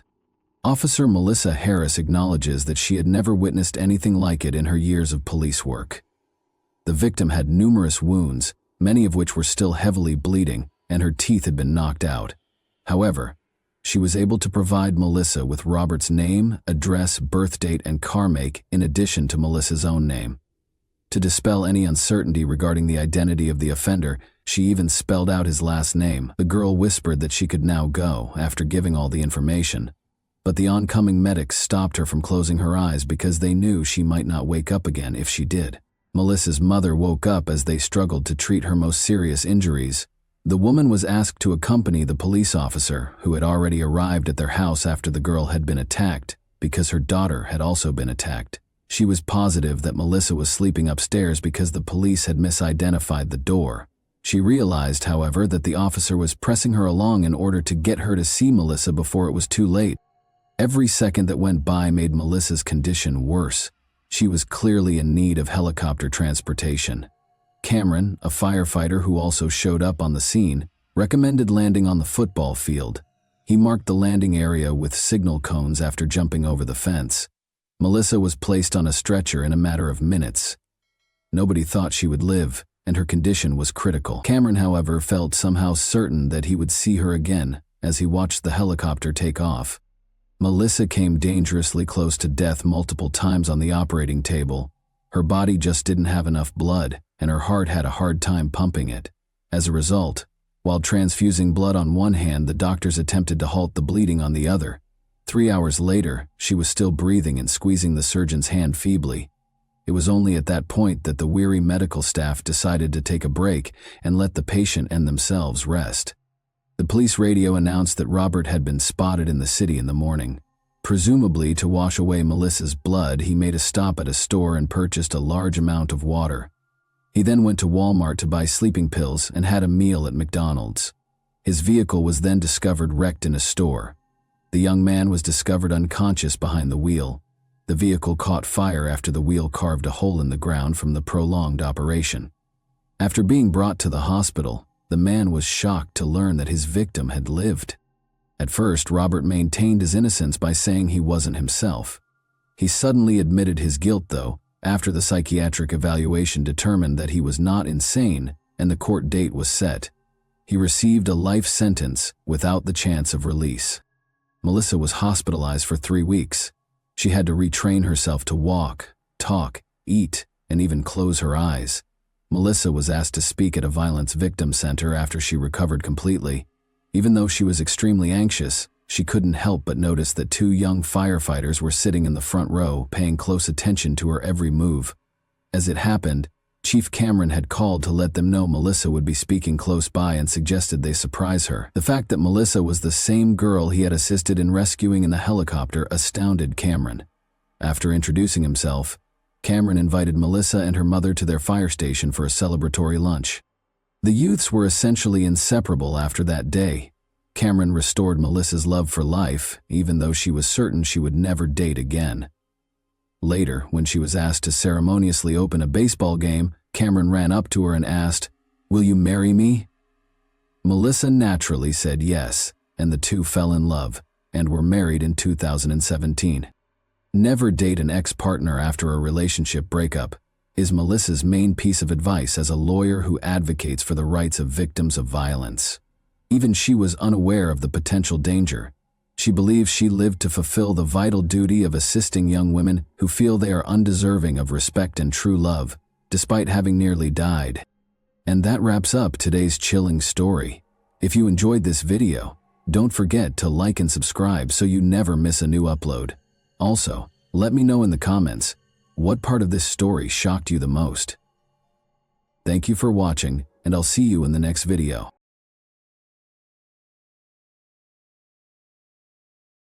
Hey guys, welcome to my channel, and today we're going to take a look at another horrible case with you. On July 20, 2019, 25-year-old Jessica Camilleri, who resided on St. Clair Avenue in Western Sydney, Australia, made this disturbing 000 call. Although Jessica recounted a very graphic sight, the investigators found the call unsettling, and they were correct about the nature of the crime. Jessica also appeared to be relatively calm. Rita Camilleri, Jessica's mother, is 57 years old. Rita's life was also impacted by Jessica's struggles as a youngster, who battled several mental problems. Rita loved her and tried her best to give her a decent life, even though she had to deal with a lot of challenges because of Jessica. However, she could never have predicted or imagined what Jessica did to her on that terrible night of July 20, 2019. Jessica was standing outside her house, completely covered in blood, when detectives arrived on the scene. They discovered Rita's severed body at the murder scene, which was almost like the set of a horror film. What transpired that evening between Rita and Jessica? Was there more to the narrative? Or did Jessica act in self-defense? We start on October 12, 1993, when Jessica Camilleri was born as the second daughter of Vince and Rita Camilleri, a Maltese-Australian marriage. Christy, Jessica's older sister, had a typical childhood, but Jessica didn't. Jessica's parents discovered that she was born with an intellectual handicap despite the fact that she was intelligent and able to speak. Jessica's IQ, which was between 55 and 60, was much below the typical range. Jessica was in the bottom 1% of the population as a result. As a child, Jessica displayed deficits in speech, walking, and coordination, among other developmental milestones. Teachers noticed her deficits in language, math, reading, and writing when she first entered school. Jessica's parents eventually discovered that she was on the autistic spectrum, which had an impact on her empathy, judgment, and understanding of other people's feelings and thoughts. Jessica's social life and academic life were both hampered by her years of age group lag. Jessica began exhibiting severe outbursts of anger due to daily mental anguish. which gradually progressed into intermittent explosive disorder, IED. A deficiency of serotonin, the brain's mood hormone, was linked to her IED. It was a mental illness that often began at age 6 and worsened during puberty and the early years of adulthood. It was not just ordinary anger. Jessica only became uncontrollable in response to stressors or provocation of any type. She struggled as a child with complicated everyday tasks like grocery shopping, taking public transportation, banking, and taking care of the house. Jessica's autism caused her to become fixated on specific things. Jessica spent hours upon hours viewing horror films with graphic gore and carnage, like Texas Chainsaw Massacre and Jeepers Creepers. Her fixation with bloodshed only deepened as she watched more and more of these films. Jessica's parents divorced when she was a teenager. Because of the antagonistic atmosphere in the house, Jessica's father, Vince, no longer wanted to live with Jessica and Rita. He claimed that Rita was unable to discipline her own daughter and held her responsible for Jessica's deteriorating health. Even though Rita was at her lowest point at the moment, she was still able to maintain her composure and take care of Jessica after her father had departed. Jessica's frequent outbursts at school became more intense. Because she attacked other pupils and occasionally even teachers, she was suspended a lot. Although she primarily attacked women, she once bit a male student and would not take her fangs off him when someone attempted to remove her. It also didn't help that Jessica eventually had to drop out of school and be placed in supporting settings. Due to her inability to handle all of these situations and her frequent violent outbursts, Jessica was placed on a disability assistance pension starting in 2013. With no friends, Jessica was sitting at home. She would spend the entire day watching horror movies in her room. Jessica's outbursts required her to be admitted to psychiatric hospitals on several occasions in the next years. Rita took Jessica to Nepean Hospital in Western Sydney at the beginning of 2018. She experienced a severe episode of her mental condition and spent approximately 9 days there. They administered some antipsychotic medicine and lithium for what they believed to be bipolar illness. Unfortunately, Jessica would frequently lose control of her behavior when in psychiatric wards, resulting in her snapping at nurses and physicians. After she acted aggressively and paranoidly toward another female patient in the waiting area, this attitude resulted in her being barred from a doctor's clinic. Jessica stopped taking the medication that suppressed her IED by the end of 2018. Being off her medicine did not imply that she had regained control of her condition, even though there were no significant outbursts into 2019. Jessica had seen several doctors and attended a respectable number of treatment sessions by July 2019, but she had made very little improvement. Jessica's mental state began to deteriorate as her condition did not improve, and on Saturday night, July 20, 2019, chaos broke out. That Saturday started out badly for Jessica because her mother had been busy caring for a 4-year-old relative whose identity had never been made public. Jessica wanted her mother's full attention at all times since she was bothered by that child. Earlier that day, Jessica had gone to see Christy with her mother. Rita, Jessica's mother, made fun of Jessica in front of a man who was merely walking by on the way to Christy's house. This episode had already created a lot of tension, and when Rita and the 4-year-old child later arrived, Jessica's anger was greatly heightened. There had been increasing pressure. Jessica had the potential to erupt like a volcano. When everyone had returned home in the evening, Jessica had urged her mother to contact a doctor. However, the doctor arrived but was unable to handle Jessica's suffering and promptly departed in fear for her life. The doctor managed to escape the scene in her car, even though Jessica chased her down the driveway. After eating dinner with Rita, Jessica decided to order something else. Rita threatened to send Jessica back to a mental health facility after she was unable to stop her from calling the food shop repeatedly. Rita made her way over to the telephone. The attack started when she wanted to call an ambulance to send her back to a mental health facility because she had had enough of Jessica's outbursts for the day. Jessica became irrational in a matter of seconds. Taking her mother by the hair, she pulled her into the kitchen. Rita was wailing for assistance as she struggled to hold on to the wall to escape Jessica's hold. However, Rita was a small woman in comparison to Jessica, and all of her efforts were unsuccessful. When Jessica arrived in the kitchen, she threw her mother to the ground and began stabbing her with steak knives. The 4-year-old girl saw the horrific event from a corner. Amazingly, the child mustered the bravery to attempt to step in. Tragically, He suffered a knife wound to his cheek after he courageously leaped on Jessica in an attempt to stop her. He was later found in a vomit-covered room, obviously rattled by the terrifying experience. Jessica didn't stop until her mother's head fell off after she began making holes in her body. With Rita's head in one hand and 2 cell phones in the other, Jessica left the house at around 11:30 p.m. that same evening and went to her neighbor's. She asked the neighbor to contact the police after throwing the head outside and knocking on the door. She claimed to have brought the head as evidence. After that, Jessica found another neighbor who assisted her in using her mother's phone to call the police. Jessica handed the phone to her neighbor in the middle of the conversation. Jessica was whispering in the background while he talked to the operator on the phone for a few seconds. Jessica persisted in her assertion that she killed her mother in self-defense throughout the discussion. The first person to reach the crime site was Senior Constable Anthony D'Agostino. He noticed Jessica wearing a blue dress with flowers on it, standing outside her home. Her entire body was covered in blood, and she was carrying a bottle of water and a cell phone that were coated in blood. The detective recorded his talk with Jessica by pressing the record button on his body cam. She indicated to the investigator the location of her mother's head. She then began inquiring as to whether Rita may still be revived and whether the surgeons could stitch her head back on. Jessica didn't apologize. She questioned the detective if she would receive the death punishment because she was only thinking about herself. The investigator asked Jessica to tell him what had transpired in an attempt to calm her down. Jessica repeatedly asserted that she killed her mother just to protect herself. She claimed that in self-defense, her mother stormed into her bedroom and pulled her out by the hair. To support her claim of self-defense, Jessica grabbed a knife and stabbed her mother. She attempted to play the victim by telling the cops about her mental health issues. Rita's head was discovered on the sidewalk outside the neighbor's house as additional police officers arrived to look into the incident. The remainder of her mutilated remains was discovered in the kitchen of their St. Clair Avenue house a short time later. They characterized the incident as being of extreme severity and savagery when observing the gory kitchen. In the front yard of her neighbor's house, Jessica was taken into custody. According to the police, they knew the Camilleri family, but they could not have predicted or imagined what would happen that night. Detectives discovered that Rita's body had been disfigured following an autopsy.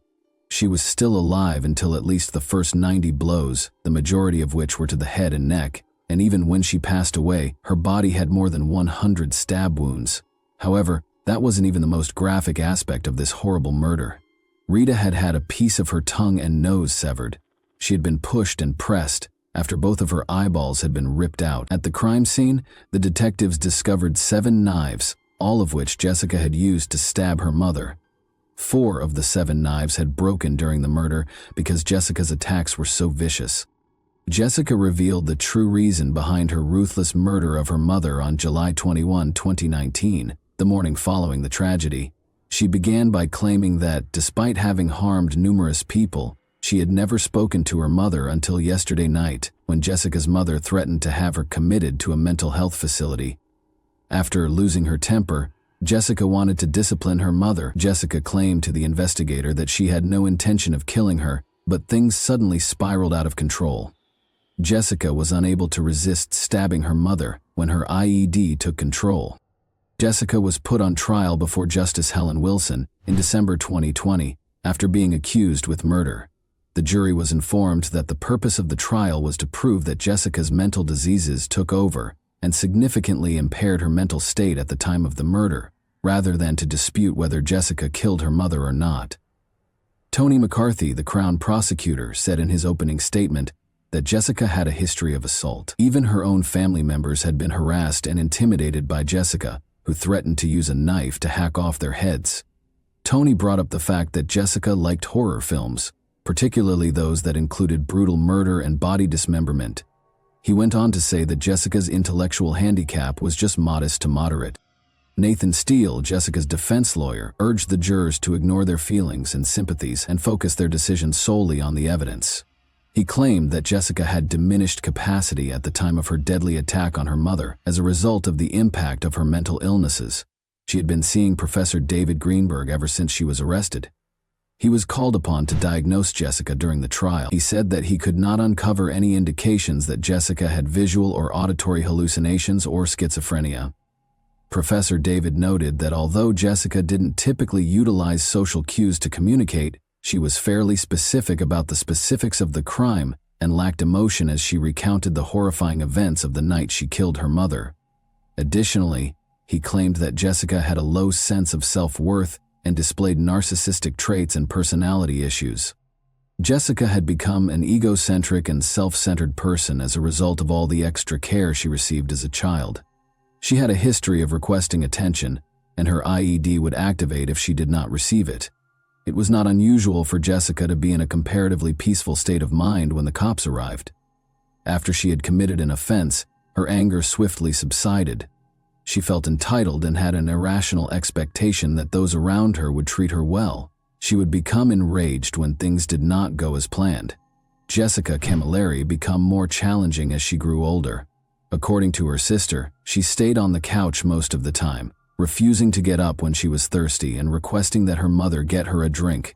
She overlooked the fact that other people had needs and feelings because she thought her impairment made her special.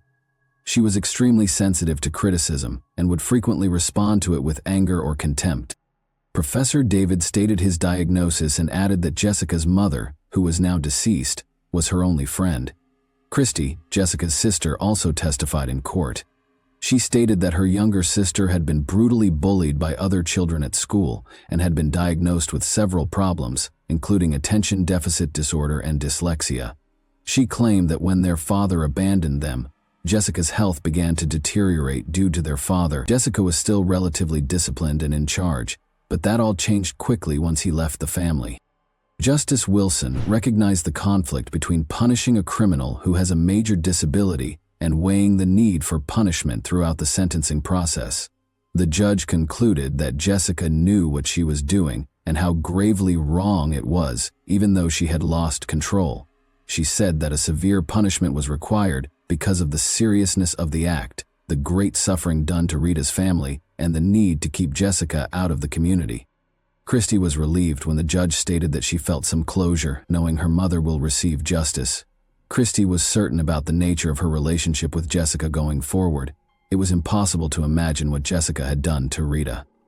After a trial that lasted a week, in December 2020, Justice Helen Wilson convicted Jessica guilty of manslaughter but not murder for the death of her mother, Rita Camilleri, 57. On March 12, 2021, Justice Helen Wilson chose to give Jessica a relatively lighter sentence of 21 years and 7 months, even though the maximum penalty for manslaughter was 25 years. She would only be eligible for parole after 16 years and 2 months. Helen Wilson pointed out that Rita Camilleri's body had over 90 defensive wounds to her hands when she was in excruciating pain, just as she claimed that Jessica had demonstrated remarkable skill in mutilating depravity when she killed her 57-year-old mother in July 2019. Rita must have been horrified and appalled at what her own cherished daughter was doing to her. The fact that this crime was committed in front of a 4-year-old child was the worst aspect of it, according to Justice Helen Wilson. Jessica Camilleri would now be imprisoned for the next few decades in Australia's most severe women's prison, Silverwater Prison in Western Sydney. Jessica's mental state did not improve while she was incarcerated as a convicted murderer.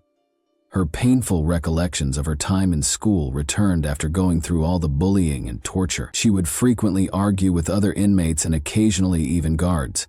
But when she was accused of assaulting 2 prison officers and causing actual physical harm as a consequence of an event in August 2021 and October 2021, things became serious. According to the officers, Jessica took hold of their hair and only released her hold after removing a large strand of hair from each officer's head. The injuries required the officers to be admitted to the hospital. Jessica was thus put in the prison's isolation ward. It was decided to issue a verdict for these felonies later in September 2022. Jessica, who is 28, filed a challenge against her sentence in the Court of Criminal Appeal.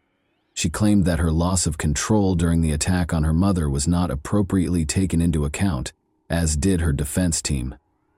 Jessica's lawyer Tim Game argued the judge that Jessica's sentence did not take into account the fact that her difficulties were close to being considered mental illness. He added that the punishment was excessively severe for someone who completely lost control. Tim Game went on to say that Justice Helen Wilson erred in her sentencing of Jessica by emphasizing Jessica's understanding of her acts rather than the two psychologists' findings that Jessica lacked self-control throughout the attack. He emphasized his belief that Jessica's hefty sentence was a grave error on the part of Judge Helen Wilson. According to Jessica and her legal team, Judge Helen Wilson had done everything in her power to conclude the trial and take the easy route by rendering an unfair result because Jessica had already volunteered to enter a guilty plea to manslaughter before to the trial. Tim Game expressed optimism that Jessica would receive a significantly reduced term through her appeal because of the significant improvement in her behavior since her initial sentencing in 2021. Justice Wilson was correct to impose a severe sentence for Jessica's serious crime, according to the Crown's argument against the appeal. They went on to say that the only reason Justice Wilson did not give Jessica the maximum penalty was because of her mental illness. Jessica and her team argued in the Sydney Supreme Court that Justice Wilson had misjudged the seriousness of the crime and that the term she received last year was disproportionate, but Justice Peter Hamill rejected their arguments. However, with the backing of Justices Christine Edmondson and Richard Kavanaugh, Justice Hamill decided that Jessica should receive a new sentence. When Jessica killed her 57-year-old mother in 2019, Justice Hamill concluded that she only had a basic knowledge of moral wrongfulness because of her intellectual handicap and autism spectrum disorder, based on the testimony of several psychiatrists and a psychologist. He mandated that she be resentenced to 16 years in jail with a 12-year non-parole period. Although Jessica's sentence had been reduced, on September 4, 2023, the verdict on her 2021 assault of 2 prison guards was delivered. Jessica Camilleri's sentence for assaulting 2 prison guards and tearing out their hair has been extended by 22 months, according to a statement. Rita's life was challenging, but no one ever anticipated that she would be taken away so tragically, and by her own daughter, whom Rita had cared for and looked after for 25 years, according to Jessica's family, friends, and psychiatrists. Christy, Rita's oldest daughter, was profoundly impacted by her passing. Christy shared her views about Jessica as she recalled her mother's unselfish and caring attitude. Rita, who was 57 at the time of her death, had made the decision to live her life for herself instead of providing for Jessica and her needs. Jessica regrettably didn't live up to this ideal, but now that the only person who genuinely cared for her was dead, there was no one left to take care of her. Jessica had lost the only person who genuinely cared about her. Constraint, a dull prison schedule, and spending most of her time in a 3x4-meter cell every single day were all part of Jessica's impending future. Is Jessica's sentence appropriate, in your opinion? Given the absence of her mother, how do you envision Jessica's life will be when she is eventually freed from prison? And that wraps up today's chilling story. If you enjoyed this video, don't forget to like and subscribe so you never miss a new upload. Also, let me know in the comments, what part of this story shocked you the most? Thank you for watching, and I'll see you in the next video.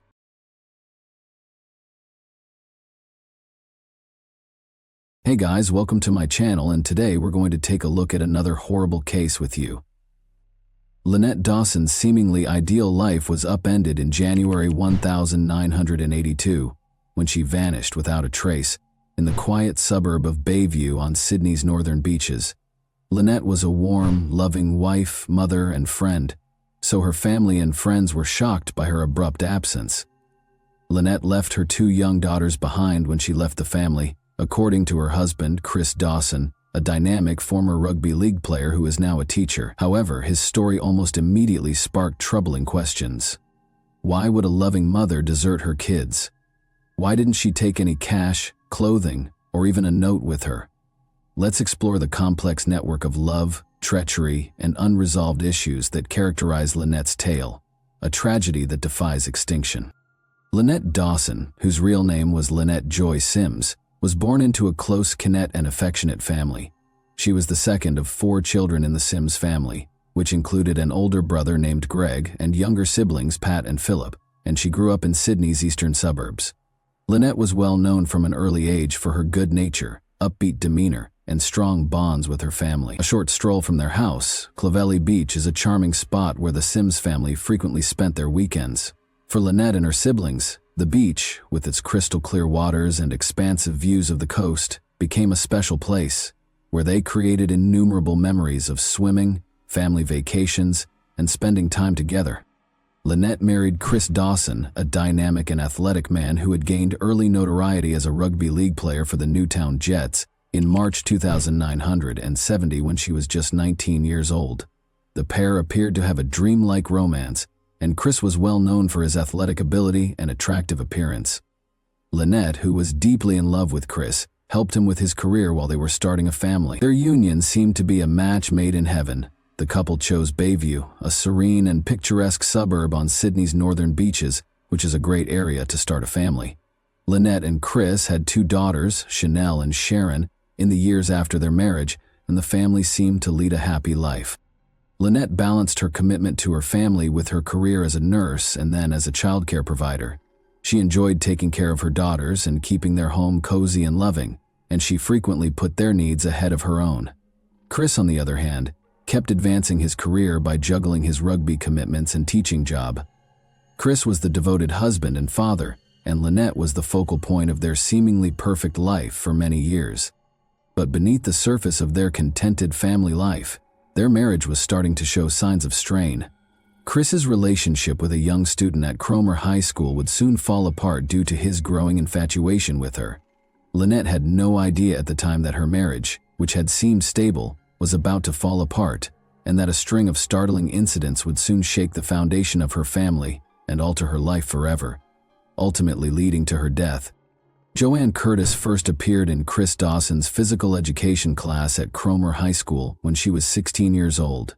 Chris was married to Lynette Dawson, had 2 young daughters, and was in his early 30s at the time. They had no idea how Lynette's life would be destroyed by what started out as a teacher-student relationship. Despite the fact that Joanne was a teenager living with her family and that they were very different in age, Chris's love for her grew rapidly. His marriage to Lynette was strained as a result of his growing obsession. She observed his strange behavior and growing distance. In 1980, Chris asked Joanne to move in with the Dawsons while posing as Chanel and Sharon's babysitter. Chris started to express his feelings for Joanne more publicly after she moved into the Dawson residence. He frequently expressed his desire to be with Joanne and put pressure on her to share his feelings. He also diminished Lynette's sense of significance in the family.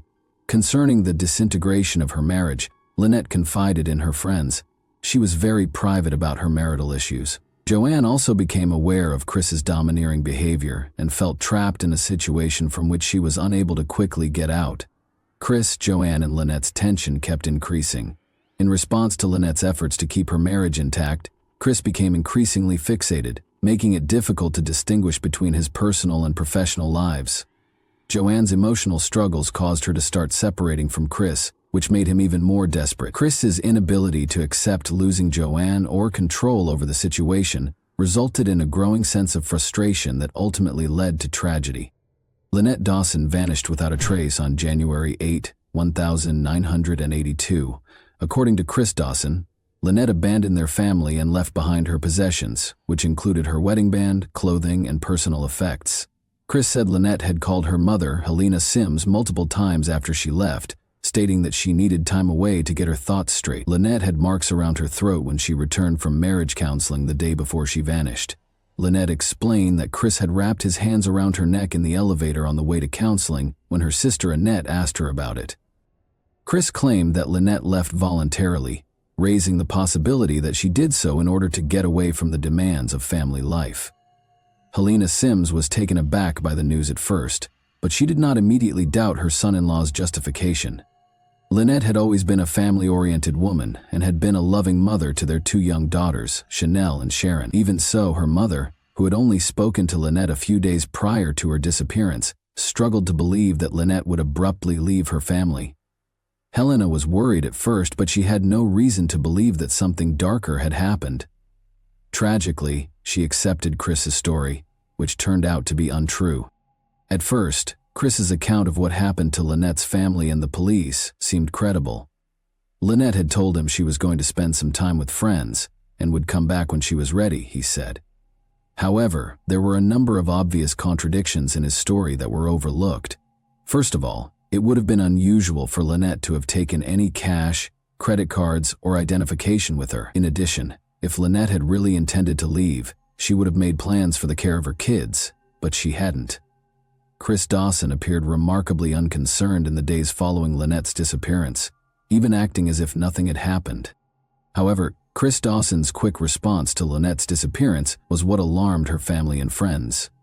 He moved Joanne into their bedroom a few weeks after Lynette disappeared. A burgeoning scandal centered on Joanne. Chris had started an affair with Lynette in the months before she vanished. It was an inappropriate relationship that was hard for anyone to overlook. Joanne was living with the Dawsons at the time, and Lynette's family and friends were taken aback by her presence in the house following Lynette's abrupt departure. Those who knew the Dawsons found it unsettling that this move was made so soon after Lynette was reported missing. It seemed less like the acts of a man lamenting the loss of his wife, and more like a quick replacement. This development horrified Lynette's family, especially her brother Greg Sims. They found it incomprehensible that Chris could move on so fast, especially in such dubious conditions. Greg remembered being extremely uneasy as he watched what was happening. He and the rest of the family started to suspect that Chris was concealing something. Initially dismissed as a straightforward case of a wife abandoning her family, Lynette's disappearance started to take on a much darker appearance. Serious questions were raised by Chris Dawson's actions, particularly his inability to give consistent explanations for his wife's disappearance. Although he was adamant that Lynette had left on her own volition, his actions gave the impression that she had not. Furthermore, the fact that Lynette had always been a responsible mother who would never abandon her kids without a trace added to the family's growing suspicions. Lynette's family rejected Chris Dawson's story as time went on, and no new information surfaced. They started their own investigation because they thought something was amiss and wanted to find out the truth. They had no idea that the investigation into Lynette Dawson's disappearance would take decades, during which time Chris Dawson would continue to claim innocence, while details of his role in her demise would eventually surface. Lynette's family battled to learn the truth about her disappearance over the years. They were left heartbroken and perplexed at the time, but their quest for answers would ultimately result in a trial and a conviction. They clung to hope while pondering countless questions as they attempted to make sense of the bizarre and unsettling circumstances surrounding Lynette's abrupt disappearance. Lynette Dawson's disappearance was initially handled like any other missing persons case. When Lynette's friends and family started to voice their concerns, the police dismissed them, claiming that Lynette was an adult and could leave if she so desired. The investigation's initial dismissiveness and lack of urgency irritated Lynette's family, who knew her well and thought there might be more to the story. Chris Dawson's story went mostly uncontested, leaving them to deal with their mounting misgivings and anxieties. Chris's 1984 marriage to Joanne heightened suspicions that he was responsible for Lynette's disappearance. However, the toxic and domineering nature of their relationship was a major factor in their 1990 divorce. In subsequent interviews, Joanne talked about how she felt trapped and controlled by Dawson during their time together, particularly after Lynette vanished. Chris, however, insisted that Lynette had left willingly, and even said she had joined a religious commune. However, his actions seemed inconsistent with his story, as he quickly rebuilt his life with Joanne and filed for divorce a year after she vanished. This time was especially difficult for Chanel and Sharon, Lynette's daughters. In her memoir, My Mother's Eyes, Chanel, who was only 4 when her mother disappeared, later talked about feeling abandoned and unloved by Joanne. This complicated family dynamics and left long-lasting emotional scars. Time and a dearth of hard evidence caused Lynette's case to essentially stagnate between 1984 and 2001. Notwithstanding the disturbing allegations of Chris Dawson's domineering and violent conduct, the inquiry was unsuccessful. Concerns expressed by friends and family were ignored because authorities found it difficult to go beyond rumors and conjecture. Key leads that might have provided insight into Lynette's fate were either ignored or not sufficiently pursued, and the police made little headway. Throughout these years, Chris insisted that Lynette had left on her own volition, despite growing skepticism about his story. Lynette's family endured heartache and frustration during this time, but they persisted in their quest for information. To preserve her memory, they relentlessly pushed for the reopening of her case. The first judicial investigation into her case was carried out by the New South Wales Coroner's Court in 2001, marking a turning point despite the absence of official action. The fact that Lynette had no evidence of her own free will was one of the main issues brought up by the investigation. Additionally, it examined Chris Dawson's actions closely and raised the possibility that he was complicit in her disappearance. According to the coroner, Lynette was probably dead, and Chris Dawson ought to be held accountable for her alleged murder. However, since there was still no concrete evidence connecting Chris to her death or disappearance, the authorities did not immediately pursue the case further in spite of these findings. In 2003, a second court investigation was conducted as a result of persistent pressure from public advocates and Lynette's family. The inconsistencies in Chris Dawson's testimony and the pervasive suspicions surrounding his relationship with Joanne were the main topics of this inquest once more. Once more, the coroner found that there was a high probability that Chris killed Lynette, but the evidence was insufficient to reach a firm conclusion. Consequently, Chris Dawson was not charged by the Director of Public Prosecutions, DPP. The DPP refused to file charges on both occasions, stating that there was insufficient evidence. The family of Lynette was devastated. Despite the coroner's conclusion that Chris Dawson most likely killed Lynette, no charges were brought, leaving them in deep frustration and sadness as years went by without justice for her disappearance. They wouldn't give up, though. By 2018, most people had forgotten about the Lynette Dawson case. The young mother's tragic disappearance appeared to have remained unsolved for more than 30 years, with little chance of justice for her family. But that year, Hedley Thomas, an investigative journalist, reignited interest in Lynette's case with his groundbreaking podcast, The Teacher's Pet. Hedley Thomas uncovered important new information that challenged Chris Dawson's assertions and clarified hitherto unconsidered facets of the case. Thomas studied the chronology of Lynette's disappearance, spoke with witnesses, and reviewed police reports. His research exposed serious inconsistencies in Chris Dawson's statements, casting doubt on his assertion that Lynette had left her family on her own volition. Friends and relatives' testimonies depicted a failing marriage in which Chris was enamored with Joanne. The problematic dynamics of Chris and Joanne's relationship were also revealed in the podcast. Thomas emphasized the rapid escalation of their affair. Important insights were revealed by Joanne during the podcast, including her admission of Chris's domineering actions and the chronology of their relationship. This testimony turned out to be crucial to comprehending what transpired before Lynette vanished. The Teacher's Pet examined the emotional toll that Lynette's disappearance had on her family, in addition to pointing out contradictions in Chris's account. Her loved ones' voices were heard, especially those of her brother Greg Sims, who had fought for justice for decades. Listeners were made aware of the heartache and frustration that Lynette's family went through when the initial investigation was unsuccessful. The podcast also examined the initial police investigation's flaws. Thomas disclosed how important evidence was missed, and how authorities were unable to make the connection between Lynette's abrupt disappearance, Chris's infidelity, and his desire to be with Joanne. Chris Dawson was able to avoid suspicion for years because of this lack of thoroughness. The Teacher's Pet had a significant impact despite the dubious circumstances. It brought Lynette's case back into the spotlight in Australia, sparking protests and demands for justice. After listening to the podcast, a number of people who had been silent for years came forward with fresh testimonies that clarified the case. Legal action was sparked by the podcast, which greatly increased the pressure on authorities to re-examine Lynette's disappearance. Chris Dawson was detained and accused of Lynette's murder in 2018, partly as a result of the disclosures made in The Teacher's Pet.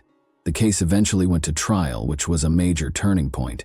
In addition to uncovering fresh evidence, the podcast inspired public support, demonstrating the ability of investigative journalism to advance justice. Chris Dawson was residing in Queensland when he was arrested. Following his arrest, Dawson's attorneys issued a statement asserting his innocence and vowing to fight the charges. Dawson insisted that Lynette's disappearance was voluntary and that she had deserted her family. He persisted in denying any role in her demise. In 2022, Chris Dawson's trial for his wife's murder got underway in the Supreme Court of New South Wales, which was chaired by Justice Ian Harrison. Because of the case's widespread pre-trial publicity, the trial was held without a jury. Due in large part to the disclosures made public by the Teacher's Pet podcast, Dawson had gained national attention. Without tangible proof, Like Lynette's body, the prosecution had a difficult time establishing their case. Rather, they relied on key witness testimony, circumstantial evidence, and a thorough analysis of Chris Dawson's actions prior to and following Lynette's disappearance. Joanne was one of the most important witnesses. Since she had already cut ties with Dawson in 1990, she mustered the guts to tell the truth, which was a pivotal moment in assembling the evidence against him. According to Joanne's damning testimony, Dawson had once brought her to see a hitman to talk about killing Lynette, but he later changed his mind. According to Joanne's story, he was prepared to go to great lengths to get rid of his wife. She also talked about how his domineering and cunning actions intensified following Lynette's disappearance. Joanne recalled how Dawson had moved her into the bedroom soon after Lynette disappeared, highlighting how quickly their relationship had developed and how he seemed unconcerned about his missing wife. Patricia Jenkins, Lynette's sister, provided more details about the Dawsons' tumultuous marriage. She testified that Lynette had told her about Chris's abusive tendencies and erratic temper. Patricia claims that Lynette said Chris was often irate and had black eyes flashing when they argued. In addition, Lynette had voiced concerns about the status of their marriage and her increasing sense of helplessness. Lynette's co-workers attested to her attempts to save the marriage in its last moments. They recalled how, following a counseling session, Lynette and Chris arrived at work hand in hand on January 8, 1982. Lynette vanished a few days later in spite of these efforts, and Chris's subsequent behavior sparked suspicions. Witnesses detailed his repeated assertions that Lynette had left voluntarily, leaving her children unaccounted for, and his lack of urgency in reporting her missing. Since Lynette Dawson's body was never located, the case against Chris Dawson was primarily based on circumstantial evidence. Nevertheless, the prosecution made a strong case based on the testimony of witnesses. When examined more closely, Chris's assertion that Lynette had voluntarily left her family to join a religious commune was refuted. It was mentioned that Lynette abandoned everything she owned, including money and most significantly her 2 daughters, a completely uncharacteristic behavior for a loving mother. Additionally, the court viewed his quick decision to put Joanne Curtis in his bedroom and his divorce filing within a year of Lynette's disappearance as extremely suspicious, indicating a clear motivation to get rid of Lynette and begin a new life with Joanne. Justice Ian Harrison rejected the defense's claim that Lynette had voluntarily left, even though her body was not present. He declared the alleged sightings of her to be untrustworthy and emphasized how Chris's claims were false. The court was persuaded by this evidence that Chris Dawson killed Lynette in order to end his marriage and start dating Joanne. Chris Dawson was convicted of Lynette's murder on August 30, 2022, and given a 24-year prison term without the possibility of release until 2040, when he would be 92 years old. Although Lynette's family received some justice as a result of the conviction, they are still devastated that her body has never been located. In order to properly honor her memory and achieve complete closure, they still hold out hope that her remains will one day be found. And that wraps up today's chilling story. If you enjoyed this video, don't forget to like and subscribe so you never miss a new upload. Also, let me know in the comments what part of this story shocked you the most. Thank you for watching, and I'll see you in the next video.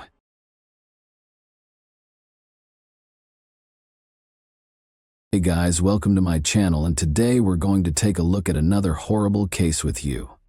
The discovery of the victim's body is usually the first piece of information we receive after a murder.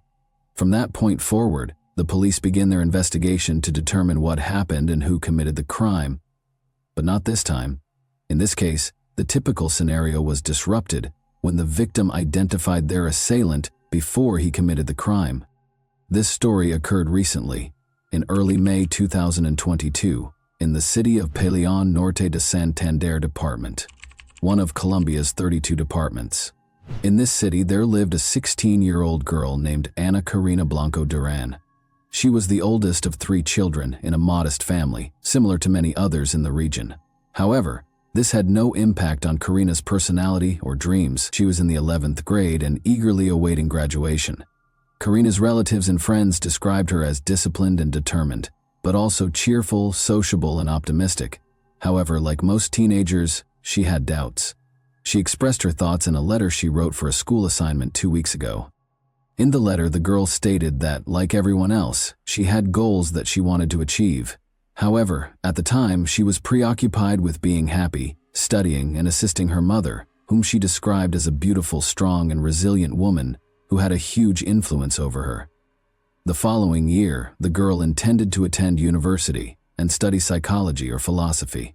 This would allow her to pursue her dreams, the most important of which was to buy a house for her mother. At the same time, Karina acknowledged her overwhelming fears and doubts.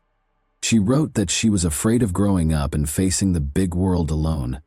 She sometimes wished she could go back in time and play with dolls again, something she didn't get to do as a child because she had to grow up quickly and help her parents.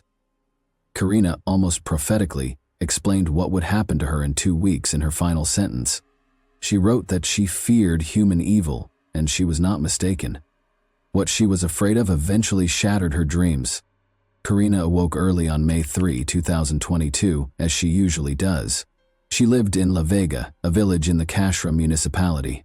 Karina had to walk for at least an hour every day along several country roads to the bus stop that would take her to school because her village was relatively remote. The morning progressed as usual. The student awoke, ate breakfast, said her goodbyes to her family, and left the house at 5:30 a.m. However, shortly after Karina left, her father began receiving messages from her. It was unusual. Karina wrote to her father that while walking down the country road, she noticed someone following her. A man was approaching her very closely. When the girl quickened her pace, the stranger did the same. If she attempted to take a different path, he would follow her. Karina was understandably uneasy and suspicious. She mustered the courage to take a discreet photo of the stranger and send it to her father so he would know who was after her. Cesar Blanco, Karina's father, became extremely concerned for his daughter's safety. He dashed out of the house, taking the same route to the bus stop that she had taken, but he couldn't find her anywhere. The man assumed the danger was over and Karina had safely boarded the bus. Unfortunately, this was not the case. Karina's parents were later informed by the school that she did not attend class that day. Karina's parents reported her disappearance to the police. Because it was a small village where everyone knew each other, word of the incident spread quickly among the locals. The girl's family distributed a photograph of the stranger who had been following her since the morning. A few hours later, a man who worked at a local farm mentioned another farm worker who looked very similar to the man in the photograph. Despite the blurry image, he believed he recognized him. Additionally, that worker was late for work on the same day. Armed with this information, several villagers and Karina's relatives went to the farm where these men worked and demanded answers from the person Karina had most likely photographed. The man in question was Alexander Keogh, a 55-year-old Venezuelan native. He had arrived in town 4 months ago and was staying with a relative. Alexander had found work on the farm where he was located. The people were outraged by the schoolgirl's disappearance and acted aggressively. He eventually admitted to assaulting Karina, killing her, and disposing of her body in the Cashra River. It's understandable that the villagers, particularly Karina's relatives, wanted to take matters into their own hands following such a confession. However, the police arrived just on time. The officers apprehended the suspect, rescuing him from the angry mob. The police took Alexander Carrillo to the station and began interrogation. He repeated what he had previously told the villagers. He admitted to killing the schoolgirl and revealed where her body was disposed of. Following the crime, he cleaned himself up, changed his blood-stained clothes for clean ones, and returned to work. The man truly believed he would never be found, unaware that the victim had taken a photograph of him. During the interrogation, villagers gathered near the station. They were furious and wanted to take matters into their own hands. Concerned for the man's safety and believing his life was in danger, the police decided to transport him to another location. They escorted the suspect out of the station and attempted to get him into the car. However, when the crowd began to act, they dragged Carrillo from the vehicle and attacked him. The police couldn't intervene because there were so many of them. The mob beat the perpetrator with sticks and stones before someone attacked him with a knife, killing him. Even after that, the crowd refused to disperse and blocked the police from approaching until they were certain that the man had died. Karina's body was discovered on the riverbank, exactly where her assailant had indicated. Her bag was nearby. The girl was partially undressed, and the autopsy revealed she had been sexually assaulted. She died of 2 penetrating wounds to her chest and neck. According to the police, Alexander Carrillo had been watching Karina for several days, meeting her every morning as she walked to school while he went to work. This version is supported by the fact that, a few days before the attack, Karina informed her school friends that she was being followed by a stranger, which made her extremely uncomfortable. The police have stated that the investigation will not be terminated at this time. They will investigate the actions of the local police officers who allowed the man's lynching, as well as who initiated the attack and delivered the fatal blow. According to local media reports, it was a relative of Karina, but the individual's identity has not been revealed. Pain and outrage swept through the city. An event was organized at Karina's school to honor her memory, while also protesting the killing of women. Students and teachers wrote an open letter to express their outrage at the current state of affairs. She wasn't drinking, she was not dressed provocatively, she wasn't in a bar. She walked to school every weekday wearing rubber boots because she lived on a farm, and she, like many other boys and girls in the country, had to overcome obstacles in order to receive an education. She feared that someone was following her. She was just 16, terrified. Her dreams, desires, and life were stolen from her. After Karina's voice was silenced, all that remained were the voices of those of us who demanded a safer environment and normal families in which children were taught not to hit, violate, or murder one another. Karina's killer did not see her as a person with her own life, dreams, and loving family, so the villagers decided to repay him in kind. Lynching is considered unacceptable by many, and it has no place in a civilized society. However, for many others, it simply reflects a lack of faith in the justice system. They are dissatisfied with the prevalence of impunity and the fact that the criminal will never face the harshest penalties. They believe the police are not doing their jobs, so they have decided to take action to remedy the situation. It is heartbreaking to see girls who leave for school and never return, becoming victims of murder. But in this case, Karina was the one who exposed the criminal. Karina did not behave recklessly. She immediately sensed the danger emanating from the persistent stranger, secretly photographing him and sending it to her father. She let him be caught before he could harm another innocent girl. Unfortunately, it was too late for her. However, without that photograph, the police could have gone days, months, or even years without finding the killer. And that wraps up today's chilling story. If you enjoyed this video, don't forget to like and subscribe so you never miss a new upload. Also, let me know in the comments what part of this story shocked you the most. Thank you for watching, and I'll see you in the next video.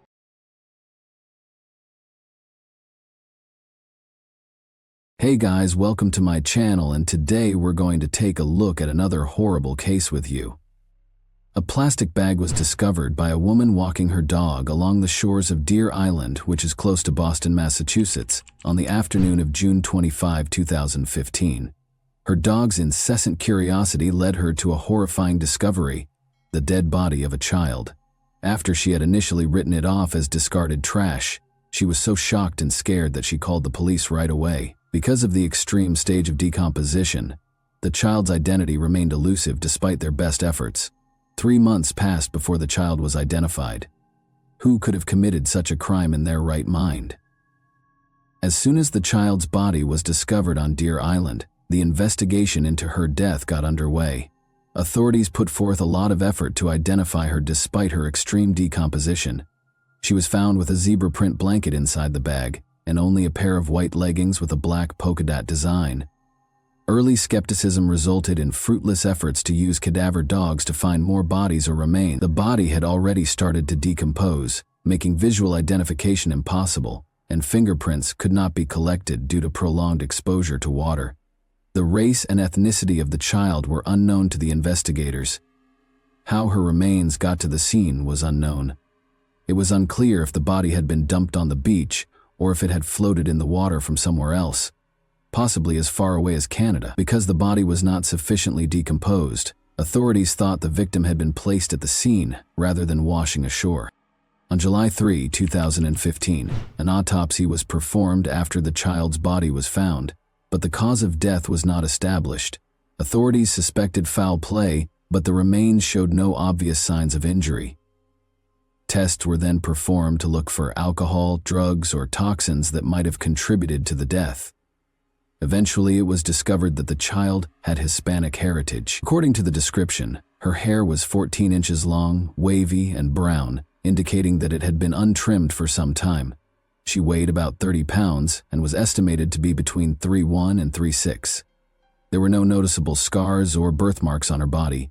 The blanket was thought to be from Cannon Mills, possibly sold at Kmart, while her clothes, which were estimated to be a size 4T, were made by the Serco company and might have been purchased at Target. There was also an elastic hairband.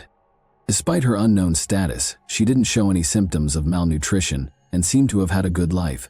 After earlier attempts to identify the body failed, the National Center for Missing and Exploited Children digitally recreated the child's face to help identify her.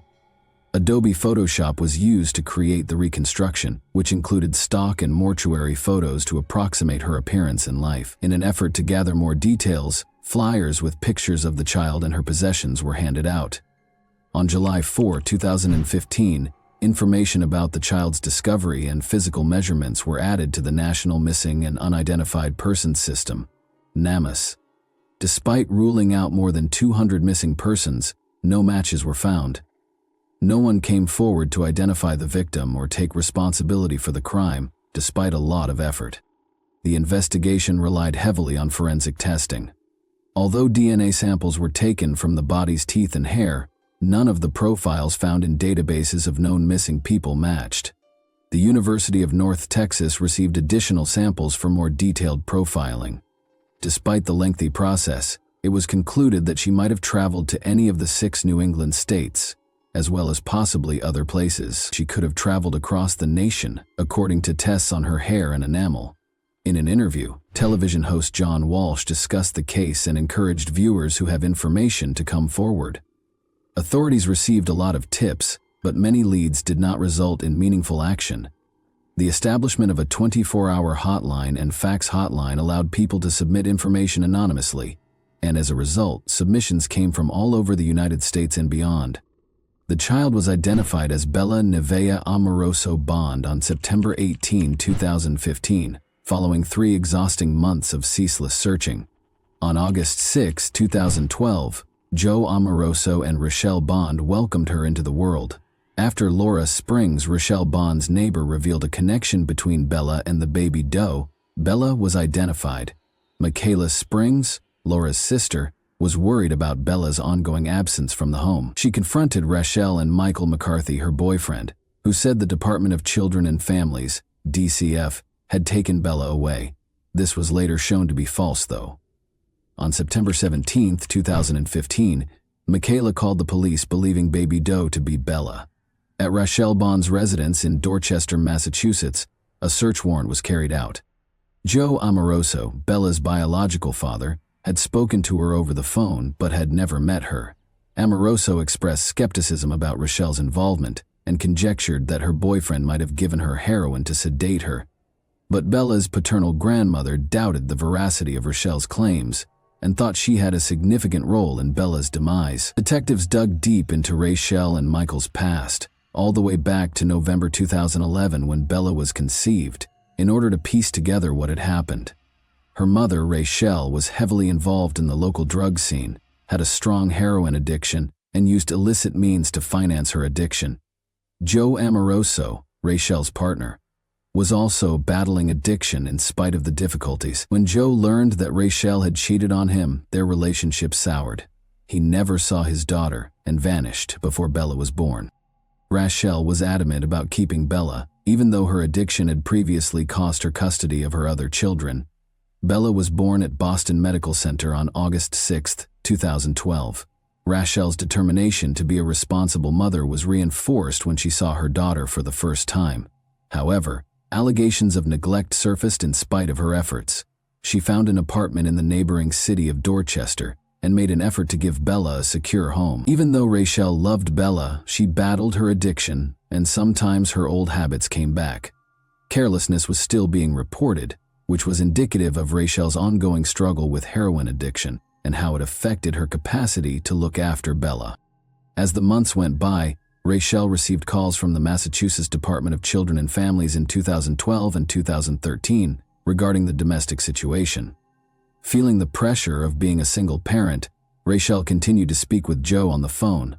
Although he re-established contact with the family, he never made it back to see Bella in person. In January 2015, Rachel started dating Michael McCarthy because she was looking for a partner. Everything appeared to be normal at first, but Michael's behavior quickly began to become unpredictable. He lived with Rachel and Bella and was obsessed with supernatural subjects.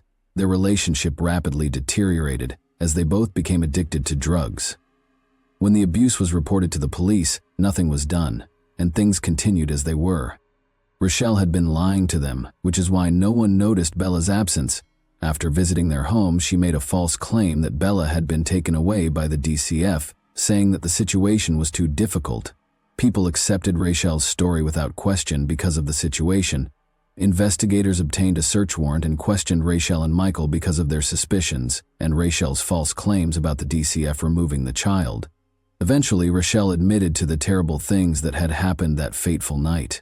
She claimed that Michael had become enraged and had attacked Bella several times because he thought the child was possessed. Rachel tried CPR on Bella after she passed out, but Michael intimidated her and disposed of the body in the harbor. This supported the investigators' long-held suspicions of foul play in Bella's case. However, Rachel's participation sparked doubts about her competence. Some inconsistencies, like declaring Bella alive on a benefits form, raised questions about her intentions and degree of participation. On September 18, 2015, Michael and Rachel were taken into custody. According to medical evidence, Bella may have died from severe abdominal trauma. The chief medical examiner, Dr. Henry Niels, suggested that this trauma might have resulted in cardiac arrest or asphyxiation. When Michael was arrested, he denied knowing about Bella's passing in spite of these facts. Michael McCarthy and Rachel Bond each gave their own account of what happened during their June 2017 trials. Michael made an effort to place the blame on Rachel by depicting her as a drug-addicted and careless mother. Rachel, meanwhile, insisted she was innocent of the crime, but acknowledged that she assisted in disposing of the body under Michael's pressure. Because she kept claiming benefits for Bella after her death, she was also charged with welfare fraud. Although the court tended to accept Rachel's account during her trial, she was still charged with serious crimes, with cadaver dogs proving that a body had been found in the McCarthy home and bruises on the body that matched Rachel's description. The evidence against Michael appeared to be stronger. But there was no concrete proof that Michael was responsible for Bella's passing. Michael's defense team claimed that because Rachel had allegedly informed him that Bella had been taken away by the state's child welfare agency, he was unaware that she was missing. A complicated web of deceit, abuse, and addiction within Bella's family was exposed by the trials. Michaela Springs' testimony as a crucial witness, meanwhile, highlighted the emotional cost of pursuing justice for Bella.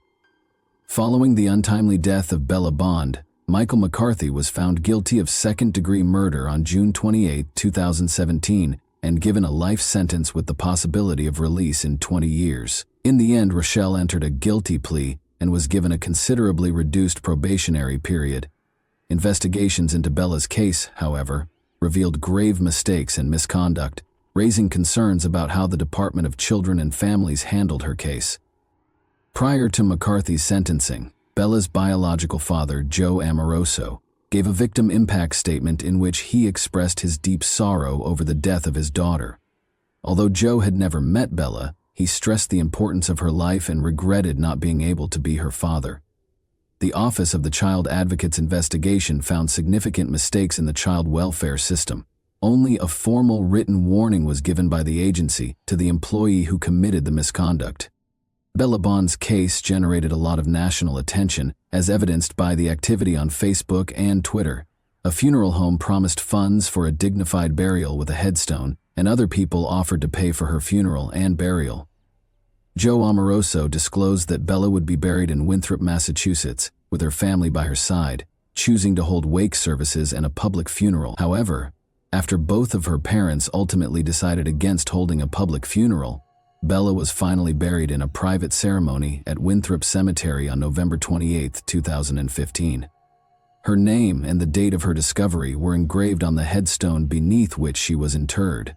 Later, Bella's mother's Facebook page posted pictures of her. When we consider Bella's story, it becomes evident that her untimely death was caused by her parents' negligence. The acts of Rochelle Bond and Michael McCarthy, both inside and outside of prison, were heinous. Bella's story emphasizes how urgently vulnerable children need to be better protected. And that wraps up today's chilling story. If you enjoyed this video, don't forget to like and subscribe so you never miss a new upload. Also, let me know in the comments what part of this story shocked you the most. Thank you for watching, and I'll see you in the next video.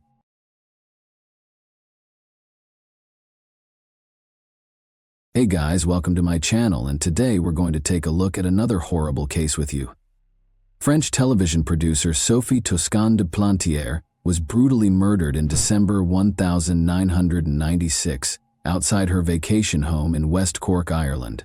Although the investigation got off to a good start, the case ultimately ended because the police were misled by false witness statements. No one has been held responsible for her untimely death, even after all this time. What went wrong in this well-publicized investigation, and why does Sophie's murder continue to plague her family and the neighborhood? Let's investigate the specifics of this enduring enigma. On July 28, 1957, Sophie Toscan du Plantier was born in Boulogne-Billancourt. She was born into a wealthy French family that appreciated the arts and raised in the energetic city of Paris. She developed an early interest in the film industry and later became a television producer. She wed Daniel Toscan du Plantier, a well-known figure in French cinema, in 1991. They became a vibrant couple and reared Sophie's teenage son Pierre-Louis from her first marriage. He had a particular place in her heart because he was her only child. They had a close relationship based on mutual respect and trust. Sophie made it a point to be actively involved in his life, from supporting him at events to helping with school projects. They loved spending time together, whether it was traveling around Paris or hosting comfortable movie evenings at home. Sophie's and her husband's lives were frequently in the spotlight in the busy city of Paris, where they both worked in the film industry. Sophie's tenacity was apparent in all she did. She put a lot of effort into achieving her goals. Young and fervent, Sophie never let anyone discredit her aspirations or goals. She pursued her profession while upholding her moral principles because she firmly believed in justice. Pierre-Louis, who saw his mother as a role model, was among those who admired her bravery and strength. Every day he was inspired by her tenacity and resolve, and their relationship gave them both strength to handle the difficulties of life in the spotlight. But the bustle of the city might be too much to handle. Sophie frequently fled to Shull, a quiet village on Ireland's west coast, in search of tranquility. Even though the surroundings were serene, Sophie was unaware that this would be her final journey. Shull, which has a population of only 700, is renowned for its breathtaking landscapes and welcoming community. Attracted by the serene waters and striking cliffs, artists and writers congregate here to find inspiration. After making multiple trips to Ireland as a teenager, Sophie bought a cottage in Toormore in 1993, which she used as a vacation getaway. Her maiden name, Munoz, was well known among the locals. Sophie arrived alone in Ireland on December 20, 1996. She couldn't wait to spend Christmas in her comfortable cottage in Dunmanus, West Cork. She used this small sanctuary as a place to unwind and rejuvenate after a long day of work in Paris. Sophie fell in love with the local charm as soon as she arrived. She ran errands at the village shops and talked to her amiable neighbors. Since they had known her since she was a young girl, the locals gave her a warm welcome. She felt at home in the stunning scenery and cool winter air. But beneath the quiet, a horrible event was on the horizon. A tragedy that would permanently alter the close-knit community was set to upend the tranquil days. Nobody could have predicted Sophie's fate in this peaceful region of Ireland. Shirley Foster, a neighbor, sadly called the police on the morning of December 23. She had witnessed a horrific scene, a corpse outside her neighbor's house. The scene was startling, and it was a cold morning. The victim, who was later identified as Sophie, was seen by the Irish police or Gardaí when they arrived. It was difficult to immediately identify her because of the severe damage to her face. She was wearing a comfortable dressing gown over her pajamas, but her boots were still on, as though she had gone outside for a little while, maybe to breathe. It became evident that the blood-stained concrete block next to her might be the weapon used against her. Along the path to the back door, where the keys were still stuck in the lock, and on the gate, blood was also discovered. Everything inside the house appeared normal. 2 wine glasses were left unattended on the drying rack. Whatever had occurred seemed to have happened outside in the bitter cold. She was attacked shortly after leaving the pub, most likely in the early hours of December 23, according to forensic experts. Given how violently she died, there were immediate concerns about the attack's motivation. The small village of Choules and beyond were rocked by the discovery of Sophie Toscan Duplantier's body. A once tranquil location swiftly became a crime scene, garnering significant media coverage from France and Ireland. It was a difficult task for investigators to piece together the circumstances surrounding her death while the public and media watched closely. Together with forensic teams, local law enforcement stepped in an effort to locate any forensic evidence that could aid in identifying Sophie's killer. They painstakingly gathered evidence from the scene. In an attempt to create a timeline for Sophie's final hours, investigators spoke with locals and customers at the local pub. But their task was made even more difficult by the lack of immediate suspects. Early on in the investigation, one of the major problems surfaced. It took 28 hours after the body was found for Dr. John Harbison, the state pathologist, to reach the scene. Due to this considerable delay, important evidence may have been contaminated or washed away by the rainy weather. This sparked questions about the police investigation and whether it would result in answers or remain unsolved. The Gardaí came under fire for improperly managing evidence during this period. While in their custody, a number of items, including a blood-stained gate, disappeared. More questions were raised, even though they later stated that the gate was thrown away because it wasn't useful as evidence. Although the police investigation was poorly managed, an investigative report found no evidence of high-level corruption. Public concerns were heightened by the fact that the investigation's records had been altered and that some pages were missing. The results of the final examination of Sophie's body were unsettling. She had fought back, as evidenced by the numerous defense wounds and scratches on her hands. She had also taken severe hits to her face and back of her head, leaving her hardly recognizable. Unfortunately, it was impossible to pinpoint the exact moment of her death because her body had been exposed to the cold for so long. Clarity was scarce at the actual crime scene. There were no signs of a struggle inside the cottage, except for some blood traces on the back door and gate. Sophie appeared to have gone outside for a specific purpose because she was wearing her boots over her pajamas. The keys left in the back door suggested that she may have gone outside for a moment, or that someone in the kitchen may have trapped her there. On the counter were 2 wine glasses. They could have been used by Sophie the day before, so their presence did not prove that someone else had been in the cottage. In general, there weren't many hints left at the scene. Only 1 blood sample from the collection was found to be unrelated to Sophie. Although DNA testing was still in its infancy at the time, it turned out to be the investigators' only meaningful lead. Given the scant evidence, the police started tracking Sophie's whereabouts ever since she moved into the cottage. By contacting local businesses and talking to anyone who might have seen her, they attempted to piece together her last days. As the investigation progressed, it became evident that finding answers would be difficult. The small village of Choules was rocked by Sophie's murder. The fact that a married mother was murdered just before Christmas added to the shock of the first murder in almost a century. The locals couldn't believe such violence could occur in their peaceful neighborhood.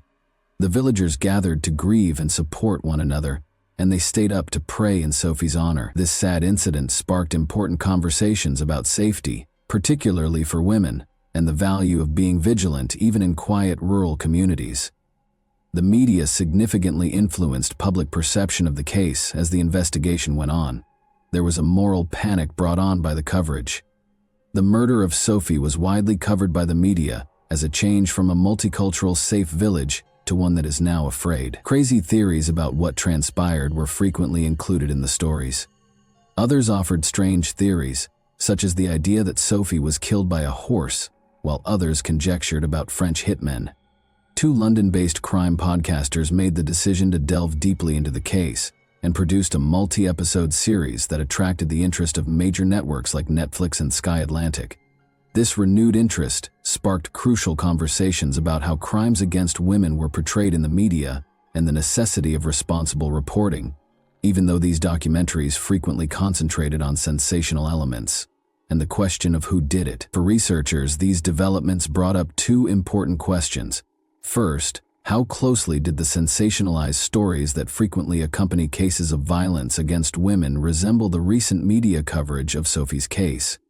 There was also the question of whether documentaries and podcasts could offer a more serious examination of these crimes, going beyond sensationalism. Some important details that helped tell her story were discovered by the police as they investigated her last days. Sophie was seen shopping and chatting with amiable locals in Shul the day after she arrived. One store owner saw something strange. Sophie was being watched intently by a man wearing a black coat and hat while she was shopping, and he followed her after she left.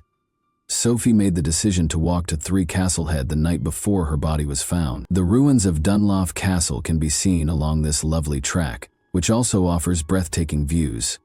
A local legend about the White Lady, the ghost of a bride who tragically threw herself off a cliff, is another reason for its notoriety. When people saw her, they assumed that something horrible was going to occur. Sophie said she saw the White Lady while out for a walk. She later told her friends about this terrifying experience, even admitting that the idea of having met a ghost frightened her. She returned to a nearby pub for tea after seeing her friends, where she engaged in conversation with the locals.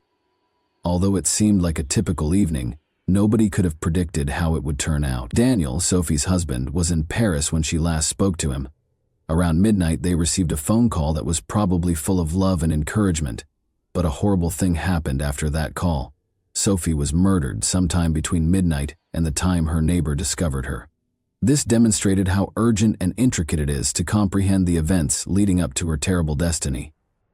Daniel Toscan, Sophie Toscan Duplantier's husband, was the first person the police looked at as a suspect in her murder. Sophie had learned that Daniel was having an affair, and the couple had made the decision to split up. Strangely enough, Sophie had recently made the decision to break up with the man she was seeing.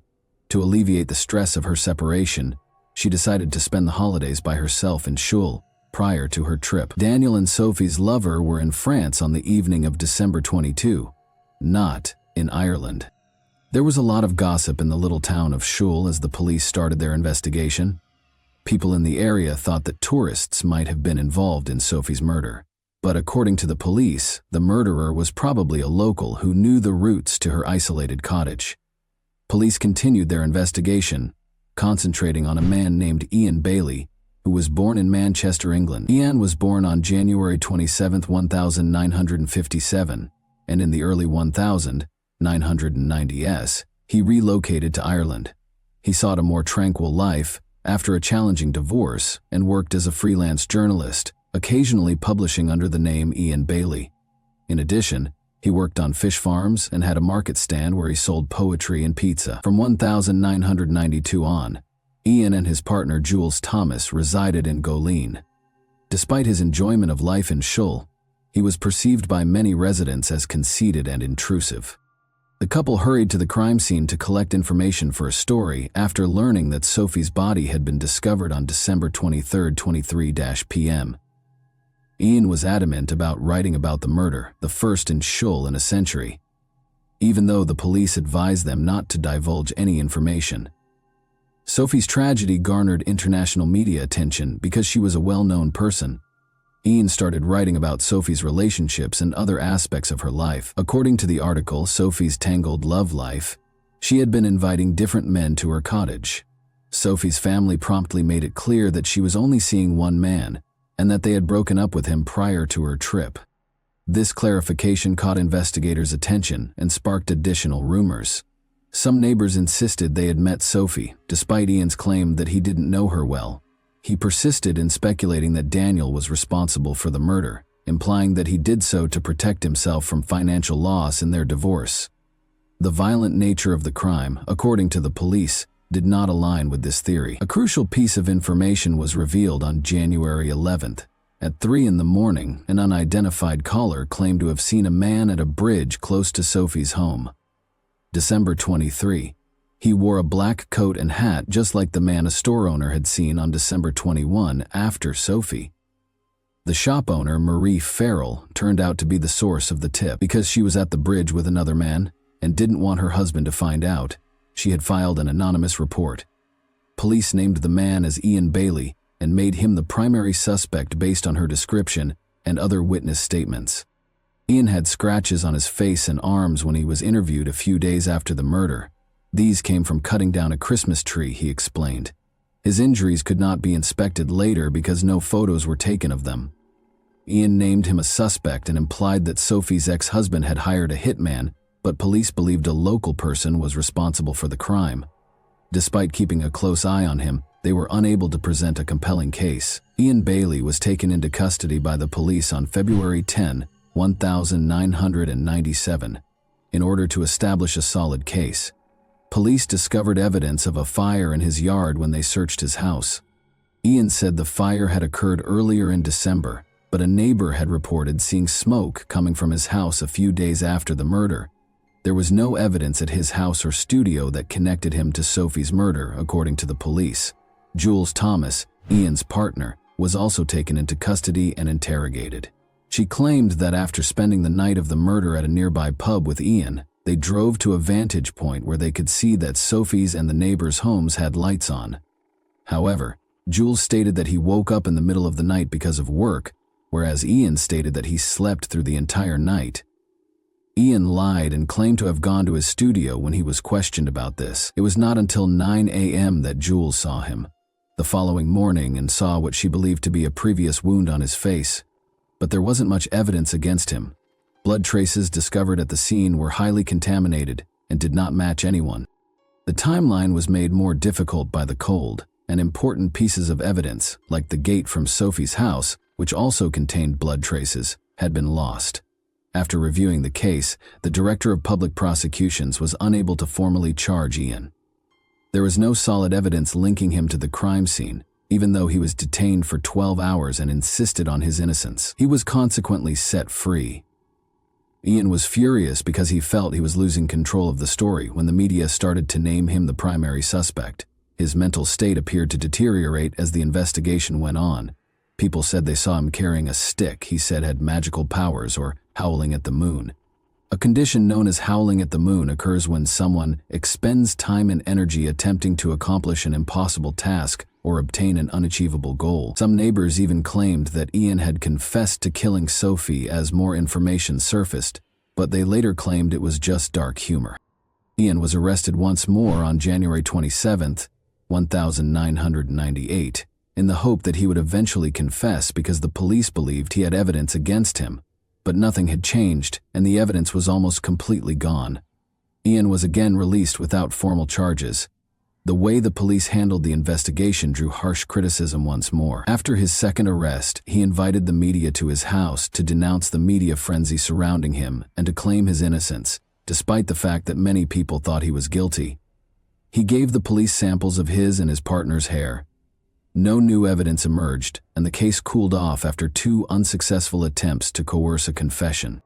Ian lost his defamation lawsuit against multiple media outlets in 2003.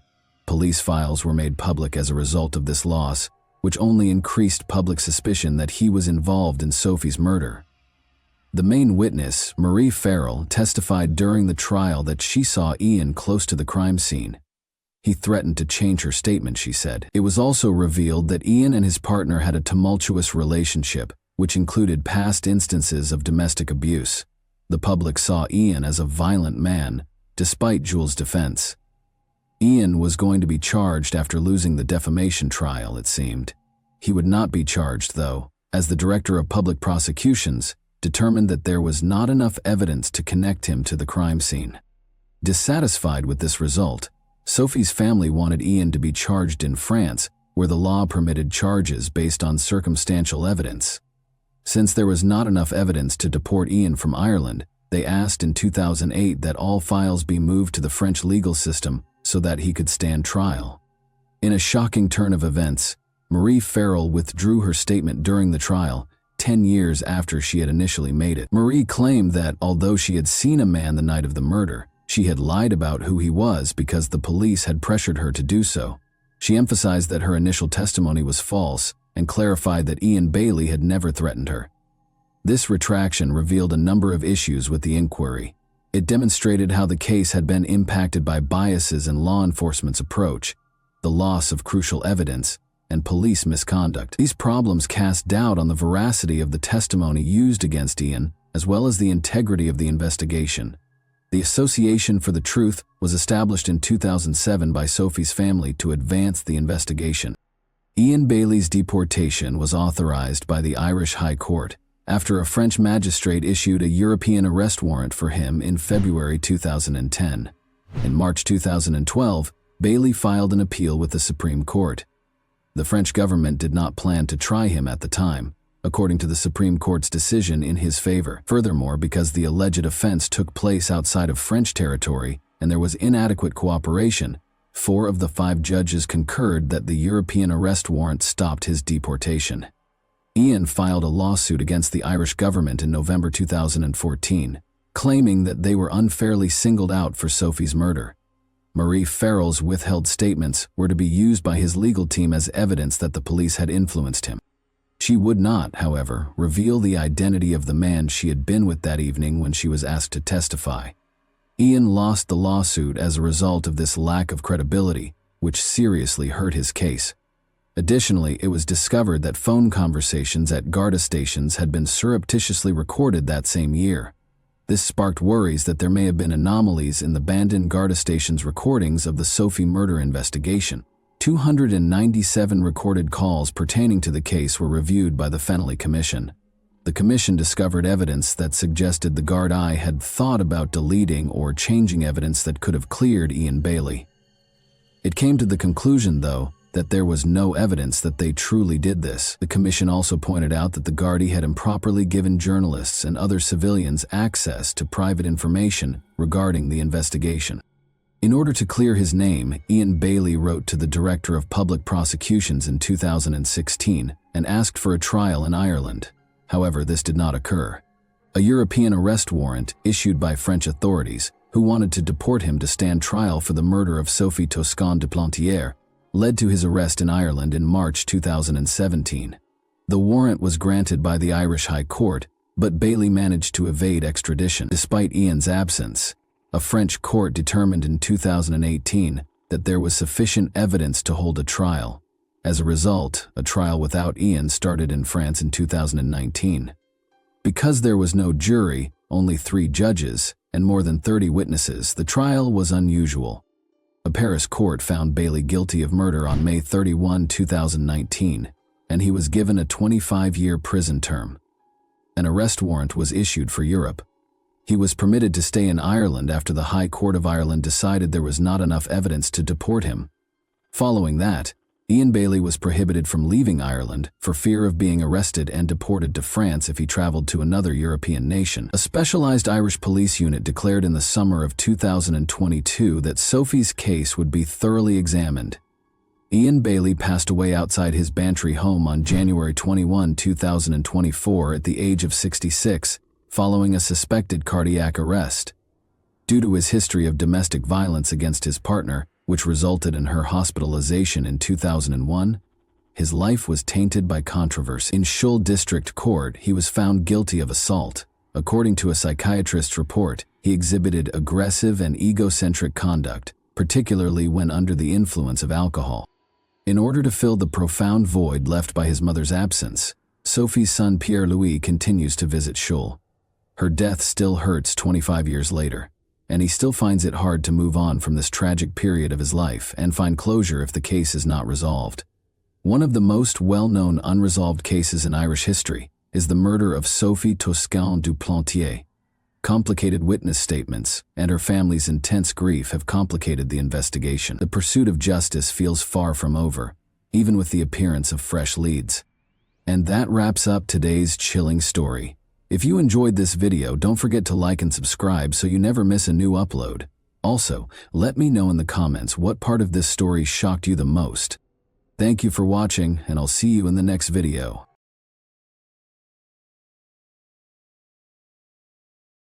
Hey guys, welcome to my channel, and today we're going to take a look at another horrible case with you.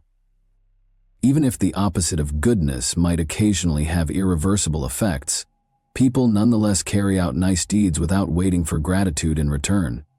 In our tale, a selfless deed committed years before led to death as well as a radical transformation in the lives of all the heroes. On March 2, 2018, at 4:45 a.m. a woman called Travis County, Texas police officers to ask for assistance. She claimed that the likely shooter was still inside the house when she heard multiple gunshots while hiding in a closet. The dispatcher instructed the woman to wait for police officers who were en route to the house and not to come out of hiding during the phone call. Police had already roped off the residence a few minutes later, and the woman in the closet was identified as Corey Shaughnessy, a local. The woman was in a really depressing state. In the kitchen, Corey was terrified and unable to comprehend what had occurred. Her husband, Theodore Shaughnessy, was lying close to the table in a pool of his own blood. Take a seat back because we are working together to investigate another unfortunate case today. Born on February 7, 1963, Theodore Shaughnessy was the youngest member of a large family. Shaughnessy, who grew up in Arizona, close to Phoenix, has a deep passion for fast vehicles and all things related to them. He literally fantasized of sports cars as a teenager. Growing up, Theodore was a fearless man who believed that the greatest way to be happy and enjoy life was to get some adrenaline. Still, he was a good son, a good friend, and a nice upbeat man. Ted met Corey Garman in a nearby arcade when he was 20 years old. The young men clicked right away because they had many interests, such as a passion for books and jewelry. They were married in 1989 when their sympathy swiftly evolved into deep love. Following their marriage, the Shaughnesseys relocated to Austin, Texas, where they established Gallery Jewelers, the family business, and soon settled in. Together, the Shaughnessy family created a high-level business. Corey, who worked as an appraiser for Ted, the family business, was passionate about diamonds and fine art. However, he was the store's public face. People were drawn to him and energized by his energy because he had a gift for connecting with them. He was highly gregarious and active, since he became the company's lifeblood wherever he went. This trait was very beneficial to his business, since it allowed him to communicate with clients and partners in a common language and work out the best terms for everyone. The family fortune was eventually believed to exceed $8 million, 0 cents, due to the business's considerable success. Yet Theodore never wavered in his generosity or consideration for others. He frequently donated to charitable foundations and purchased food for the less fortunate. The couple bought a lovely new house close to their store as the family business grew. The pair seemed to be the ideal match and complemented one another. In fact, everything appeared to be nearly ideal, except for the fact that the couple was childless. Ted and Corey made the decision to grow their family in tandem with the jewelry business. They took a 16-month-old boy from a Ukrainian orphanage in 2000, making a decision that would change their lives. It was simply love, unconditional and immediate. Nicholas was the name of the young boy with the gray eyes. The Shaughnessy family's lives was finally completed by this long-awaited event, as they now had all they needed for complete happiness. Nicholas was an energetic and well-behaved child growing up. Like his father Ted, who frequently took the youngster to the racetrack, he had a deep affinity for both vehicles and animals. Around addition to riding sports cars and going karting together, the father and son frequently just walked around the park together. Nicholas developed an interest in car disassembly throughout his high school years and even started a small business. The young man recruited pals and used his parents' money to purchase the required equipment. Nicholas met Jackie Edison at the same time. They were attracted to each other right away when they first met the young people, but they disliked the young woman after meeting Nicholas's parents. She didn't seem like the right fit for Corey. However, nobody stopped youngsters from dating in order to stay in touch with Nicholas. Jackie eventually gained their approval and began spending so much time at the Shaughnessy home that they allowed her to move in. Jackie left his parents in August 2017 to begin a new life in College Station. His parents provided financial assistance for him as a day trader while she was in school. Every weekend, the young guy traveled the 2 hours to Austin to see his parents, whom he was quite connected to and tried not to distance himself from. Nothing in his life appeared to be a sign of trouble, and everything seemed to be going smoothly. Ted and Corey were awakened by their dog's persistent barking at 4:30 a.m. on March 2, 2018. Since the animals frequently responded aggressively to tiny creatures that would inadvertently come onto the family home's yard, this was typically a common occurrence. Ted made the decision to investigate, But Corey believed there was nothing to be concerned about and that the dogs will stop barking in a short while. He proceeded to inspect the house after arming himself with his .40 caliber handgun. Corey quickly fell back asleep after resting her head on the pillow. However, she heard a gunshot in the kitchen a few seconds later, followed by several more rounds. Fearful, Corey reached for her revolver, which was normally by the bed, and left the bedroom to assist her husband. However, as she was leaving, she noticed that her favorite dog Bart had been shot at the doorway. A dark, ominous figure suddenly materialized in it. Fearing that he would be discovered and killed, Corey shot randomly, directing all 6 bullets toward the door, unloading the revolver and hiding in a closet. Fortunately, Corey managed to reach for her cell phone and notify emergency authorities that someone had broken into the residence. She claimed to have heard groans coming from the room and to have shot one of the assailants. The terrified woman repeated to the operator that she heard someone groaning, but she wanted to make sure because she didn't know who was making the noises. She was calmed down by the dispatcher, who advised her to wait for the police and not leave the shelter. She was notified that the cops had reached the residence 15 minutes later. Eventually, the groans subsided and the house fell into a funeral silence. After exiting the closet, Corey made his way to the front door. She noticed her spouse in a pool of blood as she passed the kitchen. Shells littered the area around him, and he appeared to be lifeless. She was so terrified that she went to the door and opened it, but nobody was there. It just so happened that the officers were in the incorrect house.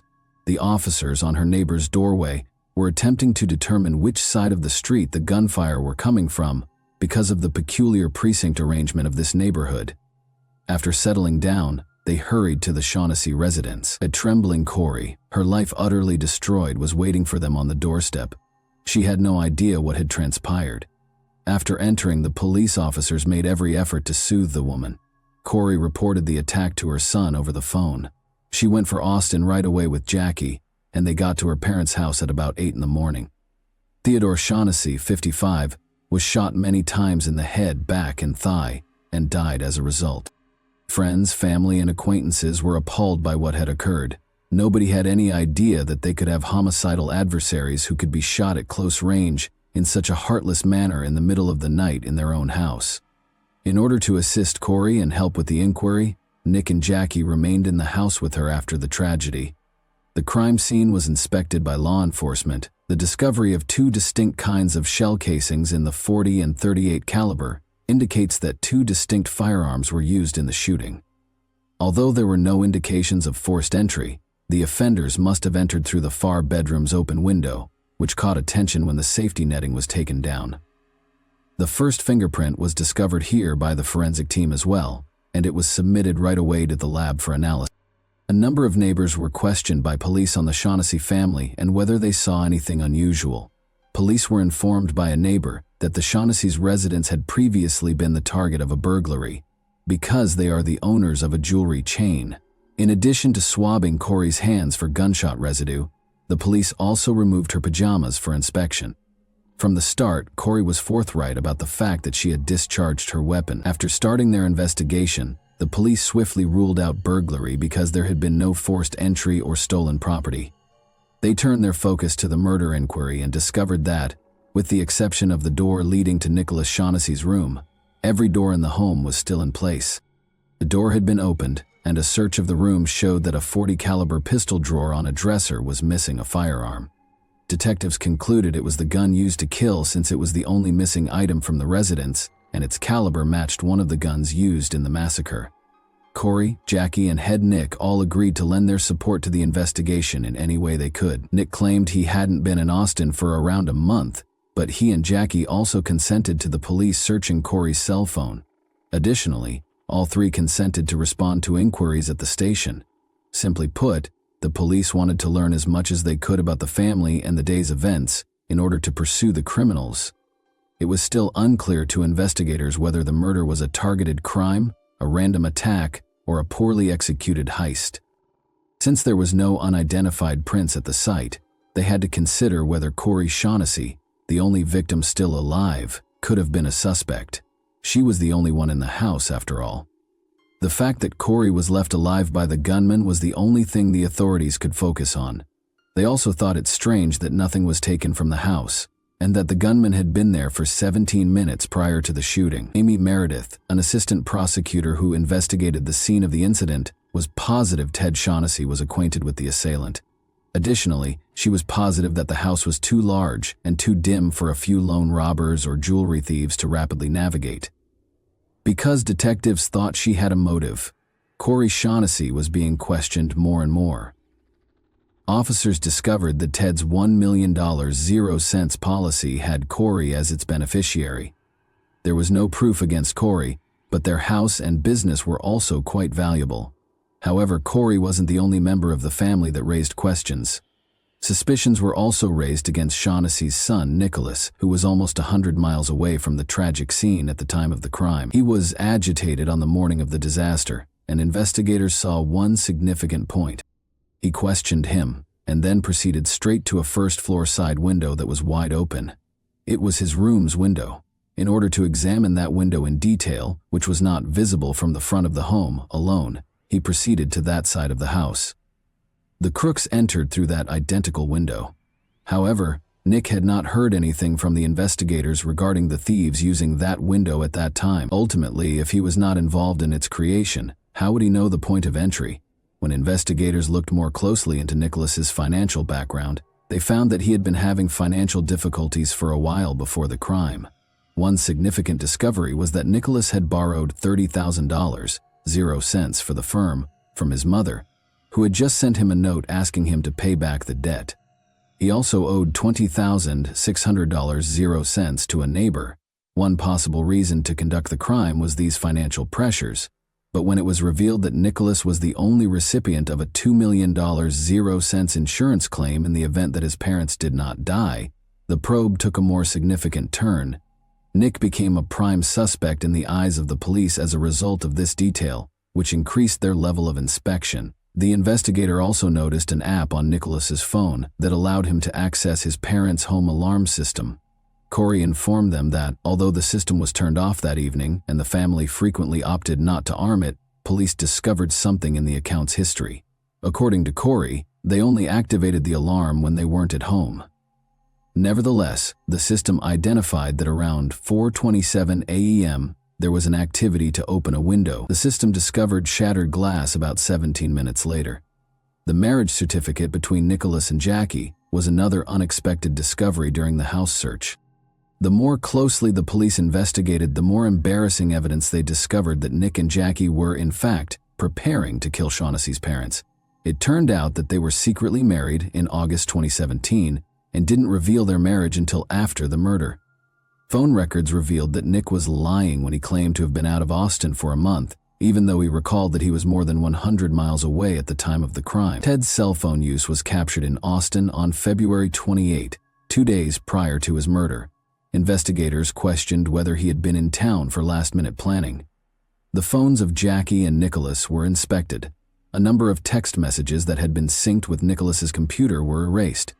When Nick texted Jackie on February 24 to let her know he was working on it, Jackie replied, "Do they want $50K or not? Paying half that early is beyond our means." Nicholas and Jackie's flat was searched by the police. The number of cameras placed throughout the apartment astounded everyone. The cameras demonstrated this. On the morning of the crime, they were at home. The safe included firearms, ammo, and valuables. The make and caliber of one of the murder weapons and one of the ammunition boxes were identical. It was a .38 caliber handgun with 6 bullets missing. Nick requested that Jackie take money out of the account. In other letters, Jackie had taken out $1,000 0 cents from the bank a few days prior to the crime, so if this occurs, she will have cash on hand. Officials believed it was no accident.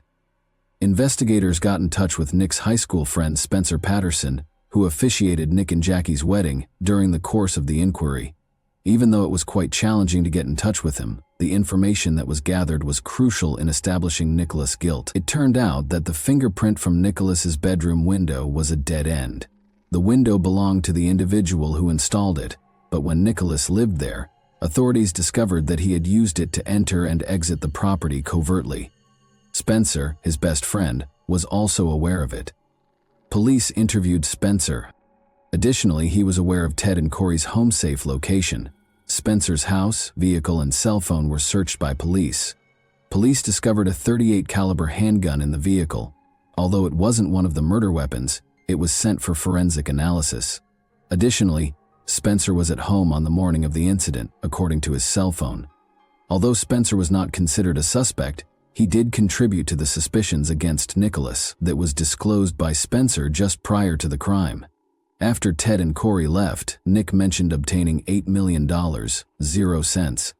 Spencer attempted to hire Nicholas Shaughnessy to murder the family and take all of their belongings. The disguise was unnecessary because they would all perish, according to their communication. Nicholas Shaughnessy and Jackie Edison were arrested by police on May 29, 2018, for criminal solicitation, Nick wrote. Corey was incredulous. By that time, her son was working in the jewelry store in his father's place, and the widow thought the authorities were attempting to frame him. Corey continued to think it was an error. She stated that she required concrete evidence of their involvement. Jackie was freed on bail 2 weeks after the arrest. After the catastrophe, Corey found her son the best lawyer she could find. "You could have told me that aliens landed in the front yard, and I would have believed that instead of believing that Nicholas and Jackie were planning to kill us," Corey Shaughnessy stated in an interview. Corey has been Nick's companion for months. She genuinely thought that either there was something odd with illegal substances, or perhaps the children were involved in something in College Station, where Nicholas owed someone money. Or perhaps he misrepresented his parents' jewelry-making profession. The mom was prepared to accept anything other than her son's murderous plot.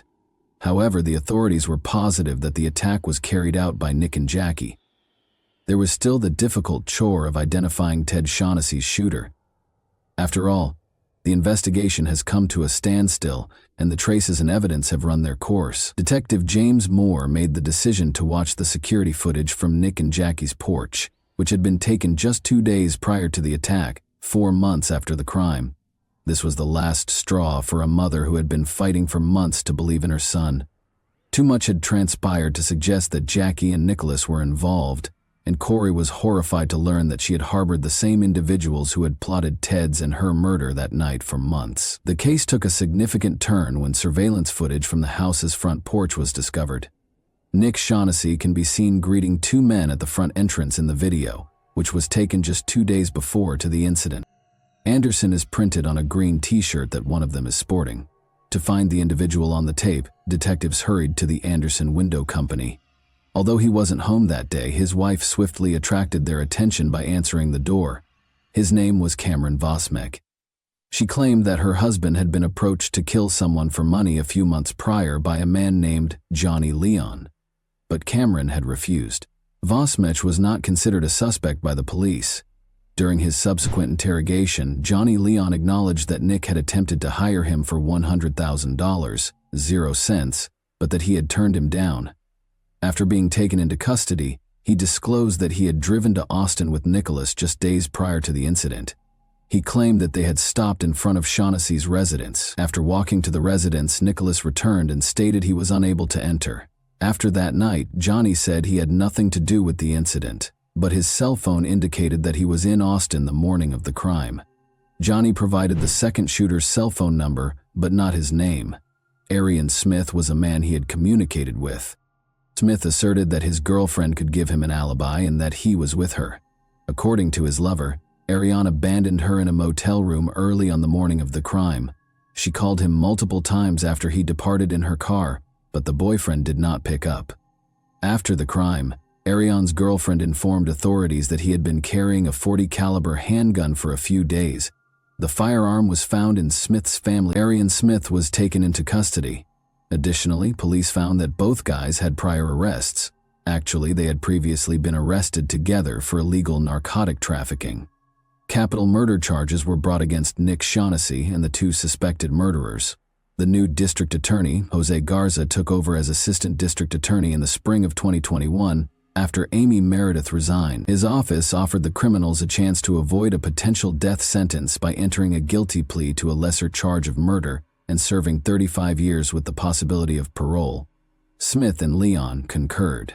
Corey offered to accept the plea deal in a letter to Nicholas. A 35-year sentence with the possibility of parole in April 2021 would be imposed. In exchange, Nicholas agreed to be released on his 36th birthday. Nicholas Shaughnessy entered a guilty plea and received a sentence of 35 years in prison during a hearing in April 2021.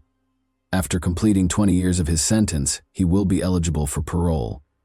Johnny Leon and Ariane Smith received sentences of 35 years in prison, with the chance of release. Ariane Smith reported to the police that he heard gunshots coming from the bedroom and a woman sobbing after they had shot Ted.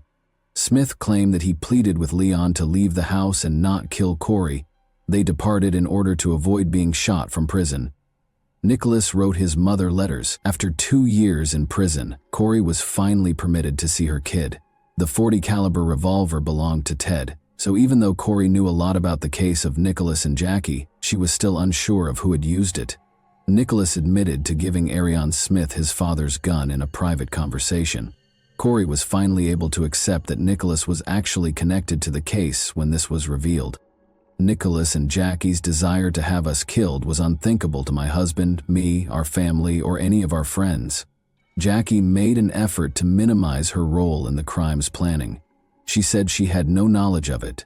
According to the deleted text messages, she acknowledged that she had visited Austin multiple times with Nicholas, but she claimed that she had never taken Nicholas's claims of massacring her parents seriously, which is how the police knew she was lying. In March, while Nicholas was incarcerated, Jackie filed for his divorce. Jackie was charged with conspiracy to commit a criminal in June of 2022. Jackie entered a guilty plea to attempted conspiracy to commit a criminal in 2023. She was given a suspended sentence, which allowed her to enter a guilty plea and be placed on probation. She was incarcerated for 120 days. She will spend 10 years on probation. She will have to spend 2 days in jail on the anniversary of Ted Shaughnessy's murder every year for 10 years. Nicholas was interviewed while incarcerated.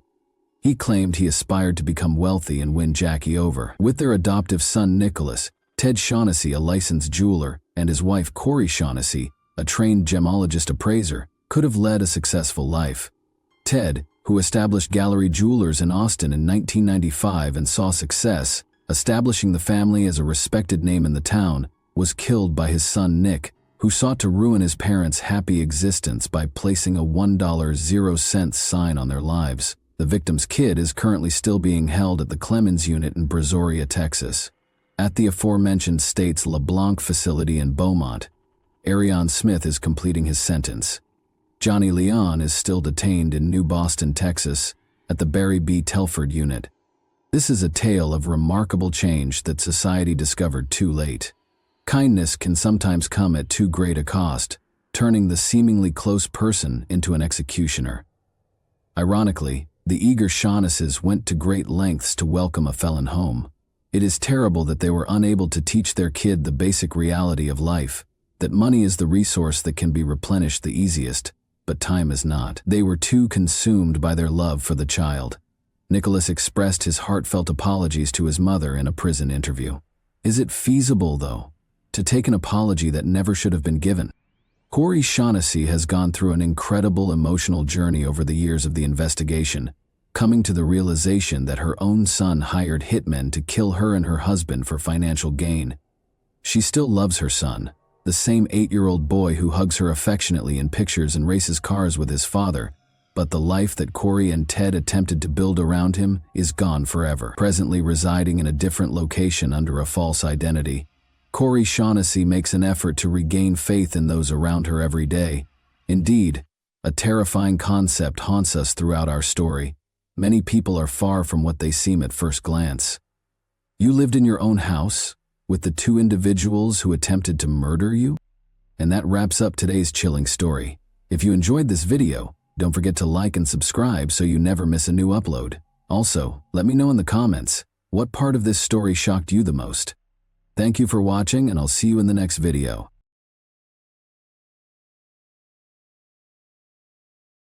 Hey guys, welcome to my channel, and today we're going to take a look at another horrible case with you. I'll see you in the morning, Mom. Misty Morse never spoke to her mother again after making that unfulfilled promise. What would motivate someone to take such action? How will Misty Morse never spoke to her mother again. Now is the time to start looking for answers. On April 10, 1978, Misty April Morse was born in Springfield, Ohio. When her family finally relocated to Indian Harbor Beach, Florida, it was a significant turning point in her life and gave her the opportunity to develop and discover new interests. Misty had an exciting and adventurous childhood in the Sunshine State, but when her parents divorced in 1996, her life took a dramatic turn. Misty and her mother, Linda, moved to a new house in Brevard County following the divorce. She stayed close to her father in spite of the change. Misty found work at a number of local bars and clubs during her late teens and early 20s, working a variety of jobs to make ends meet. After some time, she made the decision to continue her education and enrolled in a nearby college. Misty was characterized by friends as an adventurous, carefree young lady who never took life too seriously. When Misty got home from work early on July 20, 2000, she started preparing for a night out with a friend. Linda, her mother, was also up, getting ready for her 3 a.m. shift. Misty got a few brief phone calls while she was chatting with her mother. Misty promised to see her in the morning, as she said goodbye after the call. She had no idea that this would be her final farewell. Misty wasn't home the following morning when her mother got home. At first, she didn't give it much thought, assuming Misty must have spent the night at a friend's house. Misty had not returned or gotten in touch after another day. Her mother started calling Misty a lot out of concern. Misty rarely checked in, especially if she was going to be gone for a day or two. Fearing that no one had seen or spoken to her, her mother contacted Misty's friends and then her father. The more days went by, the more she worried. A retired judge went for a peaceful walk on July 24, 2000, to see how his boat, which was moored in the lagoon behind his house, was doing.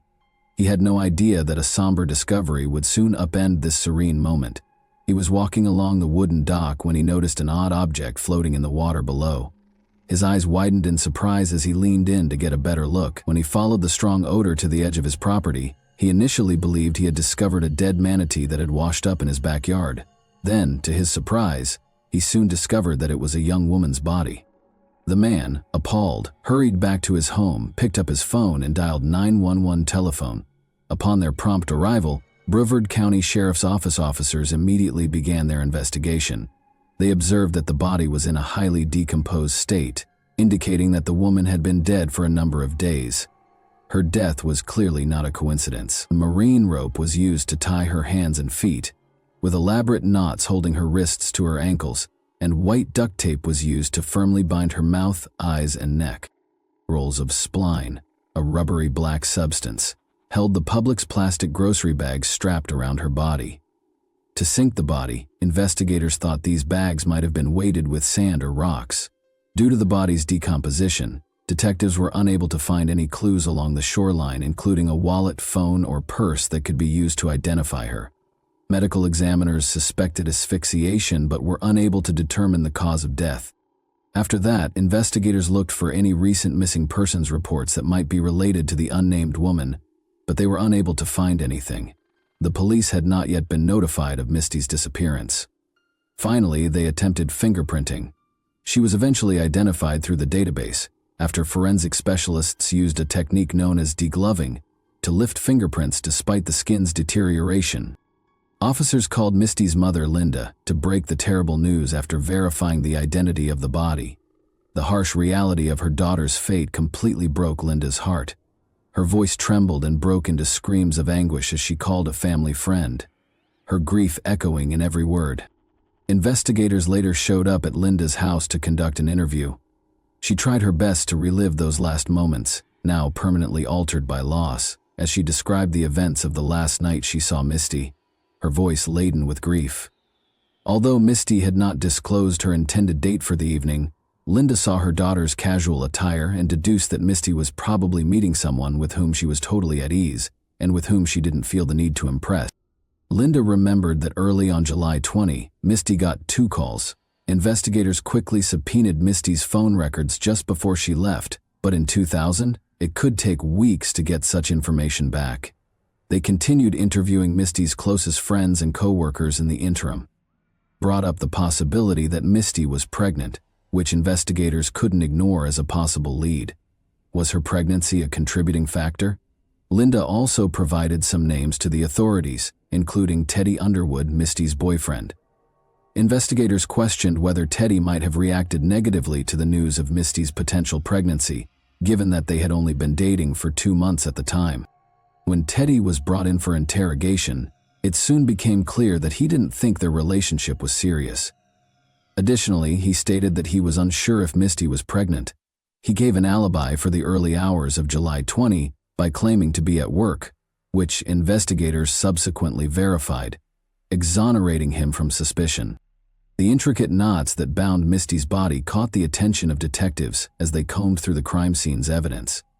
This degree of specificity implied that the murderer may have had knot-tying experience, which made them think about careers as a Coast Guard member, a boat captain, or a person with Navy training. They hoped that this clue would bring them one step closer to the truth. Misty's hands and legs were tied with a rope that featured a cow-hitched knot, which isn't something that most people are familiar with. Investigators focused on the numerous layers of tape that were wrapped around the victim's hands, limbs, and face. She had a hat on. Her freedom of movement was limited. The head had tape wrapped around it. She was under control. She was tied up and bound. Despite having the appearance of duct tape, this tape was unique because it was white instead of the usual metallic gray. Because white duct tape was so uncommon at the time, the authorities were more interested. Their hopes were dashed when no trace evidence, such as DNA or fingerprints, turned up on the tape's adhesive. Another dead end, it seemed. They then discovered a few short black hairs adhered to the tape, almost by accident. Given that the victim's hair was a distinctive shade of brown with a hint of red, the detectives knew these couldn't be hers. This finding raised the possibility that the hairs belonged to the murderer. All of the evidence was sent for testing after the crime scene was carefully examined. Unfortunately, this lead could not be fully pursued in 2000 due to the lack of precise DNA analysis technology. As they met with the medical examiner the following day to discuss the autopsy results, their frustration increased. The body had been submerged for less than 72 hours, according to the examiner's report. However, it was impossible to determine the precise cause of death due to exposure to the weather. There were no visible signs of trauma, no broken bones, and no gunshot wounds. Detectives were left with two terrifying options. Either the victim had been thrown into the water while still alive, or the tape covering her mouth and nose had strangled or suffocated her. In an effort to reduce the number of suspects on their list, investigators continued to interview people. Linda recommended that they investigate Bobby Cooper, whom Misty had recently met at a house party. Given that Bobby had visited their house only a few days prior to Misty's passing, Linda was especially wary of him. Bobby, though, was promptly disqualified as a suspect. He didn't match the murderer's description. He didn't own a boat, he hadn't been in the military, and he had no criminal history. Bobby's interview, however, proved to be a pivotal moment in the investigation. Brent Huck, Misty's ex-boyfriend, gave the detectives a name that appeared to fit the profile they were looking for, even though he wasn't the murderer. Investigators tracked down Brent Huck, who resided on South Merritt Island, just south of the location where Misty's body was found. After receiving a tip from Bobby Cooper, Brent accepted their invitation to participate in an interview. Brent disclosed in the interview that he was a charter boat captain and that he was from a wealthy family. He also acknowledged having been a member of the Navy SEALs. Brent acknowledged that he had kept up his relationship with Misty after their breakup, even though he was now in a new one. Brent admitted that he was the likely father of Misty and that he had spoken to her the night before she vanished in the early hours of July 20, 2000. He also acknowledged that he knew she was pregnant. Brent was a prime suspect because of his background as a former Navy SEAL and charter boat captain, his relationship with Misty, and his contemptuous demeanor during the interview. After that, Brent gave the authorities permission to search his house. When investigators arrived, they saw a Rottweiler with short black hair that matched the duct tape that was used to bind Misty. According to Brent, Misty gave him the dog as a gift. A roll of rubber spline, which is usually used to weatherproof windows, was found during their search, an odd item for a home. Red flags were raised by this and other items discovered in Brent's bedroom and kitchen that matched evidence from the crime scene, such as white duct tape and Publix bags. Outside, Brent gave officers permission to search a boat he claimed was his, which was anchored in the nearby waterway. They discovered matted hair next to a fishing rod holder and 2 hair strands on the floor. The boat's ropes were identical to the kind that were used to restrain Misty. When investigators questioned Brent after gathering the evidence, he said something startling. There couldn't be an explanation for a woman tied up and thrown in the river. He was further implicated by this statement, which disclosed knowledge of information that had not yet been made public. The state attorney was reluctant to file charges because, in his opinion, the circumstantial evidence was not strong enough. He maintained that commonplace supplies like rubber spline, rope, and duct tape could be found anywhere, and that Misty's hair on the boat might just indicate that she had paid Brent a visit. Both the investigators and Misty's family were extremely frustrated by this setback. Authorities persisted in their investigation in the hopes of a break, unfazed. Pet DNA became admissible in court in 2002 after a landmark decision in a California case.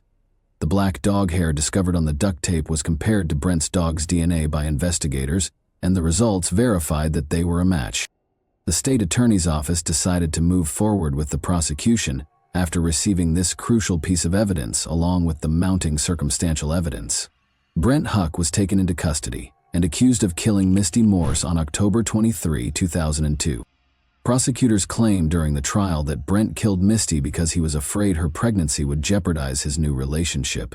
They described in graphic detail how he used the pretense of reconciliation to entice Misty to her demise. The crucial DNA match from the dog hair discovered at the crime scene was among the strong circumstantial evidence gathered by detectives and presented by the prosecution. It was time to decide Brent's fate after all the arguments and supporting documentation had been presented. Brent Huck was found guilty of first-degree felony murder and felony kidnapping in May 2003. He received 2 consecutive life sentences without the chance of release. He is presently incarcerated at the Apalachicola Correctional Institution in Florida. This decision ensured that Misty's terrible death was not unanswered and gave her family a sense of justice and closure. This case emphasizes how crucial it is to persevere in pursuing justice despite obstacles. It also reminds us how important it is for communities and committed investigators to hold people responsible for their actions. Even though Misty's life was tragically cut short, her story would live on thanks to the pursuit of justice. And that wraps up today's chilling story. If you enjoyed this video, don't forget to like and subscribe so you never miss a new upload. Also, let me know in the comments, what part of this story shocked you the most? Thank you for watching, and I'll see you in the next video.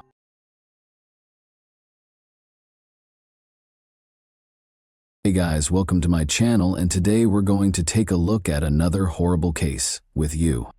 Faith Hedgepeth, then 19 years old, was discovered dead in her Chapel Hill apartment in 2012. When authorities started their investigation, they soon encountered a wall of uncertainty and dead ends. They were diverted by conflicting accounts from her closest friends and family, odd 911 calls, and false leads. Investigators were frequently left with more questions than answers. When a seemingly promising lead turned out to be a dead end, the case became colder as time went on and important pieces of evidence stopped making sense. The identity of Faith's killer remained a mystery despite constant efforts. Why did the inquiry stall so significantly, and who was responsible for her brutal death? Let's investigate this case. Unaware of the tragic turn their day would take, Rosario and her companion Marisol Rangel arrived back at their flat just before 11 a.m. on September 6, 2012. They called for Faith as they walked in, but the place was oddly silent. Uncertain of what to anticipate, they approached Faith's bedroom with trepidation. They were stunned by what they discovered. Faith's corpse was on the ground, partially wrapped in a blanket and covered in blood. 3 years after Faith was brutally killed in an apartment she shared with a friend by a killer who is still at large, there are still many unanswered questions and speculations surrounding this case. Shocked, Rosario called 911, her voice shaking as she described what she had found. Once vibrant, Faith was gone, leaving the friends to wonder forever, who could have done this, and why? We must examine the final hours of Faith's life in order to comprehend what transpired to get to this point. Around 5:45 p.m. on the evening of September 5, 2012, Faith went to a rush event for Alpha Pi Omega, a Native American sorority at the University of North Carolina. She met Rosario after departing at 7:15 p.m., and the two of them studied at the library until almost 9 p.m. Around this same period, Faith texted her father about her plans for the future. He still has the final voicemail he ever got from her saved. After returning to the flat at around 11:30 p.m., they went out once more, landing at The Thrill, a nightclub, at 12:40 a.m. They danced and socialized for around an hour and a half. Their departure was captured by security cameras. Since Rosario wasn't feeling well, they made the decision to return to the flat, arriving just as Faith's Facebook account was accessed. Faith's phone sent a text message to Rosario's ex-boyfriend, Brandon Edwards, at approximately 3:40 a.m. "Hey B, can you come over here, please? Rosario needs you more." You know. Please let her know you care." 3 minutes later, the same phone sent another message that contained the word "than," which was thought to be a correction for a typo in the first message. The last known activity on Hedgepeth's phone was this text exchange. After that, Rosario attempted to get in touch with Edwards and then collegiate soccer player Jordan McCrary, but neither of them answered. Rosario thought Faith was asleep when she left the flat at 4:25 a.m. She stayed at a friend's place until the next morning. Rosario attempted to contact Faith once more at 10:30 a.m., but received no response. She contacted Marisol out of concern, and the two of them proceeded to the apartment where Faith's death was found. Who was in charge? Is Rosario Rangel or another person involved? Faith's cause of death is still unknown, but as the inquiry progresses, more information will become available. Faith Hedgepeth, a proud member of the Holly-Washapani Native American tribe, was born in 1992 in Warren County, North Carolina. After her parents divorced, Faith was raised by her mother, Connie, and she grew up in a difficult home. Connie, who had 3 children already, named her Faith because she thought it would give her the courage and optimism she needed to raise a 4th kid in a challenging situation. Faith was a good student in spite of these obstacles. As a cheerleader, honor student, and involved member of multiple clubs, she succeeded in high school. She attended the University of North Carolina at Chapel Hill, thanks to her diligence, which earned her a Gates Millennium Scholarship. Faith dreamed of becoming a teacher or a pediatrician and wanted to be the first member of her family to earn a college degree. Despite taking the spring 2012 semester off, she had a successful first 2 years at UNC Chach. She shared a Chapel Hill off-campus apartment with her friend Karina Rosario and Rosario's boyfriend Eric Taco Jones throughout that summer. But Karina and Eric had a violent relationship, and Faith assisted Karina in obtaining a protective order against Eric after he twice attempted to enter into their apartment. Eric lost his temper and even threatened to kill Faith if he couldn't reconcile with Karina. Faith's life had taken a dark turn, and even though she continued to have hope for the future, she found herself in a precarious situation. Faith's family was devastated by her passing. Faith's loss was unfathomable to her mother, who had already dealt with a lot of difficulties as a single mom raising her children. Having lost a sister who served as a support system and role model, Faith's siblings were also devastated. Her family was left to deal with her passing.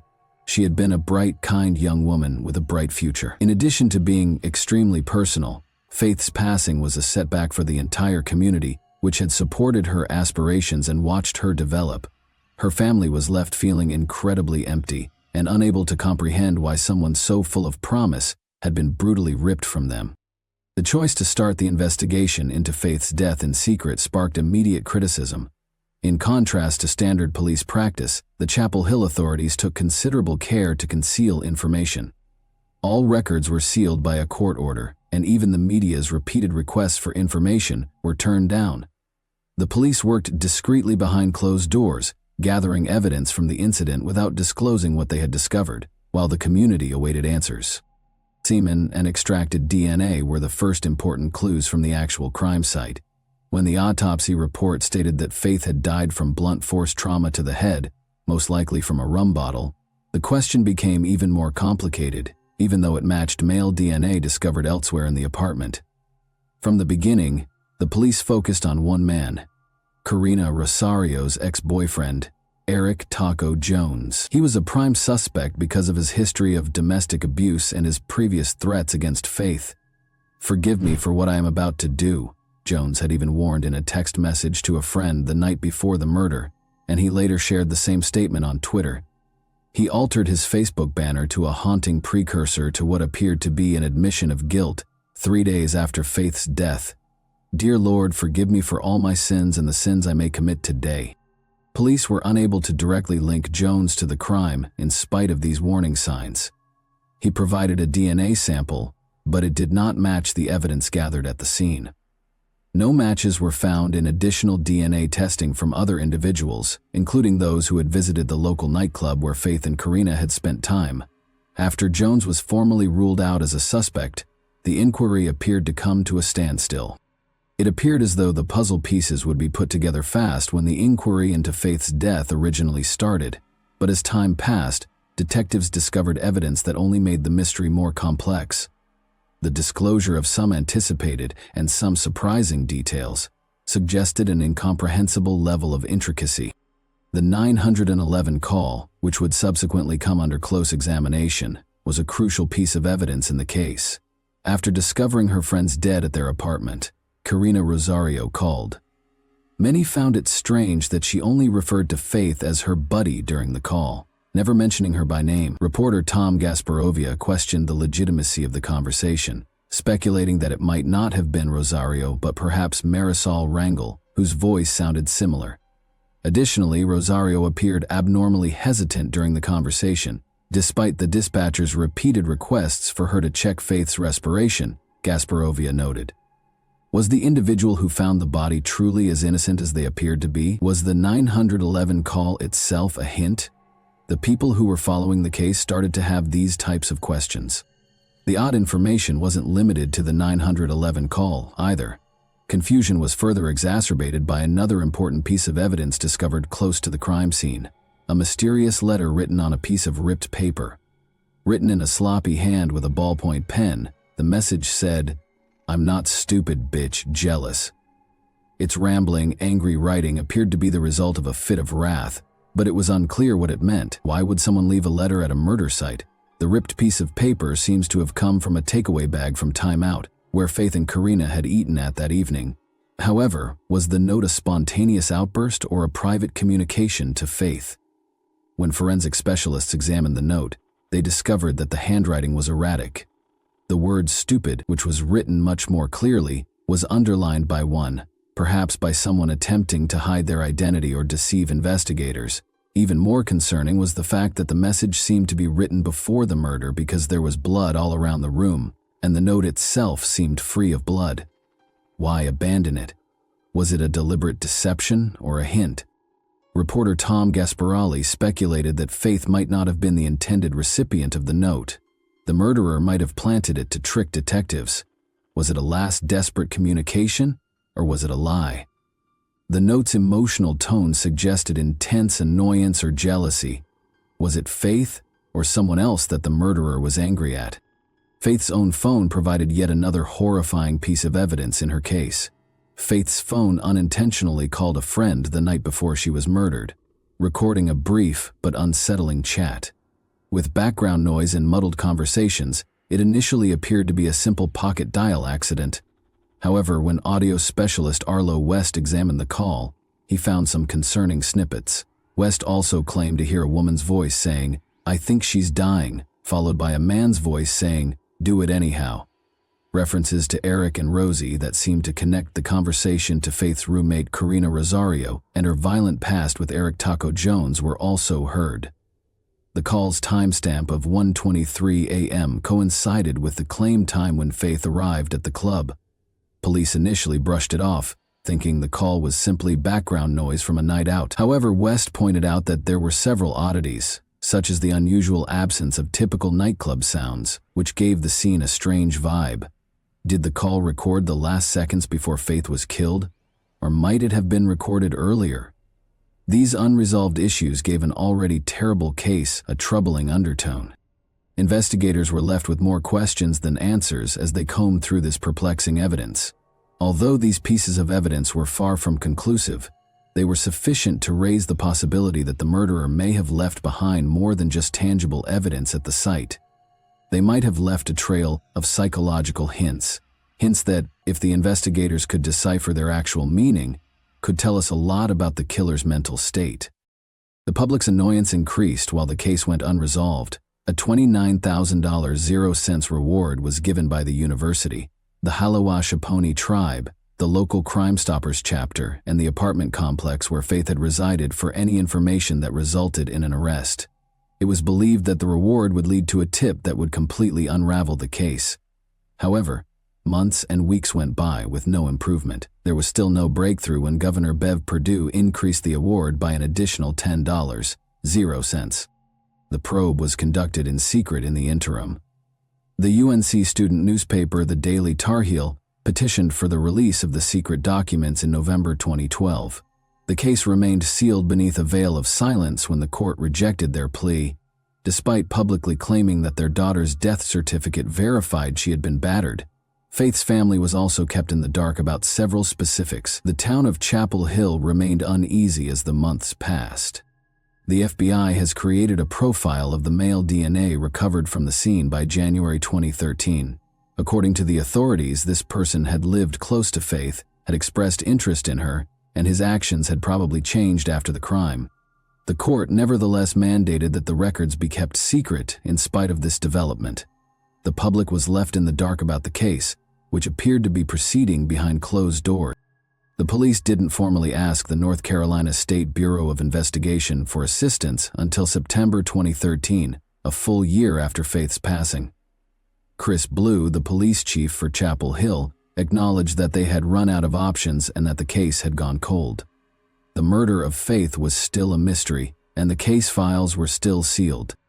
After 2 months, the inquiry took yet another unsettling turn. Publications such as the Tar Heel started to doubt the investigation's objectivity. Why hadn't the police pursued important leads? Although the police had never thoroughly searched the neighborhood, neighbors in the apartment building where Faith had resided said they had concerns about Eric Jones long before the murder. Only Faith's apartment had actually been completely examined. The other apartments in the complex, including the woods beyond the building, had not been looked at. When it was discovered that police had never examined security footage from the Thrills parking lot, a significant lost opportunity became apparent. The owner of the towing firm that was in charge of the parking lot, the nightclub where Faith and Karina had spent the night before the murder, had installed security cameras that may have recorded important footage. But it wasn't until almost 19 months after the incident that the police requested to view it. The court eventually ordered the records to be opened in 2014, following a great deal of public pressure. Following the release of important papers by investigators, such as the search warrants and investigative notes, there was a flurry of media coverage. These documents demonstrated the extent, or lack thereof, of the police involvement in the case. They also offered the first glimpse of the chronology of events that preceded Faith's demise. The autopsy report was eventually released to the public in September 2014, over 2 years after the murder. It validated the suspicions of many. Faith had suffered severe physical abuse. Blood was discovered beneath her fingernails, indicating that she had retaliated against the severe blow to her head.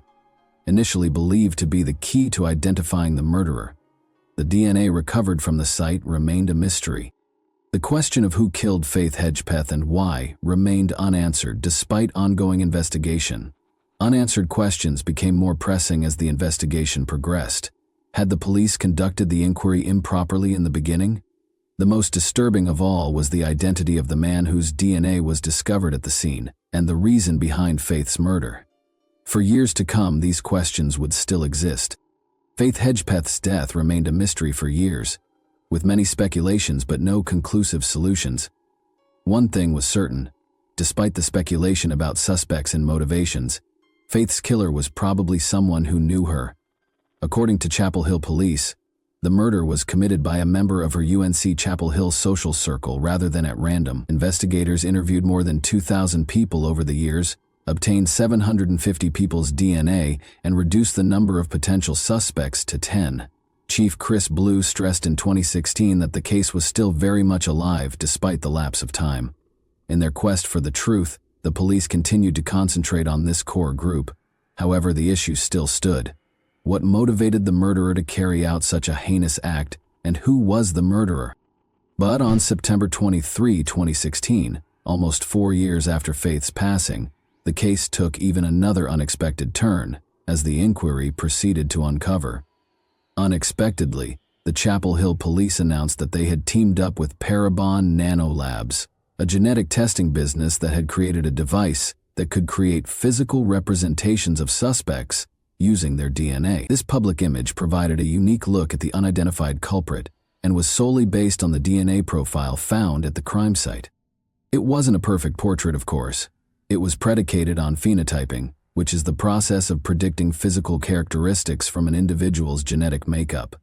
Snapshot: Parabon's technology uses DNA to forecast skin tone, freckles, eye and hair color, and even the shape of a person's face. The president of the organization indicated that, while their system could provide a remarkably high level of detail regarding a person's possible appearance, it was unable to forecast a person's height or weight. A man of mixed ancestry, mainly Native American and European with some Latino heritage, was the image produced by DNA analysis. In addition to having origins in Mexican, Colombian, and Iberian civilizations, he was probably dark-skinned, black-hailed, and freckle-free, with faint indications of South American and African heritage. The forecast provided a very accurate likeness and was made with over 80% confidence. Investigators were able to see a potential suspect for the first time thanks to this picture, but it also made them wonder, who was this person? Why had the police failed to identify them? And how did their DNA get to the crime scene? Notwithstanding this recent development, journalist Tom Gasparoli hypothesized in 2017 that the murderer might be a distant acquaintance of Faith's who harbored animosity or resentment toward her. When authorities began concentrating on Faith's roommate, Karina Rosario, this theory gathered traction. Since Rosario never mentioned Faith by name and only ever referred to her as a friend, her 911 call raised questions. Faith's texts to her ex-boyfriend that evening conveyed a sense of urgency over Rosario's need for him. Although Rosario claimed to have left the flat while Faith was asleep, there were questions raised regarding her account. Rosario remained silent and had moved away, but she kept in touch with investigators. Gasparoli made hints that she might be more knowledgeable than she was admitting and that she might have the secret to cracking the case. The question was whether the truth will ever be revealed for so long. A significant development in the case did not occur until 2021. A breakthrough in September 2021 would finally provide resolution after almost 10 years of mystery, but it also sparked new inquiries. Miguel Salguero Olivares, 28, of Durham, North Carolina, was taken into custody by Chapel Hill police after he had not been previously considered a suspect. Why was he arrested and what changed? DNA was the solution. In August 2021, Salguero Olivares was detained on a different charge of driving under the influence. However, the DNA found during his arrest would eventually link him to Faith Hedgepeth's murder. According to court records filed in January 2022, Salguero Olivares' DNA and the palm print on the murder weapon both matched those taken from the crime site. Even though the discovery marked a sea change in the case, the police were still hesitant to speak in public. Chief Blue informed the media that although Salguero Olivares had been taken into custody, the full narrative will take time to develop. Now, it was unclear how Salguero Olivares, an unidentified player in the case, had gotten involved. How did he relate to Faith? Although the arrest introduced a new level of intricacy to the case, it did not provide all the answers. Did Salguero Olivares have a close relationship with Faith, or was his involvement only incidental? What had motivated him to carry out such a horrific crime was maybe even more disturbing. Salguero Olivares is currently in 2024, awaiting his trial, and minimal information is available about him. New possibilities and previous ideas of Faith's death blended together as investigators examined Salguero Olivares' involvement. Did he have a deeper connection to her? Or was he just a stranger? What did that mean for Rosario and other suspects if he was involved? Roland Hedgepeth, Faith's father, conveyed his appreciation and thanked God for allowing him to see this event. Connie Hedgepeth, Faith's mother, assured the public that the truth regarding her daughter's passing will eventually come to light. While Salguero Olivares' arrest provided some clarification, it also sparked other inquiries. After years of research, the case remained mysterious. and the full tale was still unknown as it entered its second decade. Although the arrest didn't end the investigation, it did offer a new dimension and raise questions about whether this was the last piece or merely a new development in an ongoing mystery. And that wraps up today's chilling story. If you enjoyed this video, don't forget to like and subscribe so you never miss a new upload. Also, let me know in the comments what part of this story shocked you the most. Thank you for watching, and I'll see you in the next video.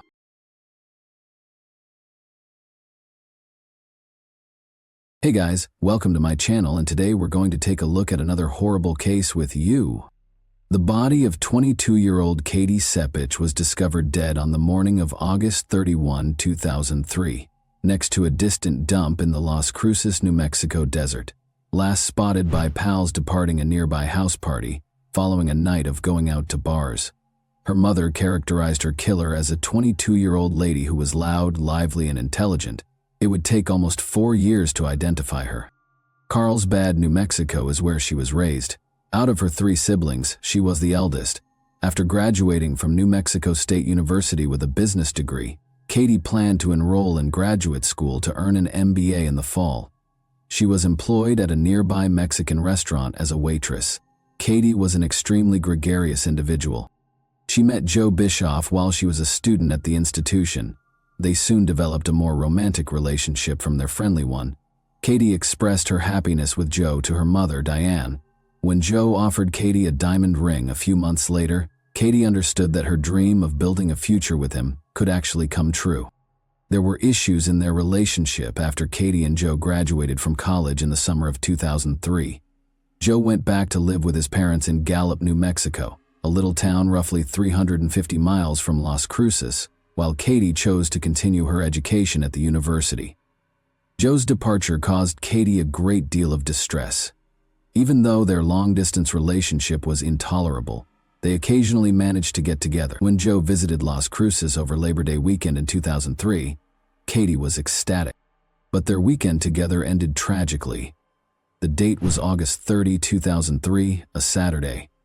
After having a good time with Joe and his friends, Katie went from bar to bar until they arrived at a house party in the area, where she vanished. Katie's mother, Ann, had a call the following day that permanently altered her life. My family woke up to the promise of a beautiful day. We had a house bursting with friends and family, and we were preparing to celebrate Labor Day weekend with a cookout. Then, at 2:15 that afternoon, the phone rang, and our lives were shattered with just 6 words. "Have you talked to Katie today?" Ann later wrote about the morning she learned her daughter had vanished on August 31, 2003. "My daughter Katie was brilliant, lively, vocal, and amazing. Our firstborn Katie brought joy and sunshine into every space. Her roommate wanted to know where she was, so he called. Even the nearby hospitals and all of her friends had been contacted, but Katie was nowhere to be found." Ann was informed by Katie's roommate, Veronica, that Katie had left the party by herself that evening. In the house where the party was being held, Veronica and Joe dozed off. Katie was nowhere to be seen in the morning, despite their belief that she had gone home. Her relatives reported the disappearance to the police. A half-naked woman's body was found near to a desert landfill at the same time. The police officers who arrived at the scene came to the conclusion that the body had been laying there for little more than a day based on the exterior evidence, even though there were no documents close to it. Additionally, they recognized right away that the victim's death was not due to an accident. The victim looked to be between 20 and 25 years old. Since she was completely nude, the motivation behind this crime was clear. Her arms bore wounds from self-defense. She was scratching the assailant in an attempt to save her life. Under her fingernails were bits of the criminal's skin. Thus, the DNA sample of the individual who killed her was in the possession of the police. Her neck showed evidence of strangulation, which initially appeared to be the most likely cause of death. Since there were no indications of a struggle close to the body, the detectives were able to determine that the young woman passed away elsewhere. In the hopes that it would take a long time for someone to find her, the criminal apparently transferred her remains to the isolated desert landfill. The victim's back and arms had burn marks, which was another startling discovery. It suggested that the offender set the victim on fire in an attempt to get rid of the body or destroy any evidence. The police made a rapid connection between the body of a young lady they discovered and Katie's disappearance. Diane, Katie's mother, said of the body when her father visited the morgue to identify it. A few agonizing hours later, our worst fears were realized. There are no words to describe the agony, no way to express the pain. We fell into a deep black hole with no way out. There was no tomorrow. All joy was gone. In order to identify his cherished daughter, Katie's father had to visit the mortuary. He later told me that he knelt down and prayed to God to take him, as well as they peeled back the sheet, and he saw her lovely face twisted in agony and bruised. The people who lived in the formerly tranquil town of Las Cruces were afraid. Katie's experience was horrifying. Since there was no assurance that the offender would not conduct another crime, the police made every effort to apprehend them as quickly as possible. When the police started looking into Katie's case, their initial goal was to learn as much as they could about her final hours, including where she was, who she was with, what she was doing, whether she had any enemies, and whether she had argued with anyone. The house where Katie lived was roughly a mile away from the location of the party. The investigators first spoke with her roommate Veronica and her boyfriend Joe in order to determine whether or not she had arrived at her house. The fact that these two remained at the party while Katie went home by herself in the middle of the night appeared odd. Joe didn't seem interested in helping the cops. He said that Katie had departed, leaving behind her keys, phone, and purse. The investigators began examining Katie's path. In an attempt to gather hints, they interrogated the locals as they went from door to door. Unfortunately, though, it was ineffective. Nobody heard or saw anything. Based on one discovery, it was assumed that Katie arrived at her residence but never entered. She departed without her keys, in case you forgot. After looking throughout the property, the investigator discovered Katie's shoes outside her bedroom window. Someone apparently attacked her as she attempted to enter the residence through the window. This was further supported by footprints found in the gravel around the home. Although Katie battled for her life, the assailant ultimately proved to be more formidable. The investigators hypothesized that the offender transported Katie to the desert landfill and attempted to burn her after killing her. They began to wonder, was it someone she knew and trusted, or was it a complete stranger? There were maybe 40 people at the gathering. Perhaps Katie was attacked by someone who followed her home. Is this someone who might be her boyfriend? These were the questions the investigators sought to answer. After interviewing all of the guests, they learned one important element that Joe had forgotten to include. Katie reportedly witnessed Joe kissing another girl, according to many witnesses. They later witnessed them fighting. That's why Katie went home by herself and left her handbag behind. She wanted to get out of there as quickly as possible since she was upset. On the other hand, Joe made no mention of it during his initial police interview. Additionally, he kept it a secret from Katie's parents, who were curious as to why Katie had left that party unaccompanied. Joe was questioned once more by the investigators. Joe acknowledged that it was true when they told him that they knew he and Katie had argued because Katie had witnessed him kissing another female. He claims that he drove after Katie when she went home. Joe allegedly pulled up to her house, but he didn't enter. He thought she was already asleep when he noticed the light in her bedroom was off, so he went back to the party. As a result, Joe was not there at the party when Katie was attacked. When Joe returned, none of the people the detective spoke to could say for sure. He most likely had enough time to carry out the crime, transport Katie's corpse to the desert, and then head back to the celebration. After speaking with witnesses, the detectives learned of yet another odd detail. Joe went back to the party and began phoning Katie's cell phone, housed in her purse. When he heard Katie's phone ring, he located it. Even though Joe knew it was Katie's phone, he kept phoning her till dawn. Where did that come from? Perhaps he was attempting to give himself an excuse. Maybe he wanted to seem worried about his sweetheart. Joe didn't want to speak to the police anymore, but the detectives wanted him to explain his odd conduct. Joe did not even attend Katie's burial, which increased suspicion despite Katie's deep love for him.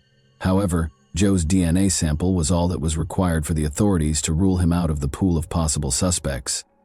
3 distinct locations on Katie's body had DNA samples, according to experts. It was mostly beneath her fingernails. The skin was human. The samples that were discovered on Katie's body were all from the same individual. There were issues with the police's plan to compare Joe's DNA with the DNA discovered on Katie's body. His parents hired a lawyer while Joe was out of town, and the lawyer told the investigators that Joe had declined to give a DNA sample. Given Joe's actions, it was obvious to everyone that he had a secret and was involved in Katie's demise.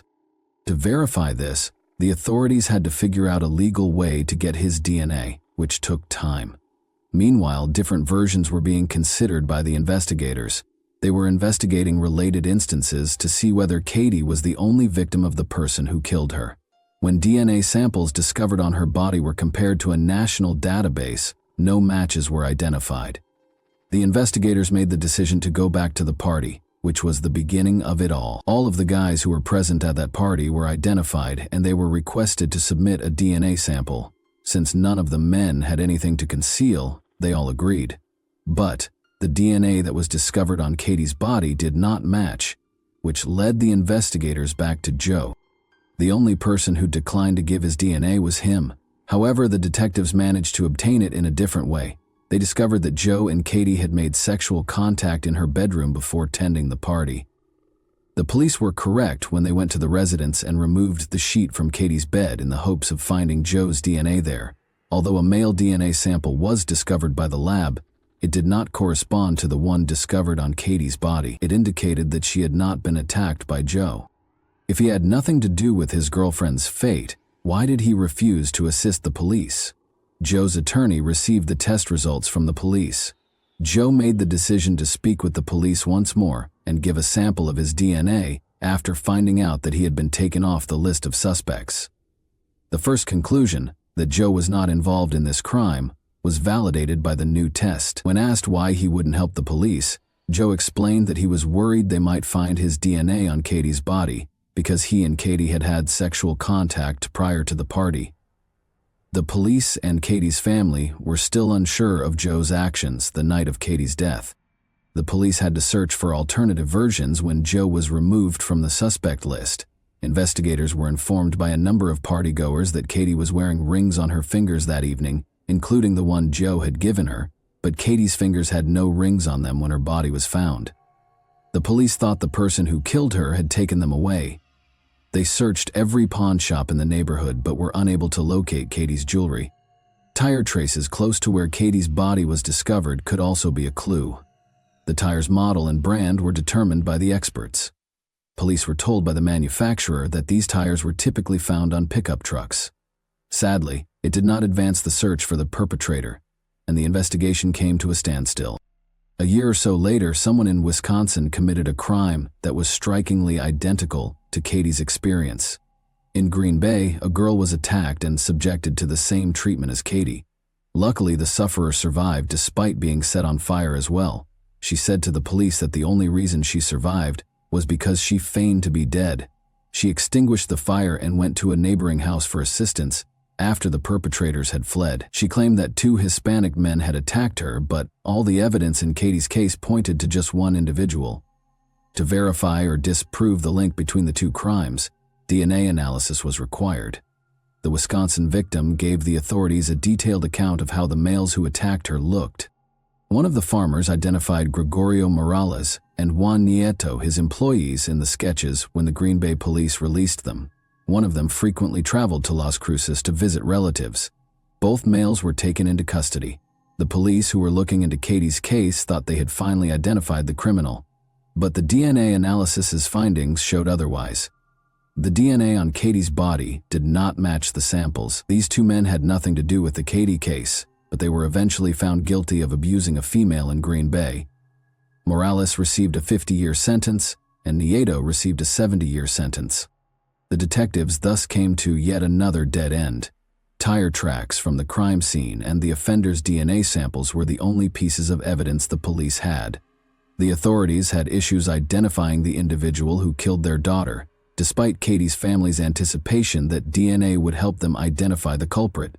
Taking a DNA sample from someone who had been apprehended by the police was illegal. Diane, Katie's mom, will put it the following: "Later, we had lost our daughter to a monster and we needed justice.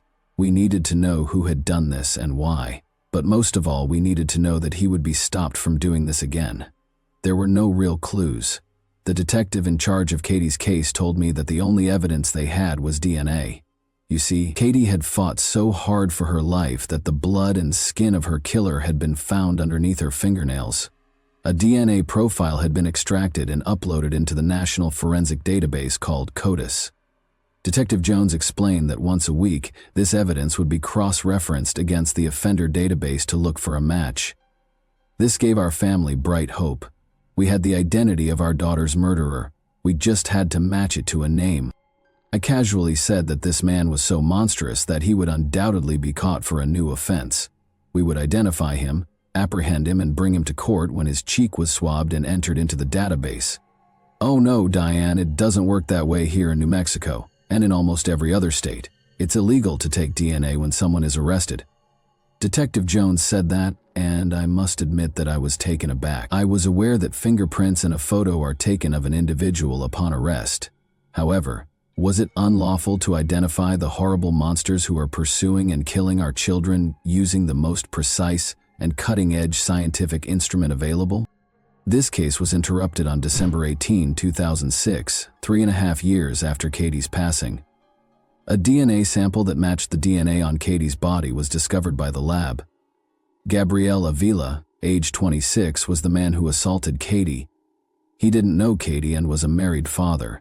In addition to his lengthy criminal history, he was freed from prison just before Katie died, on November 13, 2003, less than 3 months after killing her with brutality. After using a knife to break into the residence of 2 young women, Avila was taken into custody. The college roommates called 911 and locked themselves in the bathroom to prevent an attack. In March 2004, he was found guilty of aggravated burglary and with intent to conduct aggravated assault. However, the Albuquerque Journal claims that Avila fled when he was freed on bond. Due to a flaw in the system, Avila's involvement in Katie's death was finally discovered 3.5 years after the incident, even though he might have been arrested as soon as 3 months later. Before being caught, in November 2004 on a tip, the fugitive eluded law enforcement for almost a year. He received a 9-year prison sentence. Avila's DNA sample was collected while she was incarcerated, but it wasn't tested for another 2 years. Investigators moved swiftly to find the truck Avila used to dispose of Katie's body, after the results showed a partial match to DNA recovered from her crime scene. They discovered Katie's ring in the middle console. This instance demonstrated the necessity for systemic reform. If the police had obtained Avila's DNA sample at the time of his initial arrest, they may have nabbed him much sooner, saving them time and money during their 3-year search for the criminal. The fact that a sample of his DNA was examined in 2006, just 2 years later, is also unexpected. To speak with Avila, the investigators looking into Katie's case visited the prison. He admitted that he had committed this act after discovering Katie's ring in his pickup truck. He claimed that while his wife was away that evening, he was in the area purchasing illegal substances. He asked Katie if she needed a lift when he saw her. "No," she replied. Then, in front of her house, he saw her once more. Avila explained, "I stopped and asked her if she needed help. She goes, 'I just can't get into my house. I don't have my purse.'" Katie wanted to get into her bedroom through the window, but Avila attacked her and started undressing her, and you, of course, understand what happened after. After that, Avila didn't know what to do and decided to strangle Katie. He was afraid that she would identify him later. She put up a little bit of a fight, and for some reason, I decided I was going to strangle her. Had my hands around her, I locked and I couldn't let go, Avila said. Katie's body was then placed on the ground in a desert waste after he loaded her into his pickup vehicle. He was mistaken to believe that burning her body would eliminate all the evidence. When DNA evidence was discovered on Katie's body, a retake of Avila's DNA sample revealed a match. Her parents hoped it would result in a speedy investigation in 2003, but taking DNA after an arrest was forbidden in New Mexico and almost every other state. Only those convicted and imprisoned had their DNA added to the system. Katie's parents launched a national effort to have a law passed in each of the 50 states bearing their daughter's name, forcing anyone detained for a violent crime to provide a DNA sample. After that, the DNA would be included in the National CODIS database. Katie's bill was signed into law in March 2006, after passing the New Mexico state legislature with just 5 nay votes. It became federal law in 2010 as a result of Katie's parents' unwavering efforts, and more than 31 states now have laws that are comparable to Katie's law in New Mexico. According to Katie's father, David, His greatest worry was that Katie's killer would have to kill someone else. However, he may now relax about that fear. Opponents claim that this regulation violates civil rights and infringes on privacy. Others remark that DNA is very different from fingerprints in the US because it carries sensitive genetic information. In the case of versus Poole, a federal district court affirmed that there is no constitutional infringement of the federal statute permitting the gathering of DNA samples prior to conviction for inclusion in the National DNA Database. The court explicitly said in its decision that the collecting does not constitute a Fourth Amendment infringement. In 2007, Gabriel Avila's trial got underway. Avila expressed regret to Katie's relatives. His attorney claimed Avila was sorry and asked the judge to be forgiving. Susana Martinez, the district attorney, contended that Avila did not confess until officers approached him with DNA evidence, more than 3 years after the murder. David, Katie's father, pleaded with the judge to impose a severe penalty during the sentencing hearing. He said, "We do not get another chance to see her in this life, and it is only right that the person who did this to her not get a chance to experience freedom again in his life." Gabriel Avila was convicted in May 2007 and given a 69-year jail term. He will serve 30 years of his sentence before being eligible for release in about 2043. Jan stated that although she is prepared to move on, there's no such thing as closure. "We've been healing. We've been going forward with our lives. We have 2 other incredible children we love so much." Jan added. In honor of their daughter, Jan also promised that she and her husband would keep pushing for the passage of Katie's Law in each of the 50 states. And that wraps up today's chilling story. If you enjoyed this video, don't forget to like and subscribe so you never miss a new upload. Also, let me know in the comments what part of this story shocked you the most. Thank you for watching, and I'll see you in the next video.